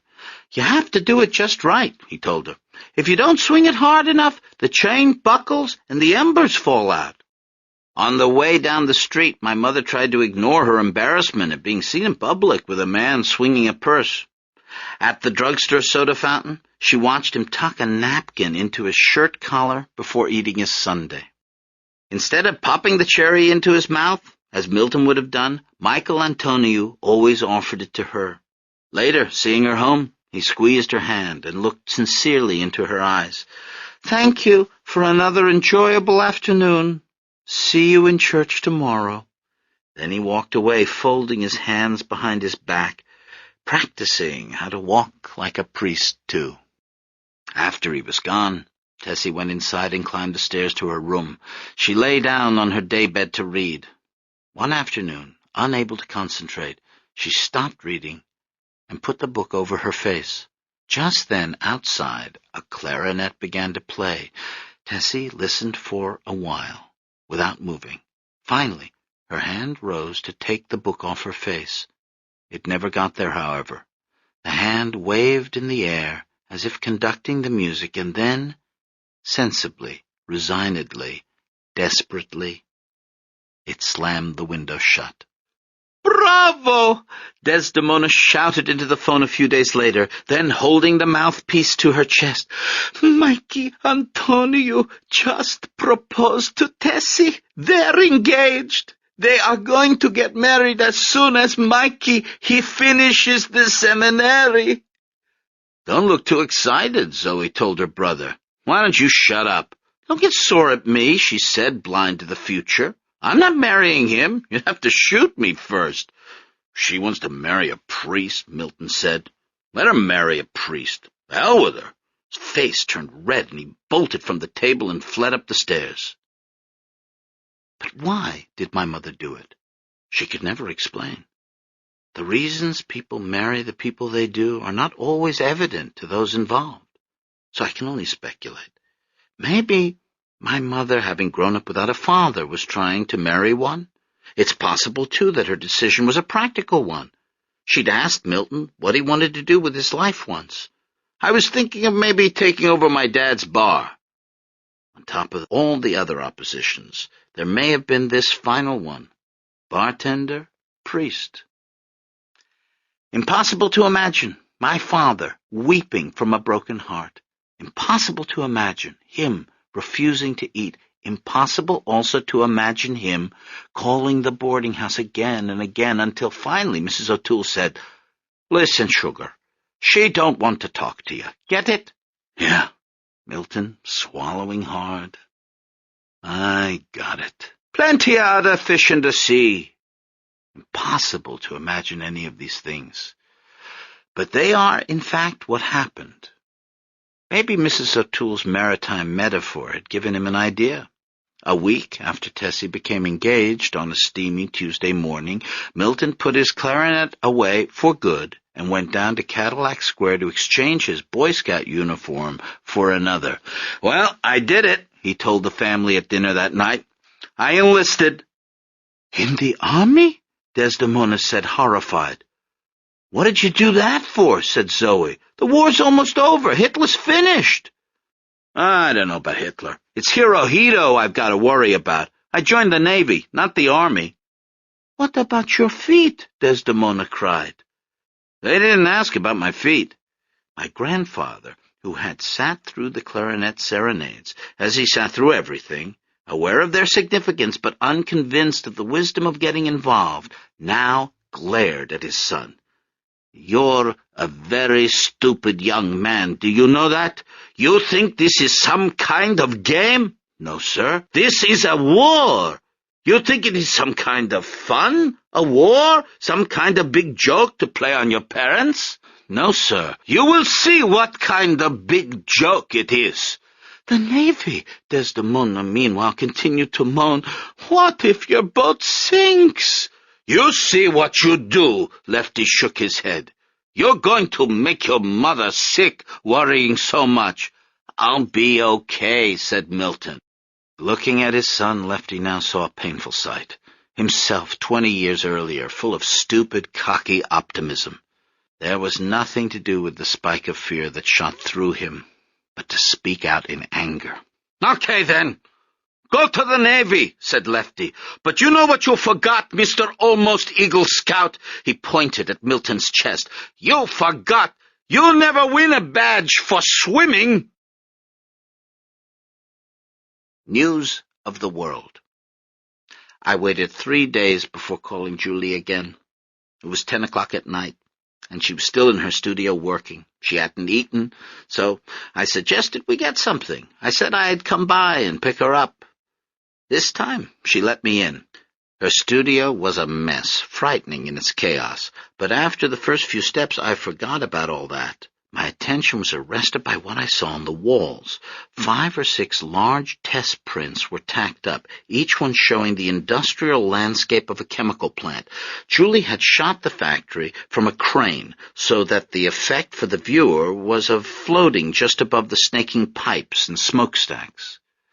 Okay, that's enough, she said, pushing me toward the door. Hold on, I said.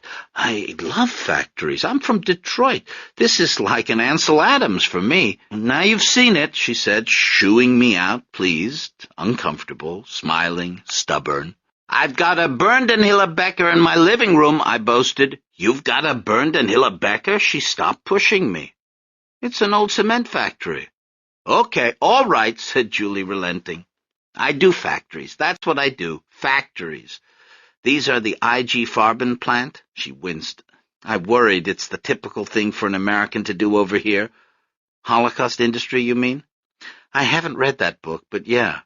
If you've always done factories, I think it's different," I told her. "Then you're not just glomming on. If factories are your subject, how could you not do IG Farben?"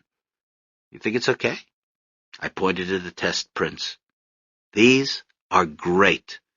We fell silent, looking at each other, and without thinking, I leaned forward and kissed Julie lightly on the lips.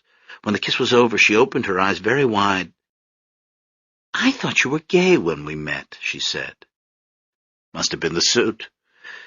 My gaydar went off completely. Julie was shaking her head. "I'm always suspicious, being the last stop." "The last what?" "Oh, haven't you heard of that? Asian chicks are the last stop. If a guy's in the closet, he goes for an Asian because their bodies are more like boys." "Your body's not like a boy's," I said. This embarrassed Julie. She looked away. "You've had a lot of closeted gay guys go after you?" I asked her. "Twice in college, 3 times in graduate school," answered Julie. There was no other response to this but to kiss her again. To resume my parents' story, I need to bring up a very embarrassing memory for a Greek American. Michael Dukakis on his tank. Do you remember that? The single image that doomed our hopes of getting a Greek into the White House. Dukakis, wearing an oversized army helmet, bouncing along on top of an M41 Walker Bulldog, trying to look presidential, but looking instead like a little boy on an amusement park ride. Every time a Greek gets near the Oval Office, something goes wrong. First it was Agnew with the tax evasion, then it was Dukakis with the tank. Before Dukakis climbed up on that armored vehicle, before he took off his J-Press suit and put on those army fatigues, we all felt, I speak for my fellow Greek Americans, whether they want me to or not, a sense of exultation. This man was the Democratic nominee for President of the United States. He was from Massachusetts, like the Kennedys. He practiced a religion even stranger than Catholicism, but no one was bringing it up. This was 1988. Maybe the time had finally come when anyone, or at least not the same old someones, could be president. Behold the banners at the Democratic Convention. Look at the bumper stickers on all the Volvos. Dukakis, a name with more than 2 vowels in it, running for president. The last time that had happened was Eisenhower, who looked good on the tank. Generally speaking, Americans like their presidents to have no more than 2 vowels. Truman, Johnson, Nixon, Clinton. If they have more than 2 vowels, Reagan, they can have no more than 2 syllables. Even better is 1 syllable and 1 vowel. Bush. Had to do that twice. Why did Mario Cuomo decide against running for president? What conclusion did he come to as he withdrew to think the matter through? Unlike Michael Dukakis, who was from academic Massachusetts, Mario Cuomo was from New York and knew what was what. Cuomo knew he'd never win. Too liberal for the moment, certainly, but also too many vowels. On top of a tank, Michael Dukakis rode toward a bank of photographers and into the political sunset. Painful as the image is to recall, I bring it up for a reason. More than anything, that was what my newly enlisted father, Seaman Second Class Milton Stephanides, looked like as he bounced in a landing craft off the California coast in the fall of 1944. Like Dukakis, Milton was mostly helmet. Like Dukakis's, Milton's chin strap looked as though it had been fastened by his mother. Like Dukakis's, Milton's expression betrayed a creeping awareness of error. Milton, too, couldn't get off his moving vehicle. He, too, was riding toward extinction. The only difference was the absence of photographers, because it was in the middle of the night. A month after joining the United States Navy, Milton found himself stationed at Coronado Naval Base in San Diego. He was a member of the amphibious forces whose job it was to transport troops to the Far East and assist their storming of beaches. It was Milton's job, luckily so far only in maneuvers, to lower the landing craft off the side of the transport ship. For over a month, 6 days a week, 10 hours a day, that's what he'd been doing, lowering boats full of men into various sea conditions. When he wasn't lowering landing craft, he was in one himself. 3 or 4 nights a week, they had to practice night landings. These were extremely tricky. The coast around Coronado was treacherous. The inexperienced pilots had trouble steering toward the diff lights, which marked the beaches, and often brought the boats to shore on the rocks. Though the Army helmet obscured Milton's present vision, it gave him a pretty good picture of the future. The helmet weighed as much as a bowling ball. It was as thick as the hood of a car. You put it over your head like a hat, but it was nothing like a hat. In contact with the skull, an Army helmet transmitted images directly into the brain. These were of objects the helmet was designed to keep out. Bullets, for instance, and shrapnel. The helmets closed off the mind for contemplation of these essential realities. And if you were a person like my father, you began to think about how you could escape such realities. After a single week of drills, Milton realized that he had made a terrible mistake joining the Navy. Battle could be only slightly less dangerous than this preparation for it. Every night someone got injured. Waves slammed guys up against the boats. Guys fell and got swept underneath. The week before, a kid from Omaha had drowned. During the day, they trained playing football on the beach in Army boots to build up their legs, and then at night they had the drills. Exhausted, seasick, Milton stood packed in like a sardine, shouldering a heavy pack. He had always wanted to be an American, and now he got to see what his fellow Americans were like. In close quarters he suffered their backwoods lubricity and knucklehead talk. They were in the boats for hours together, getting slammed around, getting wet. They got to bed at 3 or 4 in the morning. Then the sun came up, and it was time to do it all over again. Why had he joined the Navy? For revenge? For escape? He wanted to get back at Tessie, and he wanted to forget her. Neither had worked. The dullness of military life, the endless repetition of duties, the standing in line to eat, to use the bathroom, to shave, served as no distraction at all. Standing in line all day brought on the very thoughts Milton had wanted to avoid, of a clarinet imprint, like a ring of fire on Tessie's flushed thigh. Or of Vandebrock, the kid from Omaha who had drowned, his battered face, the seawater leaking through his busted teeth. All around Milton in the boat now, guys were already getting sick. 10 minutes in the swells, and sailors were bending over and regurgitating the beef stew and instant mashed potatoes of that evening's dinner onto the ridged metal floor. This provoked no comment. The vomit, which was an eerie blue color in the moonlight, had its own wave action, sloshing back and forth over everybody's boots. Milton lifted his face, trying to get a whiff of fresh air. The boat pitched and rolled. It fell off waves and came crashing down, the hull shuddering. They were getting close to shore, where the surf picked up. The other men readjusted their packs and got ready for the make-believe assault, and Seaman Stephanides abandoned the solitude of his helmet. "Saw it in the library," the sailor beside him was saying to another. "On the bulletin board." "What kind of test?" "Some kind of admittance exam for Annapolis."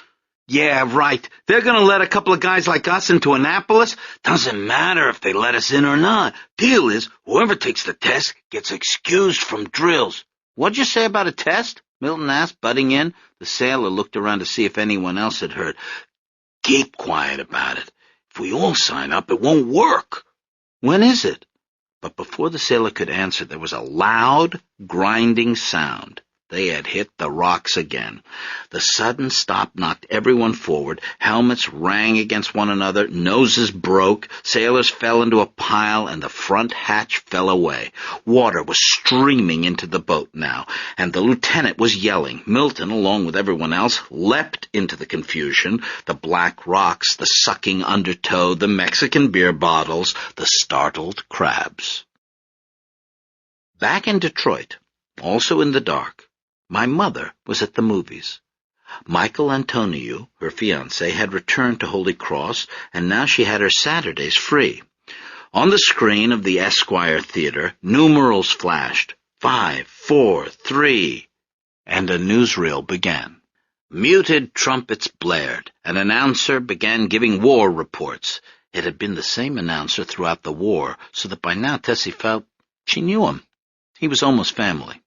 Week after week he had informed her about Monty and the Brits driving Rommel's tanks out of North Africa, and the American troops liberating Algeria and landing in Sicily. Munching popcorn, Tessie had watched as the months and years passed. The newsreels followed an itinerary. At first, they'd concentrated on Europe. There were tanks rolling through tiny villages and French girls waving handkerchiefs from balconies. The French girls didn't look like they'd been through a war. They wore pretty ruffled skirts, wide-ankle socks, and silk scarves. None of the men wore berets, which surprised Tessie. She'd always wanted to go to Europe, not to Greece so much, but to France or Italy. As she watched these newsreels, what Tessie noticed wasn't the bombed-out buildings, but the sidewalk cafes, the fountains, the self-composed, urbane little dogs. 2 Saturdays ago, she'd seen Antwerp and Brussels liberated by the Allies. Now, as attention turned toward Japan, the scenery was changing. Palm trees cropped up in the newsreels, and tropical islands. This afternoon, the screen gave the date October 1944, and the announcer announced, as American troops prepare for the final invasion of the Pacific, General Douglas MacArthur, vowing to make good on his promise of, "I shall return," surveys his troops. The footage showed sailors standing at attention on deck, or dropping artillery shells into guns, or horsing around on a beach, waving to the folks back home. And out in the audience, my mother found herself doing a crazy thing. She was looking for Milton's face. He was her second cousin, wasn't he? It was only natural she should worry about him. They had also been, not in love exactly, but in something more immature, a kind of infatuation or crush. Nothing like what she had with Michael. Tessie sat up in her seat. She adjusted her purse in her lap. She sat up like a young lady who was engaged to be married. But after the newsreel ended and the movie began, she forgot about being an adult. She sank down in her seat and put her feet up over the seat in front. Maybe it wasn't a very good movie that day. Or maybe she'd seen too many movies lately. She'd gone for the last 8 straight days. But whatever the reason, Tessie couldn't concentrate. She kept thinking that if something happened to Milton, if he was wounded, or, God forbid, if he didn't come back, she would be somehow to blame. She hadn't told him to enlist in the Navy. If he'd asked her, she would have told him not to, but she knew he'd done it because of her. It was a little like Into the Sands with Claude Barron, which she'd seen a couple of weeks ago. In that picture, Claude Barron enlists in the Foreign Legion because Rita Carroll marries another guy. The other guy turns out to be a cheater and drinker, and so Rita Carroll leaves him and travels out to the desert where Claude Barron is fighting the Arabs. By the time Rita Carroll gets there, he's in the hospital wounded, or not a hospital really, but just a tent, and she tells him she loves him, and Claude Barron says, "I went into the desert to forget about you, but the sand was the color of your hair, the desert sky was the color of your eyes. There was nowhere I could go that wouldn't be you." And then he dies. Tessie cried buckets. Her mascara ran, staining the collar of her blouse something awful. Drilling at night and going to Saturday matinees, jumping into the sea and sliding down in movie seats, worrying and regretting and hoping and trying to forget. Nevertheless, to be perfectly honest, mostly what people did during the war was write letters. In support of my personal belief that real life doesn't live up to writing about it, the members of my family seem to have spent most of their time that year engaged in correspondence. From Holy Cross, Michael Antonio wrote twice a week to his fiancée. His letters arrived in light blue envelopes embossed with the head of Patriarch Benjamin in the upper left-hand corner, and on the stationery inside, his handwriting, like his voice, was feminine and neat. "Most likely, the first place they'll send us after my ordination will be somewhere in Greece. There's going to be a lot of rebuilding to do now that the Nazis have left." At her desk beneath the Shakespeare bookends, Tessie wrote back faithfully, if not entirely truthfully. Most of her daily activities didn't seem virtuous enough to tell a seminarian fiancé, and so she began to invent a more appropriate life for herself. "This morning, Zoe and I went down to volunteer at the Red Cross," wrote my mother, who had spent the entire day at the Fox Theatre eating nonpareils. "They had us cut up old bed sheets into strips for bandages. You should see the blister I've got on my thumb. It's a real whopper." She didn't start out with these wholesale fictions. At first, Tessie had given an honest accounting of her days, but in one letter Michael Antonio had said, "Movies are fine as entertainment, but with the war, I wonder if they're the best way to spend your time." After that, Tessie started making things up. She rationalized her lying by telling herself that this was her last year of freedom. By next summer, she'd be a priest's wife, living somewhere in Greece. To mitigate her dishonesty, she deflected all honor from herself, filling her letters with praise for Zoe. She works 6 days a week, but on Sundays gets up bright and early to take Mrs. Tsonsakis to church. Poor thing's 93 and can barely walk. That's Zoe, always thinking of others. Meanwhile, Desdemona and Milton were writing to each other too. Before going off to war, my father had promised his mother that he'd finally become literate in Greek. Now, from California, lying on his bunk in the evenings, so sore he could barely move, Milton consulted a Greek-English dictionary to piece together reports on his Navy life. No matter how hard he concentrated, however, by the time his letters arrived at Hurlbut Street, something had been lost in translation. "What kind of paper this is?" Desdemona asked her husband, holding up a letter that resembled Swiss cheese. Like mice, military censors had nibbled at Milton's letters before Desdemona got to digest them. They bit off any mention of the word invasion, any reference to San Diego or Coronado. They chewed through whole paragraphs describing the naval base, the destroyers and submarines docked at the pier. Since the censor's Greek was even worse than Milton's, they often made mistakes, lopping off endearments, X's and O's. Despite the gaps in Milton's missives, syntactical and physical, my grandmother registered the danger of his situation. In his badly penned sigmas and deltas, she spied the shaking hand of her son's growing anxiety. Over his grammatical mistakes, she detected the note of fear in his voice. The stationery itself frightened her, because it already looked blown to bits. Seaman Stephanides, however, was doing his best to prevent injury. On a Wednesday morning, he reported to the base library to take the admittance exam for the U.S. Naval Academy. Over the next 5 hours, every time he looked up from his test paper, he saw his shipmates doing calisthenics in the hot sun. He couldn't help smiling. While his buddies were baking out there, Milton was sitting under a ceiling fan, working out a mathematical proof. While they were forced to run up and down the sandy gridiron, Milton was reading a paragraph by someone named Carlyle and answering the questions that followed. And tonight, when they would be getting creamed against the rocks, he would be snug in his bunk, fast asleep.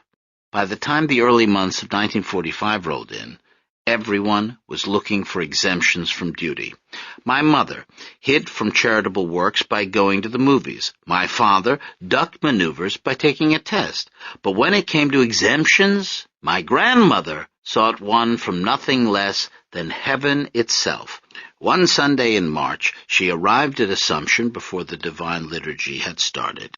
Going into a niche, she approached the icon of St. Christopher and proposed a deal. "Please, St. Christopher," Desdemona kissed her fingertips and touched them to the saint's forehead. "If you keep Milty safe in the war, I will make him promise to go back to Vithinios and fix the church." She looked up at St. Christopher, the martyr of Asia Minor. "If the Turks destroyed it, Milty will build it again. If it only needs painting, he'll paint." St. Christopher was a giant. He held a staff and forded a rushing river. On his back was the Christ child, the heaviest baby in history because he had the world in his hands. What better saint to protect your own son in peril on the sea? In the shadowy, lamp-lit space, Desdemona prayed. She moved her lips, spelling out the conditions. "I would also like, if possible, St. Christopher, if Milty, he could be excused from the training. He tells me it is very dangerous. He's writing to me in Greek now, too, St. Christopher. Not too good, but okay. I also make him promise to put in the church new pews. Also, if you like, some carpets." She lapsed into silence, closing her eyelids. She crossed herself numerous times, waiting for an answer. Then, her spine suddenly straightened. She opened her eyes, nodded, smiled. She kissed her fingertips and touched them to the saint's picture, and she hurried home to write Milton the good news. "Yeah, sure," my father said when he got the letter. "Saint Christopher to the rescue." He slipped the letter into his Greek-English dictionary and carried both to the incinerator behind the Quonset hut. That was the end of my father's Greek lessons. Though he continued to speak Greek to his parents, Milton never succeeded in writing it, and as he got older, he began to forget what even the simplest words meant. In the end, he couldn't say much more than Chapter 11 or me, which was almost nothing at all. Milton's sarcasm was understandable under the circumstances. Only the day before, his CO had given Milton a new assignment in the upcoming invasion.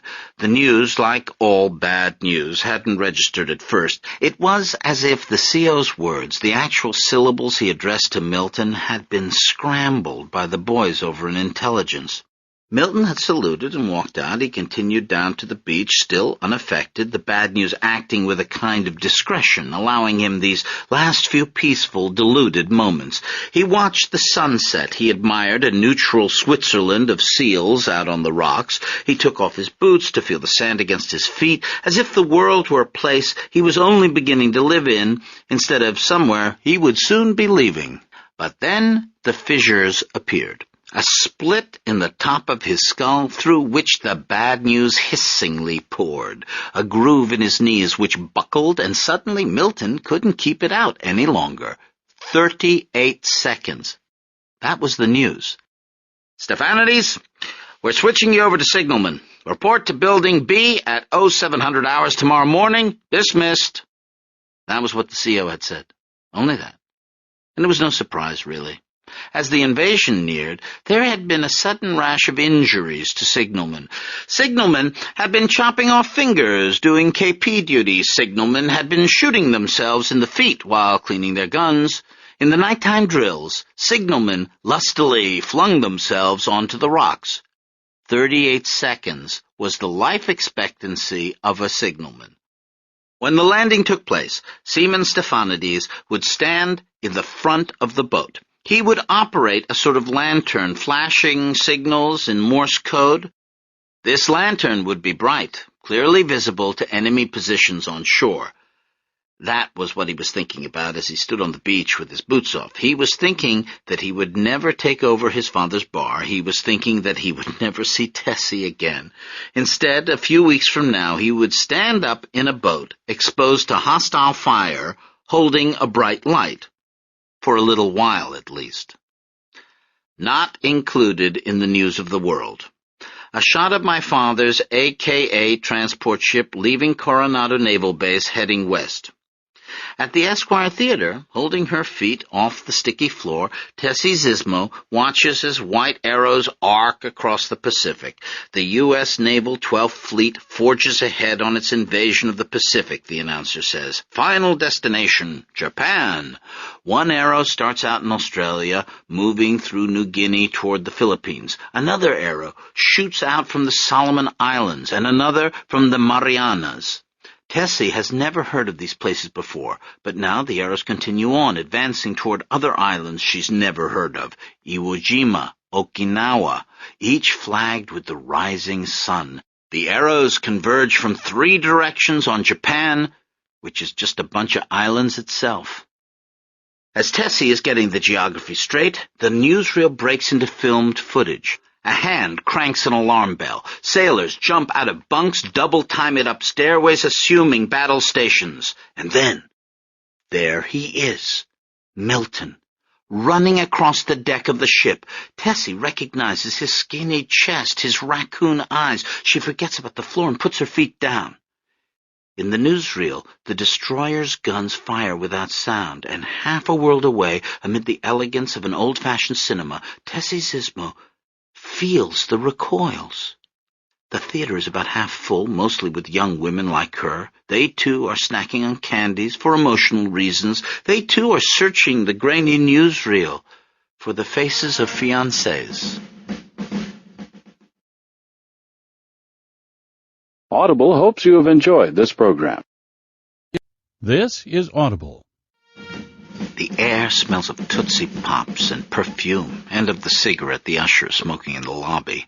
Most of the time, the war is an abstract event, happening somewhere else. Only here, for 4 or 5 minutes, squeezed between the cartoon and the feature, does it become concrete. Maybe the blurring of identity, the mob release, has an effect on Tessie, inspiring the kind of hysteria Sinatra does. Whatever the reason, in the bedroom light of the movie theater, Tessie Sismo allows herself to remember things she's been trying to forget. A clarinet, nosing its way up her bare leg like an invading force itself, tracing an arrow to her own island empire, an empire which, she realizes at that moment, she's giving up to the wrong man. While the flickering beam of the movie projector slants through the darkness over her head, Tessie admits to herself that she doesn't want to marry Michael Antoniou. She doesn't want to be a priest's wife or move to Greece. As she gazes at Milton in the newsreel, her eyes fill with tears as she says out loud, "There was nowhere I could go that wouldn't be you." And while people shush her, the sailor in the newsreel approaches the camera, and Tessie realizes that it isn't Milton. It doesn't matter, however. She has seen what she has seen. She gets up to leave. On Hurlbut Street that same afternoon, Desdemona was lying in bed. She had been there for the last 3 days, ever since the mailman had delivered another letter from Milton. The letter wasn't in Greek but English, and Lefty had to translate. "Dear folks, this is the last letter I'll be able to send you. Sorry for not writing in the native tongue, Ma, but I'm a little busy at the moment. The brass won't let me say much about what's going on, but I just wanted to drop you this note to tell you not to worry about me. I'm headed to a safe place. Keep the bar in good shape, Pop. This war'll be over some day, and I want in on the family business. Tell Zoe to stay out of my room. Love and laughs, Milt." Unlike the previous letters, this one arrived intact. Not a single hole anywhere. At first this had cheered Desdemona until she realized what it implied. There was no need for secrecy any more. The invasion was already underway. At that point, Desdemona stood up from the kitchen table and, with a look of triumphant desolation, made a grave pronouncement. "God has brought the judgment down on us that we deserve," she said. She went into the living room, where she straightened a sofa cushion in passing and climbed the stairs to the bedroom. There she undressed and put on her nightgown, even though it was only 10 in the morning. And then, for the first time since being pregnant with Zoe, and the last time before climbing in forever 25 years later, my grandmother took to her bed. For 3 days she had stayed there, getting up only to go to the bathroom. My grandfather tried in vain to coax her out. When he left for work the 3rd morning, he had brought up some food, a dish of white beans and tomato sauce and bread. The meal was still lying untouched on the bedside table when there came a knock at the front door. Desdemona did not get up to answer it, but only pulled a pillow over her face. Despite this muffling, she heard the knocking continue. A little later, the front door opened, and finally footsteps made their way up the stairs and into her room. "Aunt Des?" Tessie said. Desdemona did not move. "I've got something to tell you," Tessie continued. "I wanted you to be the first to know." The figure in bed remained motionless. Still, the alertness that had seized Desdemona's body told Tessie she was awake and listening. Tessie took a breath and announced, "I'm going to call off the wedding." There was a silence.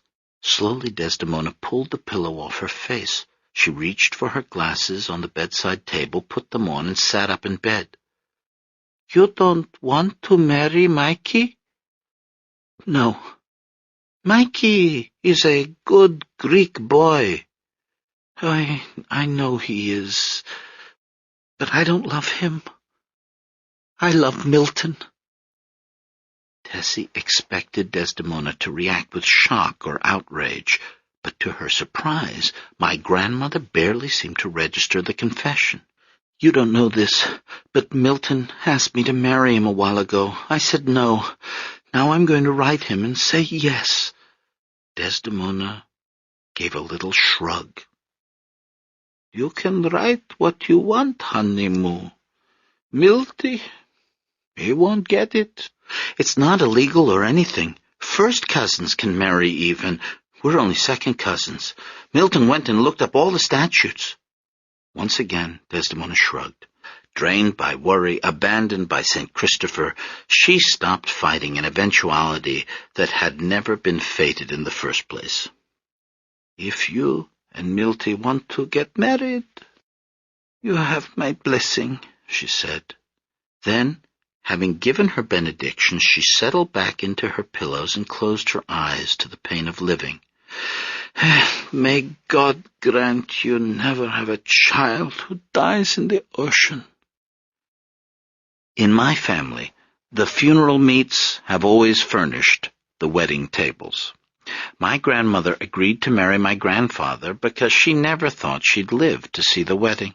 And my grandmother blessed my parents' marriage after vigorously plotting against it, only because she didn't think Milton would survive to the end of the week.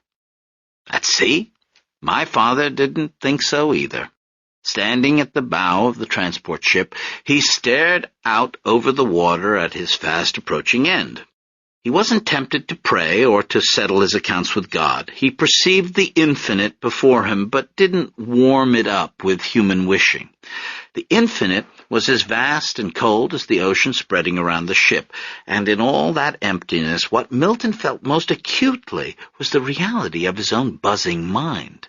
Somewhere, out over the water, was the bullet that would end his life. Maybe it was already loaded in the Japanese gun from which it would be fired. Maybe it was in an ammunition roll. He was 21, oily skin prominent about the Adam's apple. It occurred to him that he had been stupid to run off to war because of a girl, but then he took this back because it wasn't just some girl. It was Theodora. As her face appeared in Milton's mind, a sailor tapped him on the back. Who do you know in Washington? He handed my father a transfer effective immediately. He was to report to the Naval Academy at Annapolis. On the admissions test, Milton had scored a 98. Every Greek drama needs a deus ex machina. Mine comes in the form of the bosun's chair that picked my father off the deck of the AKA transport ship and whisked him through the air to deposit him on the deck of a destroyer heading back to the U.S. mainland. From San Francisco, he traveled by elegant Pullman car to Annapolis, where he was enrolled as a cadet. I tell you, St. Christopher gets you out of the war, Desdemona exulted when he called home with the news. He sure did. Now you have to fix the church. What? The church. You have to fix it. Sure, Naval Cadet Stephanides said, and maybe he even intended to. He was grateful to be alive and to have his future back. But with one thing or another, Milton would put off his trip to Vithinios. Within a year's time, he was married. Later, he was a father. The war ended. He graduated from Annapolis and served in the Korean War. Eventually, he returned to Detroit and went into the family business. From time to time, Desdemona would remind her son about his outstanding obligation to St. Christopher, but my father always found an excuse for not fulfilling it. His procrastination would have disastrous effects, if you believe in that sort of thing, which some days when the old Greek blood is running high, I do. My parents were married in June of 1946. In a show of generosity, Michael Antoniou attended the wedding. An ordained priest now, he presented a dignified, benevolent figure, but by the second hour of the reception, it was clear he was crushed. He drank too much champagne at dinner, and when the band began playing, sought out the next best thing to the bride, the bridesmaid, Zoe Stephanides. Zoe looked down at him. About a foot. He asked her to dance. The next thing she knew, they had started off across the ballroom floor. "Tessie told me a lot about you in her letters," said Michael Antoniou. "Nothing too bad, I hope." "Just the opposite. She told me what a good Christian you are." His long robe concealed his small feet, making it difficult for Zoe to follow. Nearby, Tessie was dancing with Milton in his white naval uniform. As the couples passed each other, Zoe glared comically at Tessie and mouthed the words, "I'm going to kill you." But then Milton twirled Tessie around, and the two rivals came face to face. "Hey there, Mike," said Milton cordially. "It's Father Mike now," said the vanquished suitor. "Ah, got a promotion, eh? Congratulations. I guess I can trust you with my sister." He danced away with Tessie, who looked back in silent apology. Zoe, who knew how infuriating her brother could be, felt sorry for Father Mike. She suggested they get some wedding cake. Ex ovo omnia. So to recap, Sor Melinasismo, ne Papadiamandopoulos, wasn't only my first cousin twice removed, she was also my grandmother. My father was his own mother's and father's nephew. In addition to being my grandparents, Desdemona and Lefty, were my great-aunt and uncle. My parents would be my second cousins once removed, and Chapter 11 would be my third cousin as well as my brother. The Stephanides family tree, diagrammed in Dr. Luce's Autosomal Transmission of Recessive Traits, goes into more detail than I think you would care to know about. I've concentrated only on the gene's last few transmissions. And now we're almost there. In honor of Miss Berry, my 8th grade Latin teacher, I'd like to call attention to the quotation above, ex ovo omnia. Getting to my feet, as we did whenever Miss Berry entered the room, I hear her ask, "Infants, can any of you translate this little snippet and give its provenance?" I raise my hand. "Calliope, our muse, will start us off. It's from Ovid, Metamorphosis, the story of creation. Stunning! And can you render it into English for us?" "Everything comes out of an egg." Did you hear that, infants? This classroom, your bright faces, even dear old Cicero on my desk. They all came out of an egg. Among the arcana Dr. Philibosian imparted to the dinner table over the years, aside from the monstrous effects of maternal imagination, was the 17th century theory of preformation. The preformationists, with their roller coaster names, Spallanzani, Swammerdam, Leeuwenhoek, believed that all of humankind had existed in miniature since creation, in either the semen of Adam or the ovary of Eve, each person tucked inside the next like a Russian nesting doll. It all started when Jan Swammerdam used a scalpel to peel away the outer layers of a certain insect. What kind? Well, a member of the phylum Anthropoda. Latin name? Okay then, Bombyx mori. The insect Swammerdam used in his experiments back in 1650 was nothing other than a silkworm. Before an audience of intellectuals, Swammerdam cut away the skin of the silkworm to reveal what appeared to be a tiny model of the future moth inside, from proboscis to antennae to folded wings. The theory of preformation was born. In the same way, I like to imagine my brother and me floating together since the world's beginning on our raft of eggs, each inside a transparent membrane, each slotted for his or her, in my case both, hour of birth. There's Chapter 11, always so pasty and bald by the age of 23, so that he makes a perfect homunculus.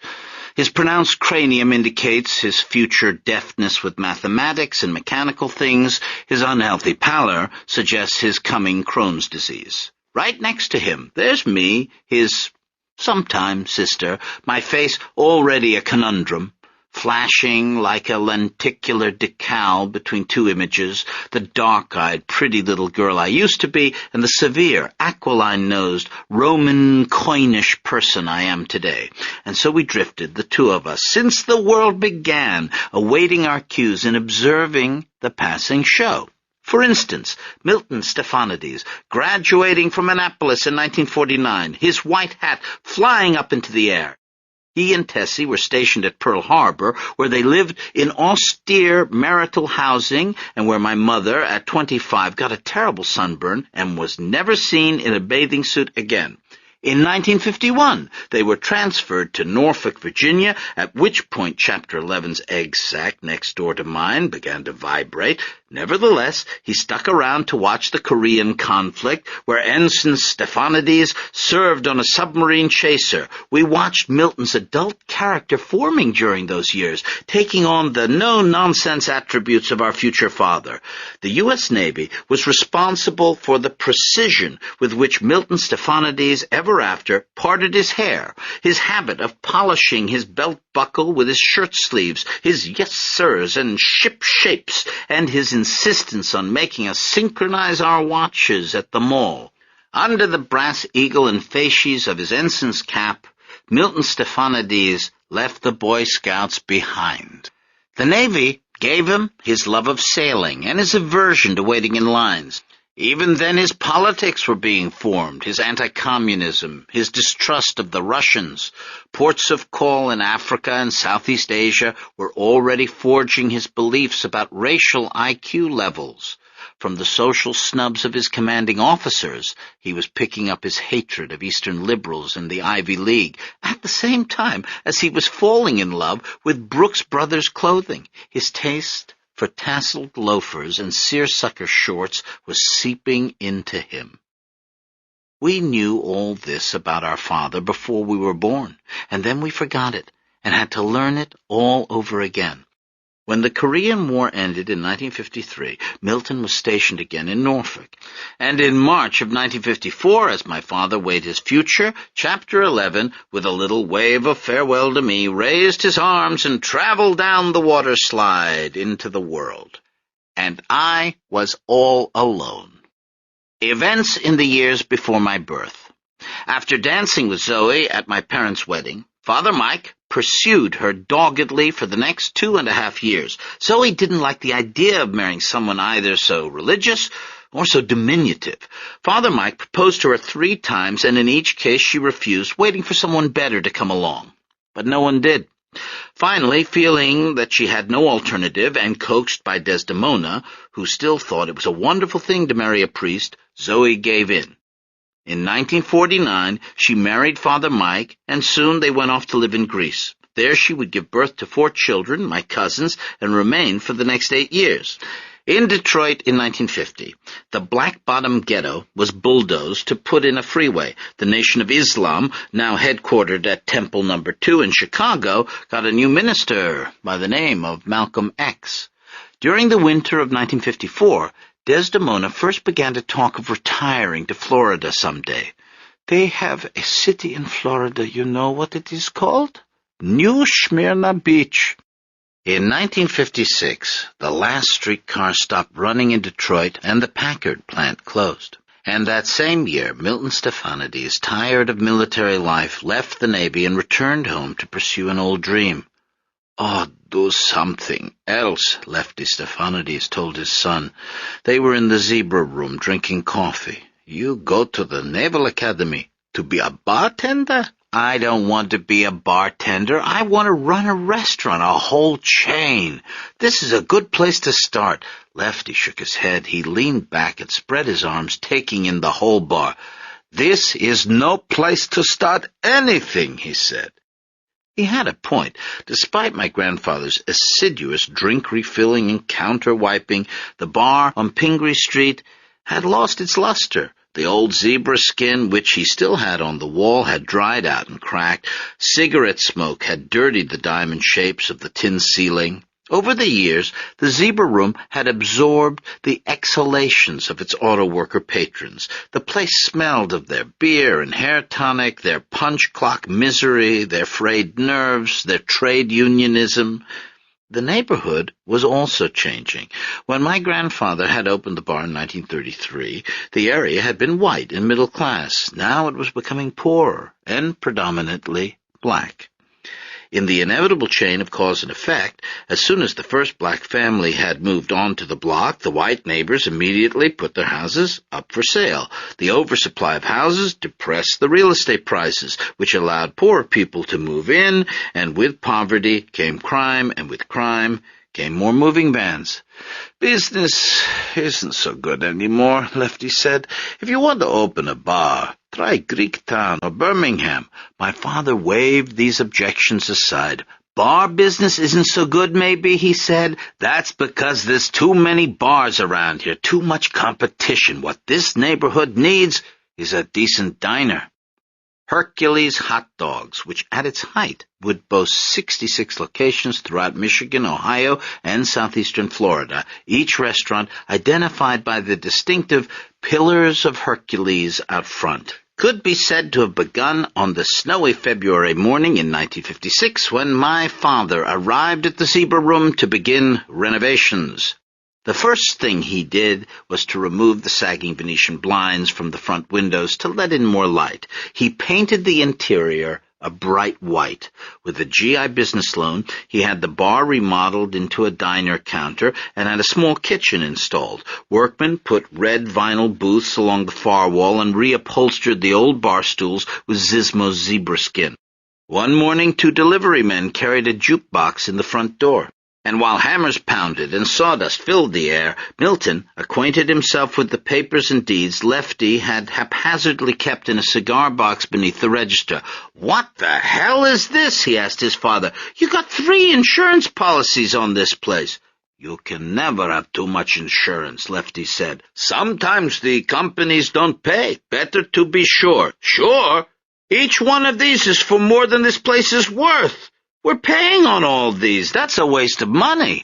Up until this point, Lefty had let his son make whatever changes he wanted, but now he stood firm. "Listen to me, Milton.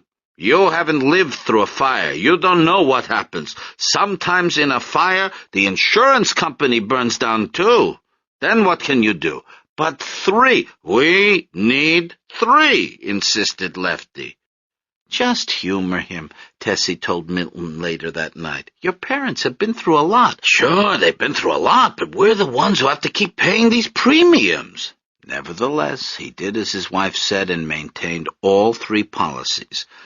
The Zebra Room I remember as a kid. It was full of artificial flowers, yellow tulips, red roses, dwarf trees bearing wax apples, plastic daisies sprouted from teapots, daffodils erupted from ceramic cows. Photos of Artie Shaw and Bing Crosby adorned the wall next to hand-painted signs that said, "Enjoy a nice lime Ricky," and "Our French toast is the toast of the town." There were photos of Milton putting a finishing touch cherry on a milkshake or kissing someone's baby like the mayor. There were photographs of actual mayors, Miriani and Kavanaugh. The great first baseman Al Kaline, who stopped in on his way to practice at Tiger Stadium, had autographed his own headshot. "To my pal Milt, great eggs." When a Greek Orthodox church in Flint burnt down, Milton drove up and salvaged one of the surviving stained glass windows. He hung it on the wall over the booths. Athena olive oil tins lined the front window next to a bust of Donizetti. Everything was hodgepodge. Grandmotherly lamps stood next to El Greco reproductions. Bull's horns hung from the neck of an Aphrodite statuette. Above the coffee maker, an assortment of figurines marched along the shelf. Paul Bunyan and Babe the Blue Ox, Mickey Mouse, Zeus, and Felix the Cat. My grandfather, trying to be of help, drove off one day and returned with a stack of 50 plates. "I already ordered plates," said Milton, "from a restaurant supply place. They're only charging us 10% down." "You don't want these?" Lefty looked disappointed. "Okay, I'll take them back." "Hey, Pop," his son called after him, "why don't you take the day off? I can handle things here." "You don't need help? Go home. Have Mom make you lunch." Lefty did as he was told. But as he drove down West Grand Boulevard, feeling unneeded, he passed Rubsaman Medical Supply, a store with dirty windows and a neon sign that blinked even in the day, and felt the stirrings of old temptation.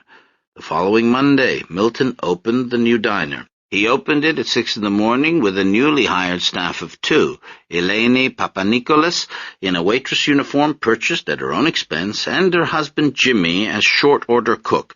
"Remember, Eleni, you mostly work for tips," Milton pep-talked, "so smile." "At who?" asked Eleni.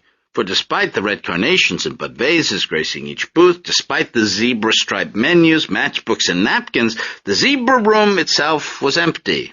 "Smart-ass," Milton said, grinning. Eleni's ribbing didn't bother him. He'd worked it all out. He'd found a need and filled it. In the interest of time, I offer you now a stock capitalist montage. We see Milton greeting his first customers. We see Eleni serving them scrambled eggs. We see Milton and Eleni standing back, biting their lips. But now the customers are smiling and nodding. Eleni runs to refill their coffee. Next, Milton, in different clothes, is greeting more customers, and Jimmy the cook is cracking eggs one-handed, and Lefty is looking left out. "Give me 2 fried whiskey down," Milton shouts, showing off his new lingo. "Dry white 68, hold the ice."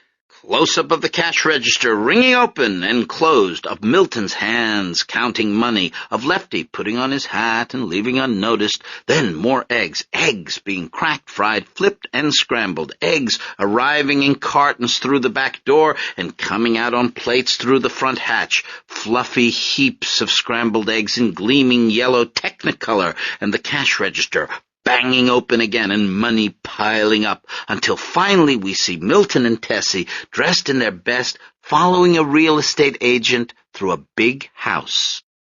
The neighborhood of Indian Village lay just 12 blocks west of Hurlbut, but it was a different world altogether. The 4 grand streets of Burns, Iroquois, Seminole, and Adams, even in Indian Village the white men had taken half the names, were lined with stately houses built in eclectic styles. Red brick Georgian rose next to English Tudor, which gave on to French Provincial. The houses in Indian Village had big yards, important walkways, picturesquely oxidizing cupolas, lawn jockeys whose days were numbered, and burglar alarms whose popularity was only just beginning.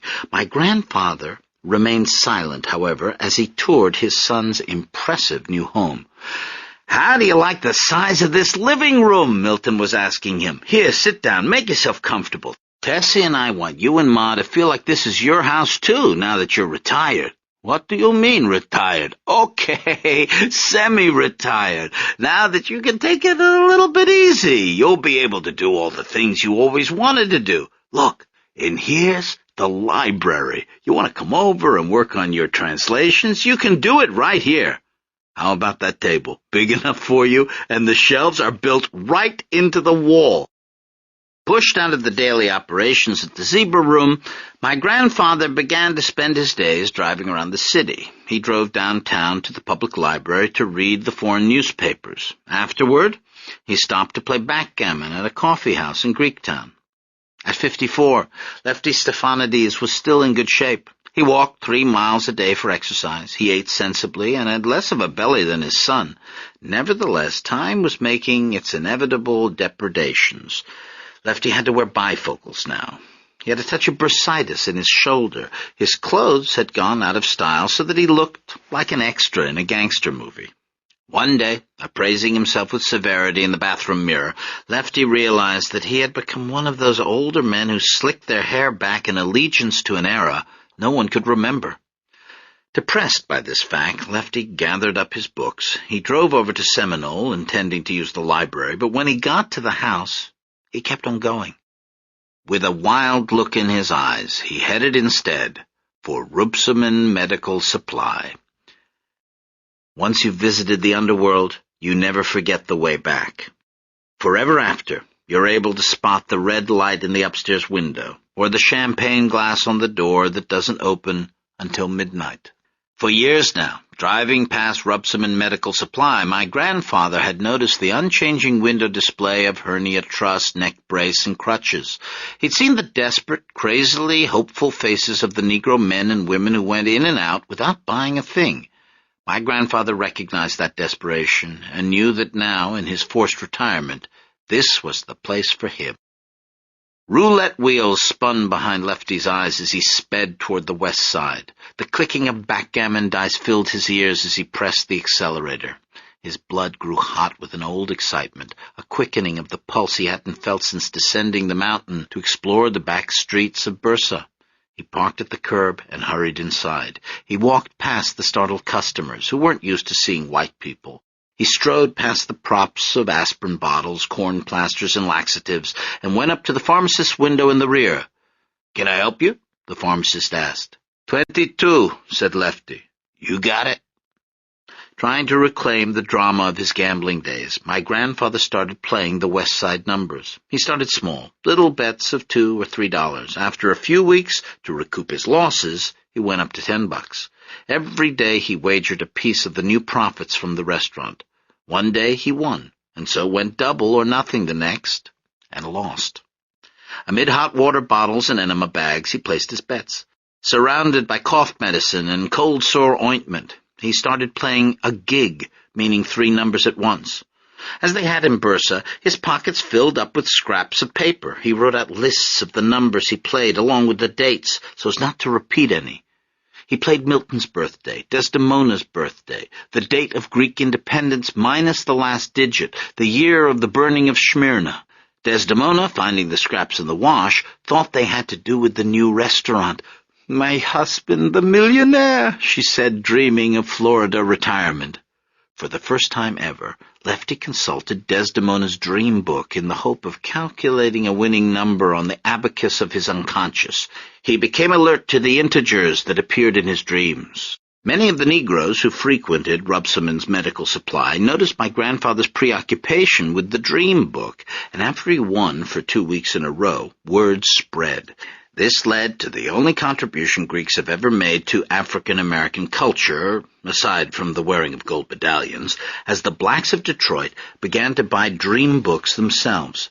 The Atlantis Publishing Company translated the books into English and shipped them to major cities all over America. For a short time, elderly colored women began to hold the same superstitions my grandmother did, believing, for instance, that a running rabbit meant you were coming into money, or that a black bird on a telephone line augured that somebody was about to die.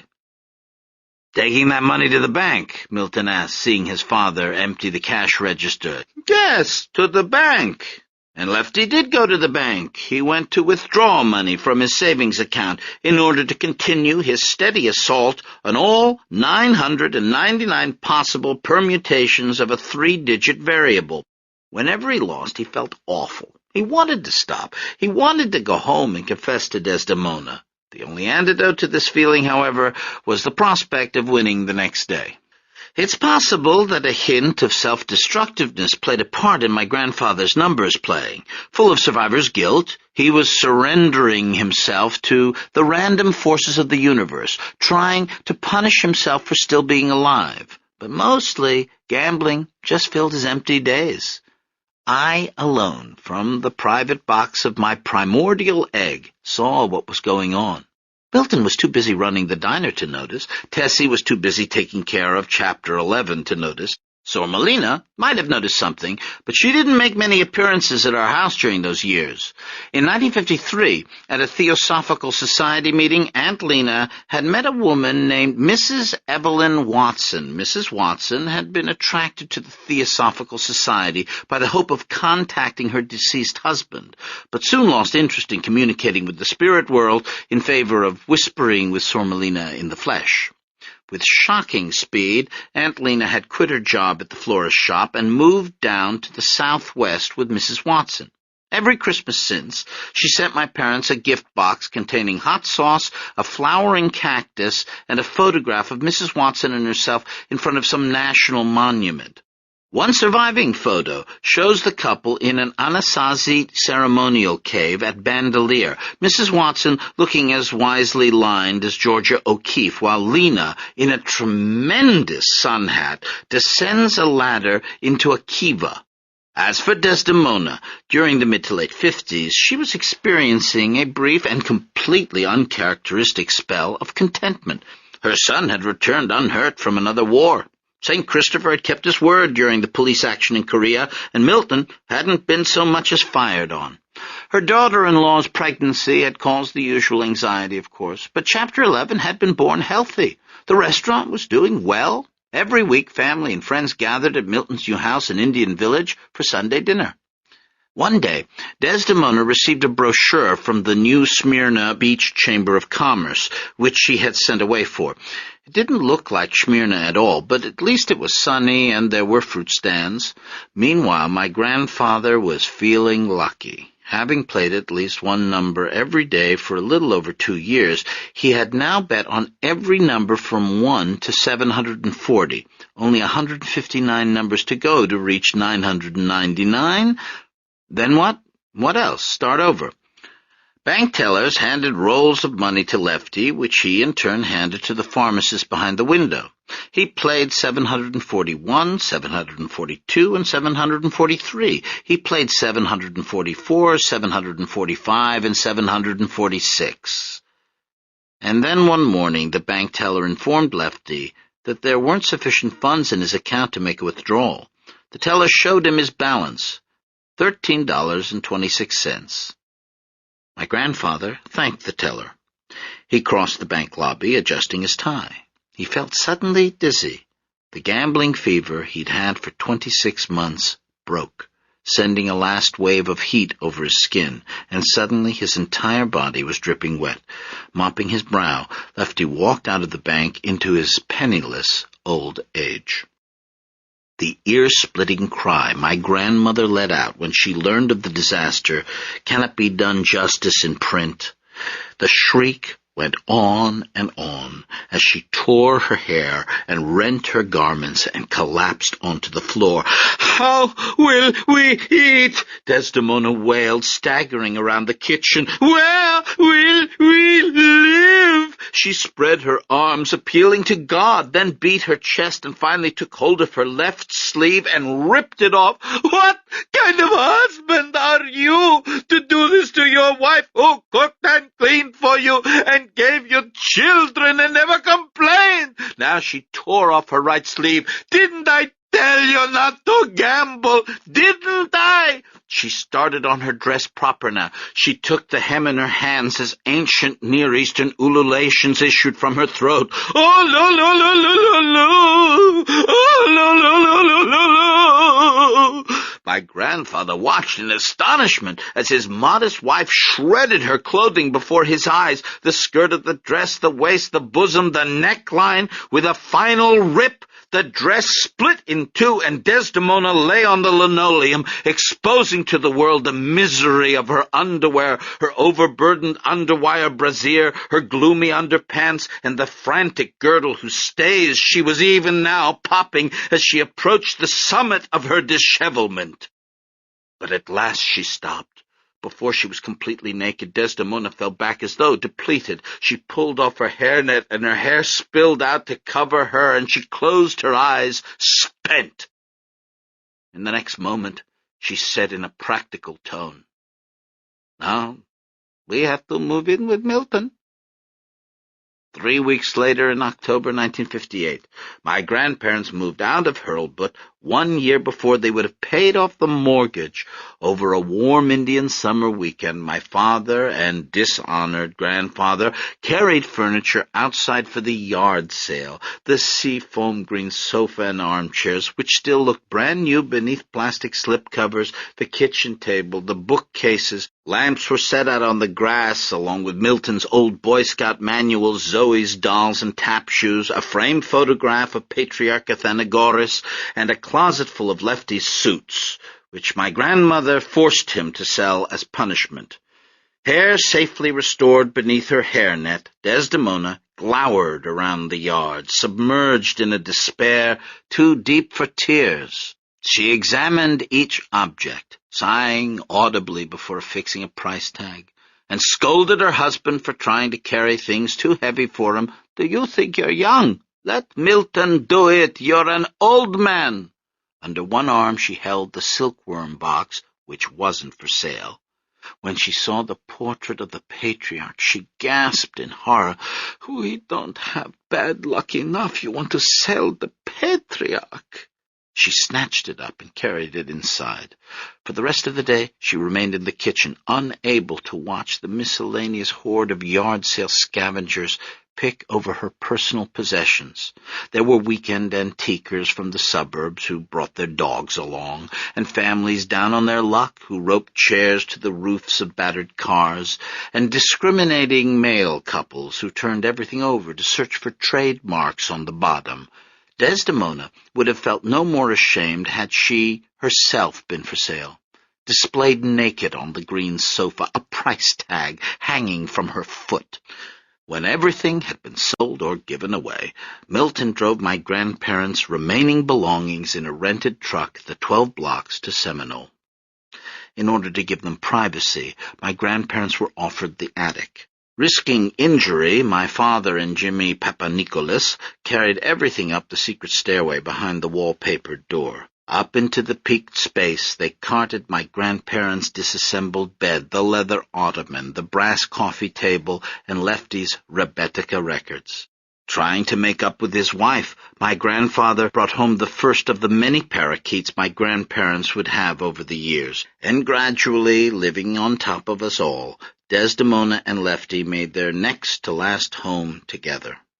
For the next 9 years, Desdemona complained of the cramped quarters and of the pain in her legs when she descended the stairs. But every time my father offered to move her downstairs, she refused. In my opinion, she enjoyed the attic because the vertigo of living up there reminded her of Mount Olympus.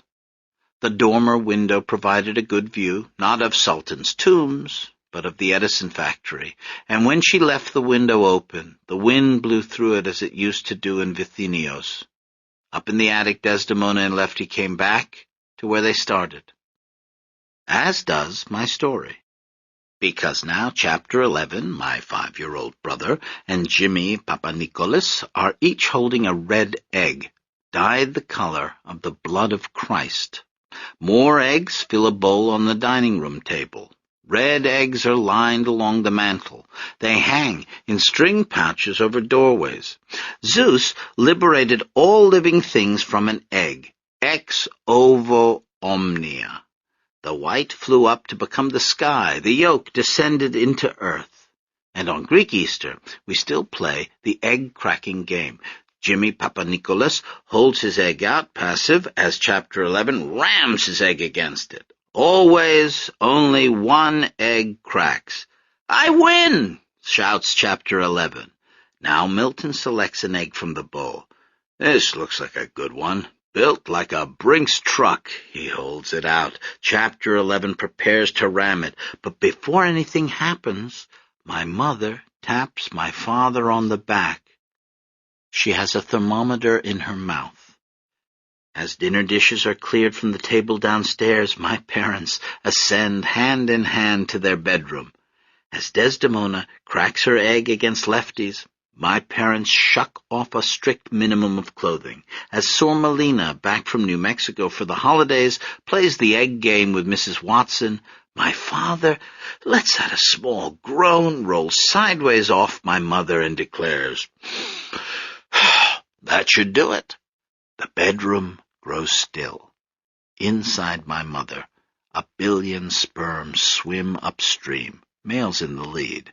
They carry not only instructions about eye color, height, nose shape, enzyme production, macrophage resistance, but a story too. Against a black background they swim, a long, white silken thread spinning itself out.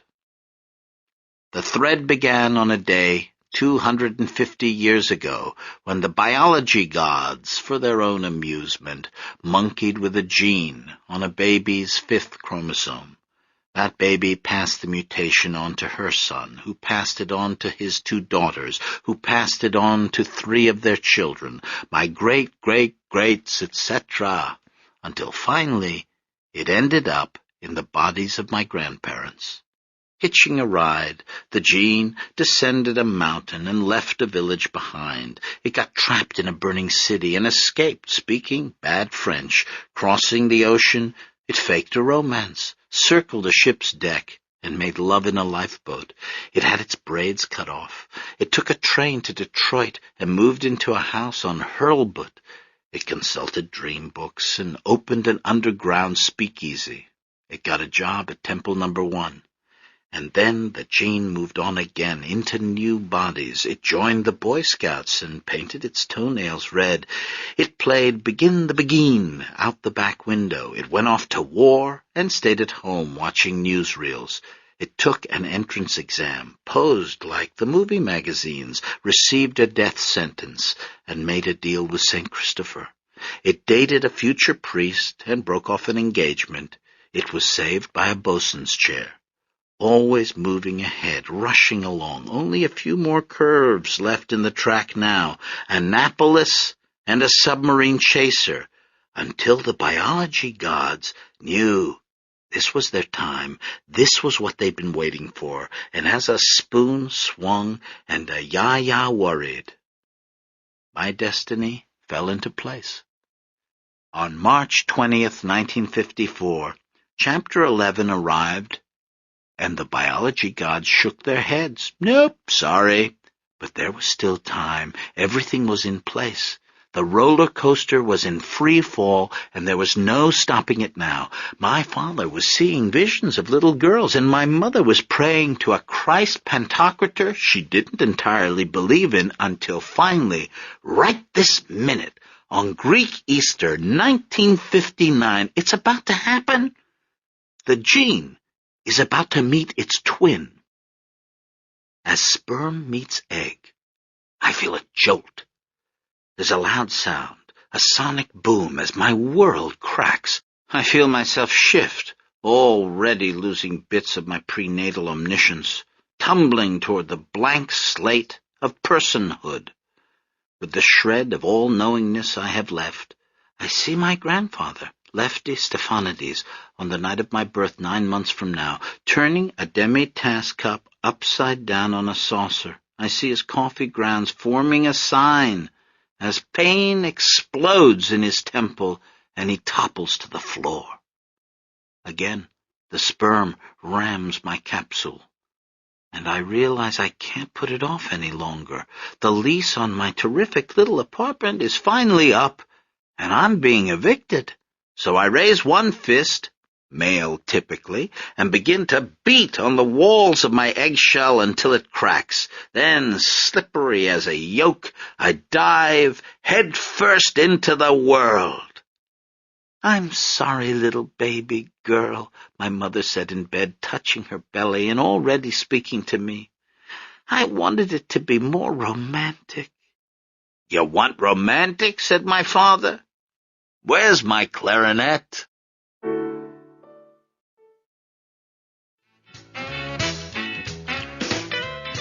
Book 3, Home Movies. My eyes, switched on at last, saw the following. A nurse reaching out to take me from the doctor. My mother's triumphant face as big as Mount Rushmore as she watched me heading for my first bath. I said it was impossible, but still I remember it. Also other things, material and immaterial, the relentless glare of OR lights, white shoes squeaking over white floors, a housefly contaminating gauze, and all around me, up and down the halls of Women's Hospital, individual dramas underway. I could sense the happiness of couples holding first babies and the fortitude of Catholics accepting their 9th. I could feel one young mother's disappointment at the reappearance of her husband's weak chin on the face of her newborn daughter, and a new father's terror as he calculated the tuition for triplets. On the floors above delivery in flowerless rooms, women lay recovering from hysterectomies and mastectomies, teenage girls with burst ovarian cysts nodded out on morphine. It was all around me from the beginning, the weight of female suffering with its biblical justification and vanishing acts. The nurse who cleaned me up was named Rosalie. She was a pretty, long-faced woman from the Tennessee mountains. After suctioning the mucus from my nostrils, she gave me a shot of vitamin K to coagulate my blood. Inbreeding is common in Appalachia, as are genetic deformities, but Nurse Rosalie noticed nothing unusual about me. She was concerned about a purple splotch on my cheek, thinking it was a port wine stain. It turned out to be placenta and washed off. Nurse Rosalie carried me back to Dr. Philibosian for an anatomical exam. She placed me down on the table, but kept one hand on me for security's sake. She'd noticed the doctor's hand tremor during the delivery. In 1960, Dr. Nishan Philibosian was 74. He had a camel's head drooping on its neck, with all the activity in the cheeks. White hair surrounded his otherwise bald head in a nimbus and plugged his big ears like cotton. His surgeon's eyeglasses had rectangular loops attached. He began with my neck, searching for cretinous folds. He counted my fingers and toes. He inspected my palate. He noted my Moro reflex without surprise. He checked my backside for a sacral tail. Then, putting me on my back again, he took hold of each of my curved legs and pulled them apart. What did he see? The clean, salt-water muscle of the female genitalia. The area inflamed, swollen with hormones, that touch of the baboon all babies have. Dr. Philibosian would have had to pull the folds apart to see any better, but he didn't, because right at that instant, Nurse Rosalie, for whom the moment was also destiny, accidentally touched his arm. Dr. Phil looked up. Presbyopic Armenian eyes met middle-aged Appalachian ones. The gaze lingered, then broke away. 5 minutes old, and already the themes of my life, chance and sex, announced themselves. Nurse Rosalie blushed. "Beautiful," Dr. Philibosian said, meaning me, but looking at his assistant. "A beautiful, healthy girl." On Seminole, the birth celebrations were tempered by the prospect of death. Desdemona had found Lefty on our kitchen floor, lying next to his overturned coffee cup. She knelt beside him and pressed an ear to his chest. When she heard no heartbeat, she cried out his name. Her wail echoed off the kitchen's hard surfaces, the toaster, the oven, the refrigerator. Finally, she collapsed on his chest. In the silence that followed, however, Desdemona felt a strange emotion rising inside her. It spread in the space between her panic and grief. It was like a gas inflating her. Soon her eyes snapped open as she recognized the emotion. It was happiness. Tears were running down her face. She was already berating God for taking her husband from her, but on the other side of these proper emotions was an altogether improper relief. The worst had happened. This was it, the worst thing. For the first time in her life, my grandmother had nothing to worry about. Emotions, in my experience, aren't covered by single words. I don't believe in sadness, joy, or regret. Maybe the best proof that the language is patriarchal is that it oversimplifies feeling. I'd like to have at my disposal complicated hybrid emotions, Germanic train car constructions, like, say, the happiness that attends disaster, or the disappointment of sleeping with one's fantasy. I'd like to show how intimations of mortality brought on by aging family members connects with the hatred of mirrors that begins in middle age. I'd like to have a word for the sadness inspired by failing restaurants, as well as for the excitement of getting a room with a minibar. I've never had the right words to describe my life. And now that I've entered my story, I need them more than ever. I can't just sit back and watch from a distance anymore. From here on in, everything I'll tell you is colored by the subjective experience of being part of events. Here's where my story splits, divides, undergoes meiosis. Already the world feels heavier. Now I'm a part of it. I'm talking about bandages and sopped cotton, the smell of mildew in movie theaters, and of all the lousy cats and their stinking litter boxes, of rain on city streets when the dust comes up and the old Italian men take their folding chairs inside. Up until now, it hasn't been my world, not my America. But here we are, at last. The happiness that attends disaster didn't possess Desdemona for long. A few seconds later, she returned her head to her husband's chest and heard his heart beating. Lefty was rushed to the hospital. 2 days later, he regained consciousness. His mind was clear, his memory intact. But when he tried to ask whether the baby was a boy or a girl, he found he was unable to speak. According to Julie Kikuchi, beauty is always freakish. Yesterday, over strudel and coffee at Café Einstein, she tried to prove this to me. "Look at this model," she said, holding up a fashion magazine. "Look at her ears. They belong on a Martian." She started flipping pages. "Well, look at the mouth on this one. You could put your whole head in it." I was trying to get another cappuccino. The waiters in their Austrian uniforms ignored me, as they do everyone, and outside the yellow lindens were dripping and weeping. "Well, what about Jackie O?" said Julie, still advocating. "Her eyes were so wide-set they were basically on the sides of her head. She looked like a hammerhead." I'm working up, with the foregoing, to a physical description of myself. Baby pictures of the infant Calliope show a variety of features on the freakish side. My parents, looking fondly down into my crib, got stuck on every one. I sometimes think that it was the arresting, slightly disturbing quality of my face that distracted everyone's attention from the complications below. Imagine my crib as a diorama in a museum. Press one button, and my ears light up like two golden trumpets. Press another, and my stark chin begins to glow. Another, and the high, ethereal cheekbones appear out of the darkness. So far, the effect isn't promising. On the evidence of ears, chin, and cheekbones, I might be a baby Kafka.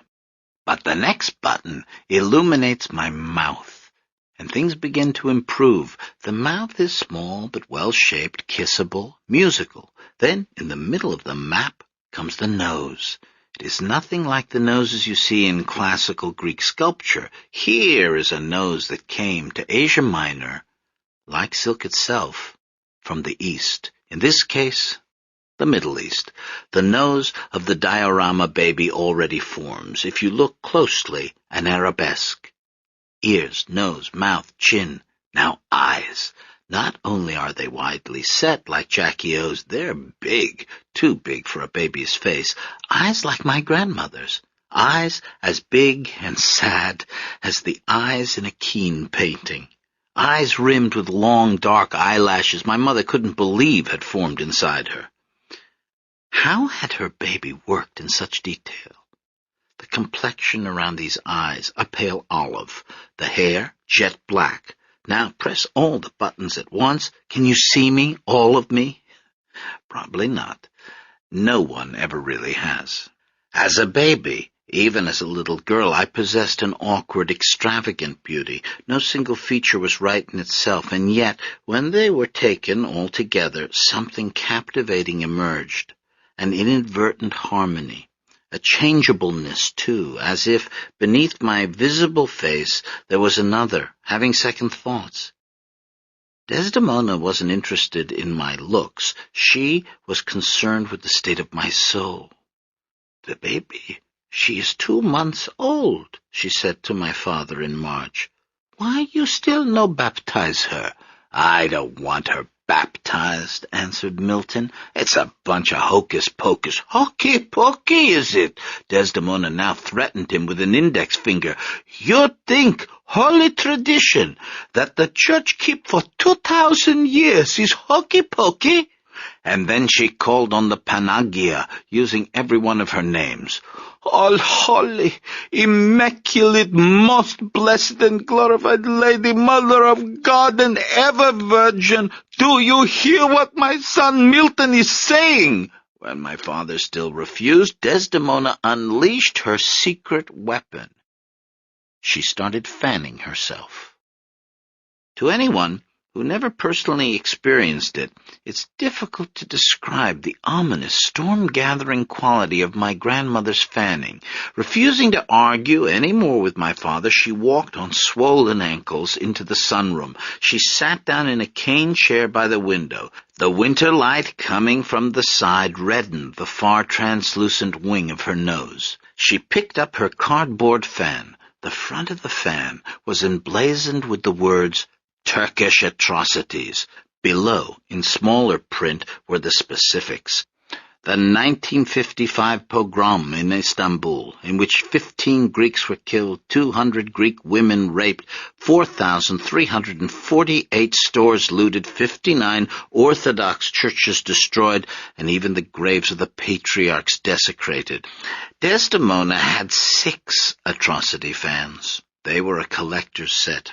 Each year, she set a contribution to the Patriarchate in Constantinople, and a few weeks later, a new fan arrived, making claims of genocide, and in one case bearing a photograph of Patriarch Athenagoras in the ruins of a looted cathedral.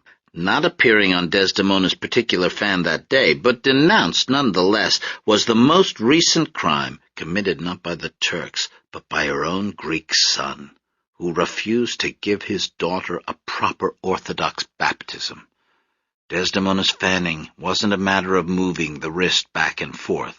The agitation came from deep within her. It originated from the spot between her stomach and liver where she once told me the Holy Spirit resided. It issued from a place deeper than her own buried crime.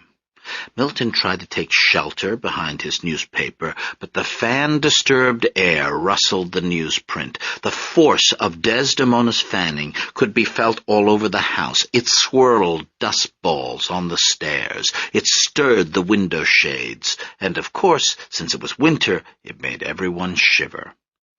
After a while, the entire house seemed to be hyperventilating. The fanning even pursued Milton into his Oldsmobile, which began to make a soft hissing from the radiator. In addition to the fanning, my grandmother appealed to family feeling. Father Mike, her son-in-law, and my very own uncle, was by this time back from his years in Greece and serving in an assistant capacity at Assumption Greek Orthodox Church. "Please, Milty," Desdemona said, "think of Father Mike. They never give him top job at the church. You think if his Onishino gets baptized, it will look good. Think of your sister, Milty, poor Zoe. They not have much money." Finally, in a sign that he was weakening, my father asked my mother, "What do they charge for a baptism these days?" "They're free." Milton's eyebrows lifted, but after a moment's consideration he nodded, confirmed in his suspicions. "Figures. They let you in for free, then you gotta pay for the rest of your life." By 1960, the Greek Orthodox congregation of Detroit's East Side had yet another new building to worship in. Assumption had moved from Werner Highway to a new site on Charlevoix. The erection of the Charlevoix Church had been an event of great excitement. From the humble beginnings of the storefront on Hart Street to the respectable but by no means splashy domicile off Beneteau, Assumption was finally going to get a grand church building. Many construction firms bid for the job, but in the end it was decided to give it to someone from the community, and that someone was Bart Skiotis. The motives behind building the new church were twofold: to resurrect the ancient splendor of Byzantium and to show the world the financial wherewithal of the prospering Greek-American community. No expense was spared. An icon painter from Crete was imported to render the iconography. He stayed for over a year, sleeping in the unfinished structure on a thin mat. A traditionalist, he refrained from meat, alcohol, and sweets in order to purify his soul and receive divine inspiration. Even his paintbrush was by the book, made from the tip of a squirrel's tail. Slowly, over 2 years, our East Side Hagia Sophia went up not far from the Ford Freeway. There was only one problem. Unlike the icon painter, Bart Sciotus had not worked with a pure heart. It turned out that he had used inferior materials, siphoning the remaining cash into his personal bank account. He laid the foundation incorrectly, so it wasn't long before cracks began to branch over the walls, scarring the iconography. The ceiling leaked, too. Within the substandard construction of the Charlevoix Church, literally upon a shaky foundation, I was baptized into the Orthodox faith, a faith that had existed long before Protestantism had anything to protest and before Catholicism called itself Catholic. A faith that stretched back to the beginnings of Christianity, when it was Greek and not Latin, and which, without an Aquinas to reify it, had remained shrouded in the smoke of tradition and mystery whence it began. My godfather, Jimmy Papanikolaos, took me from my father's arms. He presented me to Father Mike. Smiling, overjoyed to be center stage for once, Father Mike cut a lock of my hair and tossed it into the baptismal pool. It was this part of the ritual, I later suspected, that was responsible for the fuzzy quality of our font surfaces, years and years of baby hair stimulated by the life-giving water had taken root and grown. But now Father Mike was ready for the dunking. "The servant of God, Calliope Helen, is baptized in the name of the Father. Amen." And he pushed me under for the first time.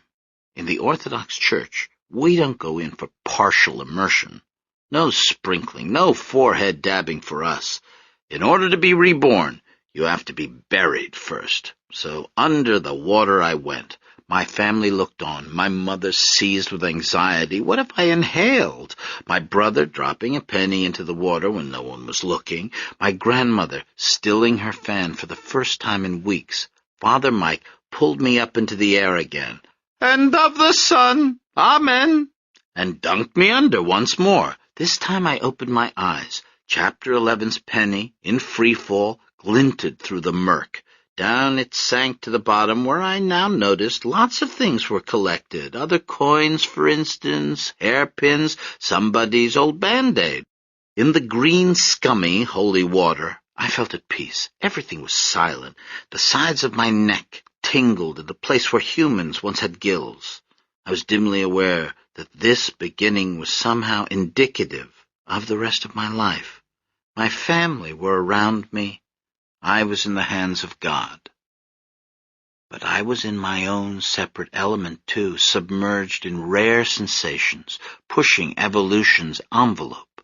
This knowledge whizzed through my mind, and then Father Mike pulled me up again. "And of the Holy Spirit, Amen." One more dunking to go. Down I went and back up again into light and air. The 3 submersions had taken a while. In addition to being murky, the water was warm. By the 3rd time up, therefore, I had indeed been reborn as a fountain. From between my cherubic legs, a stream of crystalline liquid shot into the air. Lit from the dome above, its yellow scintillance arrested everyone's attention. The stream rose in an arc. Propelled by a full bladder, it cleared the lip of the font, and before my Nuno had time to react, it struck Father Mike right in the middle of the face. Suppressed laughter from the pews, a few old ladies gasping in horror, then silence. Disgraced by his own partial immersion, and dabbing himself like a Protestant, Father Mike completed the ceremony. Taking the chrism on his fingertips, he anointed me, making the sign of the cross on the required places, first my forehead, then eyes, nostrils, mouth, ears, breast, hands, and feet. As he touched each place, he said, "The seal of the gift of the Holy Spirit." Finally, he gave me my first communion, with one exception. Father Mike didn't forgive me for my sin. "That's my girl," Milton crowed on the way home. "Pissed on a priest." "It was an accident," Tessie insisted, still hot with embarrassment. "Poor Father Mike, he'll never get over it." "That went really far," marveled Chapter 11. In all the commotion, no one wondered about the engineering involved. Desdemona took my reverse baptism of her son-in-law as a bad omen. already potentially responsible for her husband's stroke, I had now committed a sacrilege at my first liturgical opportunity. In addition, I had humiliated her by being born a girl. "Maybe you should try guessing the weather," Sormelina teased her. My father rubbed it in. "So much for your spoon, Ma. Sort of pooped out on you." The truth was that in those days, Desdemona was struggling against assimilationist pressures she couldn't resist. Though she had lived in America as an eternal exile, a visitor for 40 years, certain bits of her adopted country had been seeping under the locked doors of her disapproval.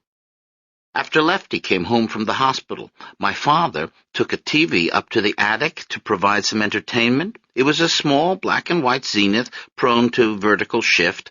Milton placed it on a bedside table and went back downstairs. The television remained, rumbling, glowing. Lefty adjusted his pillows to watch. Desdemona tried to do housework, but found herself looking over at the screen more and more often. She still didn't like cars. She covered her ears whenever the vacuum cleaner was on, but the TV was somehow different. My grandmother took to television right away. It was the first and only thing about America she approved of. Sometimes she forgot to turn the set off and would awaken at 2 a.m. to hear the Star-Spangled Banner playing before the station signed off. The television replaced the sound of conversation that was missing from my grandparents' lives. Desdemona watched all day long, scandalized by the love affairs on As the World Turns. She liked detergent commercials especially, anything with animated scrubbing bubbles or avenging suds. Living on Seminole contributed to the cultural imperialism. On Sundays, instead of serving metaxa, Milton fixed cocktails for his guests.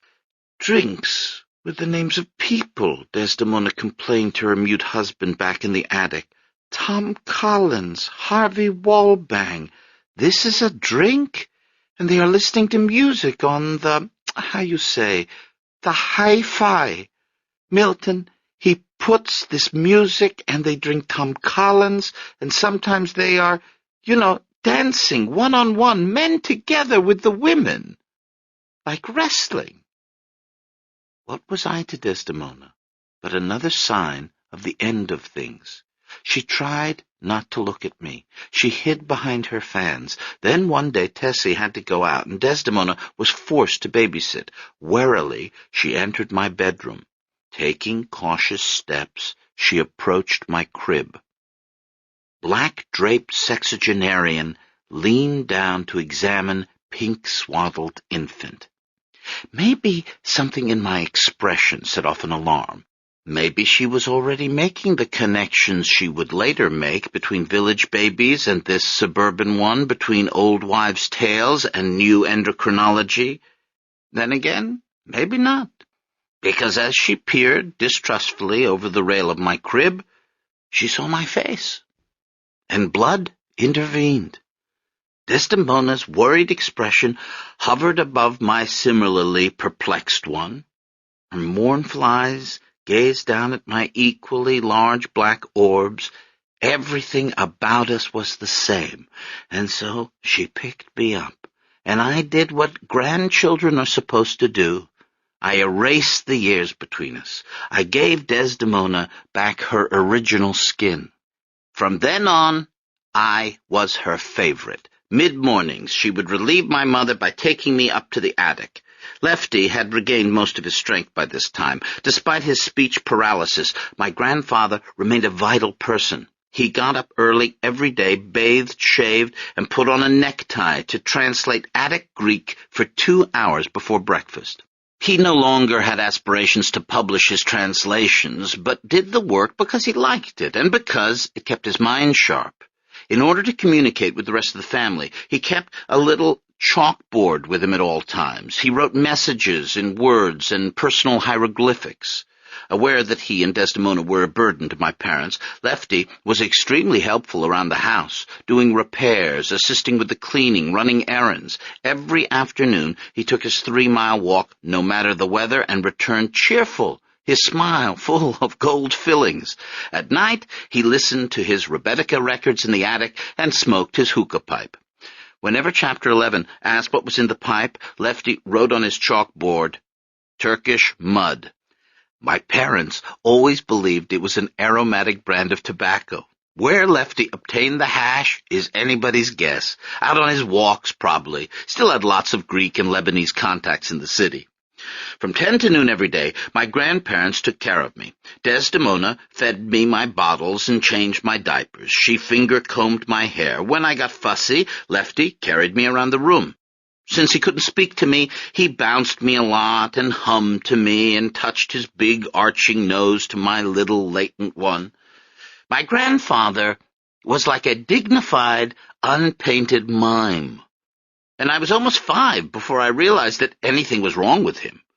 When he tired of making faces, he carried me to the dormer window, where together, from the opposite ends of life, we gazed down at our leafy neighborhood. Soon I was walking. Animated by brightly wrapped presents, I scampered into the frames of my father's home movies. On those first celluloid Christmases, I look as overdressed as the Infanta.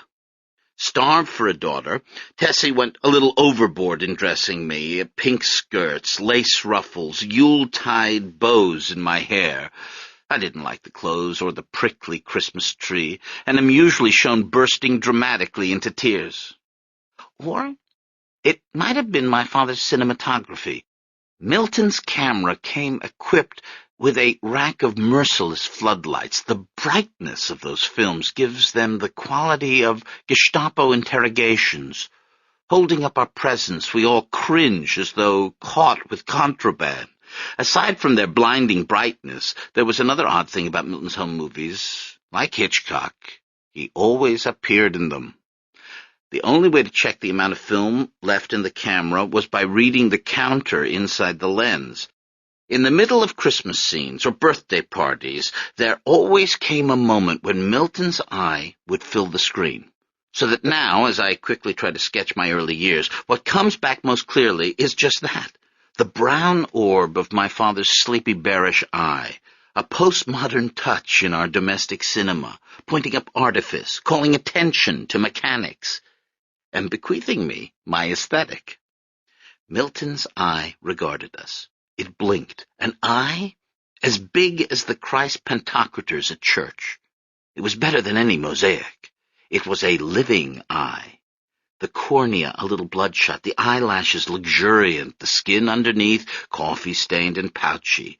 This eye would stare us down for as long as 10 seconds. Finally, the camera would pull away, still recording. We'd see the ceiling, the lighting fixture, the floor, and then us again, the Stephanides. First of all, Lefty, still dapper despite stroke damage, wearing a starched white shirt and Glen plaid trousers, he writes on his chalkboard and holds it up. Christos Anesti. Desdemona sits across from him, her dentures making her look like a snapping turtle. My mother, in this home movie marked Easter 62, is 2 years from turning 40. The crow's feet around her eyes are another reason, aside from the floodlights, why she holds a hand over her face. In this gesture, I see the emotional sympathy I've always felt with Tessie, the two of us, never happier than when unobserved, people watching. Behind her hand, I can see the traces of the novel she stayed up reading the previous night. All the big words she had to look up in the dictionary crowd her tired head, waiting to show up in the letters she writes me today. Her hand is also a refusal, her only way of getting back at a husband who has begun to disappear on her.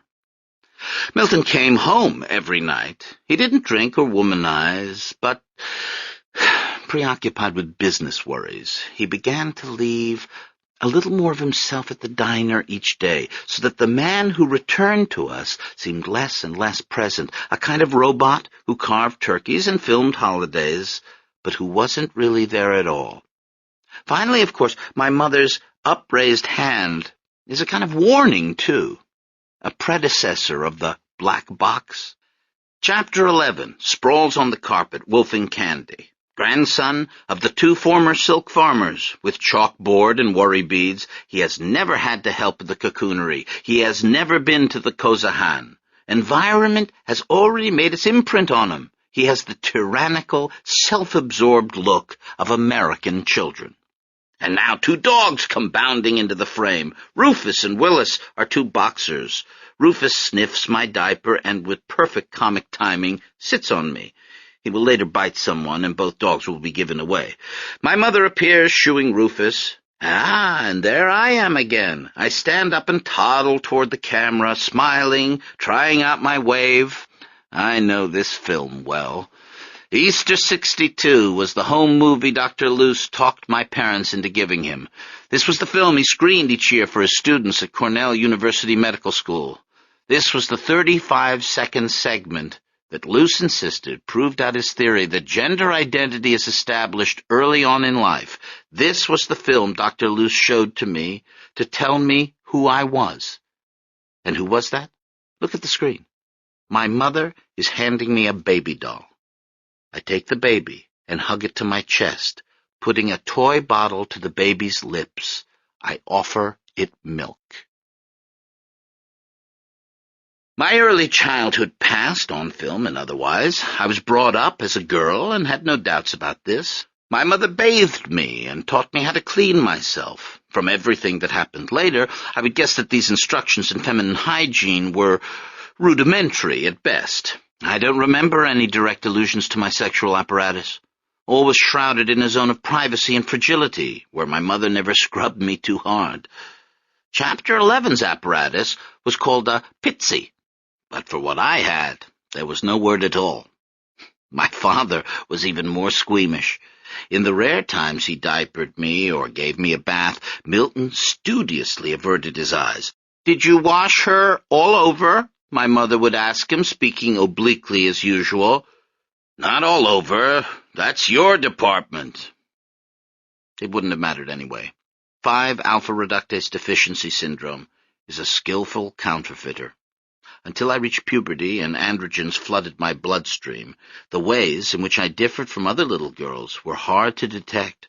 My pediatrician never noticed anything unusual. And by the time I was 5, Tessie had started taking me to Dr. Phil.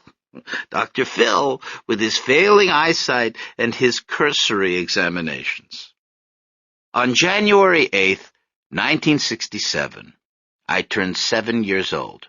1967 marked the end of many things in Detroit, but among these was my father's home movies. Callie's 7th B-Day was the last of Milton's Super 8s. The setting was our dining room, decorated with balloons. On my head sits the usual conical hat. Chapter 11, 12 years old, does not join the boys and girls at the table, but instead stands back against the wall drinking punch. The difference in our ages meant that my brother and I were never close growing up. When I was a baby, Chapter 11 was a kid. When I was a kid, he was a teenager, and by the time I became a teenager, he was an adult. At 12, my brother liked nothing better than to cut golf balls in half to see what was inside. Usually his vivisection of Wilsons and Spauldings revealed cores consisting of extremely tightly bundled rubber bands, but sometimes there were surprises. In fact, if you look very closely at my brother in this home movie, you will notice a strange thing. His face, arms, shirt, and pants are covered by thousands of tiny white dots. Just before my birthday party had started, Chapter 11 had been down in his basement laboratory using a hacksaw on a newfangled title list that advertised a liquid center. The ball was held firmly in a vise as Chapter 11 saw it. When he reached the center of the title list, there was a loud popping sound followed by a puff of smoke. The center of the ball was empty. Chapter 11 was mystified, but when he emerged from the basement, we all saw the dots. Back at the party. My birthday cake is coming out with its 7 candles. My mother's silent lips are telling me to make a wish. What did I wish for at 7? I don't remember. In the film, I lean forward and Aeolian blow the candles out. In a moment, they reignite. I blow them out again. Same thing happens. And then Chapter 11 is laughing, entertained at last. That was how our home movies ended, with a prank on my birthday, with candles that had multiple lives. The question remains, why was this Milton's last movie? Can it be explained by the usual petering out of parents' enthusiasm for documenting their children on film? by the fact that Milton took hundreds of baby photographs of Chapter 11 and no more than 20 or so of me?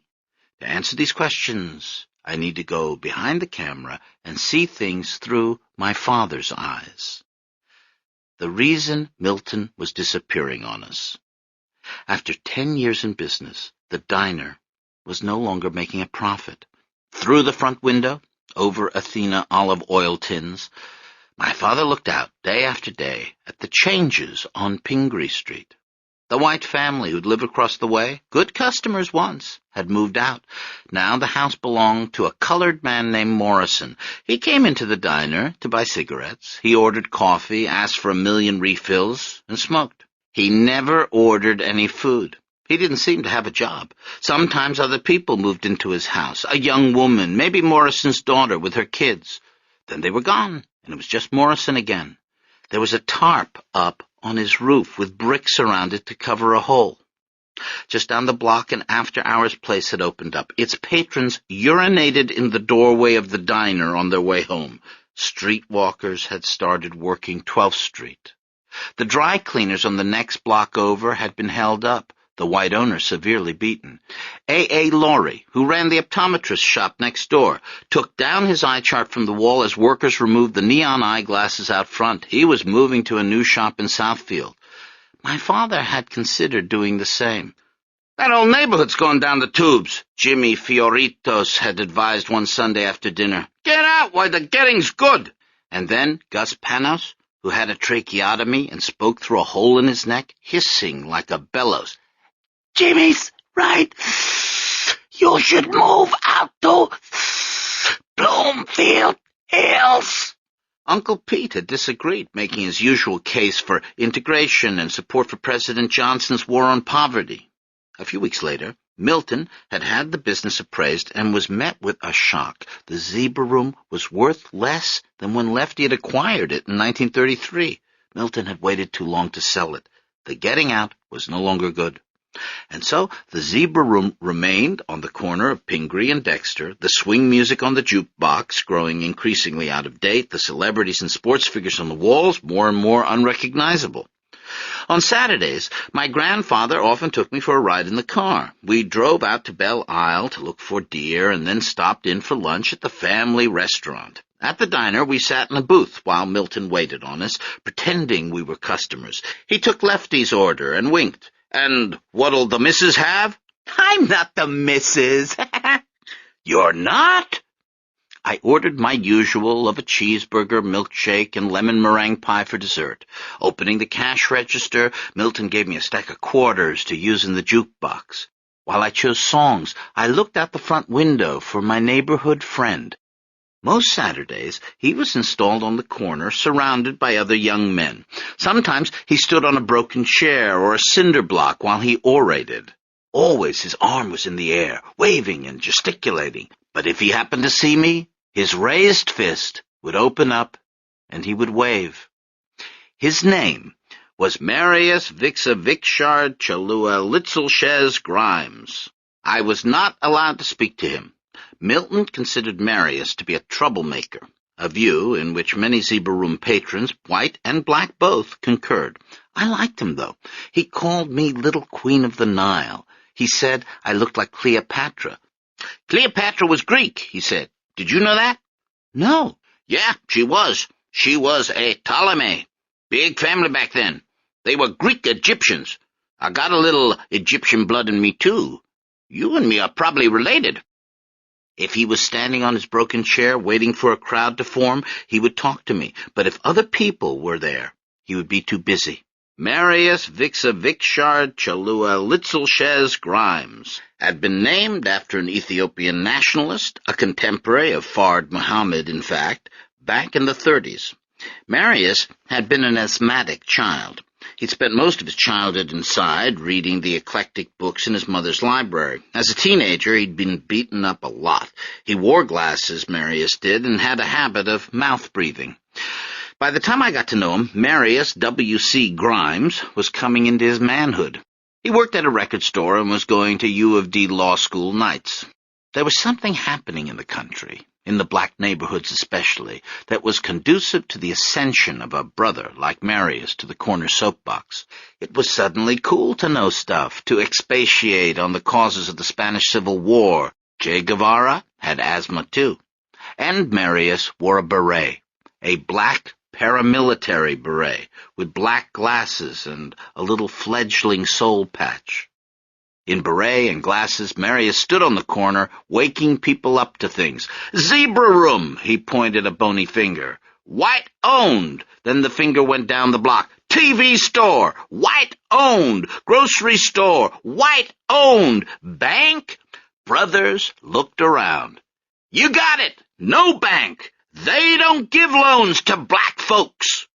Marius was planning to become a public advocate. As soon as he graduated from law school, he was going to sue the city of Dearborn for housing discrimination. He was currently number 3 in his law school class, but now it was humid out, his childhood asthma acting up, and Marius was feeling unhappy and unwell when I came roller skating by. "Hi, Marius." He didn't vocally respond, a sign with him that he was in low spirits, but he nodded his head, which gave me the courage to continue. "Why don't you get a better chair to stand on?" "You don't like my chair?" "It's all broken." "This chair's an antique." "That means it's supposed to be broken." "Well, not that broken." But Marius was squinting across the street at the zebra room. "Let me ask you something, little Cleo." "What?" "How come there's always at least 3 big fat officers of the so-called peace sitting at the counter of your dad's place?" "He gives them free coffee." "Why do you think he does that?" "I don't know." "You don't know? Okay, I'll tell you. He's paying protection money. Your old man likes to keep the fuzz around because he's scared of us black folks." "He is not," I said, suddenly defensive. "You don't think so?" "No." "Okay then, Queenie. You know best." But Marius's accusation bothered me. After that I began to watch my father more closely. I noticed how he always locked the car doors when we drove through the black neighborhood. I heard him in the living room on Sundays. "They don't take care of their properties. They let everything go to hell." The next week, when Lefty took me to the diner, I was more aware than ever of the broad backs of policemen at the counter. I heard them joking with my father. "Hey, Milt, you better start putting some soul food on the menu." "Think so," my father, jovially. "Maybe a little collard greens." I snuck out, going to look for Marius. He was in his usual spot, but sitting, not standing, and reading a book. "Test tomorrow," he told me. "Gotta study." "I'm in 2nd grade," I said. "Only 2nd. I had you down for high school at least." I gave him my most winning smile. "Must be that Ptolemy blood. Just stay away from the Roman men, okay?" "What?" "Nothing, little queen. Just playing with you." He was laughing now, which he didn't do that often. His face opened up bright, and suddenly my father was shouting my name. "Callie!" "What?" "Get over here, right now." Marius stood up awkwardly from his chair. "We were just talking," he said. "Smart little girl you got here. You stay away from her. You hear me?" "Daddy," I protested, appalled, embarrassed for my friend. But Marius's voice was soft. "It's cool, little Cleo. Got this test and all. Go on back to your dad." For the rest of that day, Milton kept after me. "You are never, ever to talk to strangers like that. What's the matter with you?" "He's not a stranger. His name is Marius Vixavikshard Chalualitzelchez Grimes. You hear me? You stay away from people like that." Afterward, Milton told my grandfather to stop bringing me down to the diner for lunch. But I would come again in just a few months, under my own power.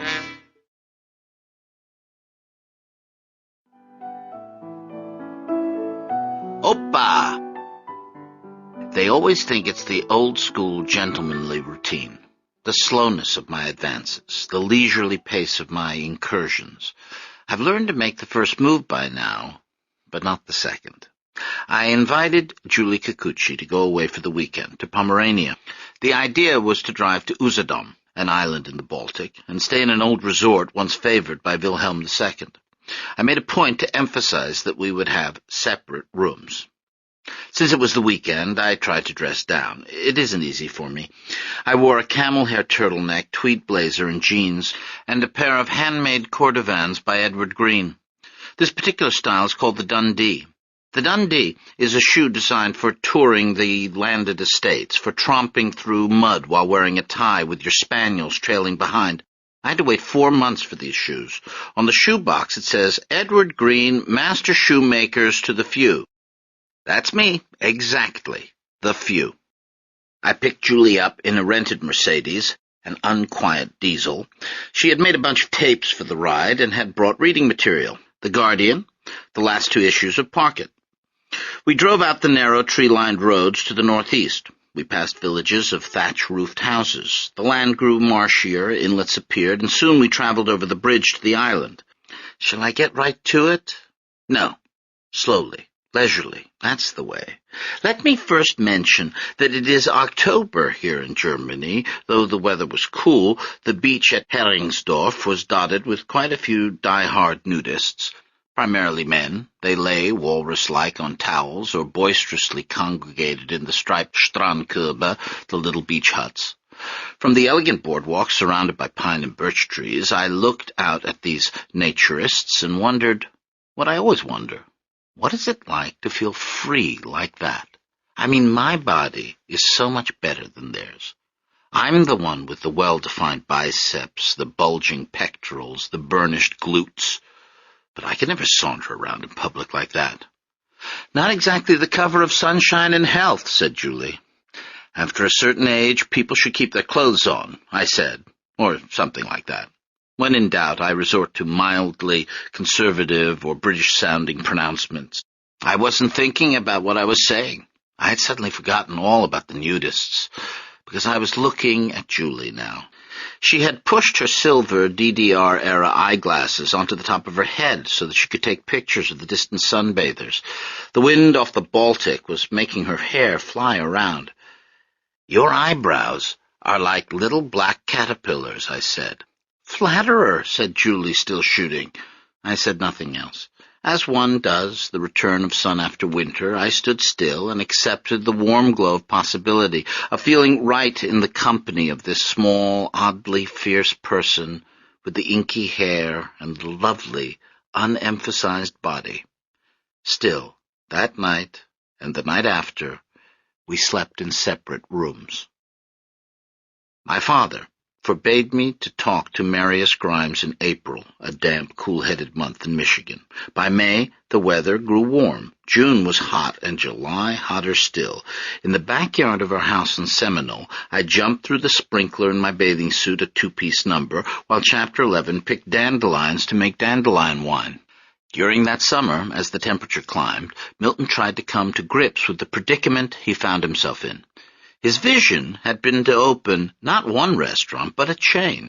Now he realized that the first link in that chain, the Zebra Room, was a weak one, and he was thrown into doubt and confusion.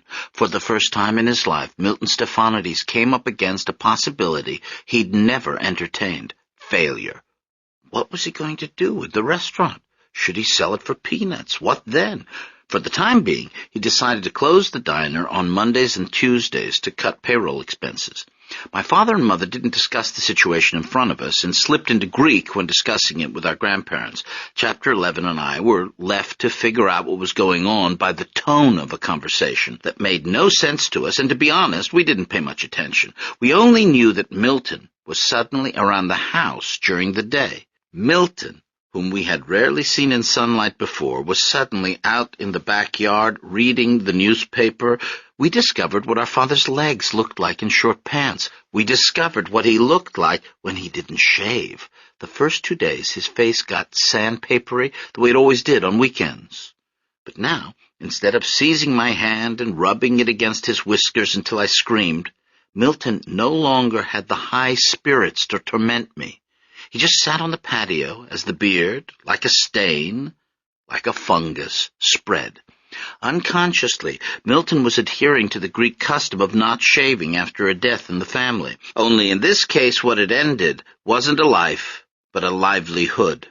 The beard fattened up his already plump face. He didn't keep it trimmed or very clean. And because he didn't utter a word about his troubles, his beard began to express silently all the things he wouldn't allow himself to say. Its knots and whorls indicated his increasingly tangled thoughts. Its bitter odor released the ketones of stress. As summer progressed, the beard grew shaggy, unmown, and it was obvious that Milton was thinking about Pingree Street. He was going to seed, the way Pingree Street was. Lefty tried to comfort his son. "Be strong," he wrote. With a smile, he copied out the warrior epitaph at Thermopylae. "Go tell the Spartans, stranger passing by, that here, obedient to their laws, we lie." But Milton barely read the quote. His father's stroke had convinced him that Lefty was no longer at the top of his game. Mute, carrying his pitiful chalkboard around, lost in his restoration of Sappho, Lefty had begun to seem old to his son. Milton found himself getting impatient or not paying attention. Intimations of mortality brought on by aging family members, that's what Milton felt. Seeing his father sunk in desk light, jutting out a moist underlip, scanning a dead language. Despite the Cold War secrecy, bits of information leaked out to us kids. The deepening threat to our finances made itself known in the form of a jagged wrinkle like a lightning bolt that flashed above the bridge of my mother's nose whenever I asked for something expensive in a toy store. Meat began appearing less often on our dinner table. Milton rationed electricity. If Chapter 11 left a light on for more than a minute, he returned to total darkness, and to a voice in the darkness. "What did I tell you about kilowatts?" For a while, we lived with a single light bulb, which Milton carried from room to room. "This way, I can keep track of how much power we're using," he said, screwing the bulb into the dining room fixture so that we could sit down to dinner. "I can't see my food," Tessie complained. "What do you mean?" said Milton. "This is what they call ambiance." After dessert, Milton took a handkerchief out of his back pocket, unscrewed the hot light bulb, and, tossing it like an unambitious juggler, conveyed it into the living room. We waited in darkness as he fumbled through the house, knocking into furniture. Finally, there was a brownout in the distance, and Milton cheerily called out, "Ready!" He kept up a brave front. He hosed down the sidewalk outside the diner and kept the windows spotless. He continued to greet customers with a hearty, "How's everything?" or a "Yasu, patriote." But the zebra room's swing music and old-time baseball players couldn't stop time. It was no longer 1940, but 1967, specifically the night of Sunday, July 23rd, 1967, and there was something lumpy under my father's pillow. Behold my parents' bedroom. Furnished entirely in early American reproductions, it offers them connection at discount prices with the country's founding myths. Notice, for instance, the veneer headboard of the bed, made from pure cherry wood, as Milton likes to say, just like the little tree George Washington chopped down. Direct your attention to the wallpaper with its Revolutionary War motif, a repeating pattern showing the famous trio of drummer boy, fife player, and lame old man. Throughout my earliest years on earth, those bloodied figures marched around my parents' bedroom, here disappearing behind a Monticello dresser, there emerging from behind a Mount Vernon mirror, or sometimes having no place to go at all and being cut in half by a closet. 43 years old now, my parents on this historic night lie sound asleep. Milton's snores make the bed rattle. Also, the wall connecting to my room, where I'm asleep myself in a grown-up bed. And something else is rattling beneath Milton's pillow, a potentially dangerous situation, considering what the object is. Under my father's pillow is the .45 automatic he brought back from the war. Chekhov's first rule of playwriting goes something like this. If there's a gun on the wall in Act 1, Scene 1, you must fire the gun by Act 3, Scene 2. I can't help thinking about that storytelling precept as I contemplate the gun beneath my father's pillow. There it is. I can't take it away now that I've mentioned it. It really was there that night, and there are bullets in the gun, and the safety is off. Detroit, in the stifling summer of 1967, is bracing for race riots. Watts had exploded 2 summers earlier. Riots had broken out in Newark recently. In response to the national turmoil, the all-white Detroit police force has been raiding after-hours bars in the city's black neighborhoods.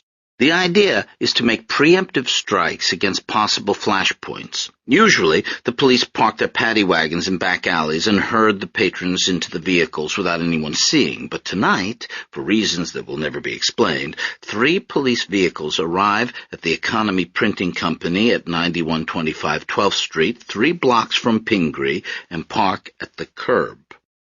You might think this wouldn't matter at 5 in the morning, but you would be wrong. Because in 1967, Detroit's 12th Street is open all night. For instance, as the police arrive, there are girls lined along the streets, girls in miniskirts, thigh-highs, and halter tops. The C-rack Milton hoses from the sidewalk every morning includes the dead jellyfish of prophylactics and the occasional hermit crab of a lost high heel. The girls stand at the curbs as cars cruise by. Key lime Cadillacs, fire-red Toronados, wide-mouthed trolling Lincolns, all in perfect shape. Chrome glints, hubcaps shine. Not a single rust spot anywhere, which is something that always amazes Milton about black people, the contradiction between the perfection of their automobiles and the disrepair of their houses.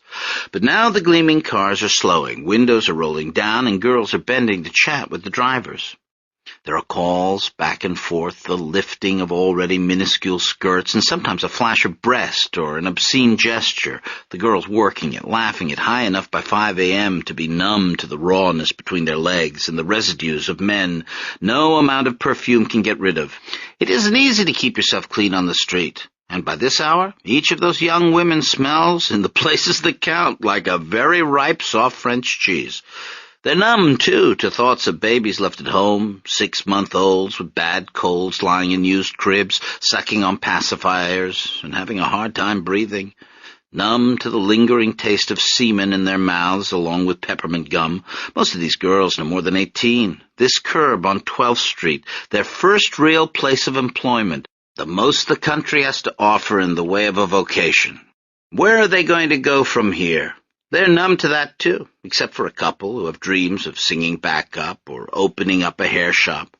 But this is all part of what happened that night, what's about to happen. The police are getting out of their cars now. They are breaking in the door of the Blind Pig as a window opens and someone yells, "It's the Fuzz! Out the back way!" At the curb, the girls recognize the cops, because they have to do them for free. But something is different tonight. Something is happening. The girls don't disappear as usual when the cops show up. They stand and watch as the clients of the Blind Pig are led out in handcuffs, and a few girls even begin to grumble. And now other doors are opening, and cars are stopping, and suddenly everyone is out on the street. People stream out of other blind pigs and from houses and from street corners, and you can feel it in the air. The way the air has somehow been keeping score, and how at this moment, in July of 1967, the tally of abuses has reached a point so that the imperative flies out from Watts and Newark to 12th Street in Detroit as one girl shouts, "Get your hands off of them, motherfucking pigs!" And then there are other shouts and pushing, and a bottle just misses a policeman and shatters a squad car window behind. And back on Seminole, my father is sleeping on a gun that has just been recommissioned because the riots have begun. At 6:23 a.m., the Prince's telephone in my bedroom rang, and I picked it up. It was Jimmy Fioritos, who, in his panic, mistook my voice for my mother's. "Tessie, tell Milt get down to the restaurant. The coloreds are rioting." "Stefanides' residence," I continued politely as I'd been taught. "Callie speaking." "Callie! Jesus! Honey, let me speak to your father." "Just 1 minute, please." I put down the pink phone, walked into my parents' bedroom, and shook my father awake. "It's Mr. Fioritos." "Jimmy? Oh, Christ! What does he want?" He lifted his cheek, in which could be discerned the imprint of a gun barrel. "He says somebody's rioting." At which point my father jumped out of bed. As though he still weighed 140 pounds instead of 190, Milton flipped gymnastically into the air and landed on his feet, completely unaware of both his nakedness and his dream-filled morning erection. So it was that the Detroit riots will always be connected in my mind with my first sight of the aroused male genitalia. Even worse, they were my father's, and worst of all, he was reaching for a gun. Sometimes a cigar is not a cigar. Tessie was up now, too, shouting at Milton not to go, and Milton was hopping on one foot, trying to put on his pants, and before long everybody was into it. "I tell you, this what happened!" Desdemona screamed at Milton as he ran down the stairs. "Do you fix the church for St. Christopher? No!" "Leave it to the police, Milt," Tessie pleaded. And Chapter 11. "When are you going to be back, Dad? You promised to take me to Radio Shack today." And me, still squeezing my eyes shut to erase what I'd seen. "I think I'll go back to bed now." The only person who didn't say something was Lefty, because in all the confusion, he couldn't find his chalkboard. Half-dressed, in shoes but no socks, in pants but no underpants, Milton Stephanides raced his Delta 88 through the early morning streets.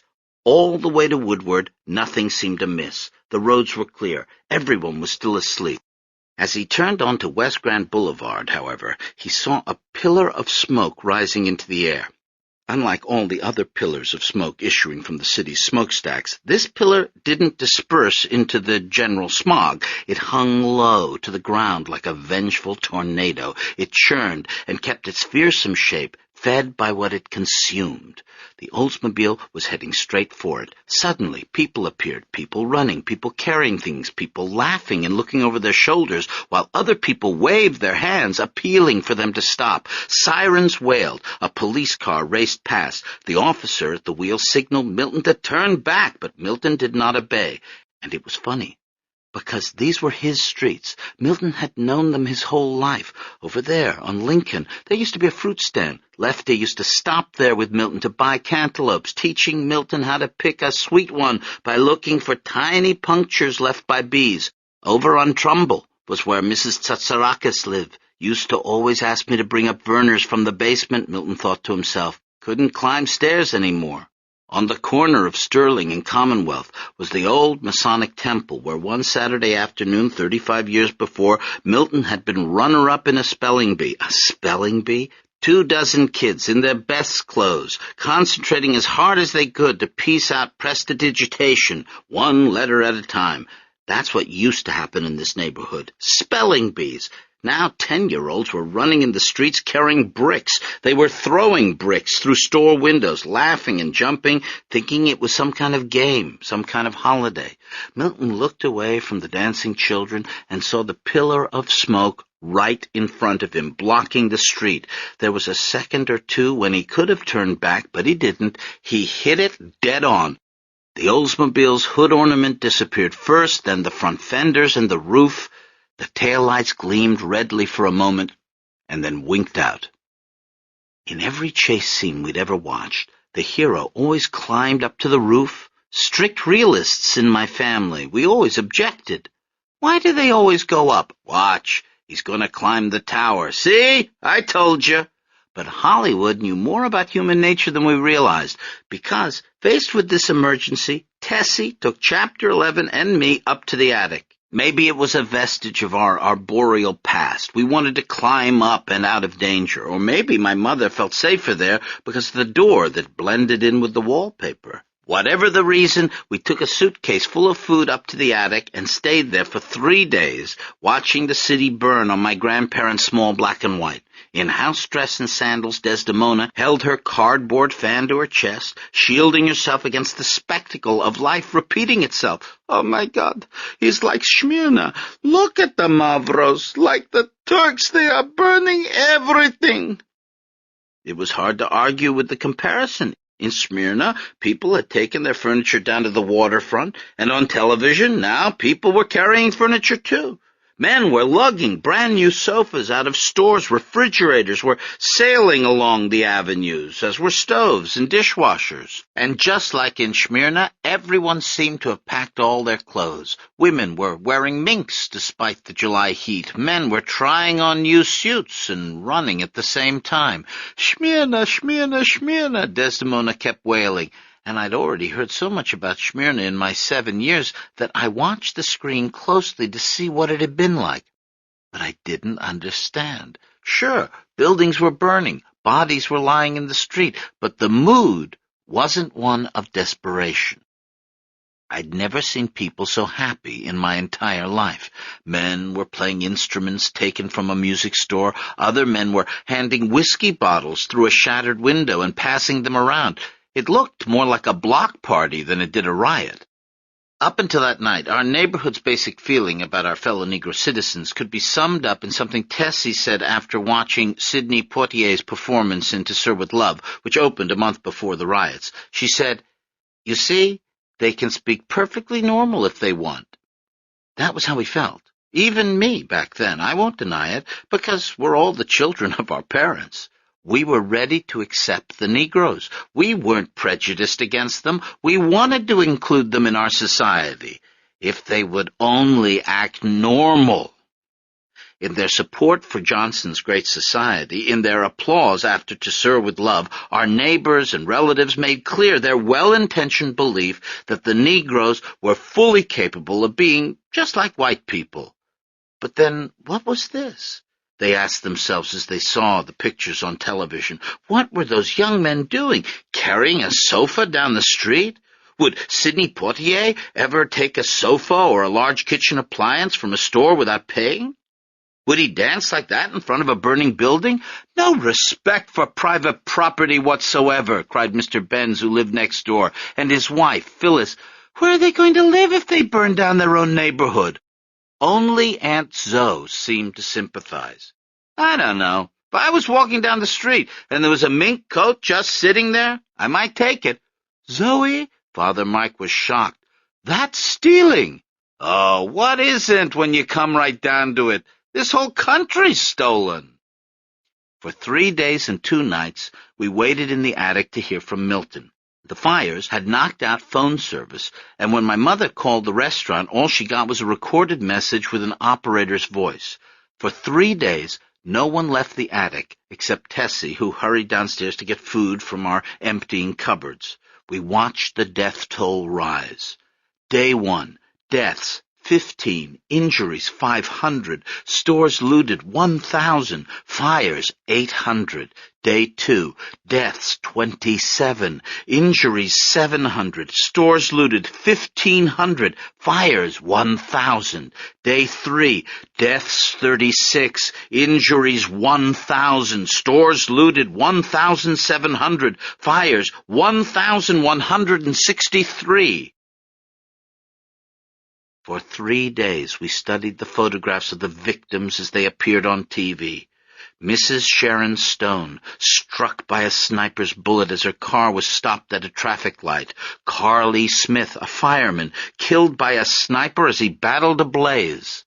For 3 days we watched the politicians hesitate and argue, the Republican governor, George Romney, asking President Johnson to send in federal troops, and Johnson, a Democrat, saying he had an inability to do such a thing. There was an election coming up in the fall. Vance to assess the situation. Nearly 24 hours passed before federal troops arrived.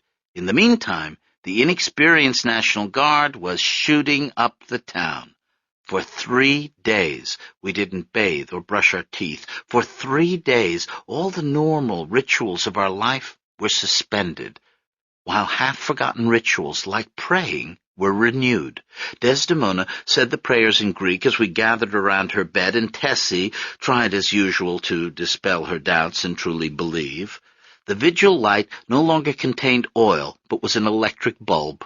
For 3 days we received no word from Milton. When Tessie returned from her trips downstairs, I began to detect, in addition to the traces of tears on her face, faint streaks of guilt. Death always makes people practical, so while Tessie had been on the first floor foraging for food, she had also been searching in Milton's desk. She had read the terms of his life insurance policy. She had checked the balance in their retirement account. In the bathroom mirror, she appraised her looks, wondering if she could attract another husband at her age. "I had you kids to think of," she confessed to me years later. "I was wondering what we'd do if your father didn't come back." To live in America until recently meant to be far from war. Wars happened in Southeast Asian jungles. They happened in Middle Eastern deserts. They happened, as the old song has it, over there.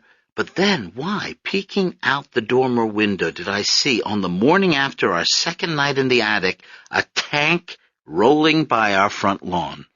A green army tank, all alone in the long shadows of morning, its enormous treads clanking against the asphalt, an armor-plated military vehicle encountering no greater obstacle than a lost roller skate. That tank rolled past the affluent homes, the gables and turrets, the porte-cocheres. It stopped briefly at the stop sign. The gun turret looked both ways, like a driver's ed student, and then the tank went on its way. What had happened? Late Monday night, President Johnson, finally giving in to Governor Romney's request, had ordered in federal troops. General John L. Throckmorton set up the headquarters of the 101st Airborne at Southeastern High, where my parents had gone to school. Though the fiercest rioting was on the west side, General Throckmorton chose to deploy his paratroopers on the east side, calling this decision an operational convenience. By early Tuesday morning, the paratroopers were moving in to quell the disturbance. No one else was awake to see the tank rumble by. My grandparents were dozing in bed. Tessie and Chapter 11 were curled on air mattresses on the floor. Even the parakeets were quiet. I remember looking at my brother's face peeking out of his sleeping bag. On the flannel lining, hunters shot at ducks. This masculine background served only to emphasize Chapter 11's lack of heroic qualities. Who was going to come to my father's aid? Who could my father rely on? Chapter 11 with his Coke bottle glasses, Lefty with his chalkboard and 60-plus years?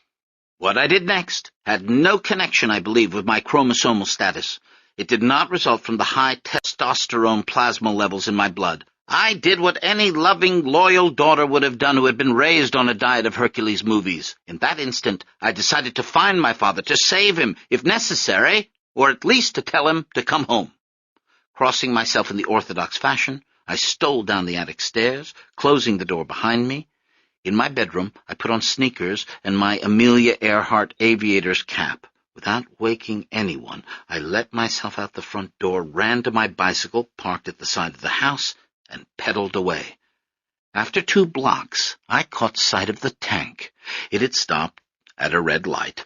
The soldiers inside were busy looking at maps, trying to find the best route to the riots. They didn't notice the little girl in the aviator's cap stealing up on a banana bike. It was still dark out. The birds were beginning to sing. Summer smells of lawn and mulch filled the air. And suddenly I lost my nerve. The closer I got to the tank, the bigger it looked. I was frightened and wanted to run back home, but the light changed and the tank lurched forward. Standing up on my pedals, I sped after it. Across town, in the lightless zebra room, my father was trying to stay awake. Barricaded behind the cash register, holding the revolver in one hand and a ham sandwich in the other, Milton looked out the front window to see what was happening in the street. Over the last 2 sleepless nights, the circles under Milton's eyes had darkened steadily with each cup of coffee he drank. His eyelids hung at half-mast, but his brow was damp with the perspiration of anxiety and vigilance. His stomach hurt. He needed to go to the bathroom in the worst way, but didn't dare. Outside, they were at it again. The snipers. It was almost 5 a.m.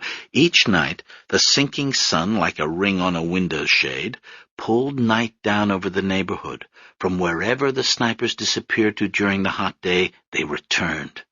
They took up their positions. From the windows of condemned hotels, from fire escapes and balconies, from behind cars jacked up in front yards, they extended the barrels of their assorted guns. If you looked closely, if you were brave or reckless enough to stick your head out the window this time of night, you could see by the moon that other pull ring going up. Hundreds of glinting guns pointed down into the street through which the soldiers were now advancing. The only light inside the diner came from the red glow of the jukebox. It stood to one side of the front door, a disco-matic made of chrome, plastic, and colored glass. There was a small window through which you could watch the robotic changing of records. Through a circulatory system along the jukebox's edges, trails of dark blue bubbles rose. Bubbles representing the effervescence of American life, of our post-war optimism, of our fizzy imperial carbonated drinks. bubbles full of the hot air of American democracy, boiling up from the stacked vinyl platters inside. Mama Don't Allow It by Bunny Berrigan, maybe, or Stardust by Tommy Dorsey and his orchestra, but not tonight.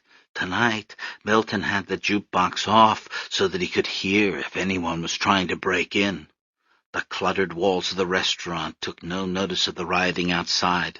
Al Kaline still beamed from his frame. Paul Bunyan and Babe the Blue Ox continued on their trek below the daily special. The menu board itself still offered eggs, hash browns, 7 kinds of pie. So far, nothing had happened, somewhat miraculously. Squatting at the front window yesterday, Milton had seen looters break into every store down the block. They looted the Jewish market, taking everything but the matzah and the yahrzeit candles. With a sharp sense of style, they stripped Joel Moskowitz's shoe store of its higher-priced and more fashionable models, leaving only some orthopedic offerings and a few Florsheim's. All that was left in Dyer's appliance, as far as Milton could tell, was a rack of vacuum bags. What would they loot if they looted the diner? Would they take the stained glass window, which Milton himself had taken? Would they show interest in the photo of Ty Cobb snarling as he slid spikes first into second base? Maybe they'd rip the zebra skins off the bar stools. They liked anything African, didn't they? Wasn't that the new Vogue, or the old Vogue that was new again? Hell, they could have the goddamn zebra skins. He'd put them out front as a peace offering. But now Milton heard something. The doorknob, was it? He listened. For the last few hours he'd been hearing things. His eyes had been playing tricks on him, too. He crouched behind the counter, squinting into the darkness. His ears echoed the way seashells do. He heard the distant gunfire and the squawking sirens. He heard the hum of the refrigerator and the ticking of the clock. To all this was added the rush of his blood, roaring through the channels in his head. But no sound came from the doorway. Milton relaxed. He took another bite of the sandwich. Gently, experimentally, he lowered his head onto the counter just for a minute. When he closed his eyes, the pleasure was immediate. Then the doorknob rattled again, and Milton jumped. He shook his head, trying to wake himself up. He put down the sandwich and tiptoed out from behind the counter, holding the gun. He didn't intend to use it. The idea was to scare the looter off.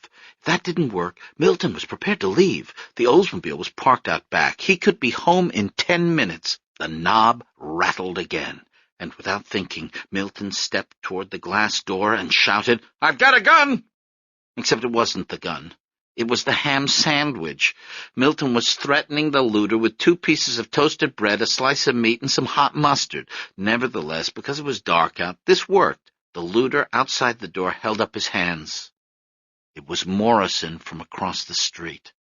Milton stared at Morrison. Morrison stared back. And then my father said, "This is what white people say in a situation like this. Can I help you?" Morrison squinted, disbelieving. "What you doing here, man? You crazy? Ain't safe for no white people down here." A shot rang out. Morrison flattened himself against the glass. "Ain't safe for nobody. I gotta protect my property." "Your life ain't your property?" Morrison raised his eyebrows to indicate the unimpeachable logic of this statement. Then he dropped the superior expression altogether and coughed. "Listen, Chief, long as you here, maybe you can help me out." He held up small change.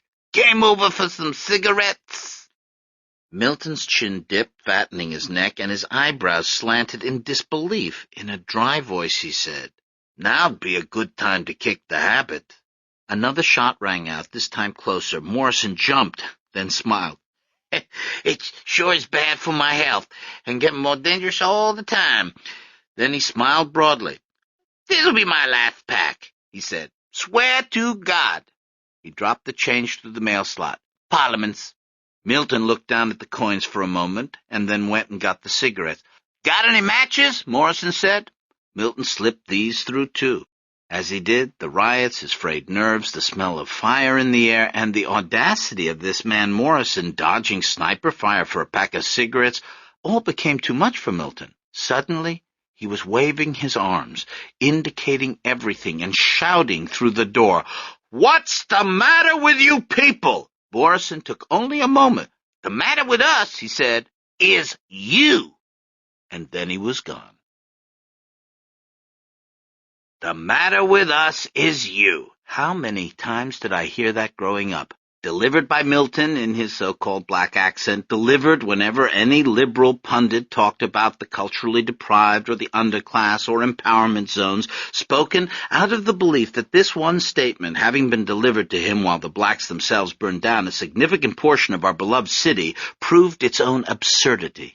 As the years went on, Milton used it as a shield against any opinions to the contrary, and finally it grew into a kind of mantra, the explanation for why the world was going to hell, applicable not only to African Americans, but to feminists and homosexuals. And then, of course, he liked to use it on us, whenever we were late for dinner or wore clothes Tessie didn't approve of. The matter with us is you! Morrison's words echoed in the street. But Milton didn't have time to concentrate on them, because right then, like a creaky Godzilla in a Japanese movie, the first military tank lumbered into view. Soldiers stood on both sides, not cops now, but National Guardsmen, camouflaged, helmeted, nervously holding rifles with bayonets, pointing those rifles up at all the other rifles pointing down. There was a moment of relative silence, enough for Milton to hear the slamming of Morrison's screen door across the street. Then there was a pop, a sound like a toy gun, and suddenly the street lit up with 1,000 bursts of fire. I heard them, too, from a quarter-mile away. Following the slow tank at a discreet distance, I had ridden my bike from Indian Village on the east side all the way to the west. I tried to keep my bearings as best I could, but I was only 7.5 and didn't know many street names. While passing through downtown, I recognized the spirit of Detroit, the Marshall Frederick statue that stood in front of the city-county building. A few years earlier, a prankster had painted a trail of red footprints in the statue's size, leading across Woodward to rendezvous with a statue of a naked woman in front of the National Bank of Detroit. The footprints were still faintly visible as I pedaled past. The tank turned up Bush Street, and I followed it past Monroe and the lights of Greektown.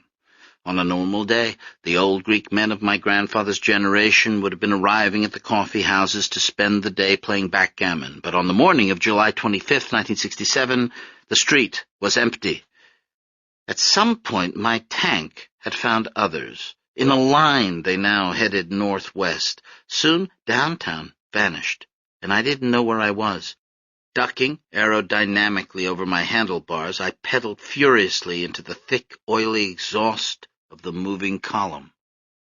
While back on Pingree Street, Milton is crouching behind the crenellated olive oil tins. Bullets fly from every darkened window along the block, from Frank's Pool Hall and the Crow Bar, from the bell tower of the African Episcopal Church. So many bullets they blur the air like rain, making the one working street lamp look as if it's flickering out. Bullets pounding on armor and ricocheting off brickwork and tattooing the parked cars. Bullets ripping the legs right out from under a U.S. Postal Service mailbox so that it falls over on its side like a drunk. Bullets obliterating the window of the veterinarian office and continuing on through the walls to reach the cages of the animals in back. The German shepherd that has been barking nonstop for 3 days and 2 nights finally shuts up. A cat twists in the air, letting out a scream, its blazing green eyes going out like a light. A real battle is underway now, a firefight, a little bit of Vietnam brought back home. But in this case, the Viet Cong are lying on beauty rest mattresses. They are sitting in camping chairs and drinking malt liquor, a volunteer army facing off against the enlistees in the streets. It's impossible to know who all these snipers were, but it's easy to understand why the police called them snipers. It's easy to understand why Mayor Jerome Kavanaugh called them snipers, and Governor George Romney, too. A sniper, by definition, acts alone. A sniper is cowardly, sneaky. He kills from a distance, unseen. It was convenient to call them snipers, because if they weren't snipers, then what were they? The governor didn't say it. The newspapers didn't say it. The history books still do not say it, but I, who watched the entire thing on my bike, saw it clearly. In Detroit, in July of 1967, what happened was nothing less than a guerrilla uprising. The Second American Revolution. And now the Guardsmen are fighting back. When the riot first broke, The police, on the whole, acted with restraint. They moved off, trying to contain the disturbance. Likewise, the federal troops, the paratroopers of the 82nd Airborne and 101st, are battle-hardened veterans who know how to use appropriate force. But the National Guard is a different story. Weekend warriors. They have been called from their homes into sudden battle. They are inexperienced, scared. They move through the streets, blasting away at anything they see. Sometimes they drive tanks right up onto front lawns. They drive onto people's porches and crash through the walls. The tank in front of the zebra room has stopped momentarily. 10 or so troops surround it, taking aim at a sniper on the 4th floor of the Beaumont Hotel. The sniper fires. The National Guardsmen fire back, and the man drops, his legs tangling on the fire escape. Directly thereafter, another light flashes across the street. Milton looks up to see Morrison in his living room, lighting a cigarette, lighting a Parliament with the zebra-striped matches. "No!" Milton shouts. "No!" And Morrison, if he hears, just thinks it's another diatribe against smoking. But let's face it, he doesn't hear. He only lights his cigarette, and 2 seconds later a bullet rips through the front of his skull and he crumples in a heap. And then the soldiers move on. The street is empty again, silent. The machine guns and tanks begin ripping up the next block, or the block after that. Milton stands at the front door, looking across at the empty window where Morrison had stood. And the realization comes over him that the restaurant is safe. The soldiers have come and gone. The riot is over. Except that now someone else is advancing along the street. As the tanks disappear down Pingree, a new figure is approaching from the other direction. Somebody who lives in the neighborhood is rounding the corner and heading for the zebra room. Following the line of tanks, I am no longer thinking about showing up my brother. The outbreak of so much shooting has taken me completely by surprise. I have looked through my father's World War II scrapbook many times. I have seen Vietnam on television. I have ingested countless movies about ancient Rome or the battles of the Middle Ages. But none of it has prepared me for warfare in my own hometown.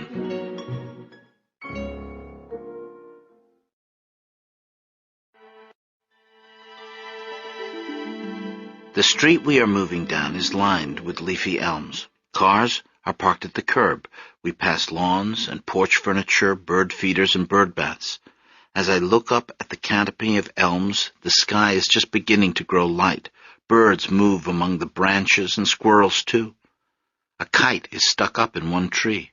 Over a limb of another, someone's tennis shoes dangle with the laces knotted.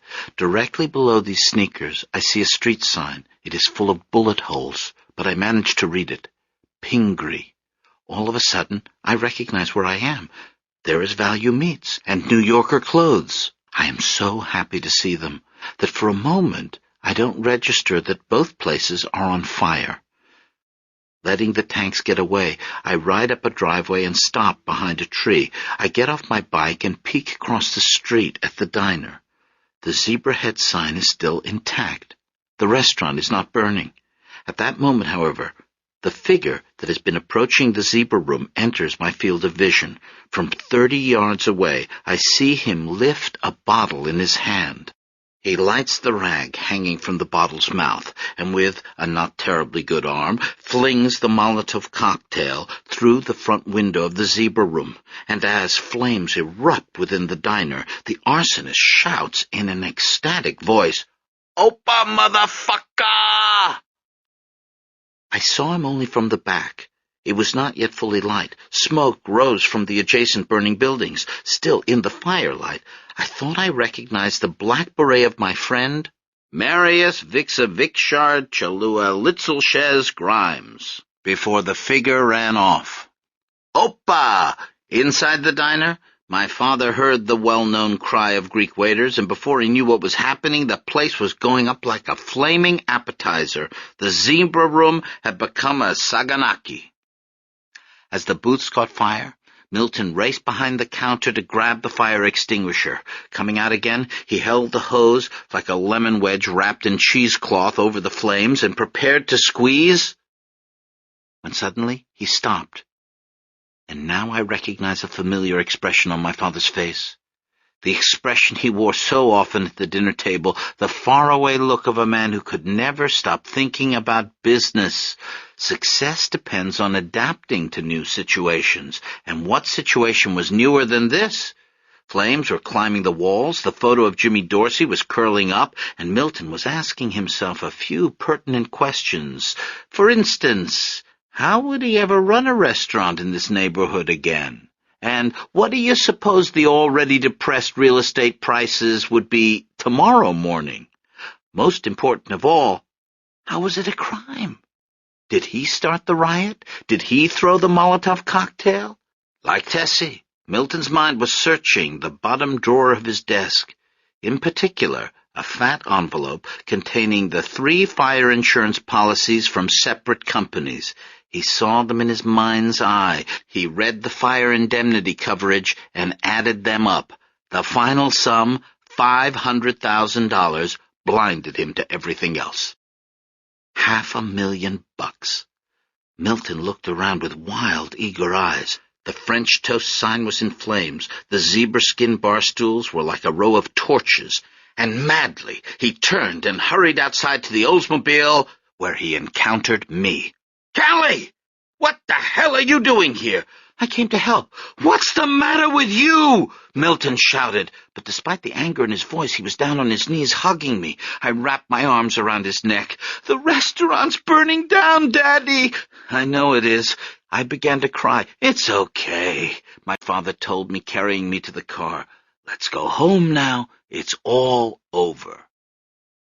So was it a riot or a guerrilla uprising? Let me answer that question with other questions. After the riot was over, were or were there not caches of weapons found all over the neighborhood? And were these weapons, or were they not, AK-47s and machine guns? And why had General Throckmorton deployed his tanks on the east side, miles from the rioting? Was that the kind of thing you did to subdue an unorganized gang of snipers? Or was it more in keeping with military strategy? Was it like establishing a front line in a war? Believe whatever you want. I was 7 years old and followed a tank into battle and saw what I saw. It turned out that when it finally happened, the revolution wasn't televised. On TV, they called it only a riot. The following morning, as the smoke cleared, the city's flag could once again be seen. Remember the symbol on it? A phoenix rising from its ashes, and the words beneath, "Speramus meliora resurgit cineribus." We hope for better things, it will rise from the ashes. Middlesex. Shameful as it is to say, the riots were the best thing that ever happened to us. Overnight, we went from being a family desperately trying to stay in the middle class to one with hopes of sneaking into the upper, or at least the upper middle. The insurance money didn't amount to quite as much as Milton had anticipated. 2 of the companies refused to pay the full amount, citing double indemnity clauses. They paid only a quarter of their policy's value. Still, taken all together, the money was much more than the zebra room had been worth, and it allowed my parents to make some changes in our lives. Of all my childhood memories, none has the magic, the pure dreaminess of the night we heard a honk outside our house and looked out the window to see that a spaceship had landed in our driveway. It had set down noiselessly next to my mother's station wagon. The front lights flashed. The back end gave off a red glow. For 30 seconds, nothing more happened. But then, finally, the window of the spaceship slowly retracted to reveal, instead of a Martian inside, Milton. He had shaved off his beard. "Get your mother," he called, smiling. "We're going for a little ride." Not a spaceship then, but close. A 1967 Cadillac Fleetwood, as intergalactic a car as Detroit ever produced. The moonshot was only a year away. It was as black as space itself and shaped like a rocket lying on its side. The long front end came to a point like a nose cone, and from there the craft stretched back along the driveway in a long, beautiful, ominously perfect shape. There was a silver multi-chambered grill, as though to filter stardust. Chrome piping, like the housing for circuitry, led from conical yellow turn signals along the rounded sides of the car all the way to the rear, where the vehicle flared propulsively into jet fins and rocket boosters. Inside, the Cadillac was as plushly carpeted and softly lit as the bar at the Ritz. The armrests were equipped with ashtrays and cigarette lighters. The interior itself was black leather and gave off a strong new smell. It was like climbing into somebody's wallet. We didn't move right away. We remained parked, as if it were enough just to sit in the car. As if now that we owned it, we could forget about our living room and stay in the driveway every night. Milton started the engine. Keeping the transmission in park, he showed us the marvels. He opened and closed the windows by pressing a button. He locked the doors by pressing another. He buzzed the front seat forward, then tilted it back until I could see the dandruff on his shoulders.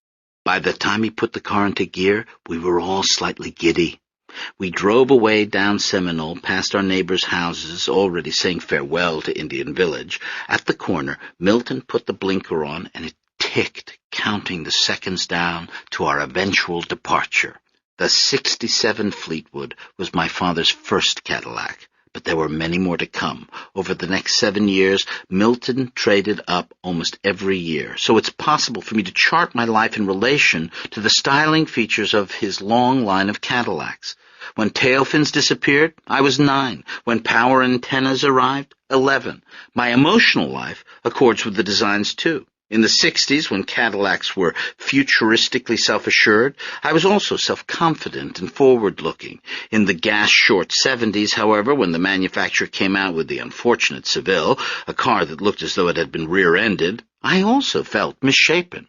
Pick a year, and I'll tell you what car we had. 1970, the cola-colored Eldorado. 1971, the red sedan DeVille. 1972, the golden Fleetwood with the passenger sun visor that opened up into a starlet's dressing room mirror, in which Tessie checked her makeup, and I, my first blemishes. 1973, the long black dome-roof Fleetwood that made other cars stop thinking a funeral was passing. 1974, the canary yellow two-door Florida Special with white vinyl top sunroof and tan leather seats that my mother is still driving today, almost 30 years later. But in 1967, it was the space-age Fleetwood. Once we got going the required speed, Milton said, "Okay, now get a load of this." He flipped a switch under the dash. There was a hissing sound, like balloons inflating. Slowly, as if lifted on a magic carpet, the 4 of us rose to the upper reaches of the car's interior. That's what they call the air ride. Brand new feature. Smooth, huh? Is it some kind of hydraulic suspension system? Chapter 11 wanted to know. I think so. Maybe I won't have to use my pillow when I drive, said Tessie. For a moment after that, none of us spoke. We were headed east, out of Detroit, literally floating on air. Which brings me to the second part of our upward mobility. Shortly after the riots, like many other white Detroiters, my parents began looking for a house in the suburbs. The suburb they had their sights on was the affluent lakefront district of the auto magnates, Grosse Pointe. It was much harder than they ever expected. In the Cadillac, scouting the 5 Grosse Pointes, the park, the city, the farms, the woods, the shores, my parents saw for sale signs on many lawns. But when they stopped in at the realty offices and filled out applications, they found that the houses suddenly went off the market or were sold or doubled in price. After 2 months of searching, Milton was down to his last real estate agent, a Miss Jane Marsh of Great Lakes Realty. He had her and some growing suspicions. "This property is rather eccentric," Miss Marsh is telling Milton one September afternoon as she leads him up the driveway. "It takes a buyer with a little vision." She opens the front door and leads him inside. "But it does have quite a pedigree. It was designed by Hudson Clark." She waits for recognition. "Of the Prairie School?" Milton nods dubiously. He swivels his head, looking over the place. He hadn't much cared for the picture Miss Marsh had shown him over at the office. Too boxy-looking, too modern.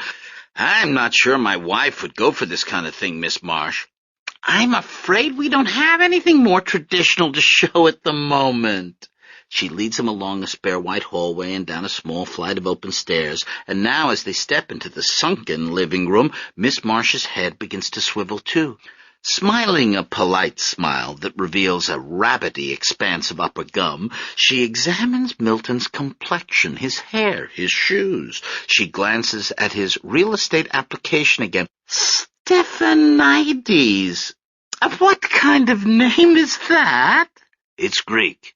Oh, Greek! How interesting. More upper gum flashes as Miss Marsh makes a notation on her pad. Then she resumes the tour. Sunken living room, greenhouse adjoining the dining area, and as you can see, the house is well supplied with windows. It pretty much is a window, Miss Marsh. Milton moves closer to the glass and examines the backyard. Meanwhile, a few feet behind, Miss Marsh examines Milton. May I ask what business you're in, Mr. Stephanides? The restaurant business. Another mark of pen on pad. Can I tell you what churches we have in the area? What denomination are you? I don't go in for that sort of thing. My wife takes the kids to the Greek church. She's a Grecian, too? She's a Detroiter. We're both Eastsiders. And you need space for your 2 children, is that right? Yes, ma'am. Plus we have my folks living with us, too. Uh-huh, I see. And now pink gums disappear as Miss Marsh begins to add it all up. Let's see, Southern Mediterranean, 1 point, not in one of the professions, 1 point, religion, Greek church. That's some kind of Catholic, isn't it? So there's another point there. And he has his parents living with him. 2 more points, which makes 5. Oh, that won't do. That won't do at all. To explain Miss Marsh's arithmetic, back in those days, the real estate agents in Grosse Pointe evaluated prospective buyers by something called the point system. Milton wasn't the only one who worried about the neighborhood going to hell. No one spoke of it openly. Realtors only mentioned community standards and selling to the right sort of people. Now that white flight had begun, the point system was more important than ever. You didn't want what was happening in Detroit to happen out here. Discreetly, Miss Marsh now draws a tiny 5 next to Stephanides and circles it. As she does so, however, she feels something, a kind of regret. The point system isn't her idea, after all. It was in place long before she came to Grosse Pointe from Wichita, where her father works as a butcher. But there's nothing she can do. Yes, Miss Marsh feels sorry. I mean, really, look at this house. Who's going to buy it if not an Italian or a Greek? I'll never be able to sell it. Never. Her client is still standing at the window, looking out. I do understand your preference for something more old world, Mr. Stephanides. We do get them from time to time. You just have to be patient. I've got your telephone number. I'll let you know if anything comes on the market. Milton doesn't hear her. He is absorbed in the view. The house has a roof deck plus a patio out back, and there are 2 other smaller buildings beyond that. Tell me more about this Hudson Clark fella, he now asks. Clark? Well, to be honest, he's a minor figure. Prairie school, eh? Hudson Clark was no Frank Lloyd Wright, if that's what you mean. What are these outbuildings I see here? Oh, I wouldn't call them outbuildings, Mr. Stephanides. That's making it a bit grand. One's a bathhouse, rather decrepit, I'm afraid. I'm not sure it even works. Behind that is the guest house, which also needs a lot of work. Bathhouse? Oh, that's different. Milton turns away from the glass. He begins walking around the house, looking it over in a new light. The Stonehenge walls, the klimped tile work, the open rooms. Everything is geometric and grid-like. Sunlight falls in beams through the many skylights. Now that I'm in here, Milton says, I sort of get the idea behind this place. The photo you showed me doesn't do it justice. Oh, really, Mr. Stephanides, for a family such as yours with young children, I'm not sure this is quite the best. Before she can finish, however, Milton holds up his hands in surrender. You don't have to show me any more. Decrepit outbuildings or not, I'll take it. There is a pause. Miss Marsh smiles with her double-decker gums. That's wonderful, Mr. Stephanides, she says without enthusiasm. Of course, It's all contingent on the approval of the loan. But now it's Milton's turn to smile. For all the disavowals of his existence, the point system is no secret. Harry Karras tried unsuccessfully to buy a house in Grosse Pointe the year before. Same thing happened to Pete Savides, but no one is going to tell Milton Stephanides where to live. Not Miss Marsh, and not a bunch of country club real estate guys either. You don't have to bother with that, my father said, relishing the moment. I'll pay cash. Over the barrier of the point system, my father managed to get us a house in Grosse Pointe. It was the only time in his life he paid for anything up front. But what about the other barriers? What about the fact that real estate agents had shown him only the least desirable houses in the areas closest to Detroit, houses no one else wanted? And what about his inability to see anything except the grand gesture, and the fact that he bought the house without first consulting my mother? Well, for those problems, there was no remedy. On moving day, we set off in 2 cars. Tessie, fighting tears, took Lefty and Desdemona in the family station wagon. Milton drove Chapter 11 and me in the new Fleetwood. Along Jefferson, signs of the riot still remained, as did my unanswered questions. What about the Boston Tea Party? I challenged my father from the back seat. The colonists stole all that tea and dumped it into the harbor? That was the same thing as a riot. That wasn't the same at all, Milton answered back. What the hell are they teaching you in that school of yours? With the Boston Tea Party, the Americans were revolting against another country that was oppressing them. But it wasn't another country, Daddy. It was the same country. There wasn't even such a thing as the United States then. Let me ask you something. Where was King George when they dumped all that tea into the drink? Was he in Boston? Was he in America even? No. He was way the hell over there in England eating crumpets. The implacable black Cadillac powered along, bearing my father, brother, and me out of the war-torn city. We crossed over a thin canal which, like a moat, separated Detroit from Grosse Pointe. And then, before we had time to register the changes, we were at the house on Middlesex Boulevard. The trees were what I noticed first. 2 enormous weeping willows, like woolly mammoths on either side of the property. Their vines hung over the driveway like streamers of sponge at a car wash. Above was the autumn sun. Passing through the willow's leaves, it turned them a phosphorescent green. It was as though, in the middle of the block's cool shade, a beacon had been switched on, and this impression was only strengthened by the house we'd now stopped in front of. Middlesex. Did anybody ever live in a house as strange, as sci-fi, as futuristic and outdated at the same time? A house that was more like communism, better in theory than reality? The walls were pale yellow, made of octagonal stone blocks framed by redwood siding along the roofline.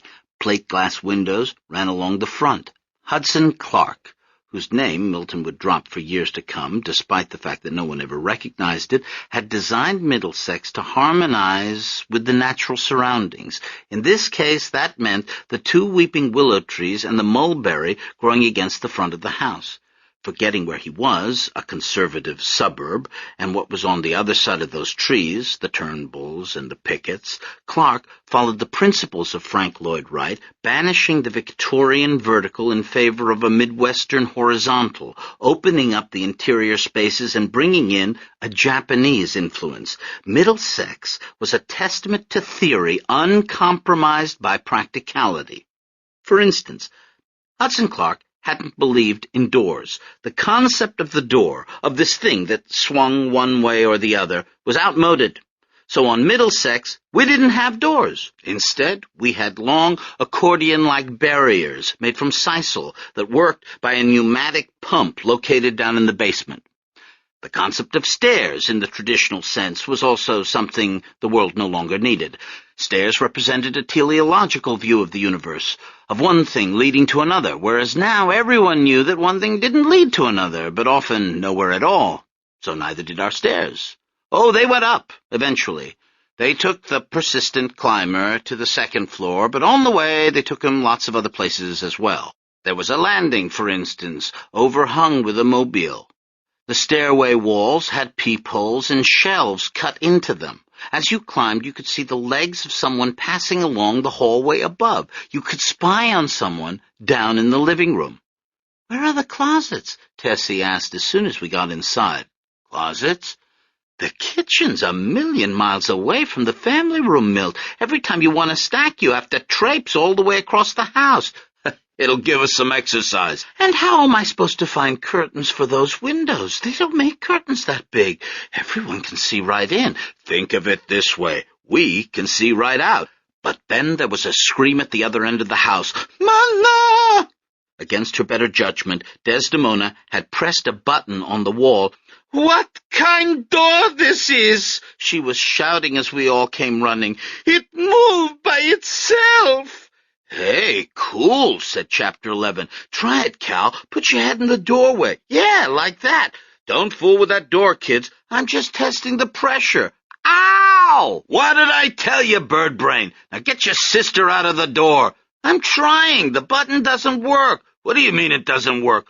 "Oh, this is wonderful, Milt. No closets, and now we have to call the fire department to get Callie out of the door." "It's not designed to have someone's neck in it."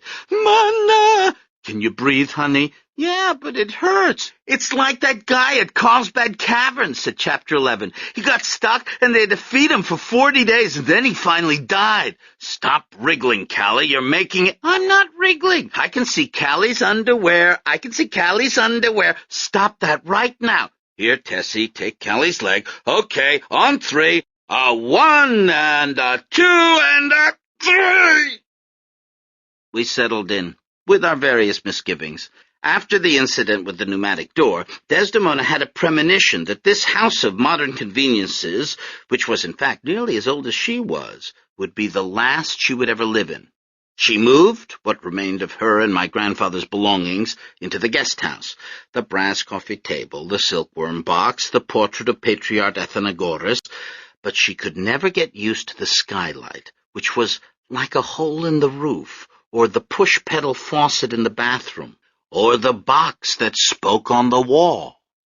Every room on Middlesex was equipped with an intercom. Back when they had been installed in the 1940s, over 30 years after the house itself had been built in 1909, the intercoms had probably all worked. But by 1967, you might speak into the kitchen intercom, only to have your voice come out in the master bedroom. The speakers distorted our voices so that we had to listen very closely to understand what was being said, like deciphering a child's first garbled speech.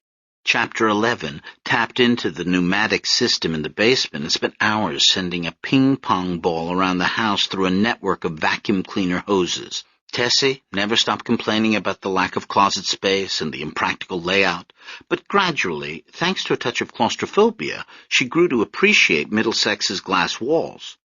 Lefty cleaned them. Making himself useful, as always, he took upon himself the Sisyphean task of keeping all those modernist surfaces sparkling.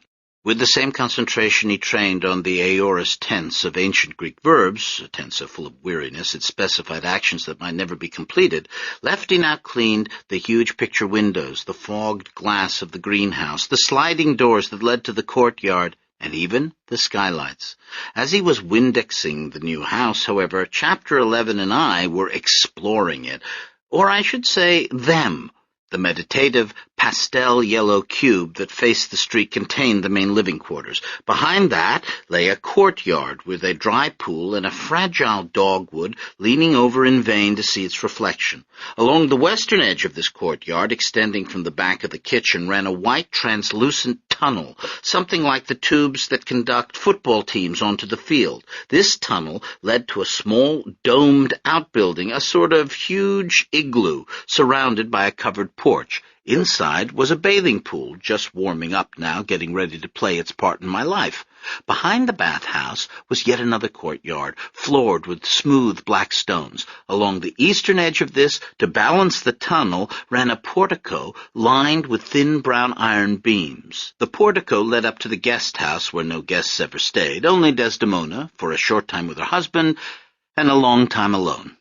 But more important to a kid, Middlesex had lots of sneaker-sized ledges to walk along. It had deep concrete window wells, perfect for making into forts. It had sun decks and catwalks. Chapter 11 and I climbed all over Middlesex.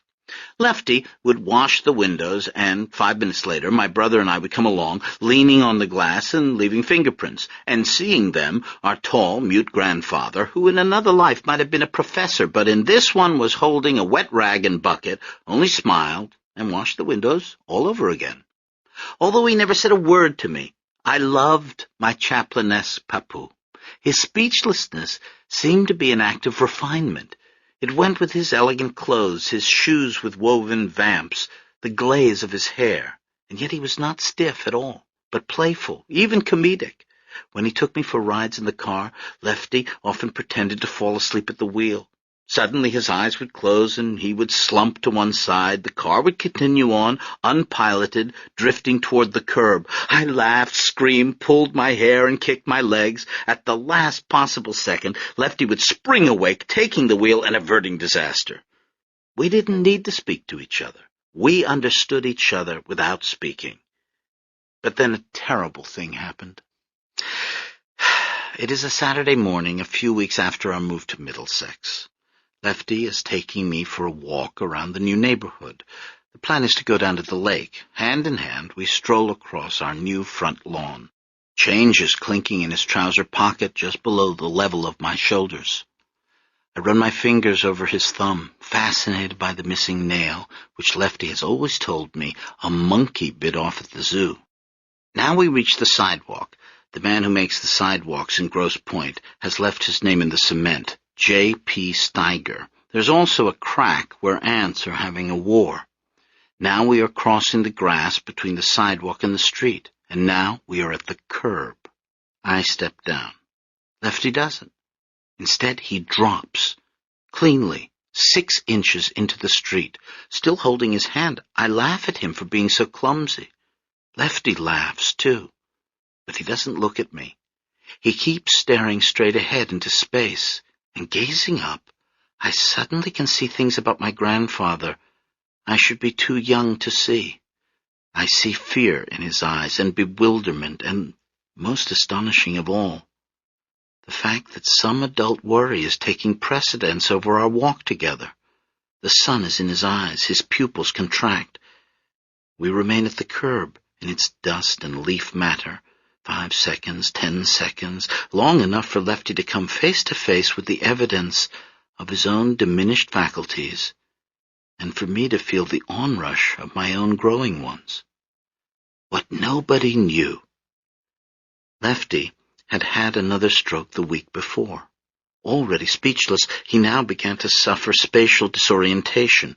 Furniture advanced and retreated in the mechanical manner of a funhouse. Like practical jokers, chairs offered themselves and then pulled away at the last moment. The diamonds of the backgammon board undulated like player piano keys. Lefty told no one. Because he no longer trusted himself to drive, Lefty started taking me on walks instead. That was how we'd arrived at that curb, the curb he couldn't wake up and turn away from in time. We went along Middlesex, the silent old foreign gentleman and his skinny granddaughter, a girl who talked enough for two, who babbled so fluently that her father, the ex-clarinet man, liked to joke she knew circular breathing. I was getting used to Grosse Pointe, to the genteel mothers in chiffon headscarves, and to the dark cypress-shrouded house where the one Jewish family lived, having also paid cash, whereas my grandfather was getting used to a much more terrifying reality, holding my hand to keep his balance as trees and bushes made strange sliding movements in his peripheral vision. Lefty was confronting the possibility that consciousness was a biological accident. Though he'd never been religious, he realized now that he'd always believed in the soul, in a force of personality that survived death. But as his mind continued to waver, to short-circuit, he finally arrived at the cold-eyed conclusion, so at odds with his youthful cheerfulness, that the brain was just an organ like any other, and that when it failed, he would be no more. A 7-year-old girl can take only so many walks with her grandfather. I was the new kid on the block and wanted to make friends. From our roof deck, I sometimes glimpsed a girl about my age who lived in the house behind us. She came out onto a small balcony in the evenings and tugged petals off flowers in the window box. In friskier moods, she performed lazy pirouettes, as though to the accompaniment of my own music box, which I always brought to the roof to keep me company. She had long, white blonde hair cut in bangs, and since I never saw her in the daytime, I decided she was an albino. But I was wrong, because there she was one afternoon in sunshine, getting a ball that had flown onto our property. Her name was Clementine Stark. She wasn't an albino, just very pale and allergic to hard-to-avoid items, grass, house, dust. Her father was about to have a heart attack, and my memories of her now are tinged with a blue wash of misfortune that hadn't quite befallen her at the time. She was standing bare-legged in the jungly weeds that grew up between our houses. Her skin was already beginning to react to the grass cuttings stuck to the ball, whose sogginess was suddenly explained by the overweight Labrador who now limped into view. Clementine Stark had a canopy bed moored like an imperial barge at one end of her sea-blue bedroom carpet. She had a collection of mounted poisonous-looking insects. She was a year older than me, hence worldly, and had been to Krakow once, which was in Poland. Because of her allergies, Clementine was kept indoors a lot. This led to our being inside together most of the time, and to Clementine's teaching me how to kiss. When I told my life story to Dr. Luce, the place where he invariably got interested was when I came to Clementine Stark. Luce didn't care about criminally smitten grandparents or silkworm boxes or serenading clarinets.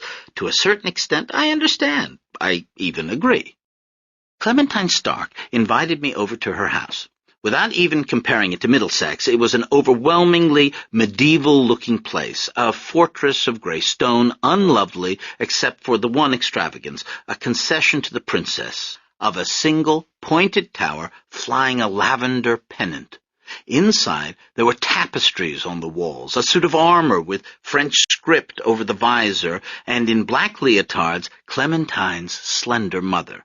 She was doing leg lifts. "This is Callie," Clementine said. "She's coming over to play." I beamed. I attempted a kind of curtsy. This was my introduction to polite society, after all. But Clementine's mother didn't so much as turn her head. "We just moved in," I said. "We live in the house behind yours." Now she frowned. I thought I'd said something wrong. My first etiquette mistake in Grosse Pointe. Mrs. Stark said, "Why don't you girls go upstairs?" We did. In her bedroom, Clementine mounted a rocking horse. For the next 3 minutes she rode it without saying another word. Then she abruptly got off. "I used to have a turtle, but he escaped." "He did. My mom says he could survive if he made it outside." "He's probably dead," I said. Clementine accepted this bravely. She came over and held her arm next to mine. "Look, I've got freckles like the Big Dipper," she announced. We stood side to side before the full-length mirror, making faces. The rims of Clementine's eyes were inflamed. She yawned. She rubbed her nose with the heel of her hand, and then she asked, "Do you want to practice kissing?"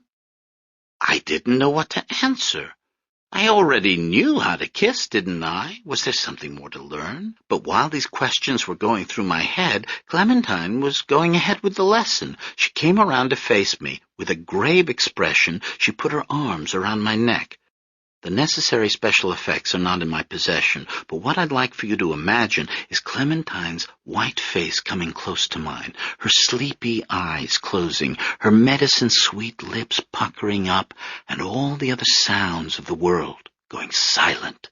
The rustling of our dresses, her mother counting leg lifts downstairs, the airplane outside making an exclamation mark in the sky, all silent as Clementine's highly educated 8-year-old lips met mine. And then, somewhere below this, my heart reacting. Not a thump exactly, not even a leap, but a kind of swish, like a frog kicking off from a muddy bank. My heart, that amphibian, moving that moment between two elements, one excitement, the other fear. I tried to pay attention. I tried to hold up my end of things, but Clementine was way ahead of me. She swiveled her head back and forth the way actresses did in the movies. I started doing the same, but out of the corner of her mouth she scolded, "You're the man!" So I stopped. I stood stiffly with arms at my sides. Finally, Clementine broke off the kiss. She looked at me blankly a moment and then responded, "Not bad for your first time." "Mom!" I shouted coming home that evening. "I made a friend!" I told Tessie about Clementine, the old rugs on the walls, the pretty mother doing exercises, omitting only the kissing lessons. From the beginning, I was aware that there was something improper about the way I felt about Clementine Stark. Something I shouldn't tell my mother, but I wouldn't have been able to articulate it. I didn't connect this feeling to sex. I didn't know sex existed. "Can I invite her over?" "Sure," said Tessie, relieved that my loneliness in the neighborhood was now over. "I bet she's never seen a house like ours." And now, it is a cool gray October day, a week or so later. From the back of a yellow house, two girls emerge, playing geisha.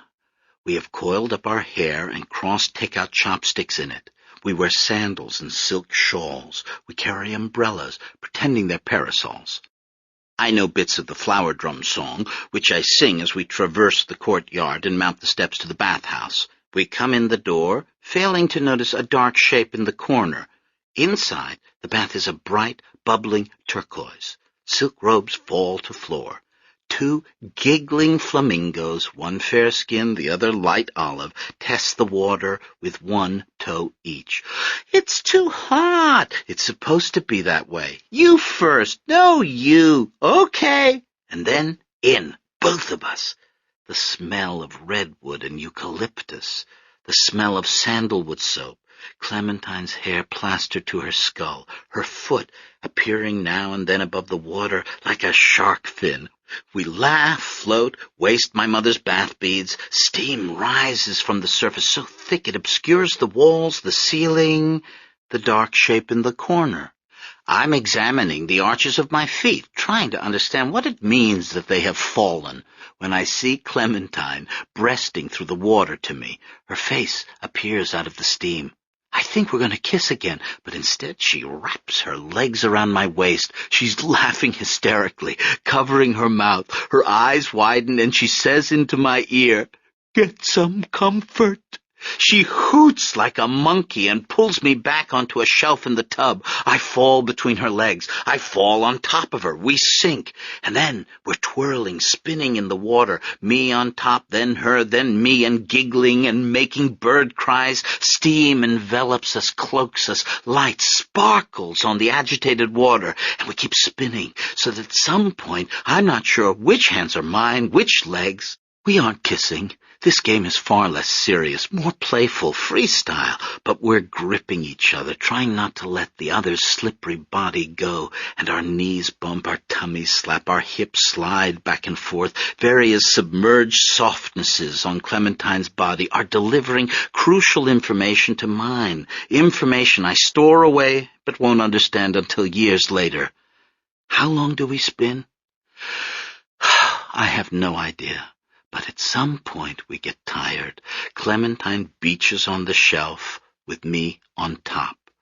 I rise on my knees to get my bearings, and then freeze, hot water or not, for right there, sitting in the corner of the room, is my grandfather. I see him for a second, leaning over sideways. Is he laughing, angry? And then the steam rises again and blots him out. I am too stunned to move or speak. How long has he been there? What did he see? "We were just doing water ballet," Clementine says lamely. The steam parts again. Lefty hasn't moved. He's sitting exactly as before, head tilted to one side. He looks as pale as Clementine.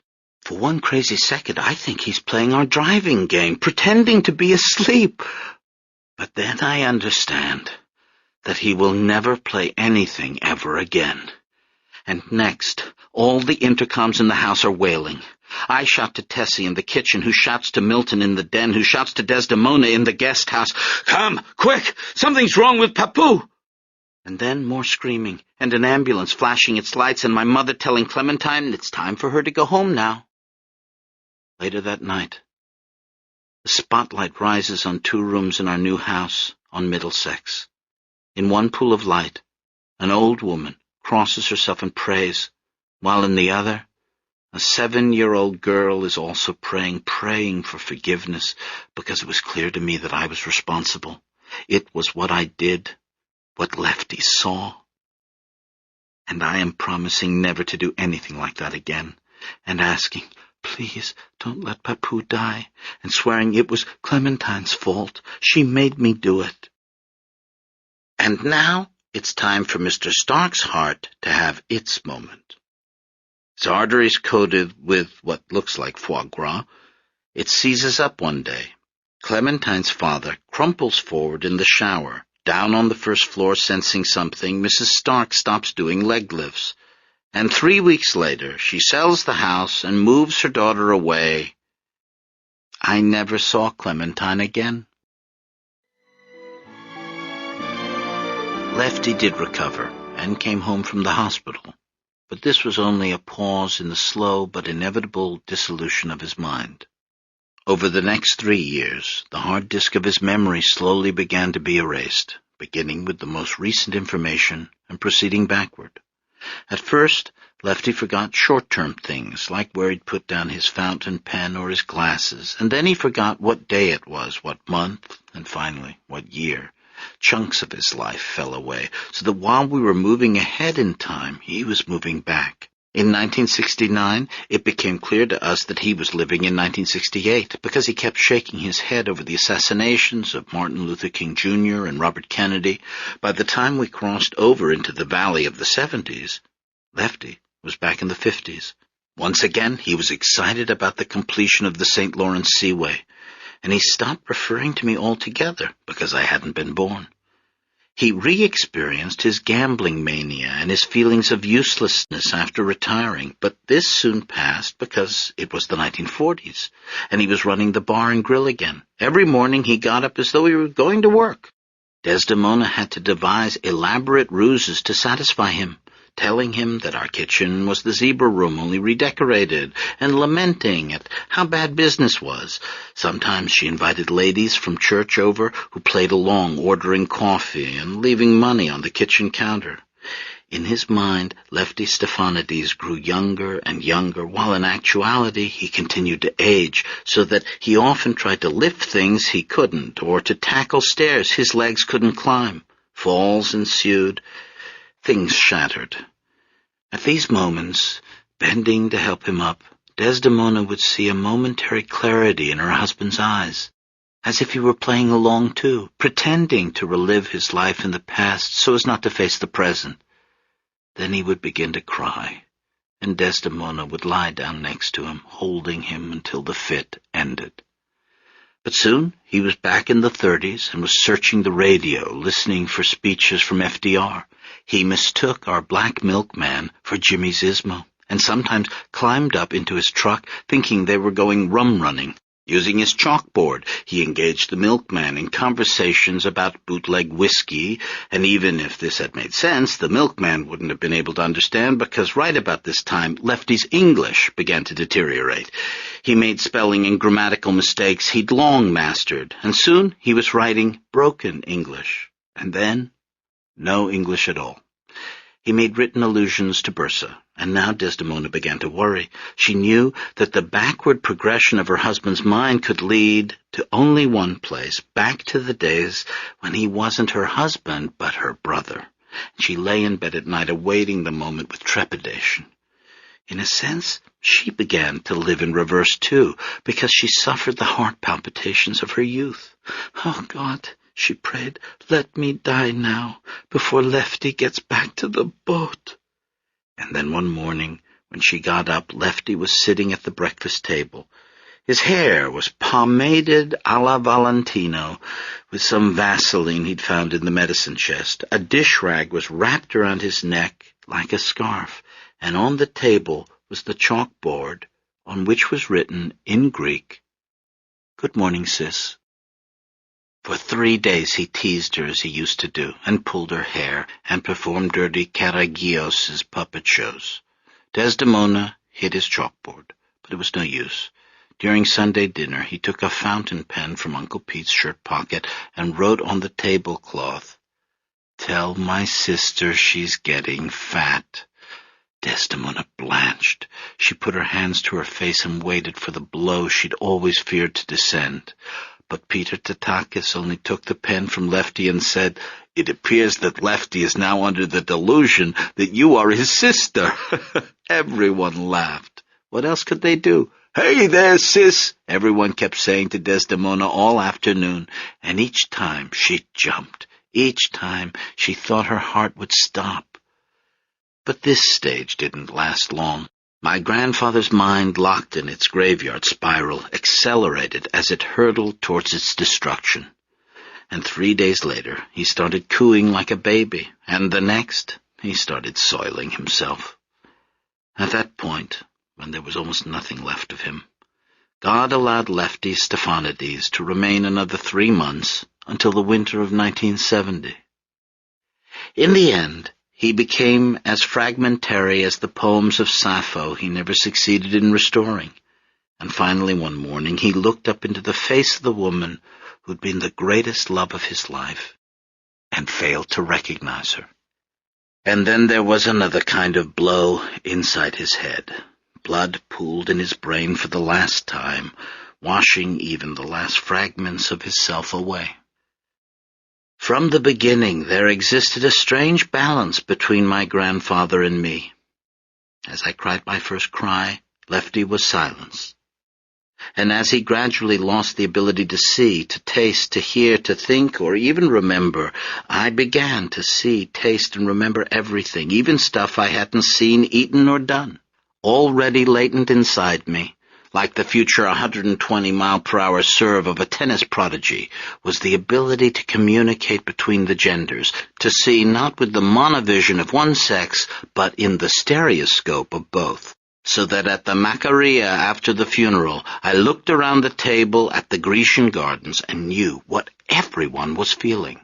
Milton was beset by a storm of emotion he refused to acknowledge. He worried that if he spoke, he might start to cry, and so said nothing throughout the meal and plugged his mouth with bread. Tessie was seized with a desperate love for Chapter 11 and me and kept hugging us and smoothing our hair because children were the only balm against death. Sormelina was remembering the day at Grand Trunk when she told Lefty that she would know his nose anywhere. Peter Tatakis was lamenting the fact that he would never have a widow to mourn his death.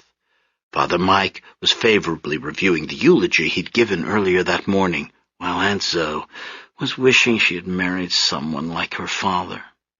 The only one whose emotions I couldn't plumb was Desdemona. Silently, in the widow's position of honor at the head of the table, she picked at her whitefish and drank her glass of Mavrodaphne. But her thoughts were as obscured to me as her face behind her black veil. Lacking any clairvoyance into my grandmother's state of mind that day, I'll just tell you what happened next. After the Macaria, my parents, grandmother, brother, and I got into my father's Fleetwood. With a purple funeral pennant flying from the antenna, we left Greektown and headed down Jefferson. The Cadillac was 3 years old now, the oldest one Milton ever had. As we were passing the old Medusa cement factory, I heard a long hiss and thought that my Yaya sitting next to me was sighing over her misfortunes. But then I noticed that the seat was tilting. Desdemona was sinking down. She, who had always feared automobiles, was being swallowed by the back seat. It was the air ride. You weren't supposed to turn it on unless you were going at least 30 miles per hour. Distracted by grief, Milton had been going only 25. The hydraulic system ruptured. The passenger side of the car sloped down and stayed like that from then on. And my father began trading in his cars in every year. Limping, dragging, we returned home. My mother helped Desdemona out of the car and led her to the guest house out back. It took some time. Desdemona kept leaning on her cane to rest. Finally, outside her door, she announced, "Tessie, I am going to bed now." "Okay, Yaya," my mother said. "You take a rest." "I am going to bed," Desdemona said again. She turned and went inside. Beside the bed, her silkworm box was still open. That morning she had taken out Lefty's wedding crown, cutting it away from her own so he could be buried with it. She looked into the box for a moment now before closing it. Then she undressed. She took off her black dress and hung it in the garment bag full of mothballs. She returned her shoes to the box from Penny's. After putting on her nightgown, she rinsed out her pantyhose in the bathroom and hung them over the shower rod. And then, even though it was only 3 p.m, she got into bed. For the next 10 years, except for a bath every Friday, she never got out again. The Mediterranean Diet. She didn't like being left on Earth. She didn't like being left in America. She was tired of living. She was having a harder and harder time climbing stairs. A woman's life was over once her husband died. Somebody had given her the evil eye. Such were the answers Father Mike brought back to us the 3rd day after Desdemona refused to get out of bed. My mother asked him to talk to her, and he returned from the guest house with his Fra Angelico eyebrows lifted in tender exasperation. "Don't worry, it'll pass," he said. "I see this kind of thing with widows all the time." We believed him. But as the weeks went by, Desdemona only became more depressed and withdrawn. A habitual early riser, she began to sleep late. When my mother brought in a breakfast tray, Desdemona opened one eye and gestured for her to leave it. Eggs got cold, coffee filmed over.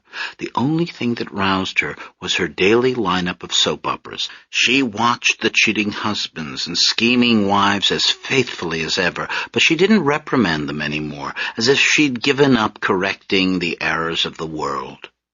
Propped up against the headboard, her hairnet cinched on her forehead like a diadem, Desdemona looked as ancient and indomitable as the elderly Queen Victoria.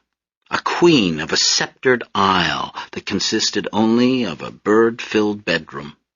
A queen in exile with only 2 attendants remaining, Tessie and me. "Pray for me to die," she instructed me. "Pray for Yaya to die and go be with Papu." But before I go on with Desdemona's story, I want to update you on developments with Julie Kikuchi. With regard to the main point, there have been no developments. On our last day in Pomerania, we got very cozy, Julie and I. Pomerania belonged to East Germany. The seaside villas of Heringsdorf had been allowed to fall apart for 50 years. Now, after reunification, there is a real estate boom. Being Americans, Julie and I could not fail but be alert to this. As we strolled the wide boardwalk holding hands, we speculated about buying this or that old crumbling villa and fixing it up. "We could get used to the nudists," Julie said. "We could get a Pomeranian," I said. I don't know what came over us. That we were prodigal in its usage. We were reckless with its implications. Artists have good instinct for real estate, and Heringsdorf energized Julie. We inquired about a few co-ops, a new thing here. We toured 2 or 3 mansions. It was all very marital. Under the influence of that old aristocratic 19th century summer resort, Julie and I were acting old-fashioned, too. We discussed setting up house without even having slept together. But of course we never mentioned love or marriage, only down payments. But on the way back to Berlin, a familiar fear descended on me. Humming over the road, I began to look ahead. I thought of the next step, and what would be required of me. The preparations, the explanations, the very real possibility of shock, horror, withdrawal, rebuff, the usual reactions. "What's the matter?" Julie asked me. "Nothing. You seem quiet." "Just tired." In Berlin, I dropped her off. My hug was cold, peremptory. I haven't called her since. She left a message on my machine. I didn't respond. And now she stopped calling too. So it's all over with Julie. Over before it began. And instead of sharing a future with someone, I am back again with the past, with Desdemona, who wanted no future at all. I brought her dinner, sometimes lunch. I carried trays along the portico of brown metal posts. Above was the sun deck, underutilized, the redwood rotting. To my right was the bathhouse, smooth and poured. The guest house repeated the clean, rectilinear lines of the main house. The architecture of Middlesex was an attempt to rediscover pure origins. At the time, I didn't know about all that, but as I pushed through the door into the skylit guest house, I was aware of the disparities. The box-like room, stripped of all embellishment or parlor fussiness, a room that wished to be timeless or ahistorical, and there in the middle of it, my deeply historical, time-warm grandmother. Everything about Middlesex spoke of forgetting, and everything about Desdemona made plain the inescapability of remembering. Against her heap of pillows she lay, exuding woe vapors, but in a kindly way.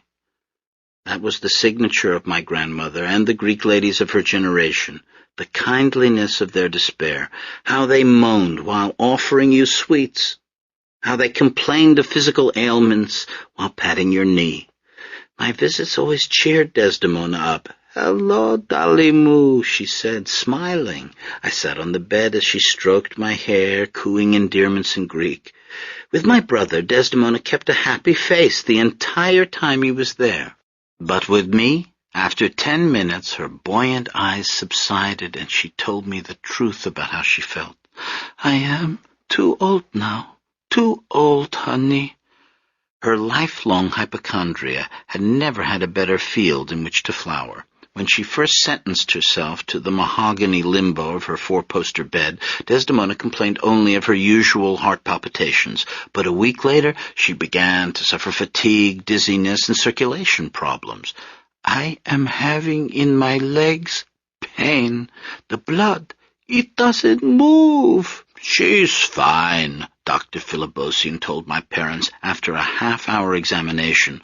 "Not young anymore, but I see nothing serious." "I no can breathe," Desdemona argued with him.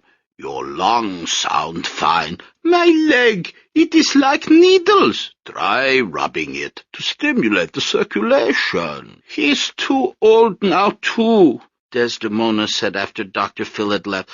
"Get me a new doctor who he isn't already dead himself."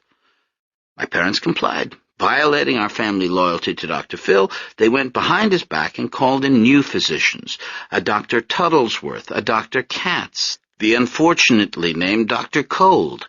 Every single one gave Desdemona the same dire diagnosis that there was nothing wrong with her. They looked into the wrinkled prunes of her eyes. They peered into the dried apricots of her ears. They listened to the indestructible pump of her heart and pronounced her well. We tried to cajole her out of bed. We invited her to watch Never on Sunday on the big television. We called Aunt Lena in New Mexico and put the phone up to the intercom. "Listen, Des, why don't you come visit me down here? It's so hot, you'll think you're back in the Oreo." "I no can hear you, Lena," Desdemona shouted despite her lung problems. "It is working no good, the machine." Finally, appealing to Desdemona's fear of God, Tessie told her that it was a sin to miss church when you were physically able to go, but Desdemona patted the mattress. "The next time I go to the church, he's in a coffin." She began to make final preparations. From her bed, she directed my mother to clean out the closets. "Papu's clothes you can give to the Goodwill. My nice dresses, too. Now I only need something for to bury me." The necessity of caring for her husband during his final years had made Desdemona a bundle of activity. Only a few months before, she'd been peeling and stewing the soft food he ate, changing his diapers, cleaning his bedding and pajamas, and harrying his body with moistened towels and Q-tips. But now, at 70, the strain of having no one to care for but herself aged her overnight. Her salt and pepper hair turned completely gray, and her robust figure sprang a slow leak so that she seemed to be deflating day by day. She grew paler. Veins showed. Tiny red sunspots burst on her chest. She stopped checking her face in the mirror. Because of her poor dentures, Desdemona hadn't really had lips for years, but now she stopped putting lipstick even in the place where her lips used to be. "Milty," she asked my father one day, "you bought for me the place next to Papu?" "Don't worry, Ma. It's a double plot." "Nobody, they are going to take it." "It's got your name on it, Ma." "It not have my name, Milty. That's why I worry. It have Papu's name one side, other side is grass only. I want you go put sign. It says this place is for Yaya. Some other lady, maybe she die and try to get next to my husband." But her funeral preparations didn't end there. Not only did Desdemona pick out her burial plot, she also picked out her mortician. Georgie Pappas, Sophie Sassoon's brother who worked at the T.J. Thomas Funeral Home, arrived at Middlesex in April when a bout of pneumonia was looking promising. He carried his sample cases of caskets, crematory urns, and flower arrangements out to the guest house and sat by Desdemona's bed while she looked the photographs over with the excitement of someone browsing travel brochures. She asked Milton what he could afford. "I don't want to talk about it, Ma. You're not dying." "I am not asking for the Imperial. Georgie says Imperial is top of line. But for Yaya, presidential is okay. When the time comes, you can have whatever you want, but setting inside, please. And the pillow, like here, page 8. Number 5, pay attention, and tell Georgie leave my glasses." As far as Desdemona was concerned, death was only another kind of emigration.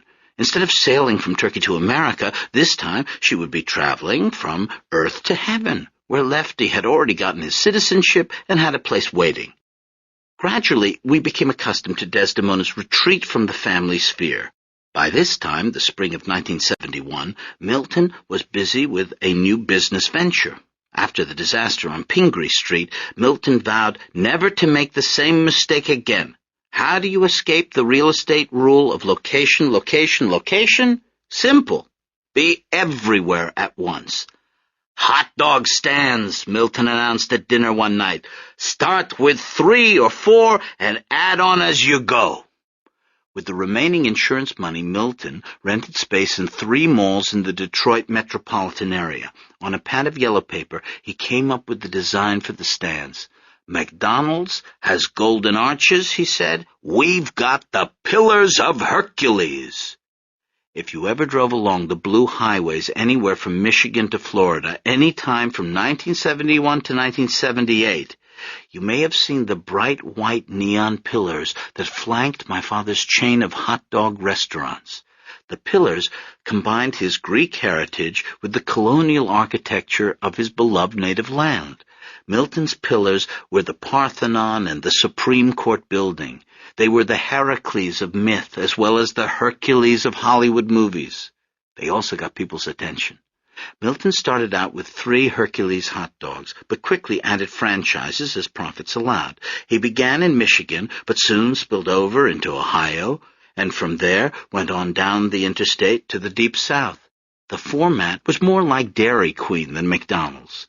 Seating was minimal or non-existent, at most a couple of picnic tables. There were no play areas, no sweepstakes or happy meals, no giveaways or promotions. What there was hot dogs, Coney Island style, as that term was used in Detroit, meaning they were served with chili sauce and onions. Hercules hot dogs were side-of-the-road places, and usually not the nicest roads. by bowling alleys, by train stations, in small towns, on the way to bigger ones, anywhere where real estate was cheap and a lot of cars or people passed through. I didn't like the stands. To me, they were a steep come down from the romantic days of the Zebra Room. Where were the knickknacks, the jukebox, the glowing shelf of pies, the deep maroon booths? Where were the regulars? I couldn't understand how these hot dog stands could make so much more money than the diner ever had. But make money they did. After the first touch-and-go year, my father's chain of hot dog restaurants began to make him a comfortably wealthy man. Aside from securing good locations, there was another element to my father's success, a gimmick, or, in today's parlance, a branding. Ballpark Franks plumped when you cooked them, but Hercules hot dogs did something better. They came out of the package looking like normal, udder pink wieners, but as they got hot, an amazing transformation took place. Sizzling on the grill, the hot dogs bulged in the middle, grew fatter, and yes, flexed. This was Chapter 11's contribution. One night, my then 17-year-old brother had gone down into the kitchen to make himself a late-night snack. He found some hot dogs in the refrigerator. Not wanting to wait for water to boil, he got out a frying pan. Next, he decided to cut the hot dogs in half. I wanted to increase the surface area, he explained to me later. Rather than slicing the hot dogs lengthwise, Chapter 11 tried various combinations to amuse himself. He made notches here and slits there, and then he put all the hot dogs in a pan and watched what happened. Not much that first night, but a few of my brother's incisions resulted in the hot dogs assuming funny shapes. After that, it became a kind of game with him. He grew adept at manipulating the shapes of cooking hot dogs and, for fun, developed an entire line of gag frankfurters. There was the hot dog that stood on end when heated, resembling the Tower of Pisa. In honor of the moon landing, there was the Apollo 11, whose skin gradually stretched until, bursting, the wiener appeared to blast off into the air. Chapter 11 made hot dogs that danced to Sammy Davis's rendition of Bojangles, and others that formed letters L and S, though he never accomplished a decent Z. For his friends, he had hot dogs do other things. Laughter emanated from the kitchen late at night. You heard Chapter 11. I call this the Harry Reams, and then the other boys shouting, No way, Stephanides! And while we're on the subject, was I the only one who was shocked by those old ballpark ads with their shots of Red Franks swelling and lengthening?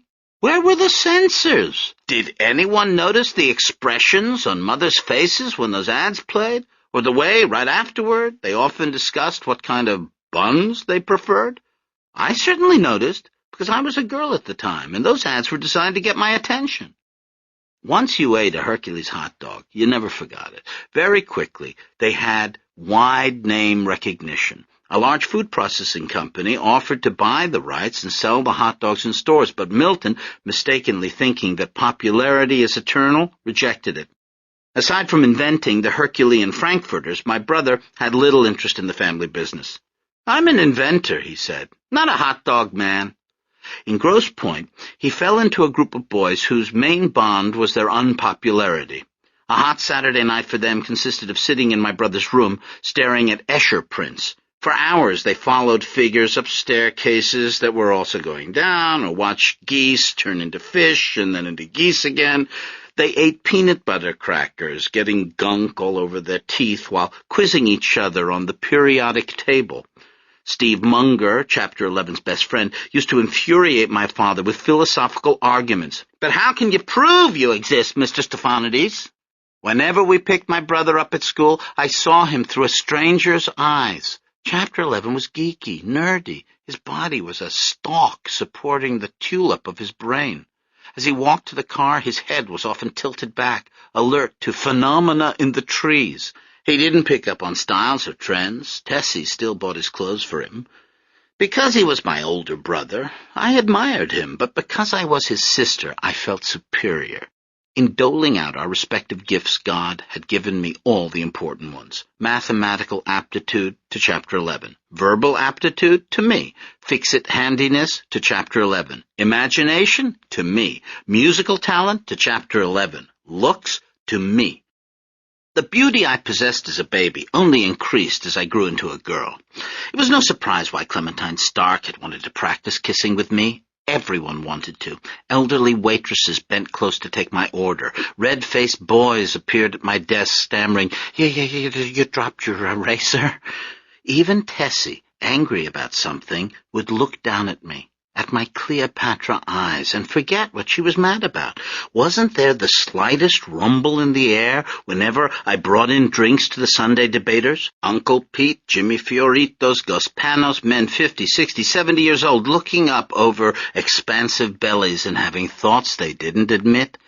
Back in Vithinios, where sustained respiration rendered a bachelor eligible, men of equivalent age had successfully asked for the hand of a girl like me. Were they remembering those days, lounging on our love seats? Were they thinking, if this wasn't America, I just might? I can't say.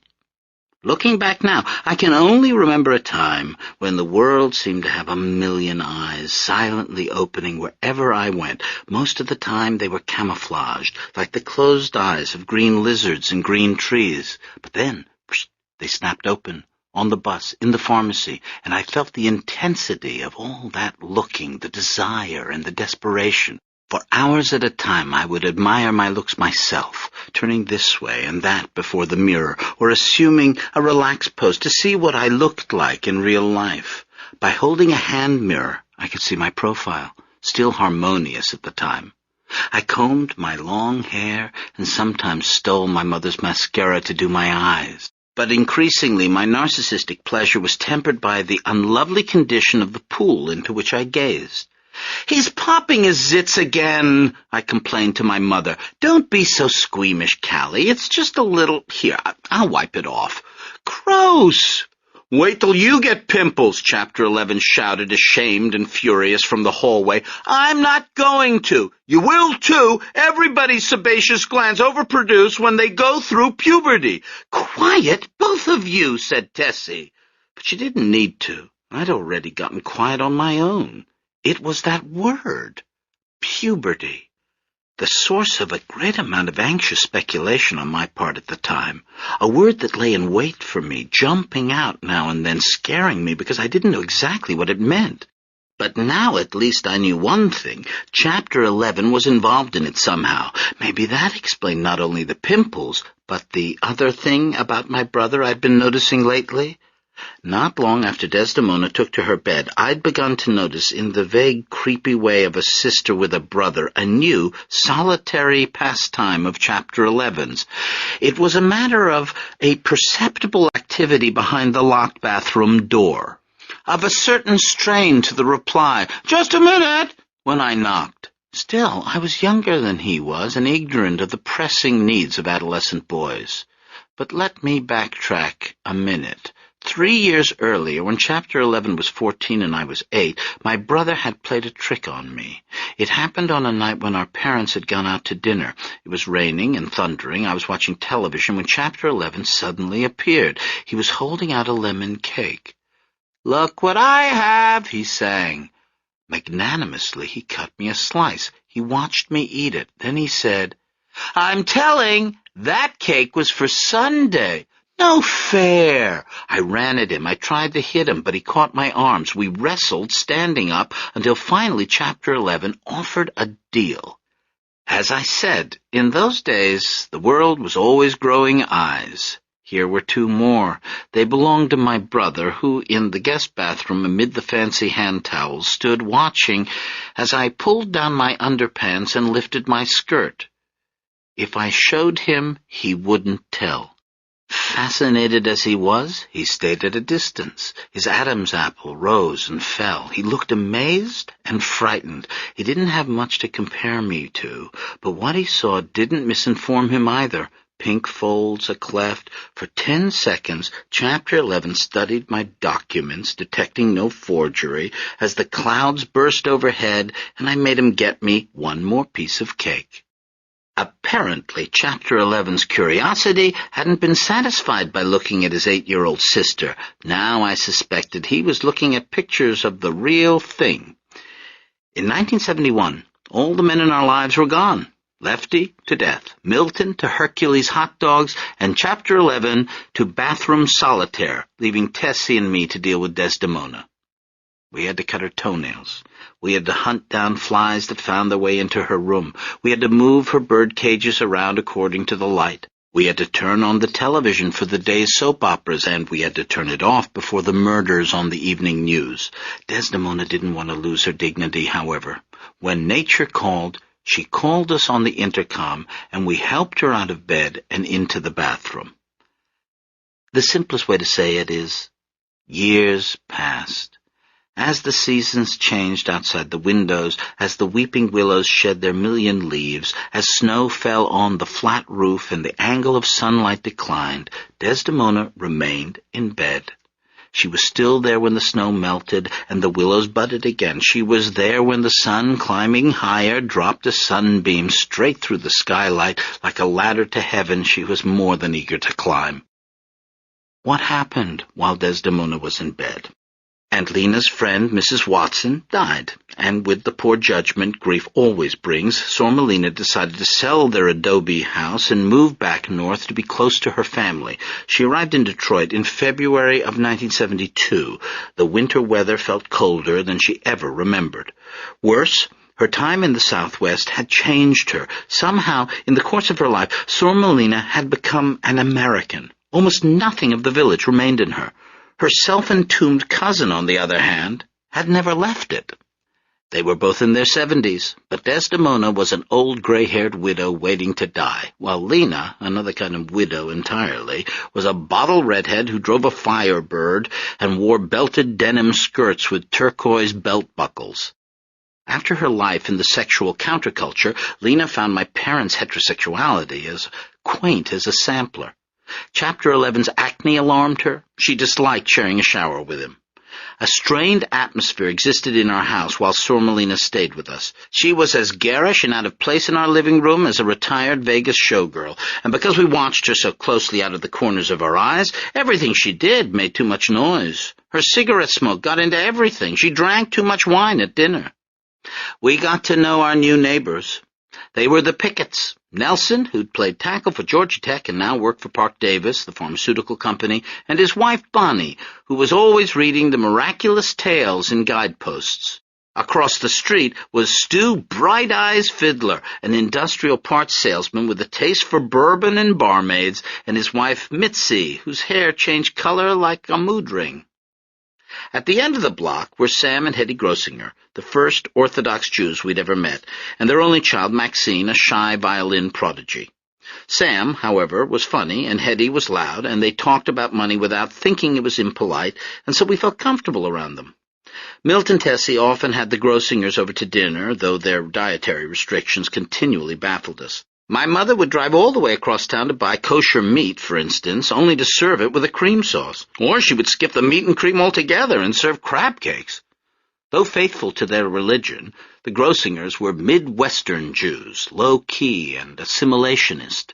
They hid behind their wall of cypresses, and at Christmas put up a Santa Claus along with lights. In 1971, Judge Stephen J. Roth of the U.S. District Court ruled that de jure segregation existed in the Detroit school system. He immediately ordered the schools to be desegregated. There was only one problem. By 1971, the Detroit student population was 80% black. That busing judge can bus all he wants, Milton crowed, reading about the decision in the paper. Doesn't make any difference now. You see, Tessie? You understand why your dear old husband wanted to get the kids out of that school system? Because if I didn't, that goddamn Roth would be busing them to school in downtown Nairobi, that's why. In 1972, 5'5" S. Miyamoto, rejected by the Detroit police force for failing to meet the 5'7" requirement, he had tried elevator heels, etc., appeared on The Tonight Show to plead his case. I wrote a letter to the police commissioner myself in support of Miyamoto, but I never received a reply, and Miyamoto was rejected. A few months later, Police Commissioner Nichols was thrown from his horse during a parade. That's what you get, I said. In 1972, H.D. Jackson and L.D. Moore, who had brought a police brutality case for $4 million, hijacked a Southern Airways jet to Cuba, outraged at being awarded damages in the amount of $25. In 1972, Mayor Roman Gribbs claimed that Detroit had turned around. The city had overcome the trauma of the '67 riots. Therefore, he wasn't planning on running for another term. A new candidate appeared, the man who would become the city's first African-American mayor, Coleman A. Young. And I turned 12. A few months earlier, on the first day of 6th grade, Carol Horning came into class wearing a slight but unmistakably self-satisfied smile. Below this smile, as if displayed on a trophy shelf, were the new breasts she had gotten over the summer. She wasn't the only one. During the growing months, quite a few of my schoolmates had, as adults like to say, developed. I wasn't entirely unprepared for this. I'd spent a month the previous summer at Camp Punchawang near Port Huron. During the slow march of summer days, I was aware, as one is aware of a drum steadily beating across a lake, of something unspooling itself in the bodies of my campmates. Girls were growing modest. They'd turned their backs to dress. Some had surnames stitched onto not only shorts and socks, but training bras, too. Mostly it was a personal matter that no one spoke about. But now and then there were dramatic manifestations. One afternoon during swimming hour, the tin door of the changing room clanged open and shut. The sound caromed off the trunks of pine trees, carrying past the meager beach out over the water where I floated on an inner tube reading Love Story. Swimming hour was the only time I could get any reading done, and though the camp counselors tried to motivate me to practice my freestyle, I persevered every day in reading the new bestseller I'd found on my mother's night table. Now I looked up. Along a dusty brown path in the pine needles, Jenny Simonson was advancing in a red, white, and blue swimsuit. All nature grew hushed at the sight. Birds fell silent. Lake swans unfurled tremendous necks to get a glimpse. Even a chainsaw in the distance cut its engine. I beheld the magnificence of Jenny S. The golden late afternoon light intensified around her. Her patriotic swimsuit swelled in ways no one else's did. Muscles flexed in her long thighs. She ran to the end of the dock and plunged into the lake, where a throng of naiads, her friends from Cedar Rapids, swam over to meet her. Lowering my book, I looked down at my own body. There it was, as usual, the flat chest, the nothing hips, the forked mosquito-bitten legs. Lake water and sun were making my skin peel. My fingers had gotten all wrinkly. Thanks to Dr. Phil's decrepitude and Tessie's prudishness, I arrived at puberty not knowing much about what to expect. Dr. Philibosian still had an office near Women's Hospital, though the hospital itself had been closed down by then. His practice had changed considerably.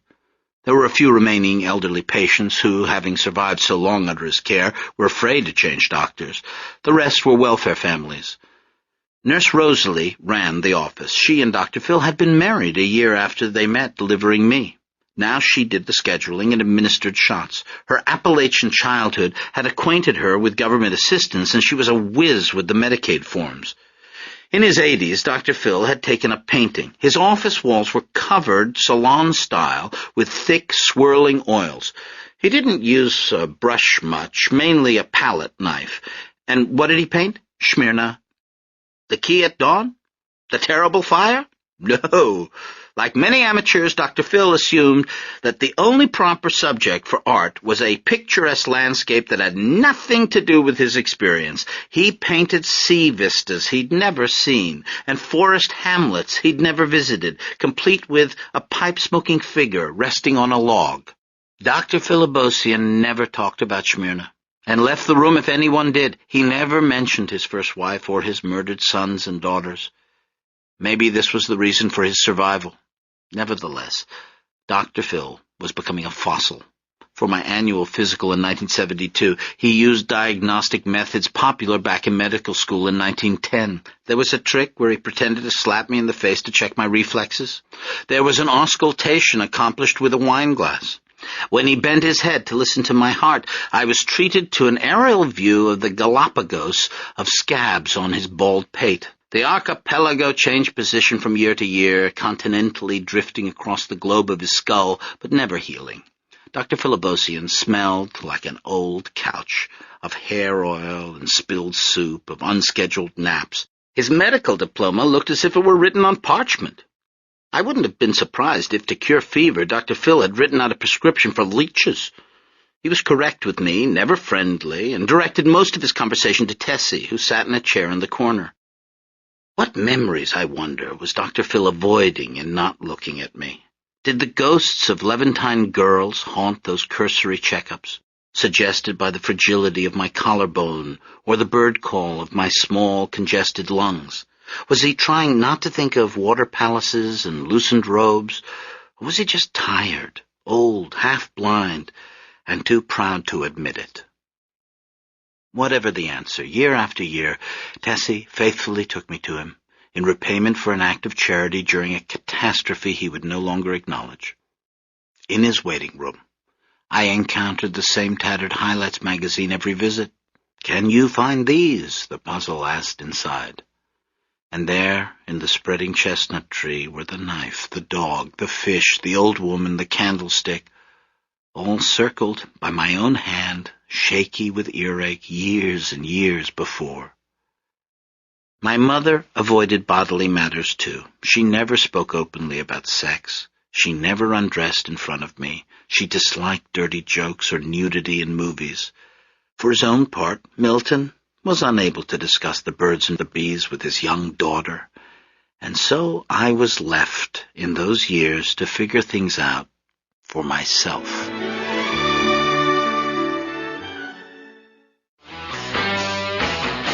From hints Aunt Zoe let slip in the kitchen, I was aware that something happened to women every so often, something they didn't like, something men didn't have to put up with, like everything else. Whatever it was, it seemed safely far off, like getting married or giving birth.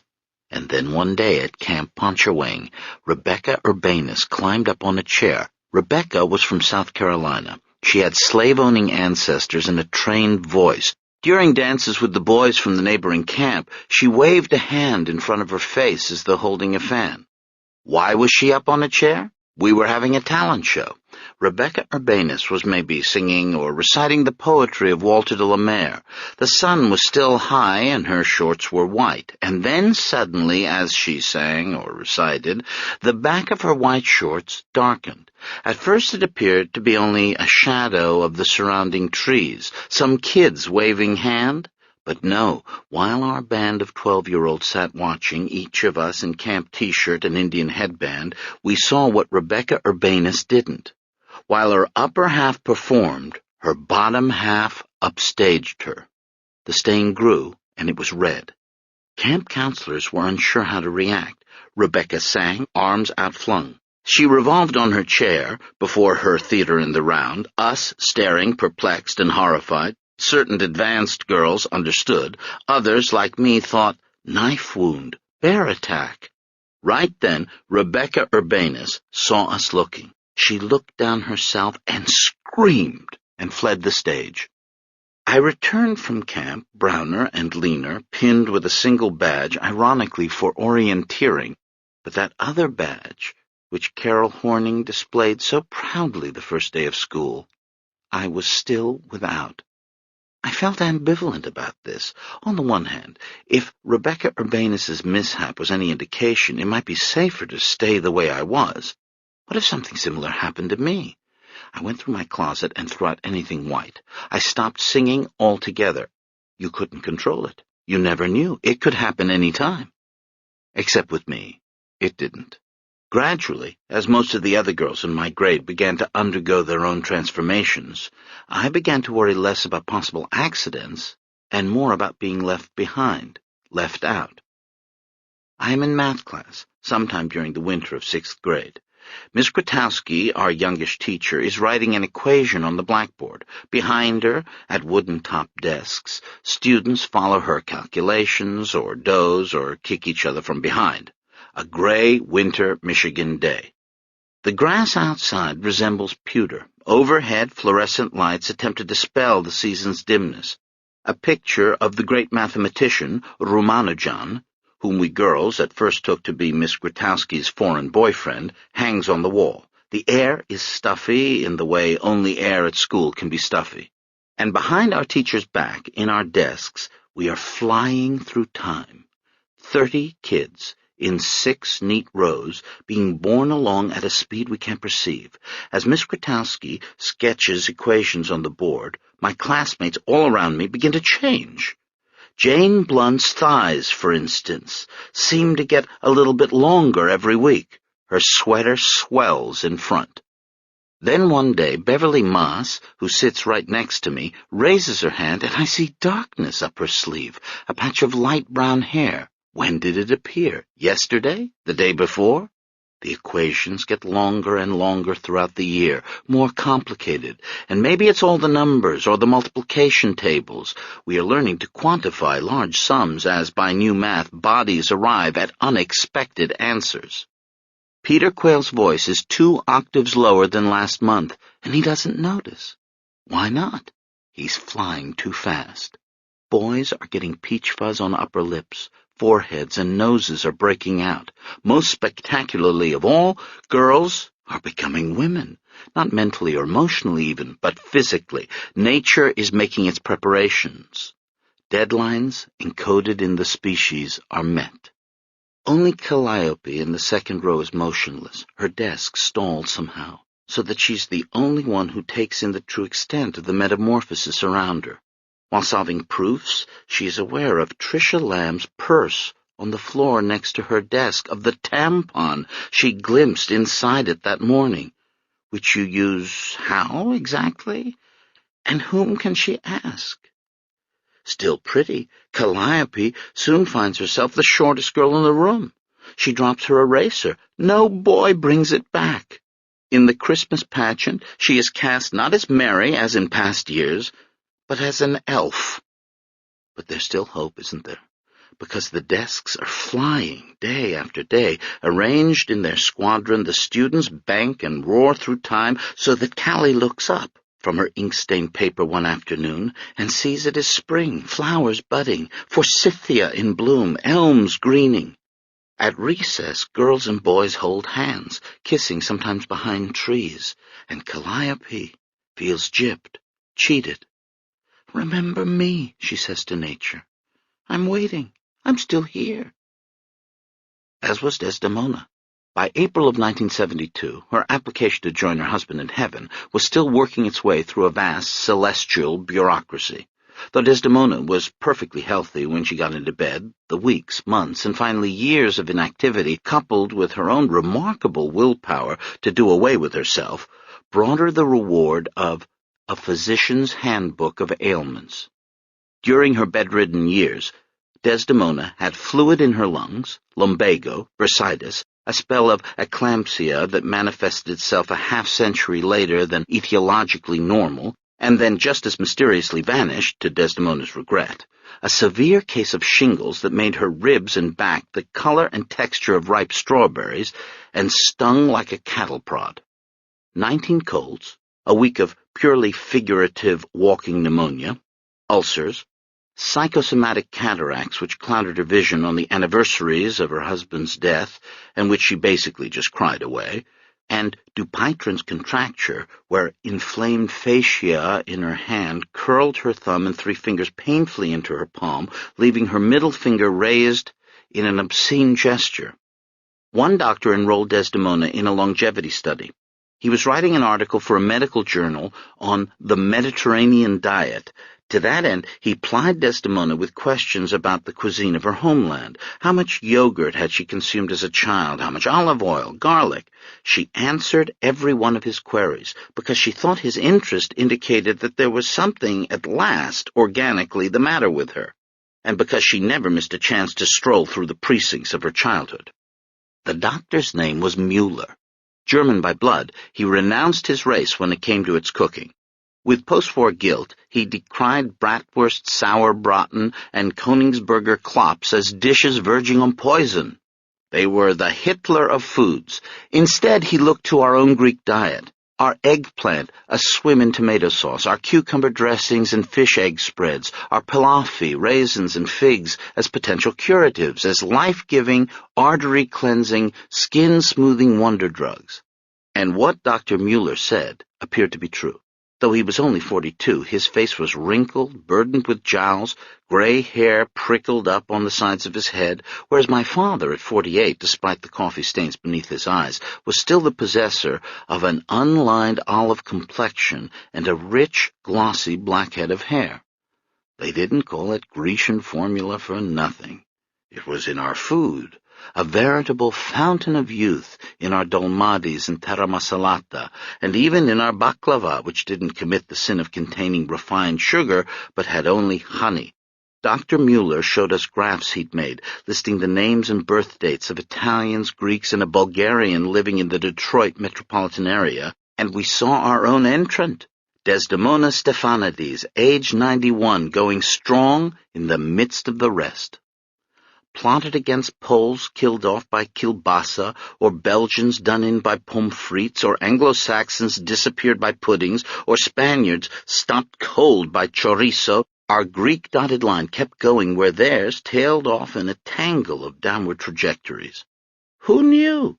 As a people, we hadn't had, for the past few millennia, that much to be proud of. So it was perhaps understandable that during Dr. Mueller's house calls we failed to mention the troubling anomaly of Lefty's multiple strokes. We didn't want to skew the graph with new data, and so didn't mention that Desdemona was actually 71, not 91, and that she always confused sevens with nines. We didn't mention her aunts, Thalia and Victoria, who both died of breast cancer as young women, and we said nothing about the high blood pressure that taxed the veins within Milton's own smooth, youthful exterior. We couldn't. We didn't want to lose out to the Italians, or even that one Bulgarian. And Dr. Mueller, lost in his research, didn't notice the store display of mortuary services next to Desdemona's bed, the photograph of the dead husband next to the photograph of his grave, the abundant paraphernalia of a widow abandoned on earth, not a member of a band of immortals from Mount Olympus, just the only member left alive. Meanwhile, tensions between my mother and me were rising. Don't laugh. I'm sorry, honey, but it's just you've got nothing Mom, to hold it up. A tantrum-edged scream. 12-year-old feet running up the stairs, while Tessie called out, "Don't be so dramatic, Callie. We'll get you a bra if you want." Up into my bedroom, where after locking the door, I pulled off my shirt before the mirror to see that my mother was right. Nothing at all to hold up anything. And I burst into tears of frustration and rage. That evening, when I finally came back down to dinner, I retaliated in the only way I could. "What's the matter? You're not hungry?" "I want normal food." "What do you mean, normal food?" "American food. I have to make what Yaya likes." "What about what I like?" "You like spanakopita. You always like spanakopita." "Well, I don't anymore." "Okay, then, don't eat. Starve if you want. If you don't like what we give you, you can just sit at the table until we're finished." Faced with the mirror's evidence, laughed at by my own mother, surrounded by developing classmates, I had come to a dire conclusion. I had begun to believe that the Mediterranean diet that kept my grandmother alive against her will was also sinisterly retarding my maturity. It only served to reason that the olive oil Tessie drizzled over everything had some mysterious power to stop the body's clock, while the mind, impervious to cooking oils, kept going. That was why Desdemona had the despair and fatigue of a person of 90, along with the arteries of a 50-year-old. Might it be, I wondered, that the omega-3 fatty acids and the 3 vegetables per meal I consumed were responsible for retarding my sexual maturity? Was yogurt for breakfast stalling my breast development? It was possible. "What's the matter, Cal?" asked Milton, eating while reading the evening newspaper. "Don't you want to live to be 100? "Not if I have to eat this stuff the whole time." But now Tessie was the one tearing up. Tessie, who for almost 2 years now had taken care of an old lady who wouldn't get out of bed. Tessie, who had a husband more in love with hot dogs than her.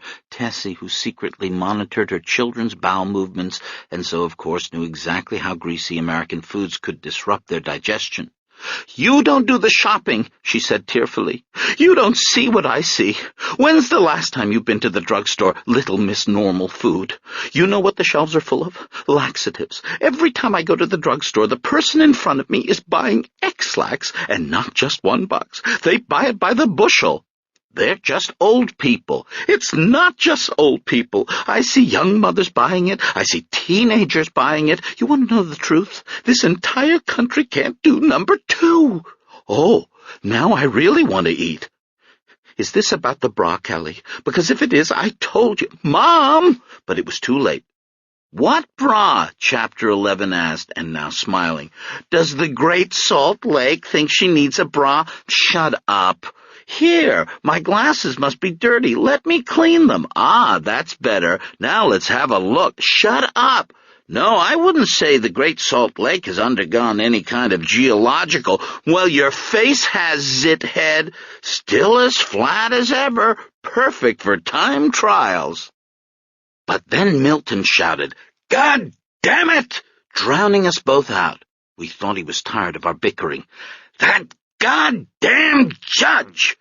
He wasn't looking at us. He was staring at the front page of the Detroit News. He was turning red, and then, that high blood pressure we hadn't mentioned, almost purple. That morning, at U.S. District Court, Judge Roth had devised a clever way to desegregate the schools. If there weren't enough white students left in Detroit to go around, he would get them from somewhere else.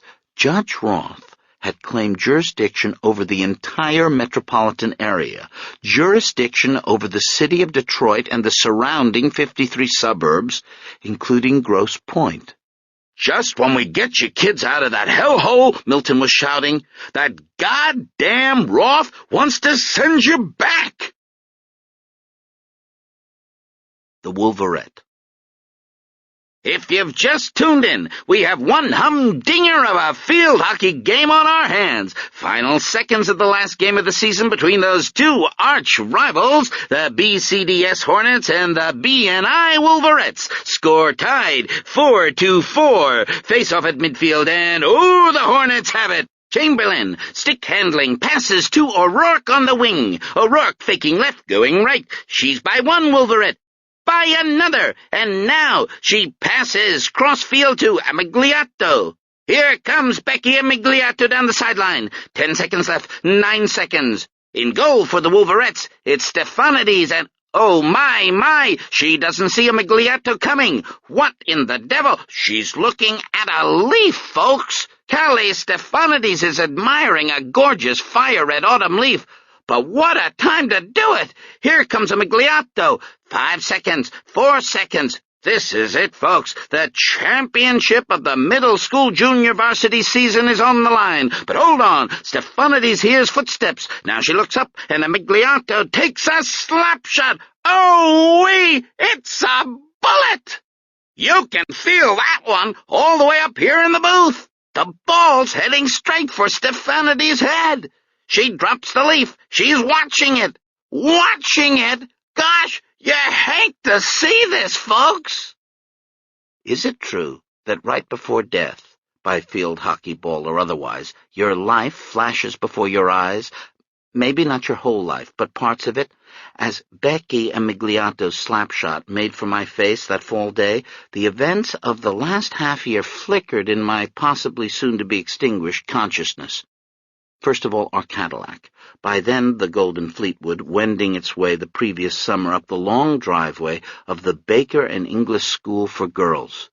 In the back seat, one very unhappy 12-year-old, me, arriving under duress for an interview. I don't want to go to a girls' school, I'm complaining. I'd rather be bussed.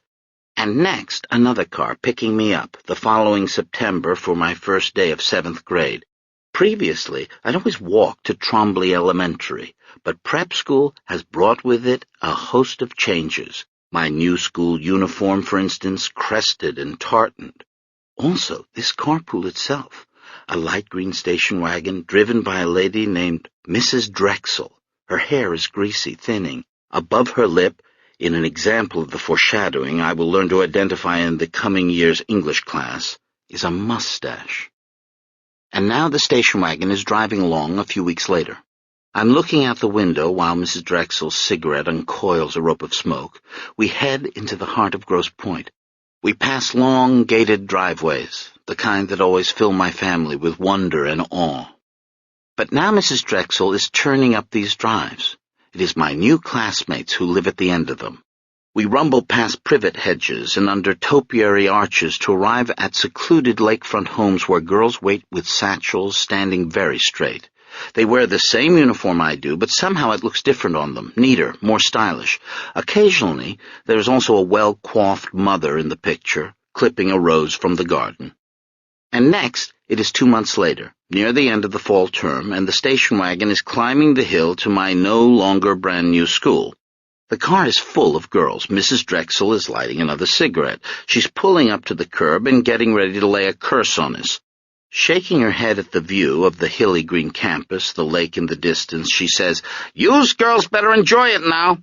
Best time of life is when you're young." At 12, I hated her for saying that.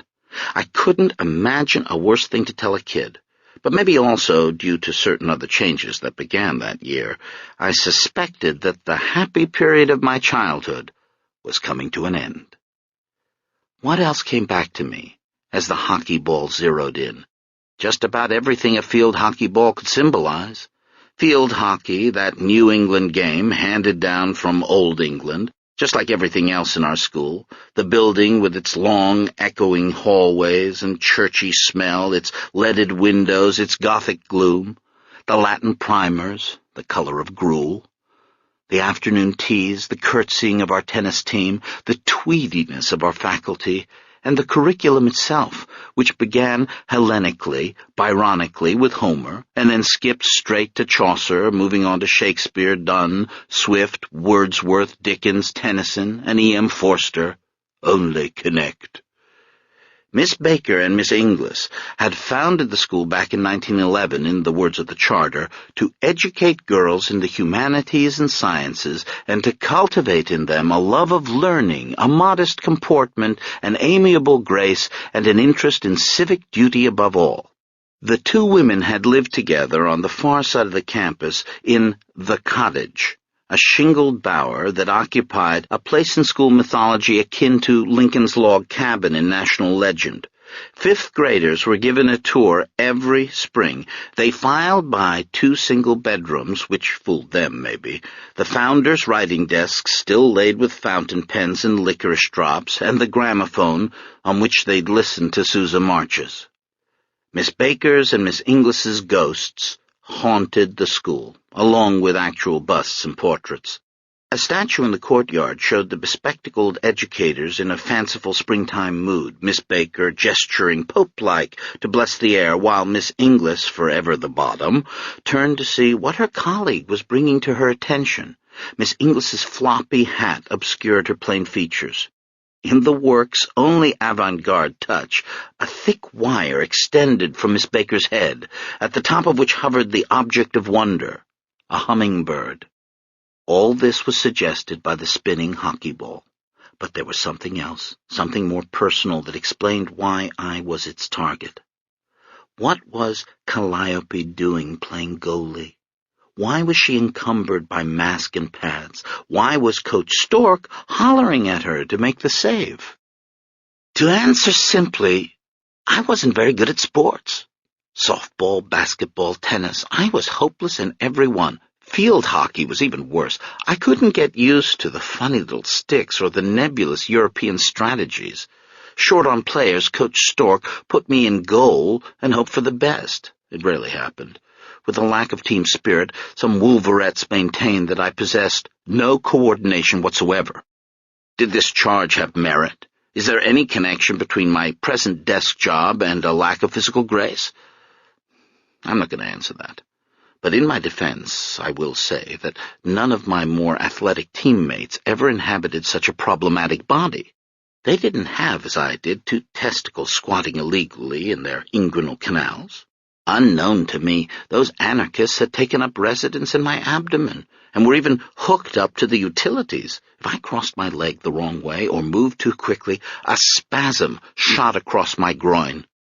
On the hockey field, I often doubled over, my eyes tearing up, while Coach Stork swatted me on the rump. "It's just a cramp, Stephanides! Run it off!" And now, as I moved to block the slap shot, just such a pain hit me. My insides twisted, erupting with a lava flow of pain. I bent forward, tripping on my goalie stick, and then I was tumbling, falling. But there's still time to record a few other physical changes. At the beginning of 7th grade, I got braces, a full set. Rubber bands now hooked my upper and lower palates together. My jaw felt springy like a ventriloquist's dummy's. Every night before going to sleep, I dutifully fit my medieval headgear on, but in the darkness, while my teeth were slowly coerced into straightness, the rest of my face had begun to give in to a stronger genetic predisposition toward crookedness. To paraphrase Nietzsche, there are 2 types of Greek, the Apollonian and the Dionysian. I was born Apollonian, a sun-kissed girl with a face ringed with curls, but as I approached 13, a Dionysian element stole over my features. My nose, at first delicately, then not so delicately, began to arch. My eyebrows, growing shaggier, arched too. Something sinister, wildly, literally satirical entered my expression.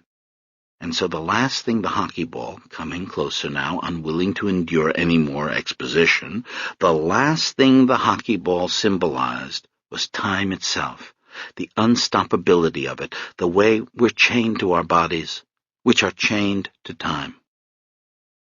The hockey ball rocketed forward. It hit the side of my mask, which deflected it into the center of the net. We lost. The Hornets celebrated. In disgrace, as usual, I returned to the gymnasium, carrying my mask. I climbed out of the green bowl of the hockey field, which was like an outdoor theater. Taking small steps, I walked along the gravel path back to the school. In the distance, down the hill and across the road, lay Lake St. Clair, where my grandfather, Jimmy Zismo, had faked his death. The lake, still frozen winter, but bootleggers didn't drive over it anymore. Lake St. Clair had lost its sinister glamour, and, like everything else, had become suburban. Freighters still plied the shipping channel, but now you mostly saw pleasure boats, Chris Crafts, Santanas, Flying Dutchmen, 470s. On sunny days, the lake still managed to look blue. Most of the time, however, it was the color of cold pea soup. But I wasn't thinking about any of that. I was measuring my steps, trying to go as slowly as possible. I was looking at the gymnasium doors with an expression of wariness and anxiety. It was now, when the game was over for everyone else, that it began for me. While my teammates were catching their breath, I was psyching myself up. I had to act with grace, with swift, athletic timing. I had to shout from the sidelines of my being, "Heads up, Stephanides!" I had to be coach, star player, and cheerleader all in one. For despite the Dionysian revelry that had broken out in my body, in my throbbing teeth, in the wild abandon of my nose,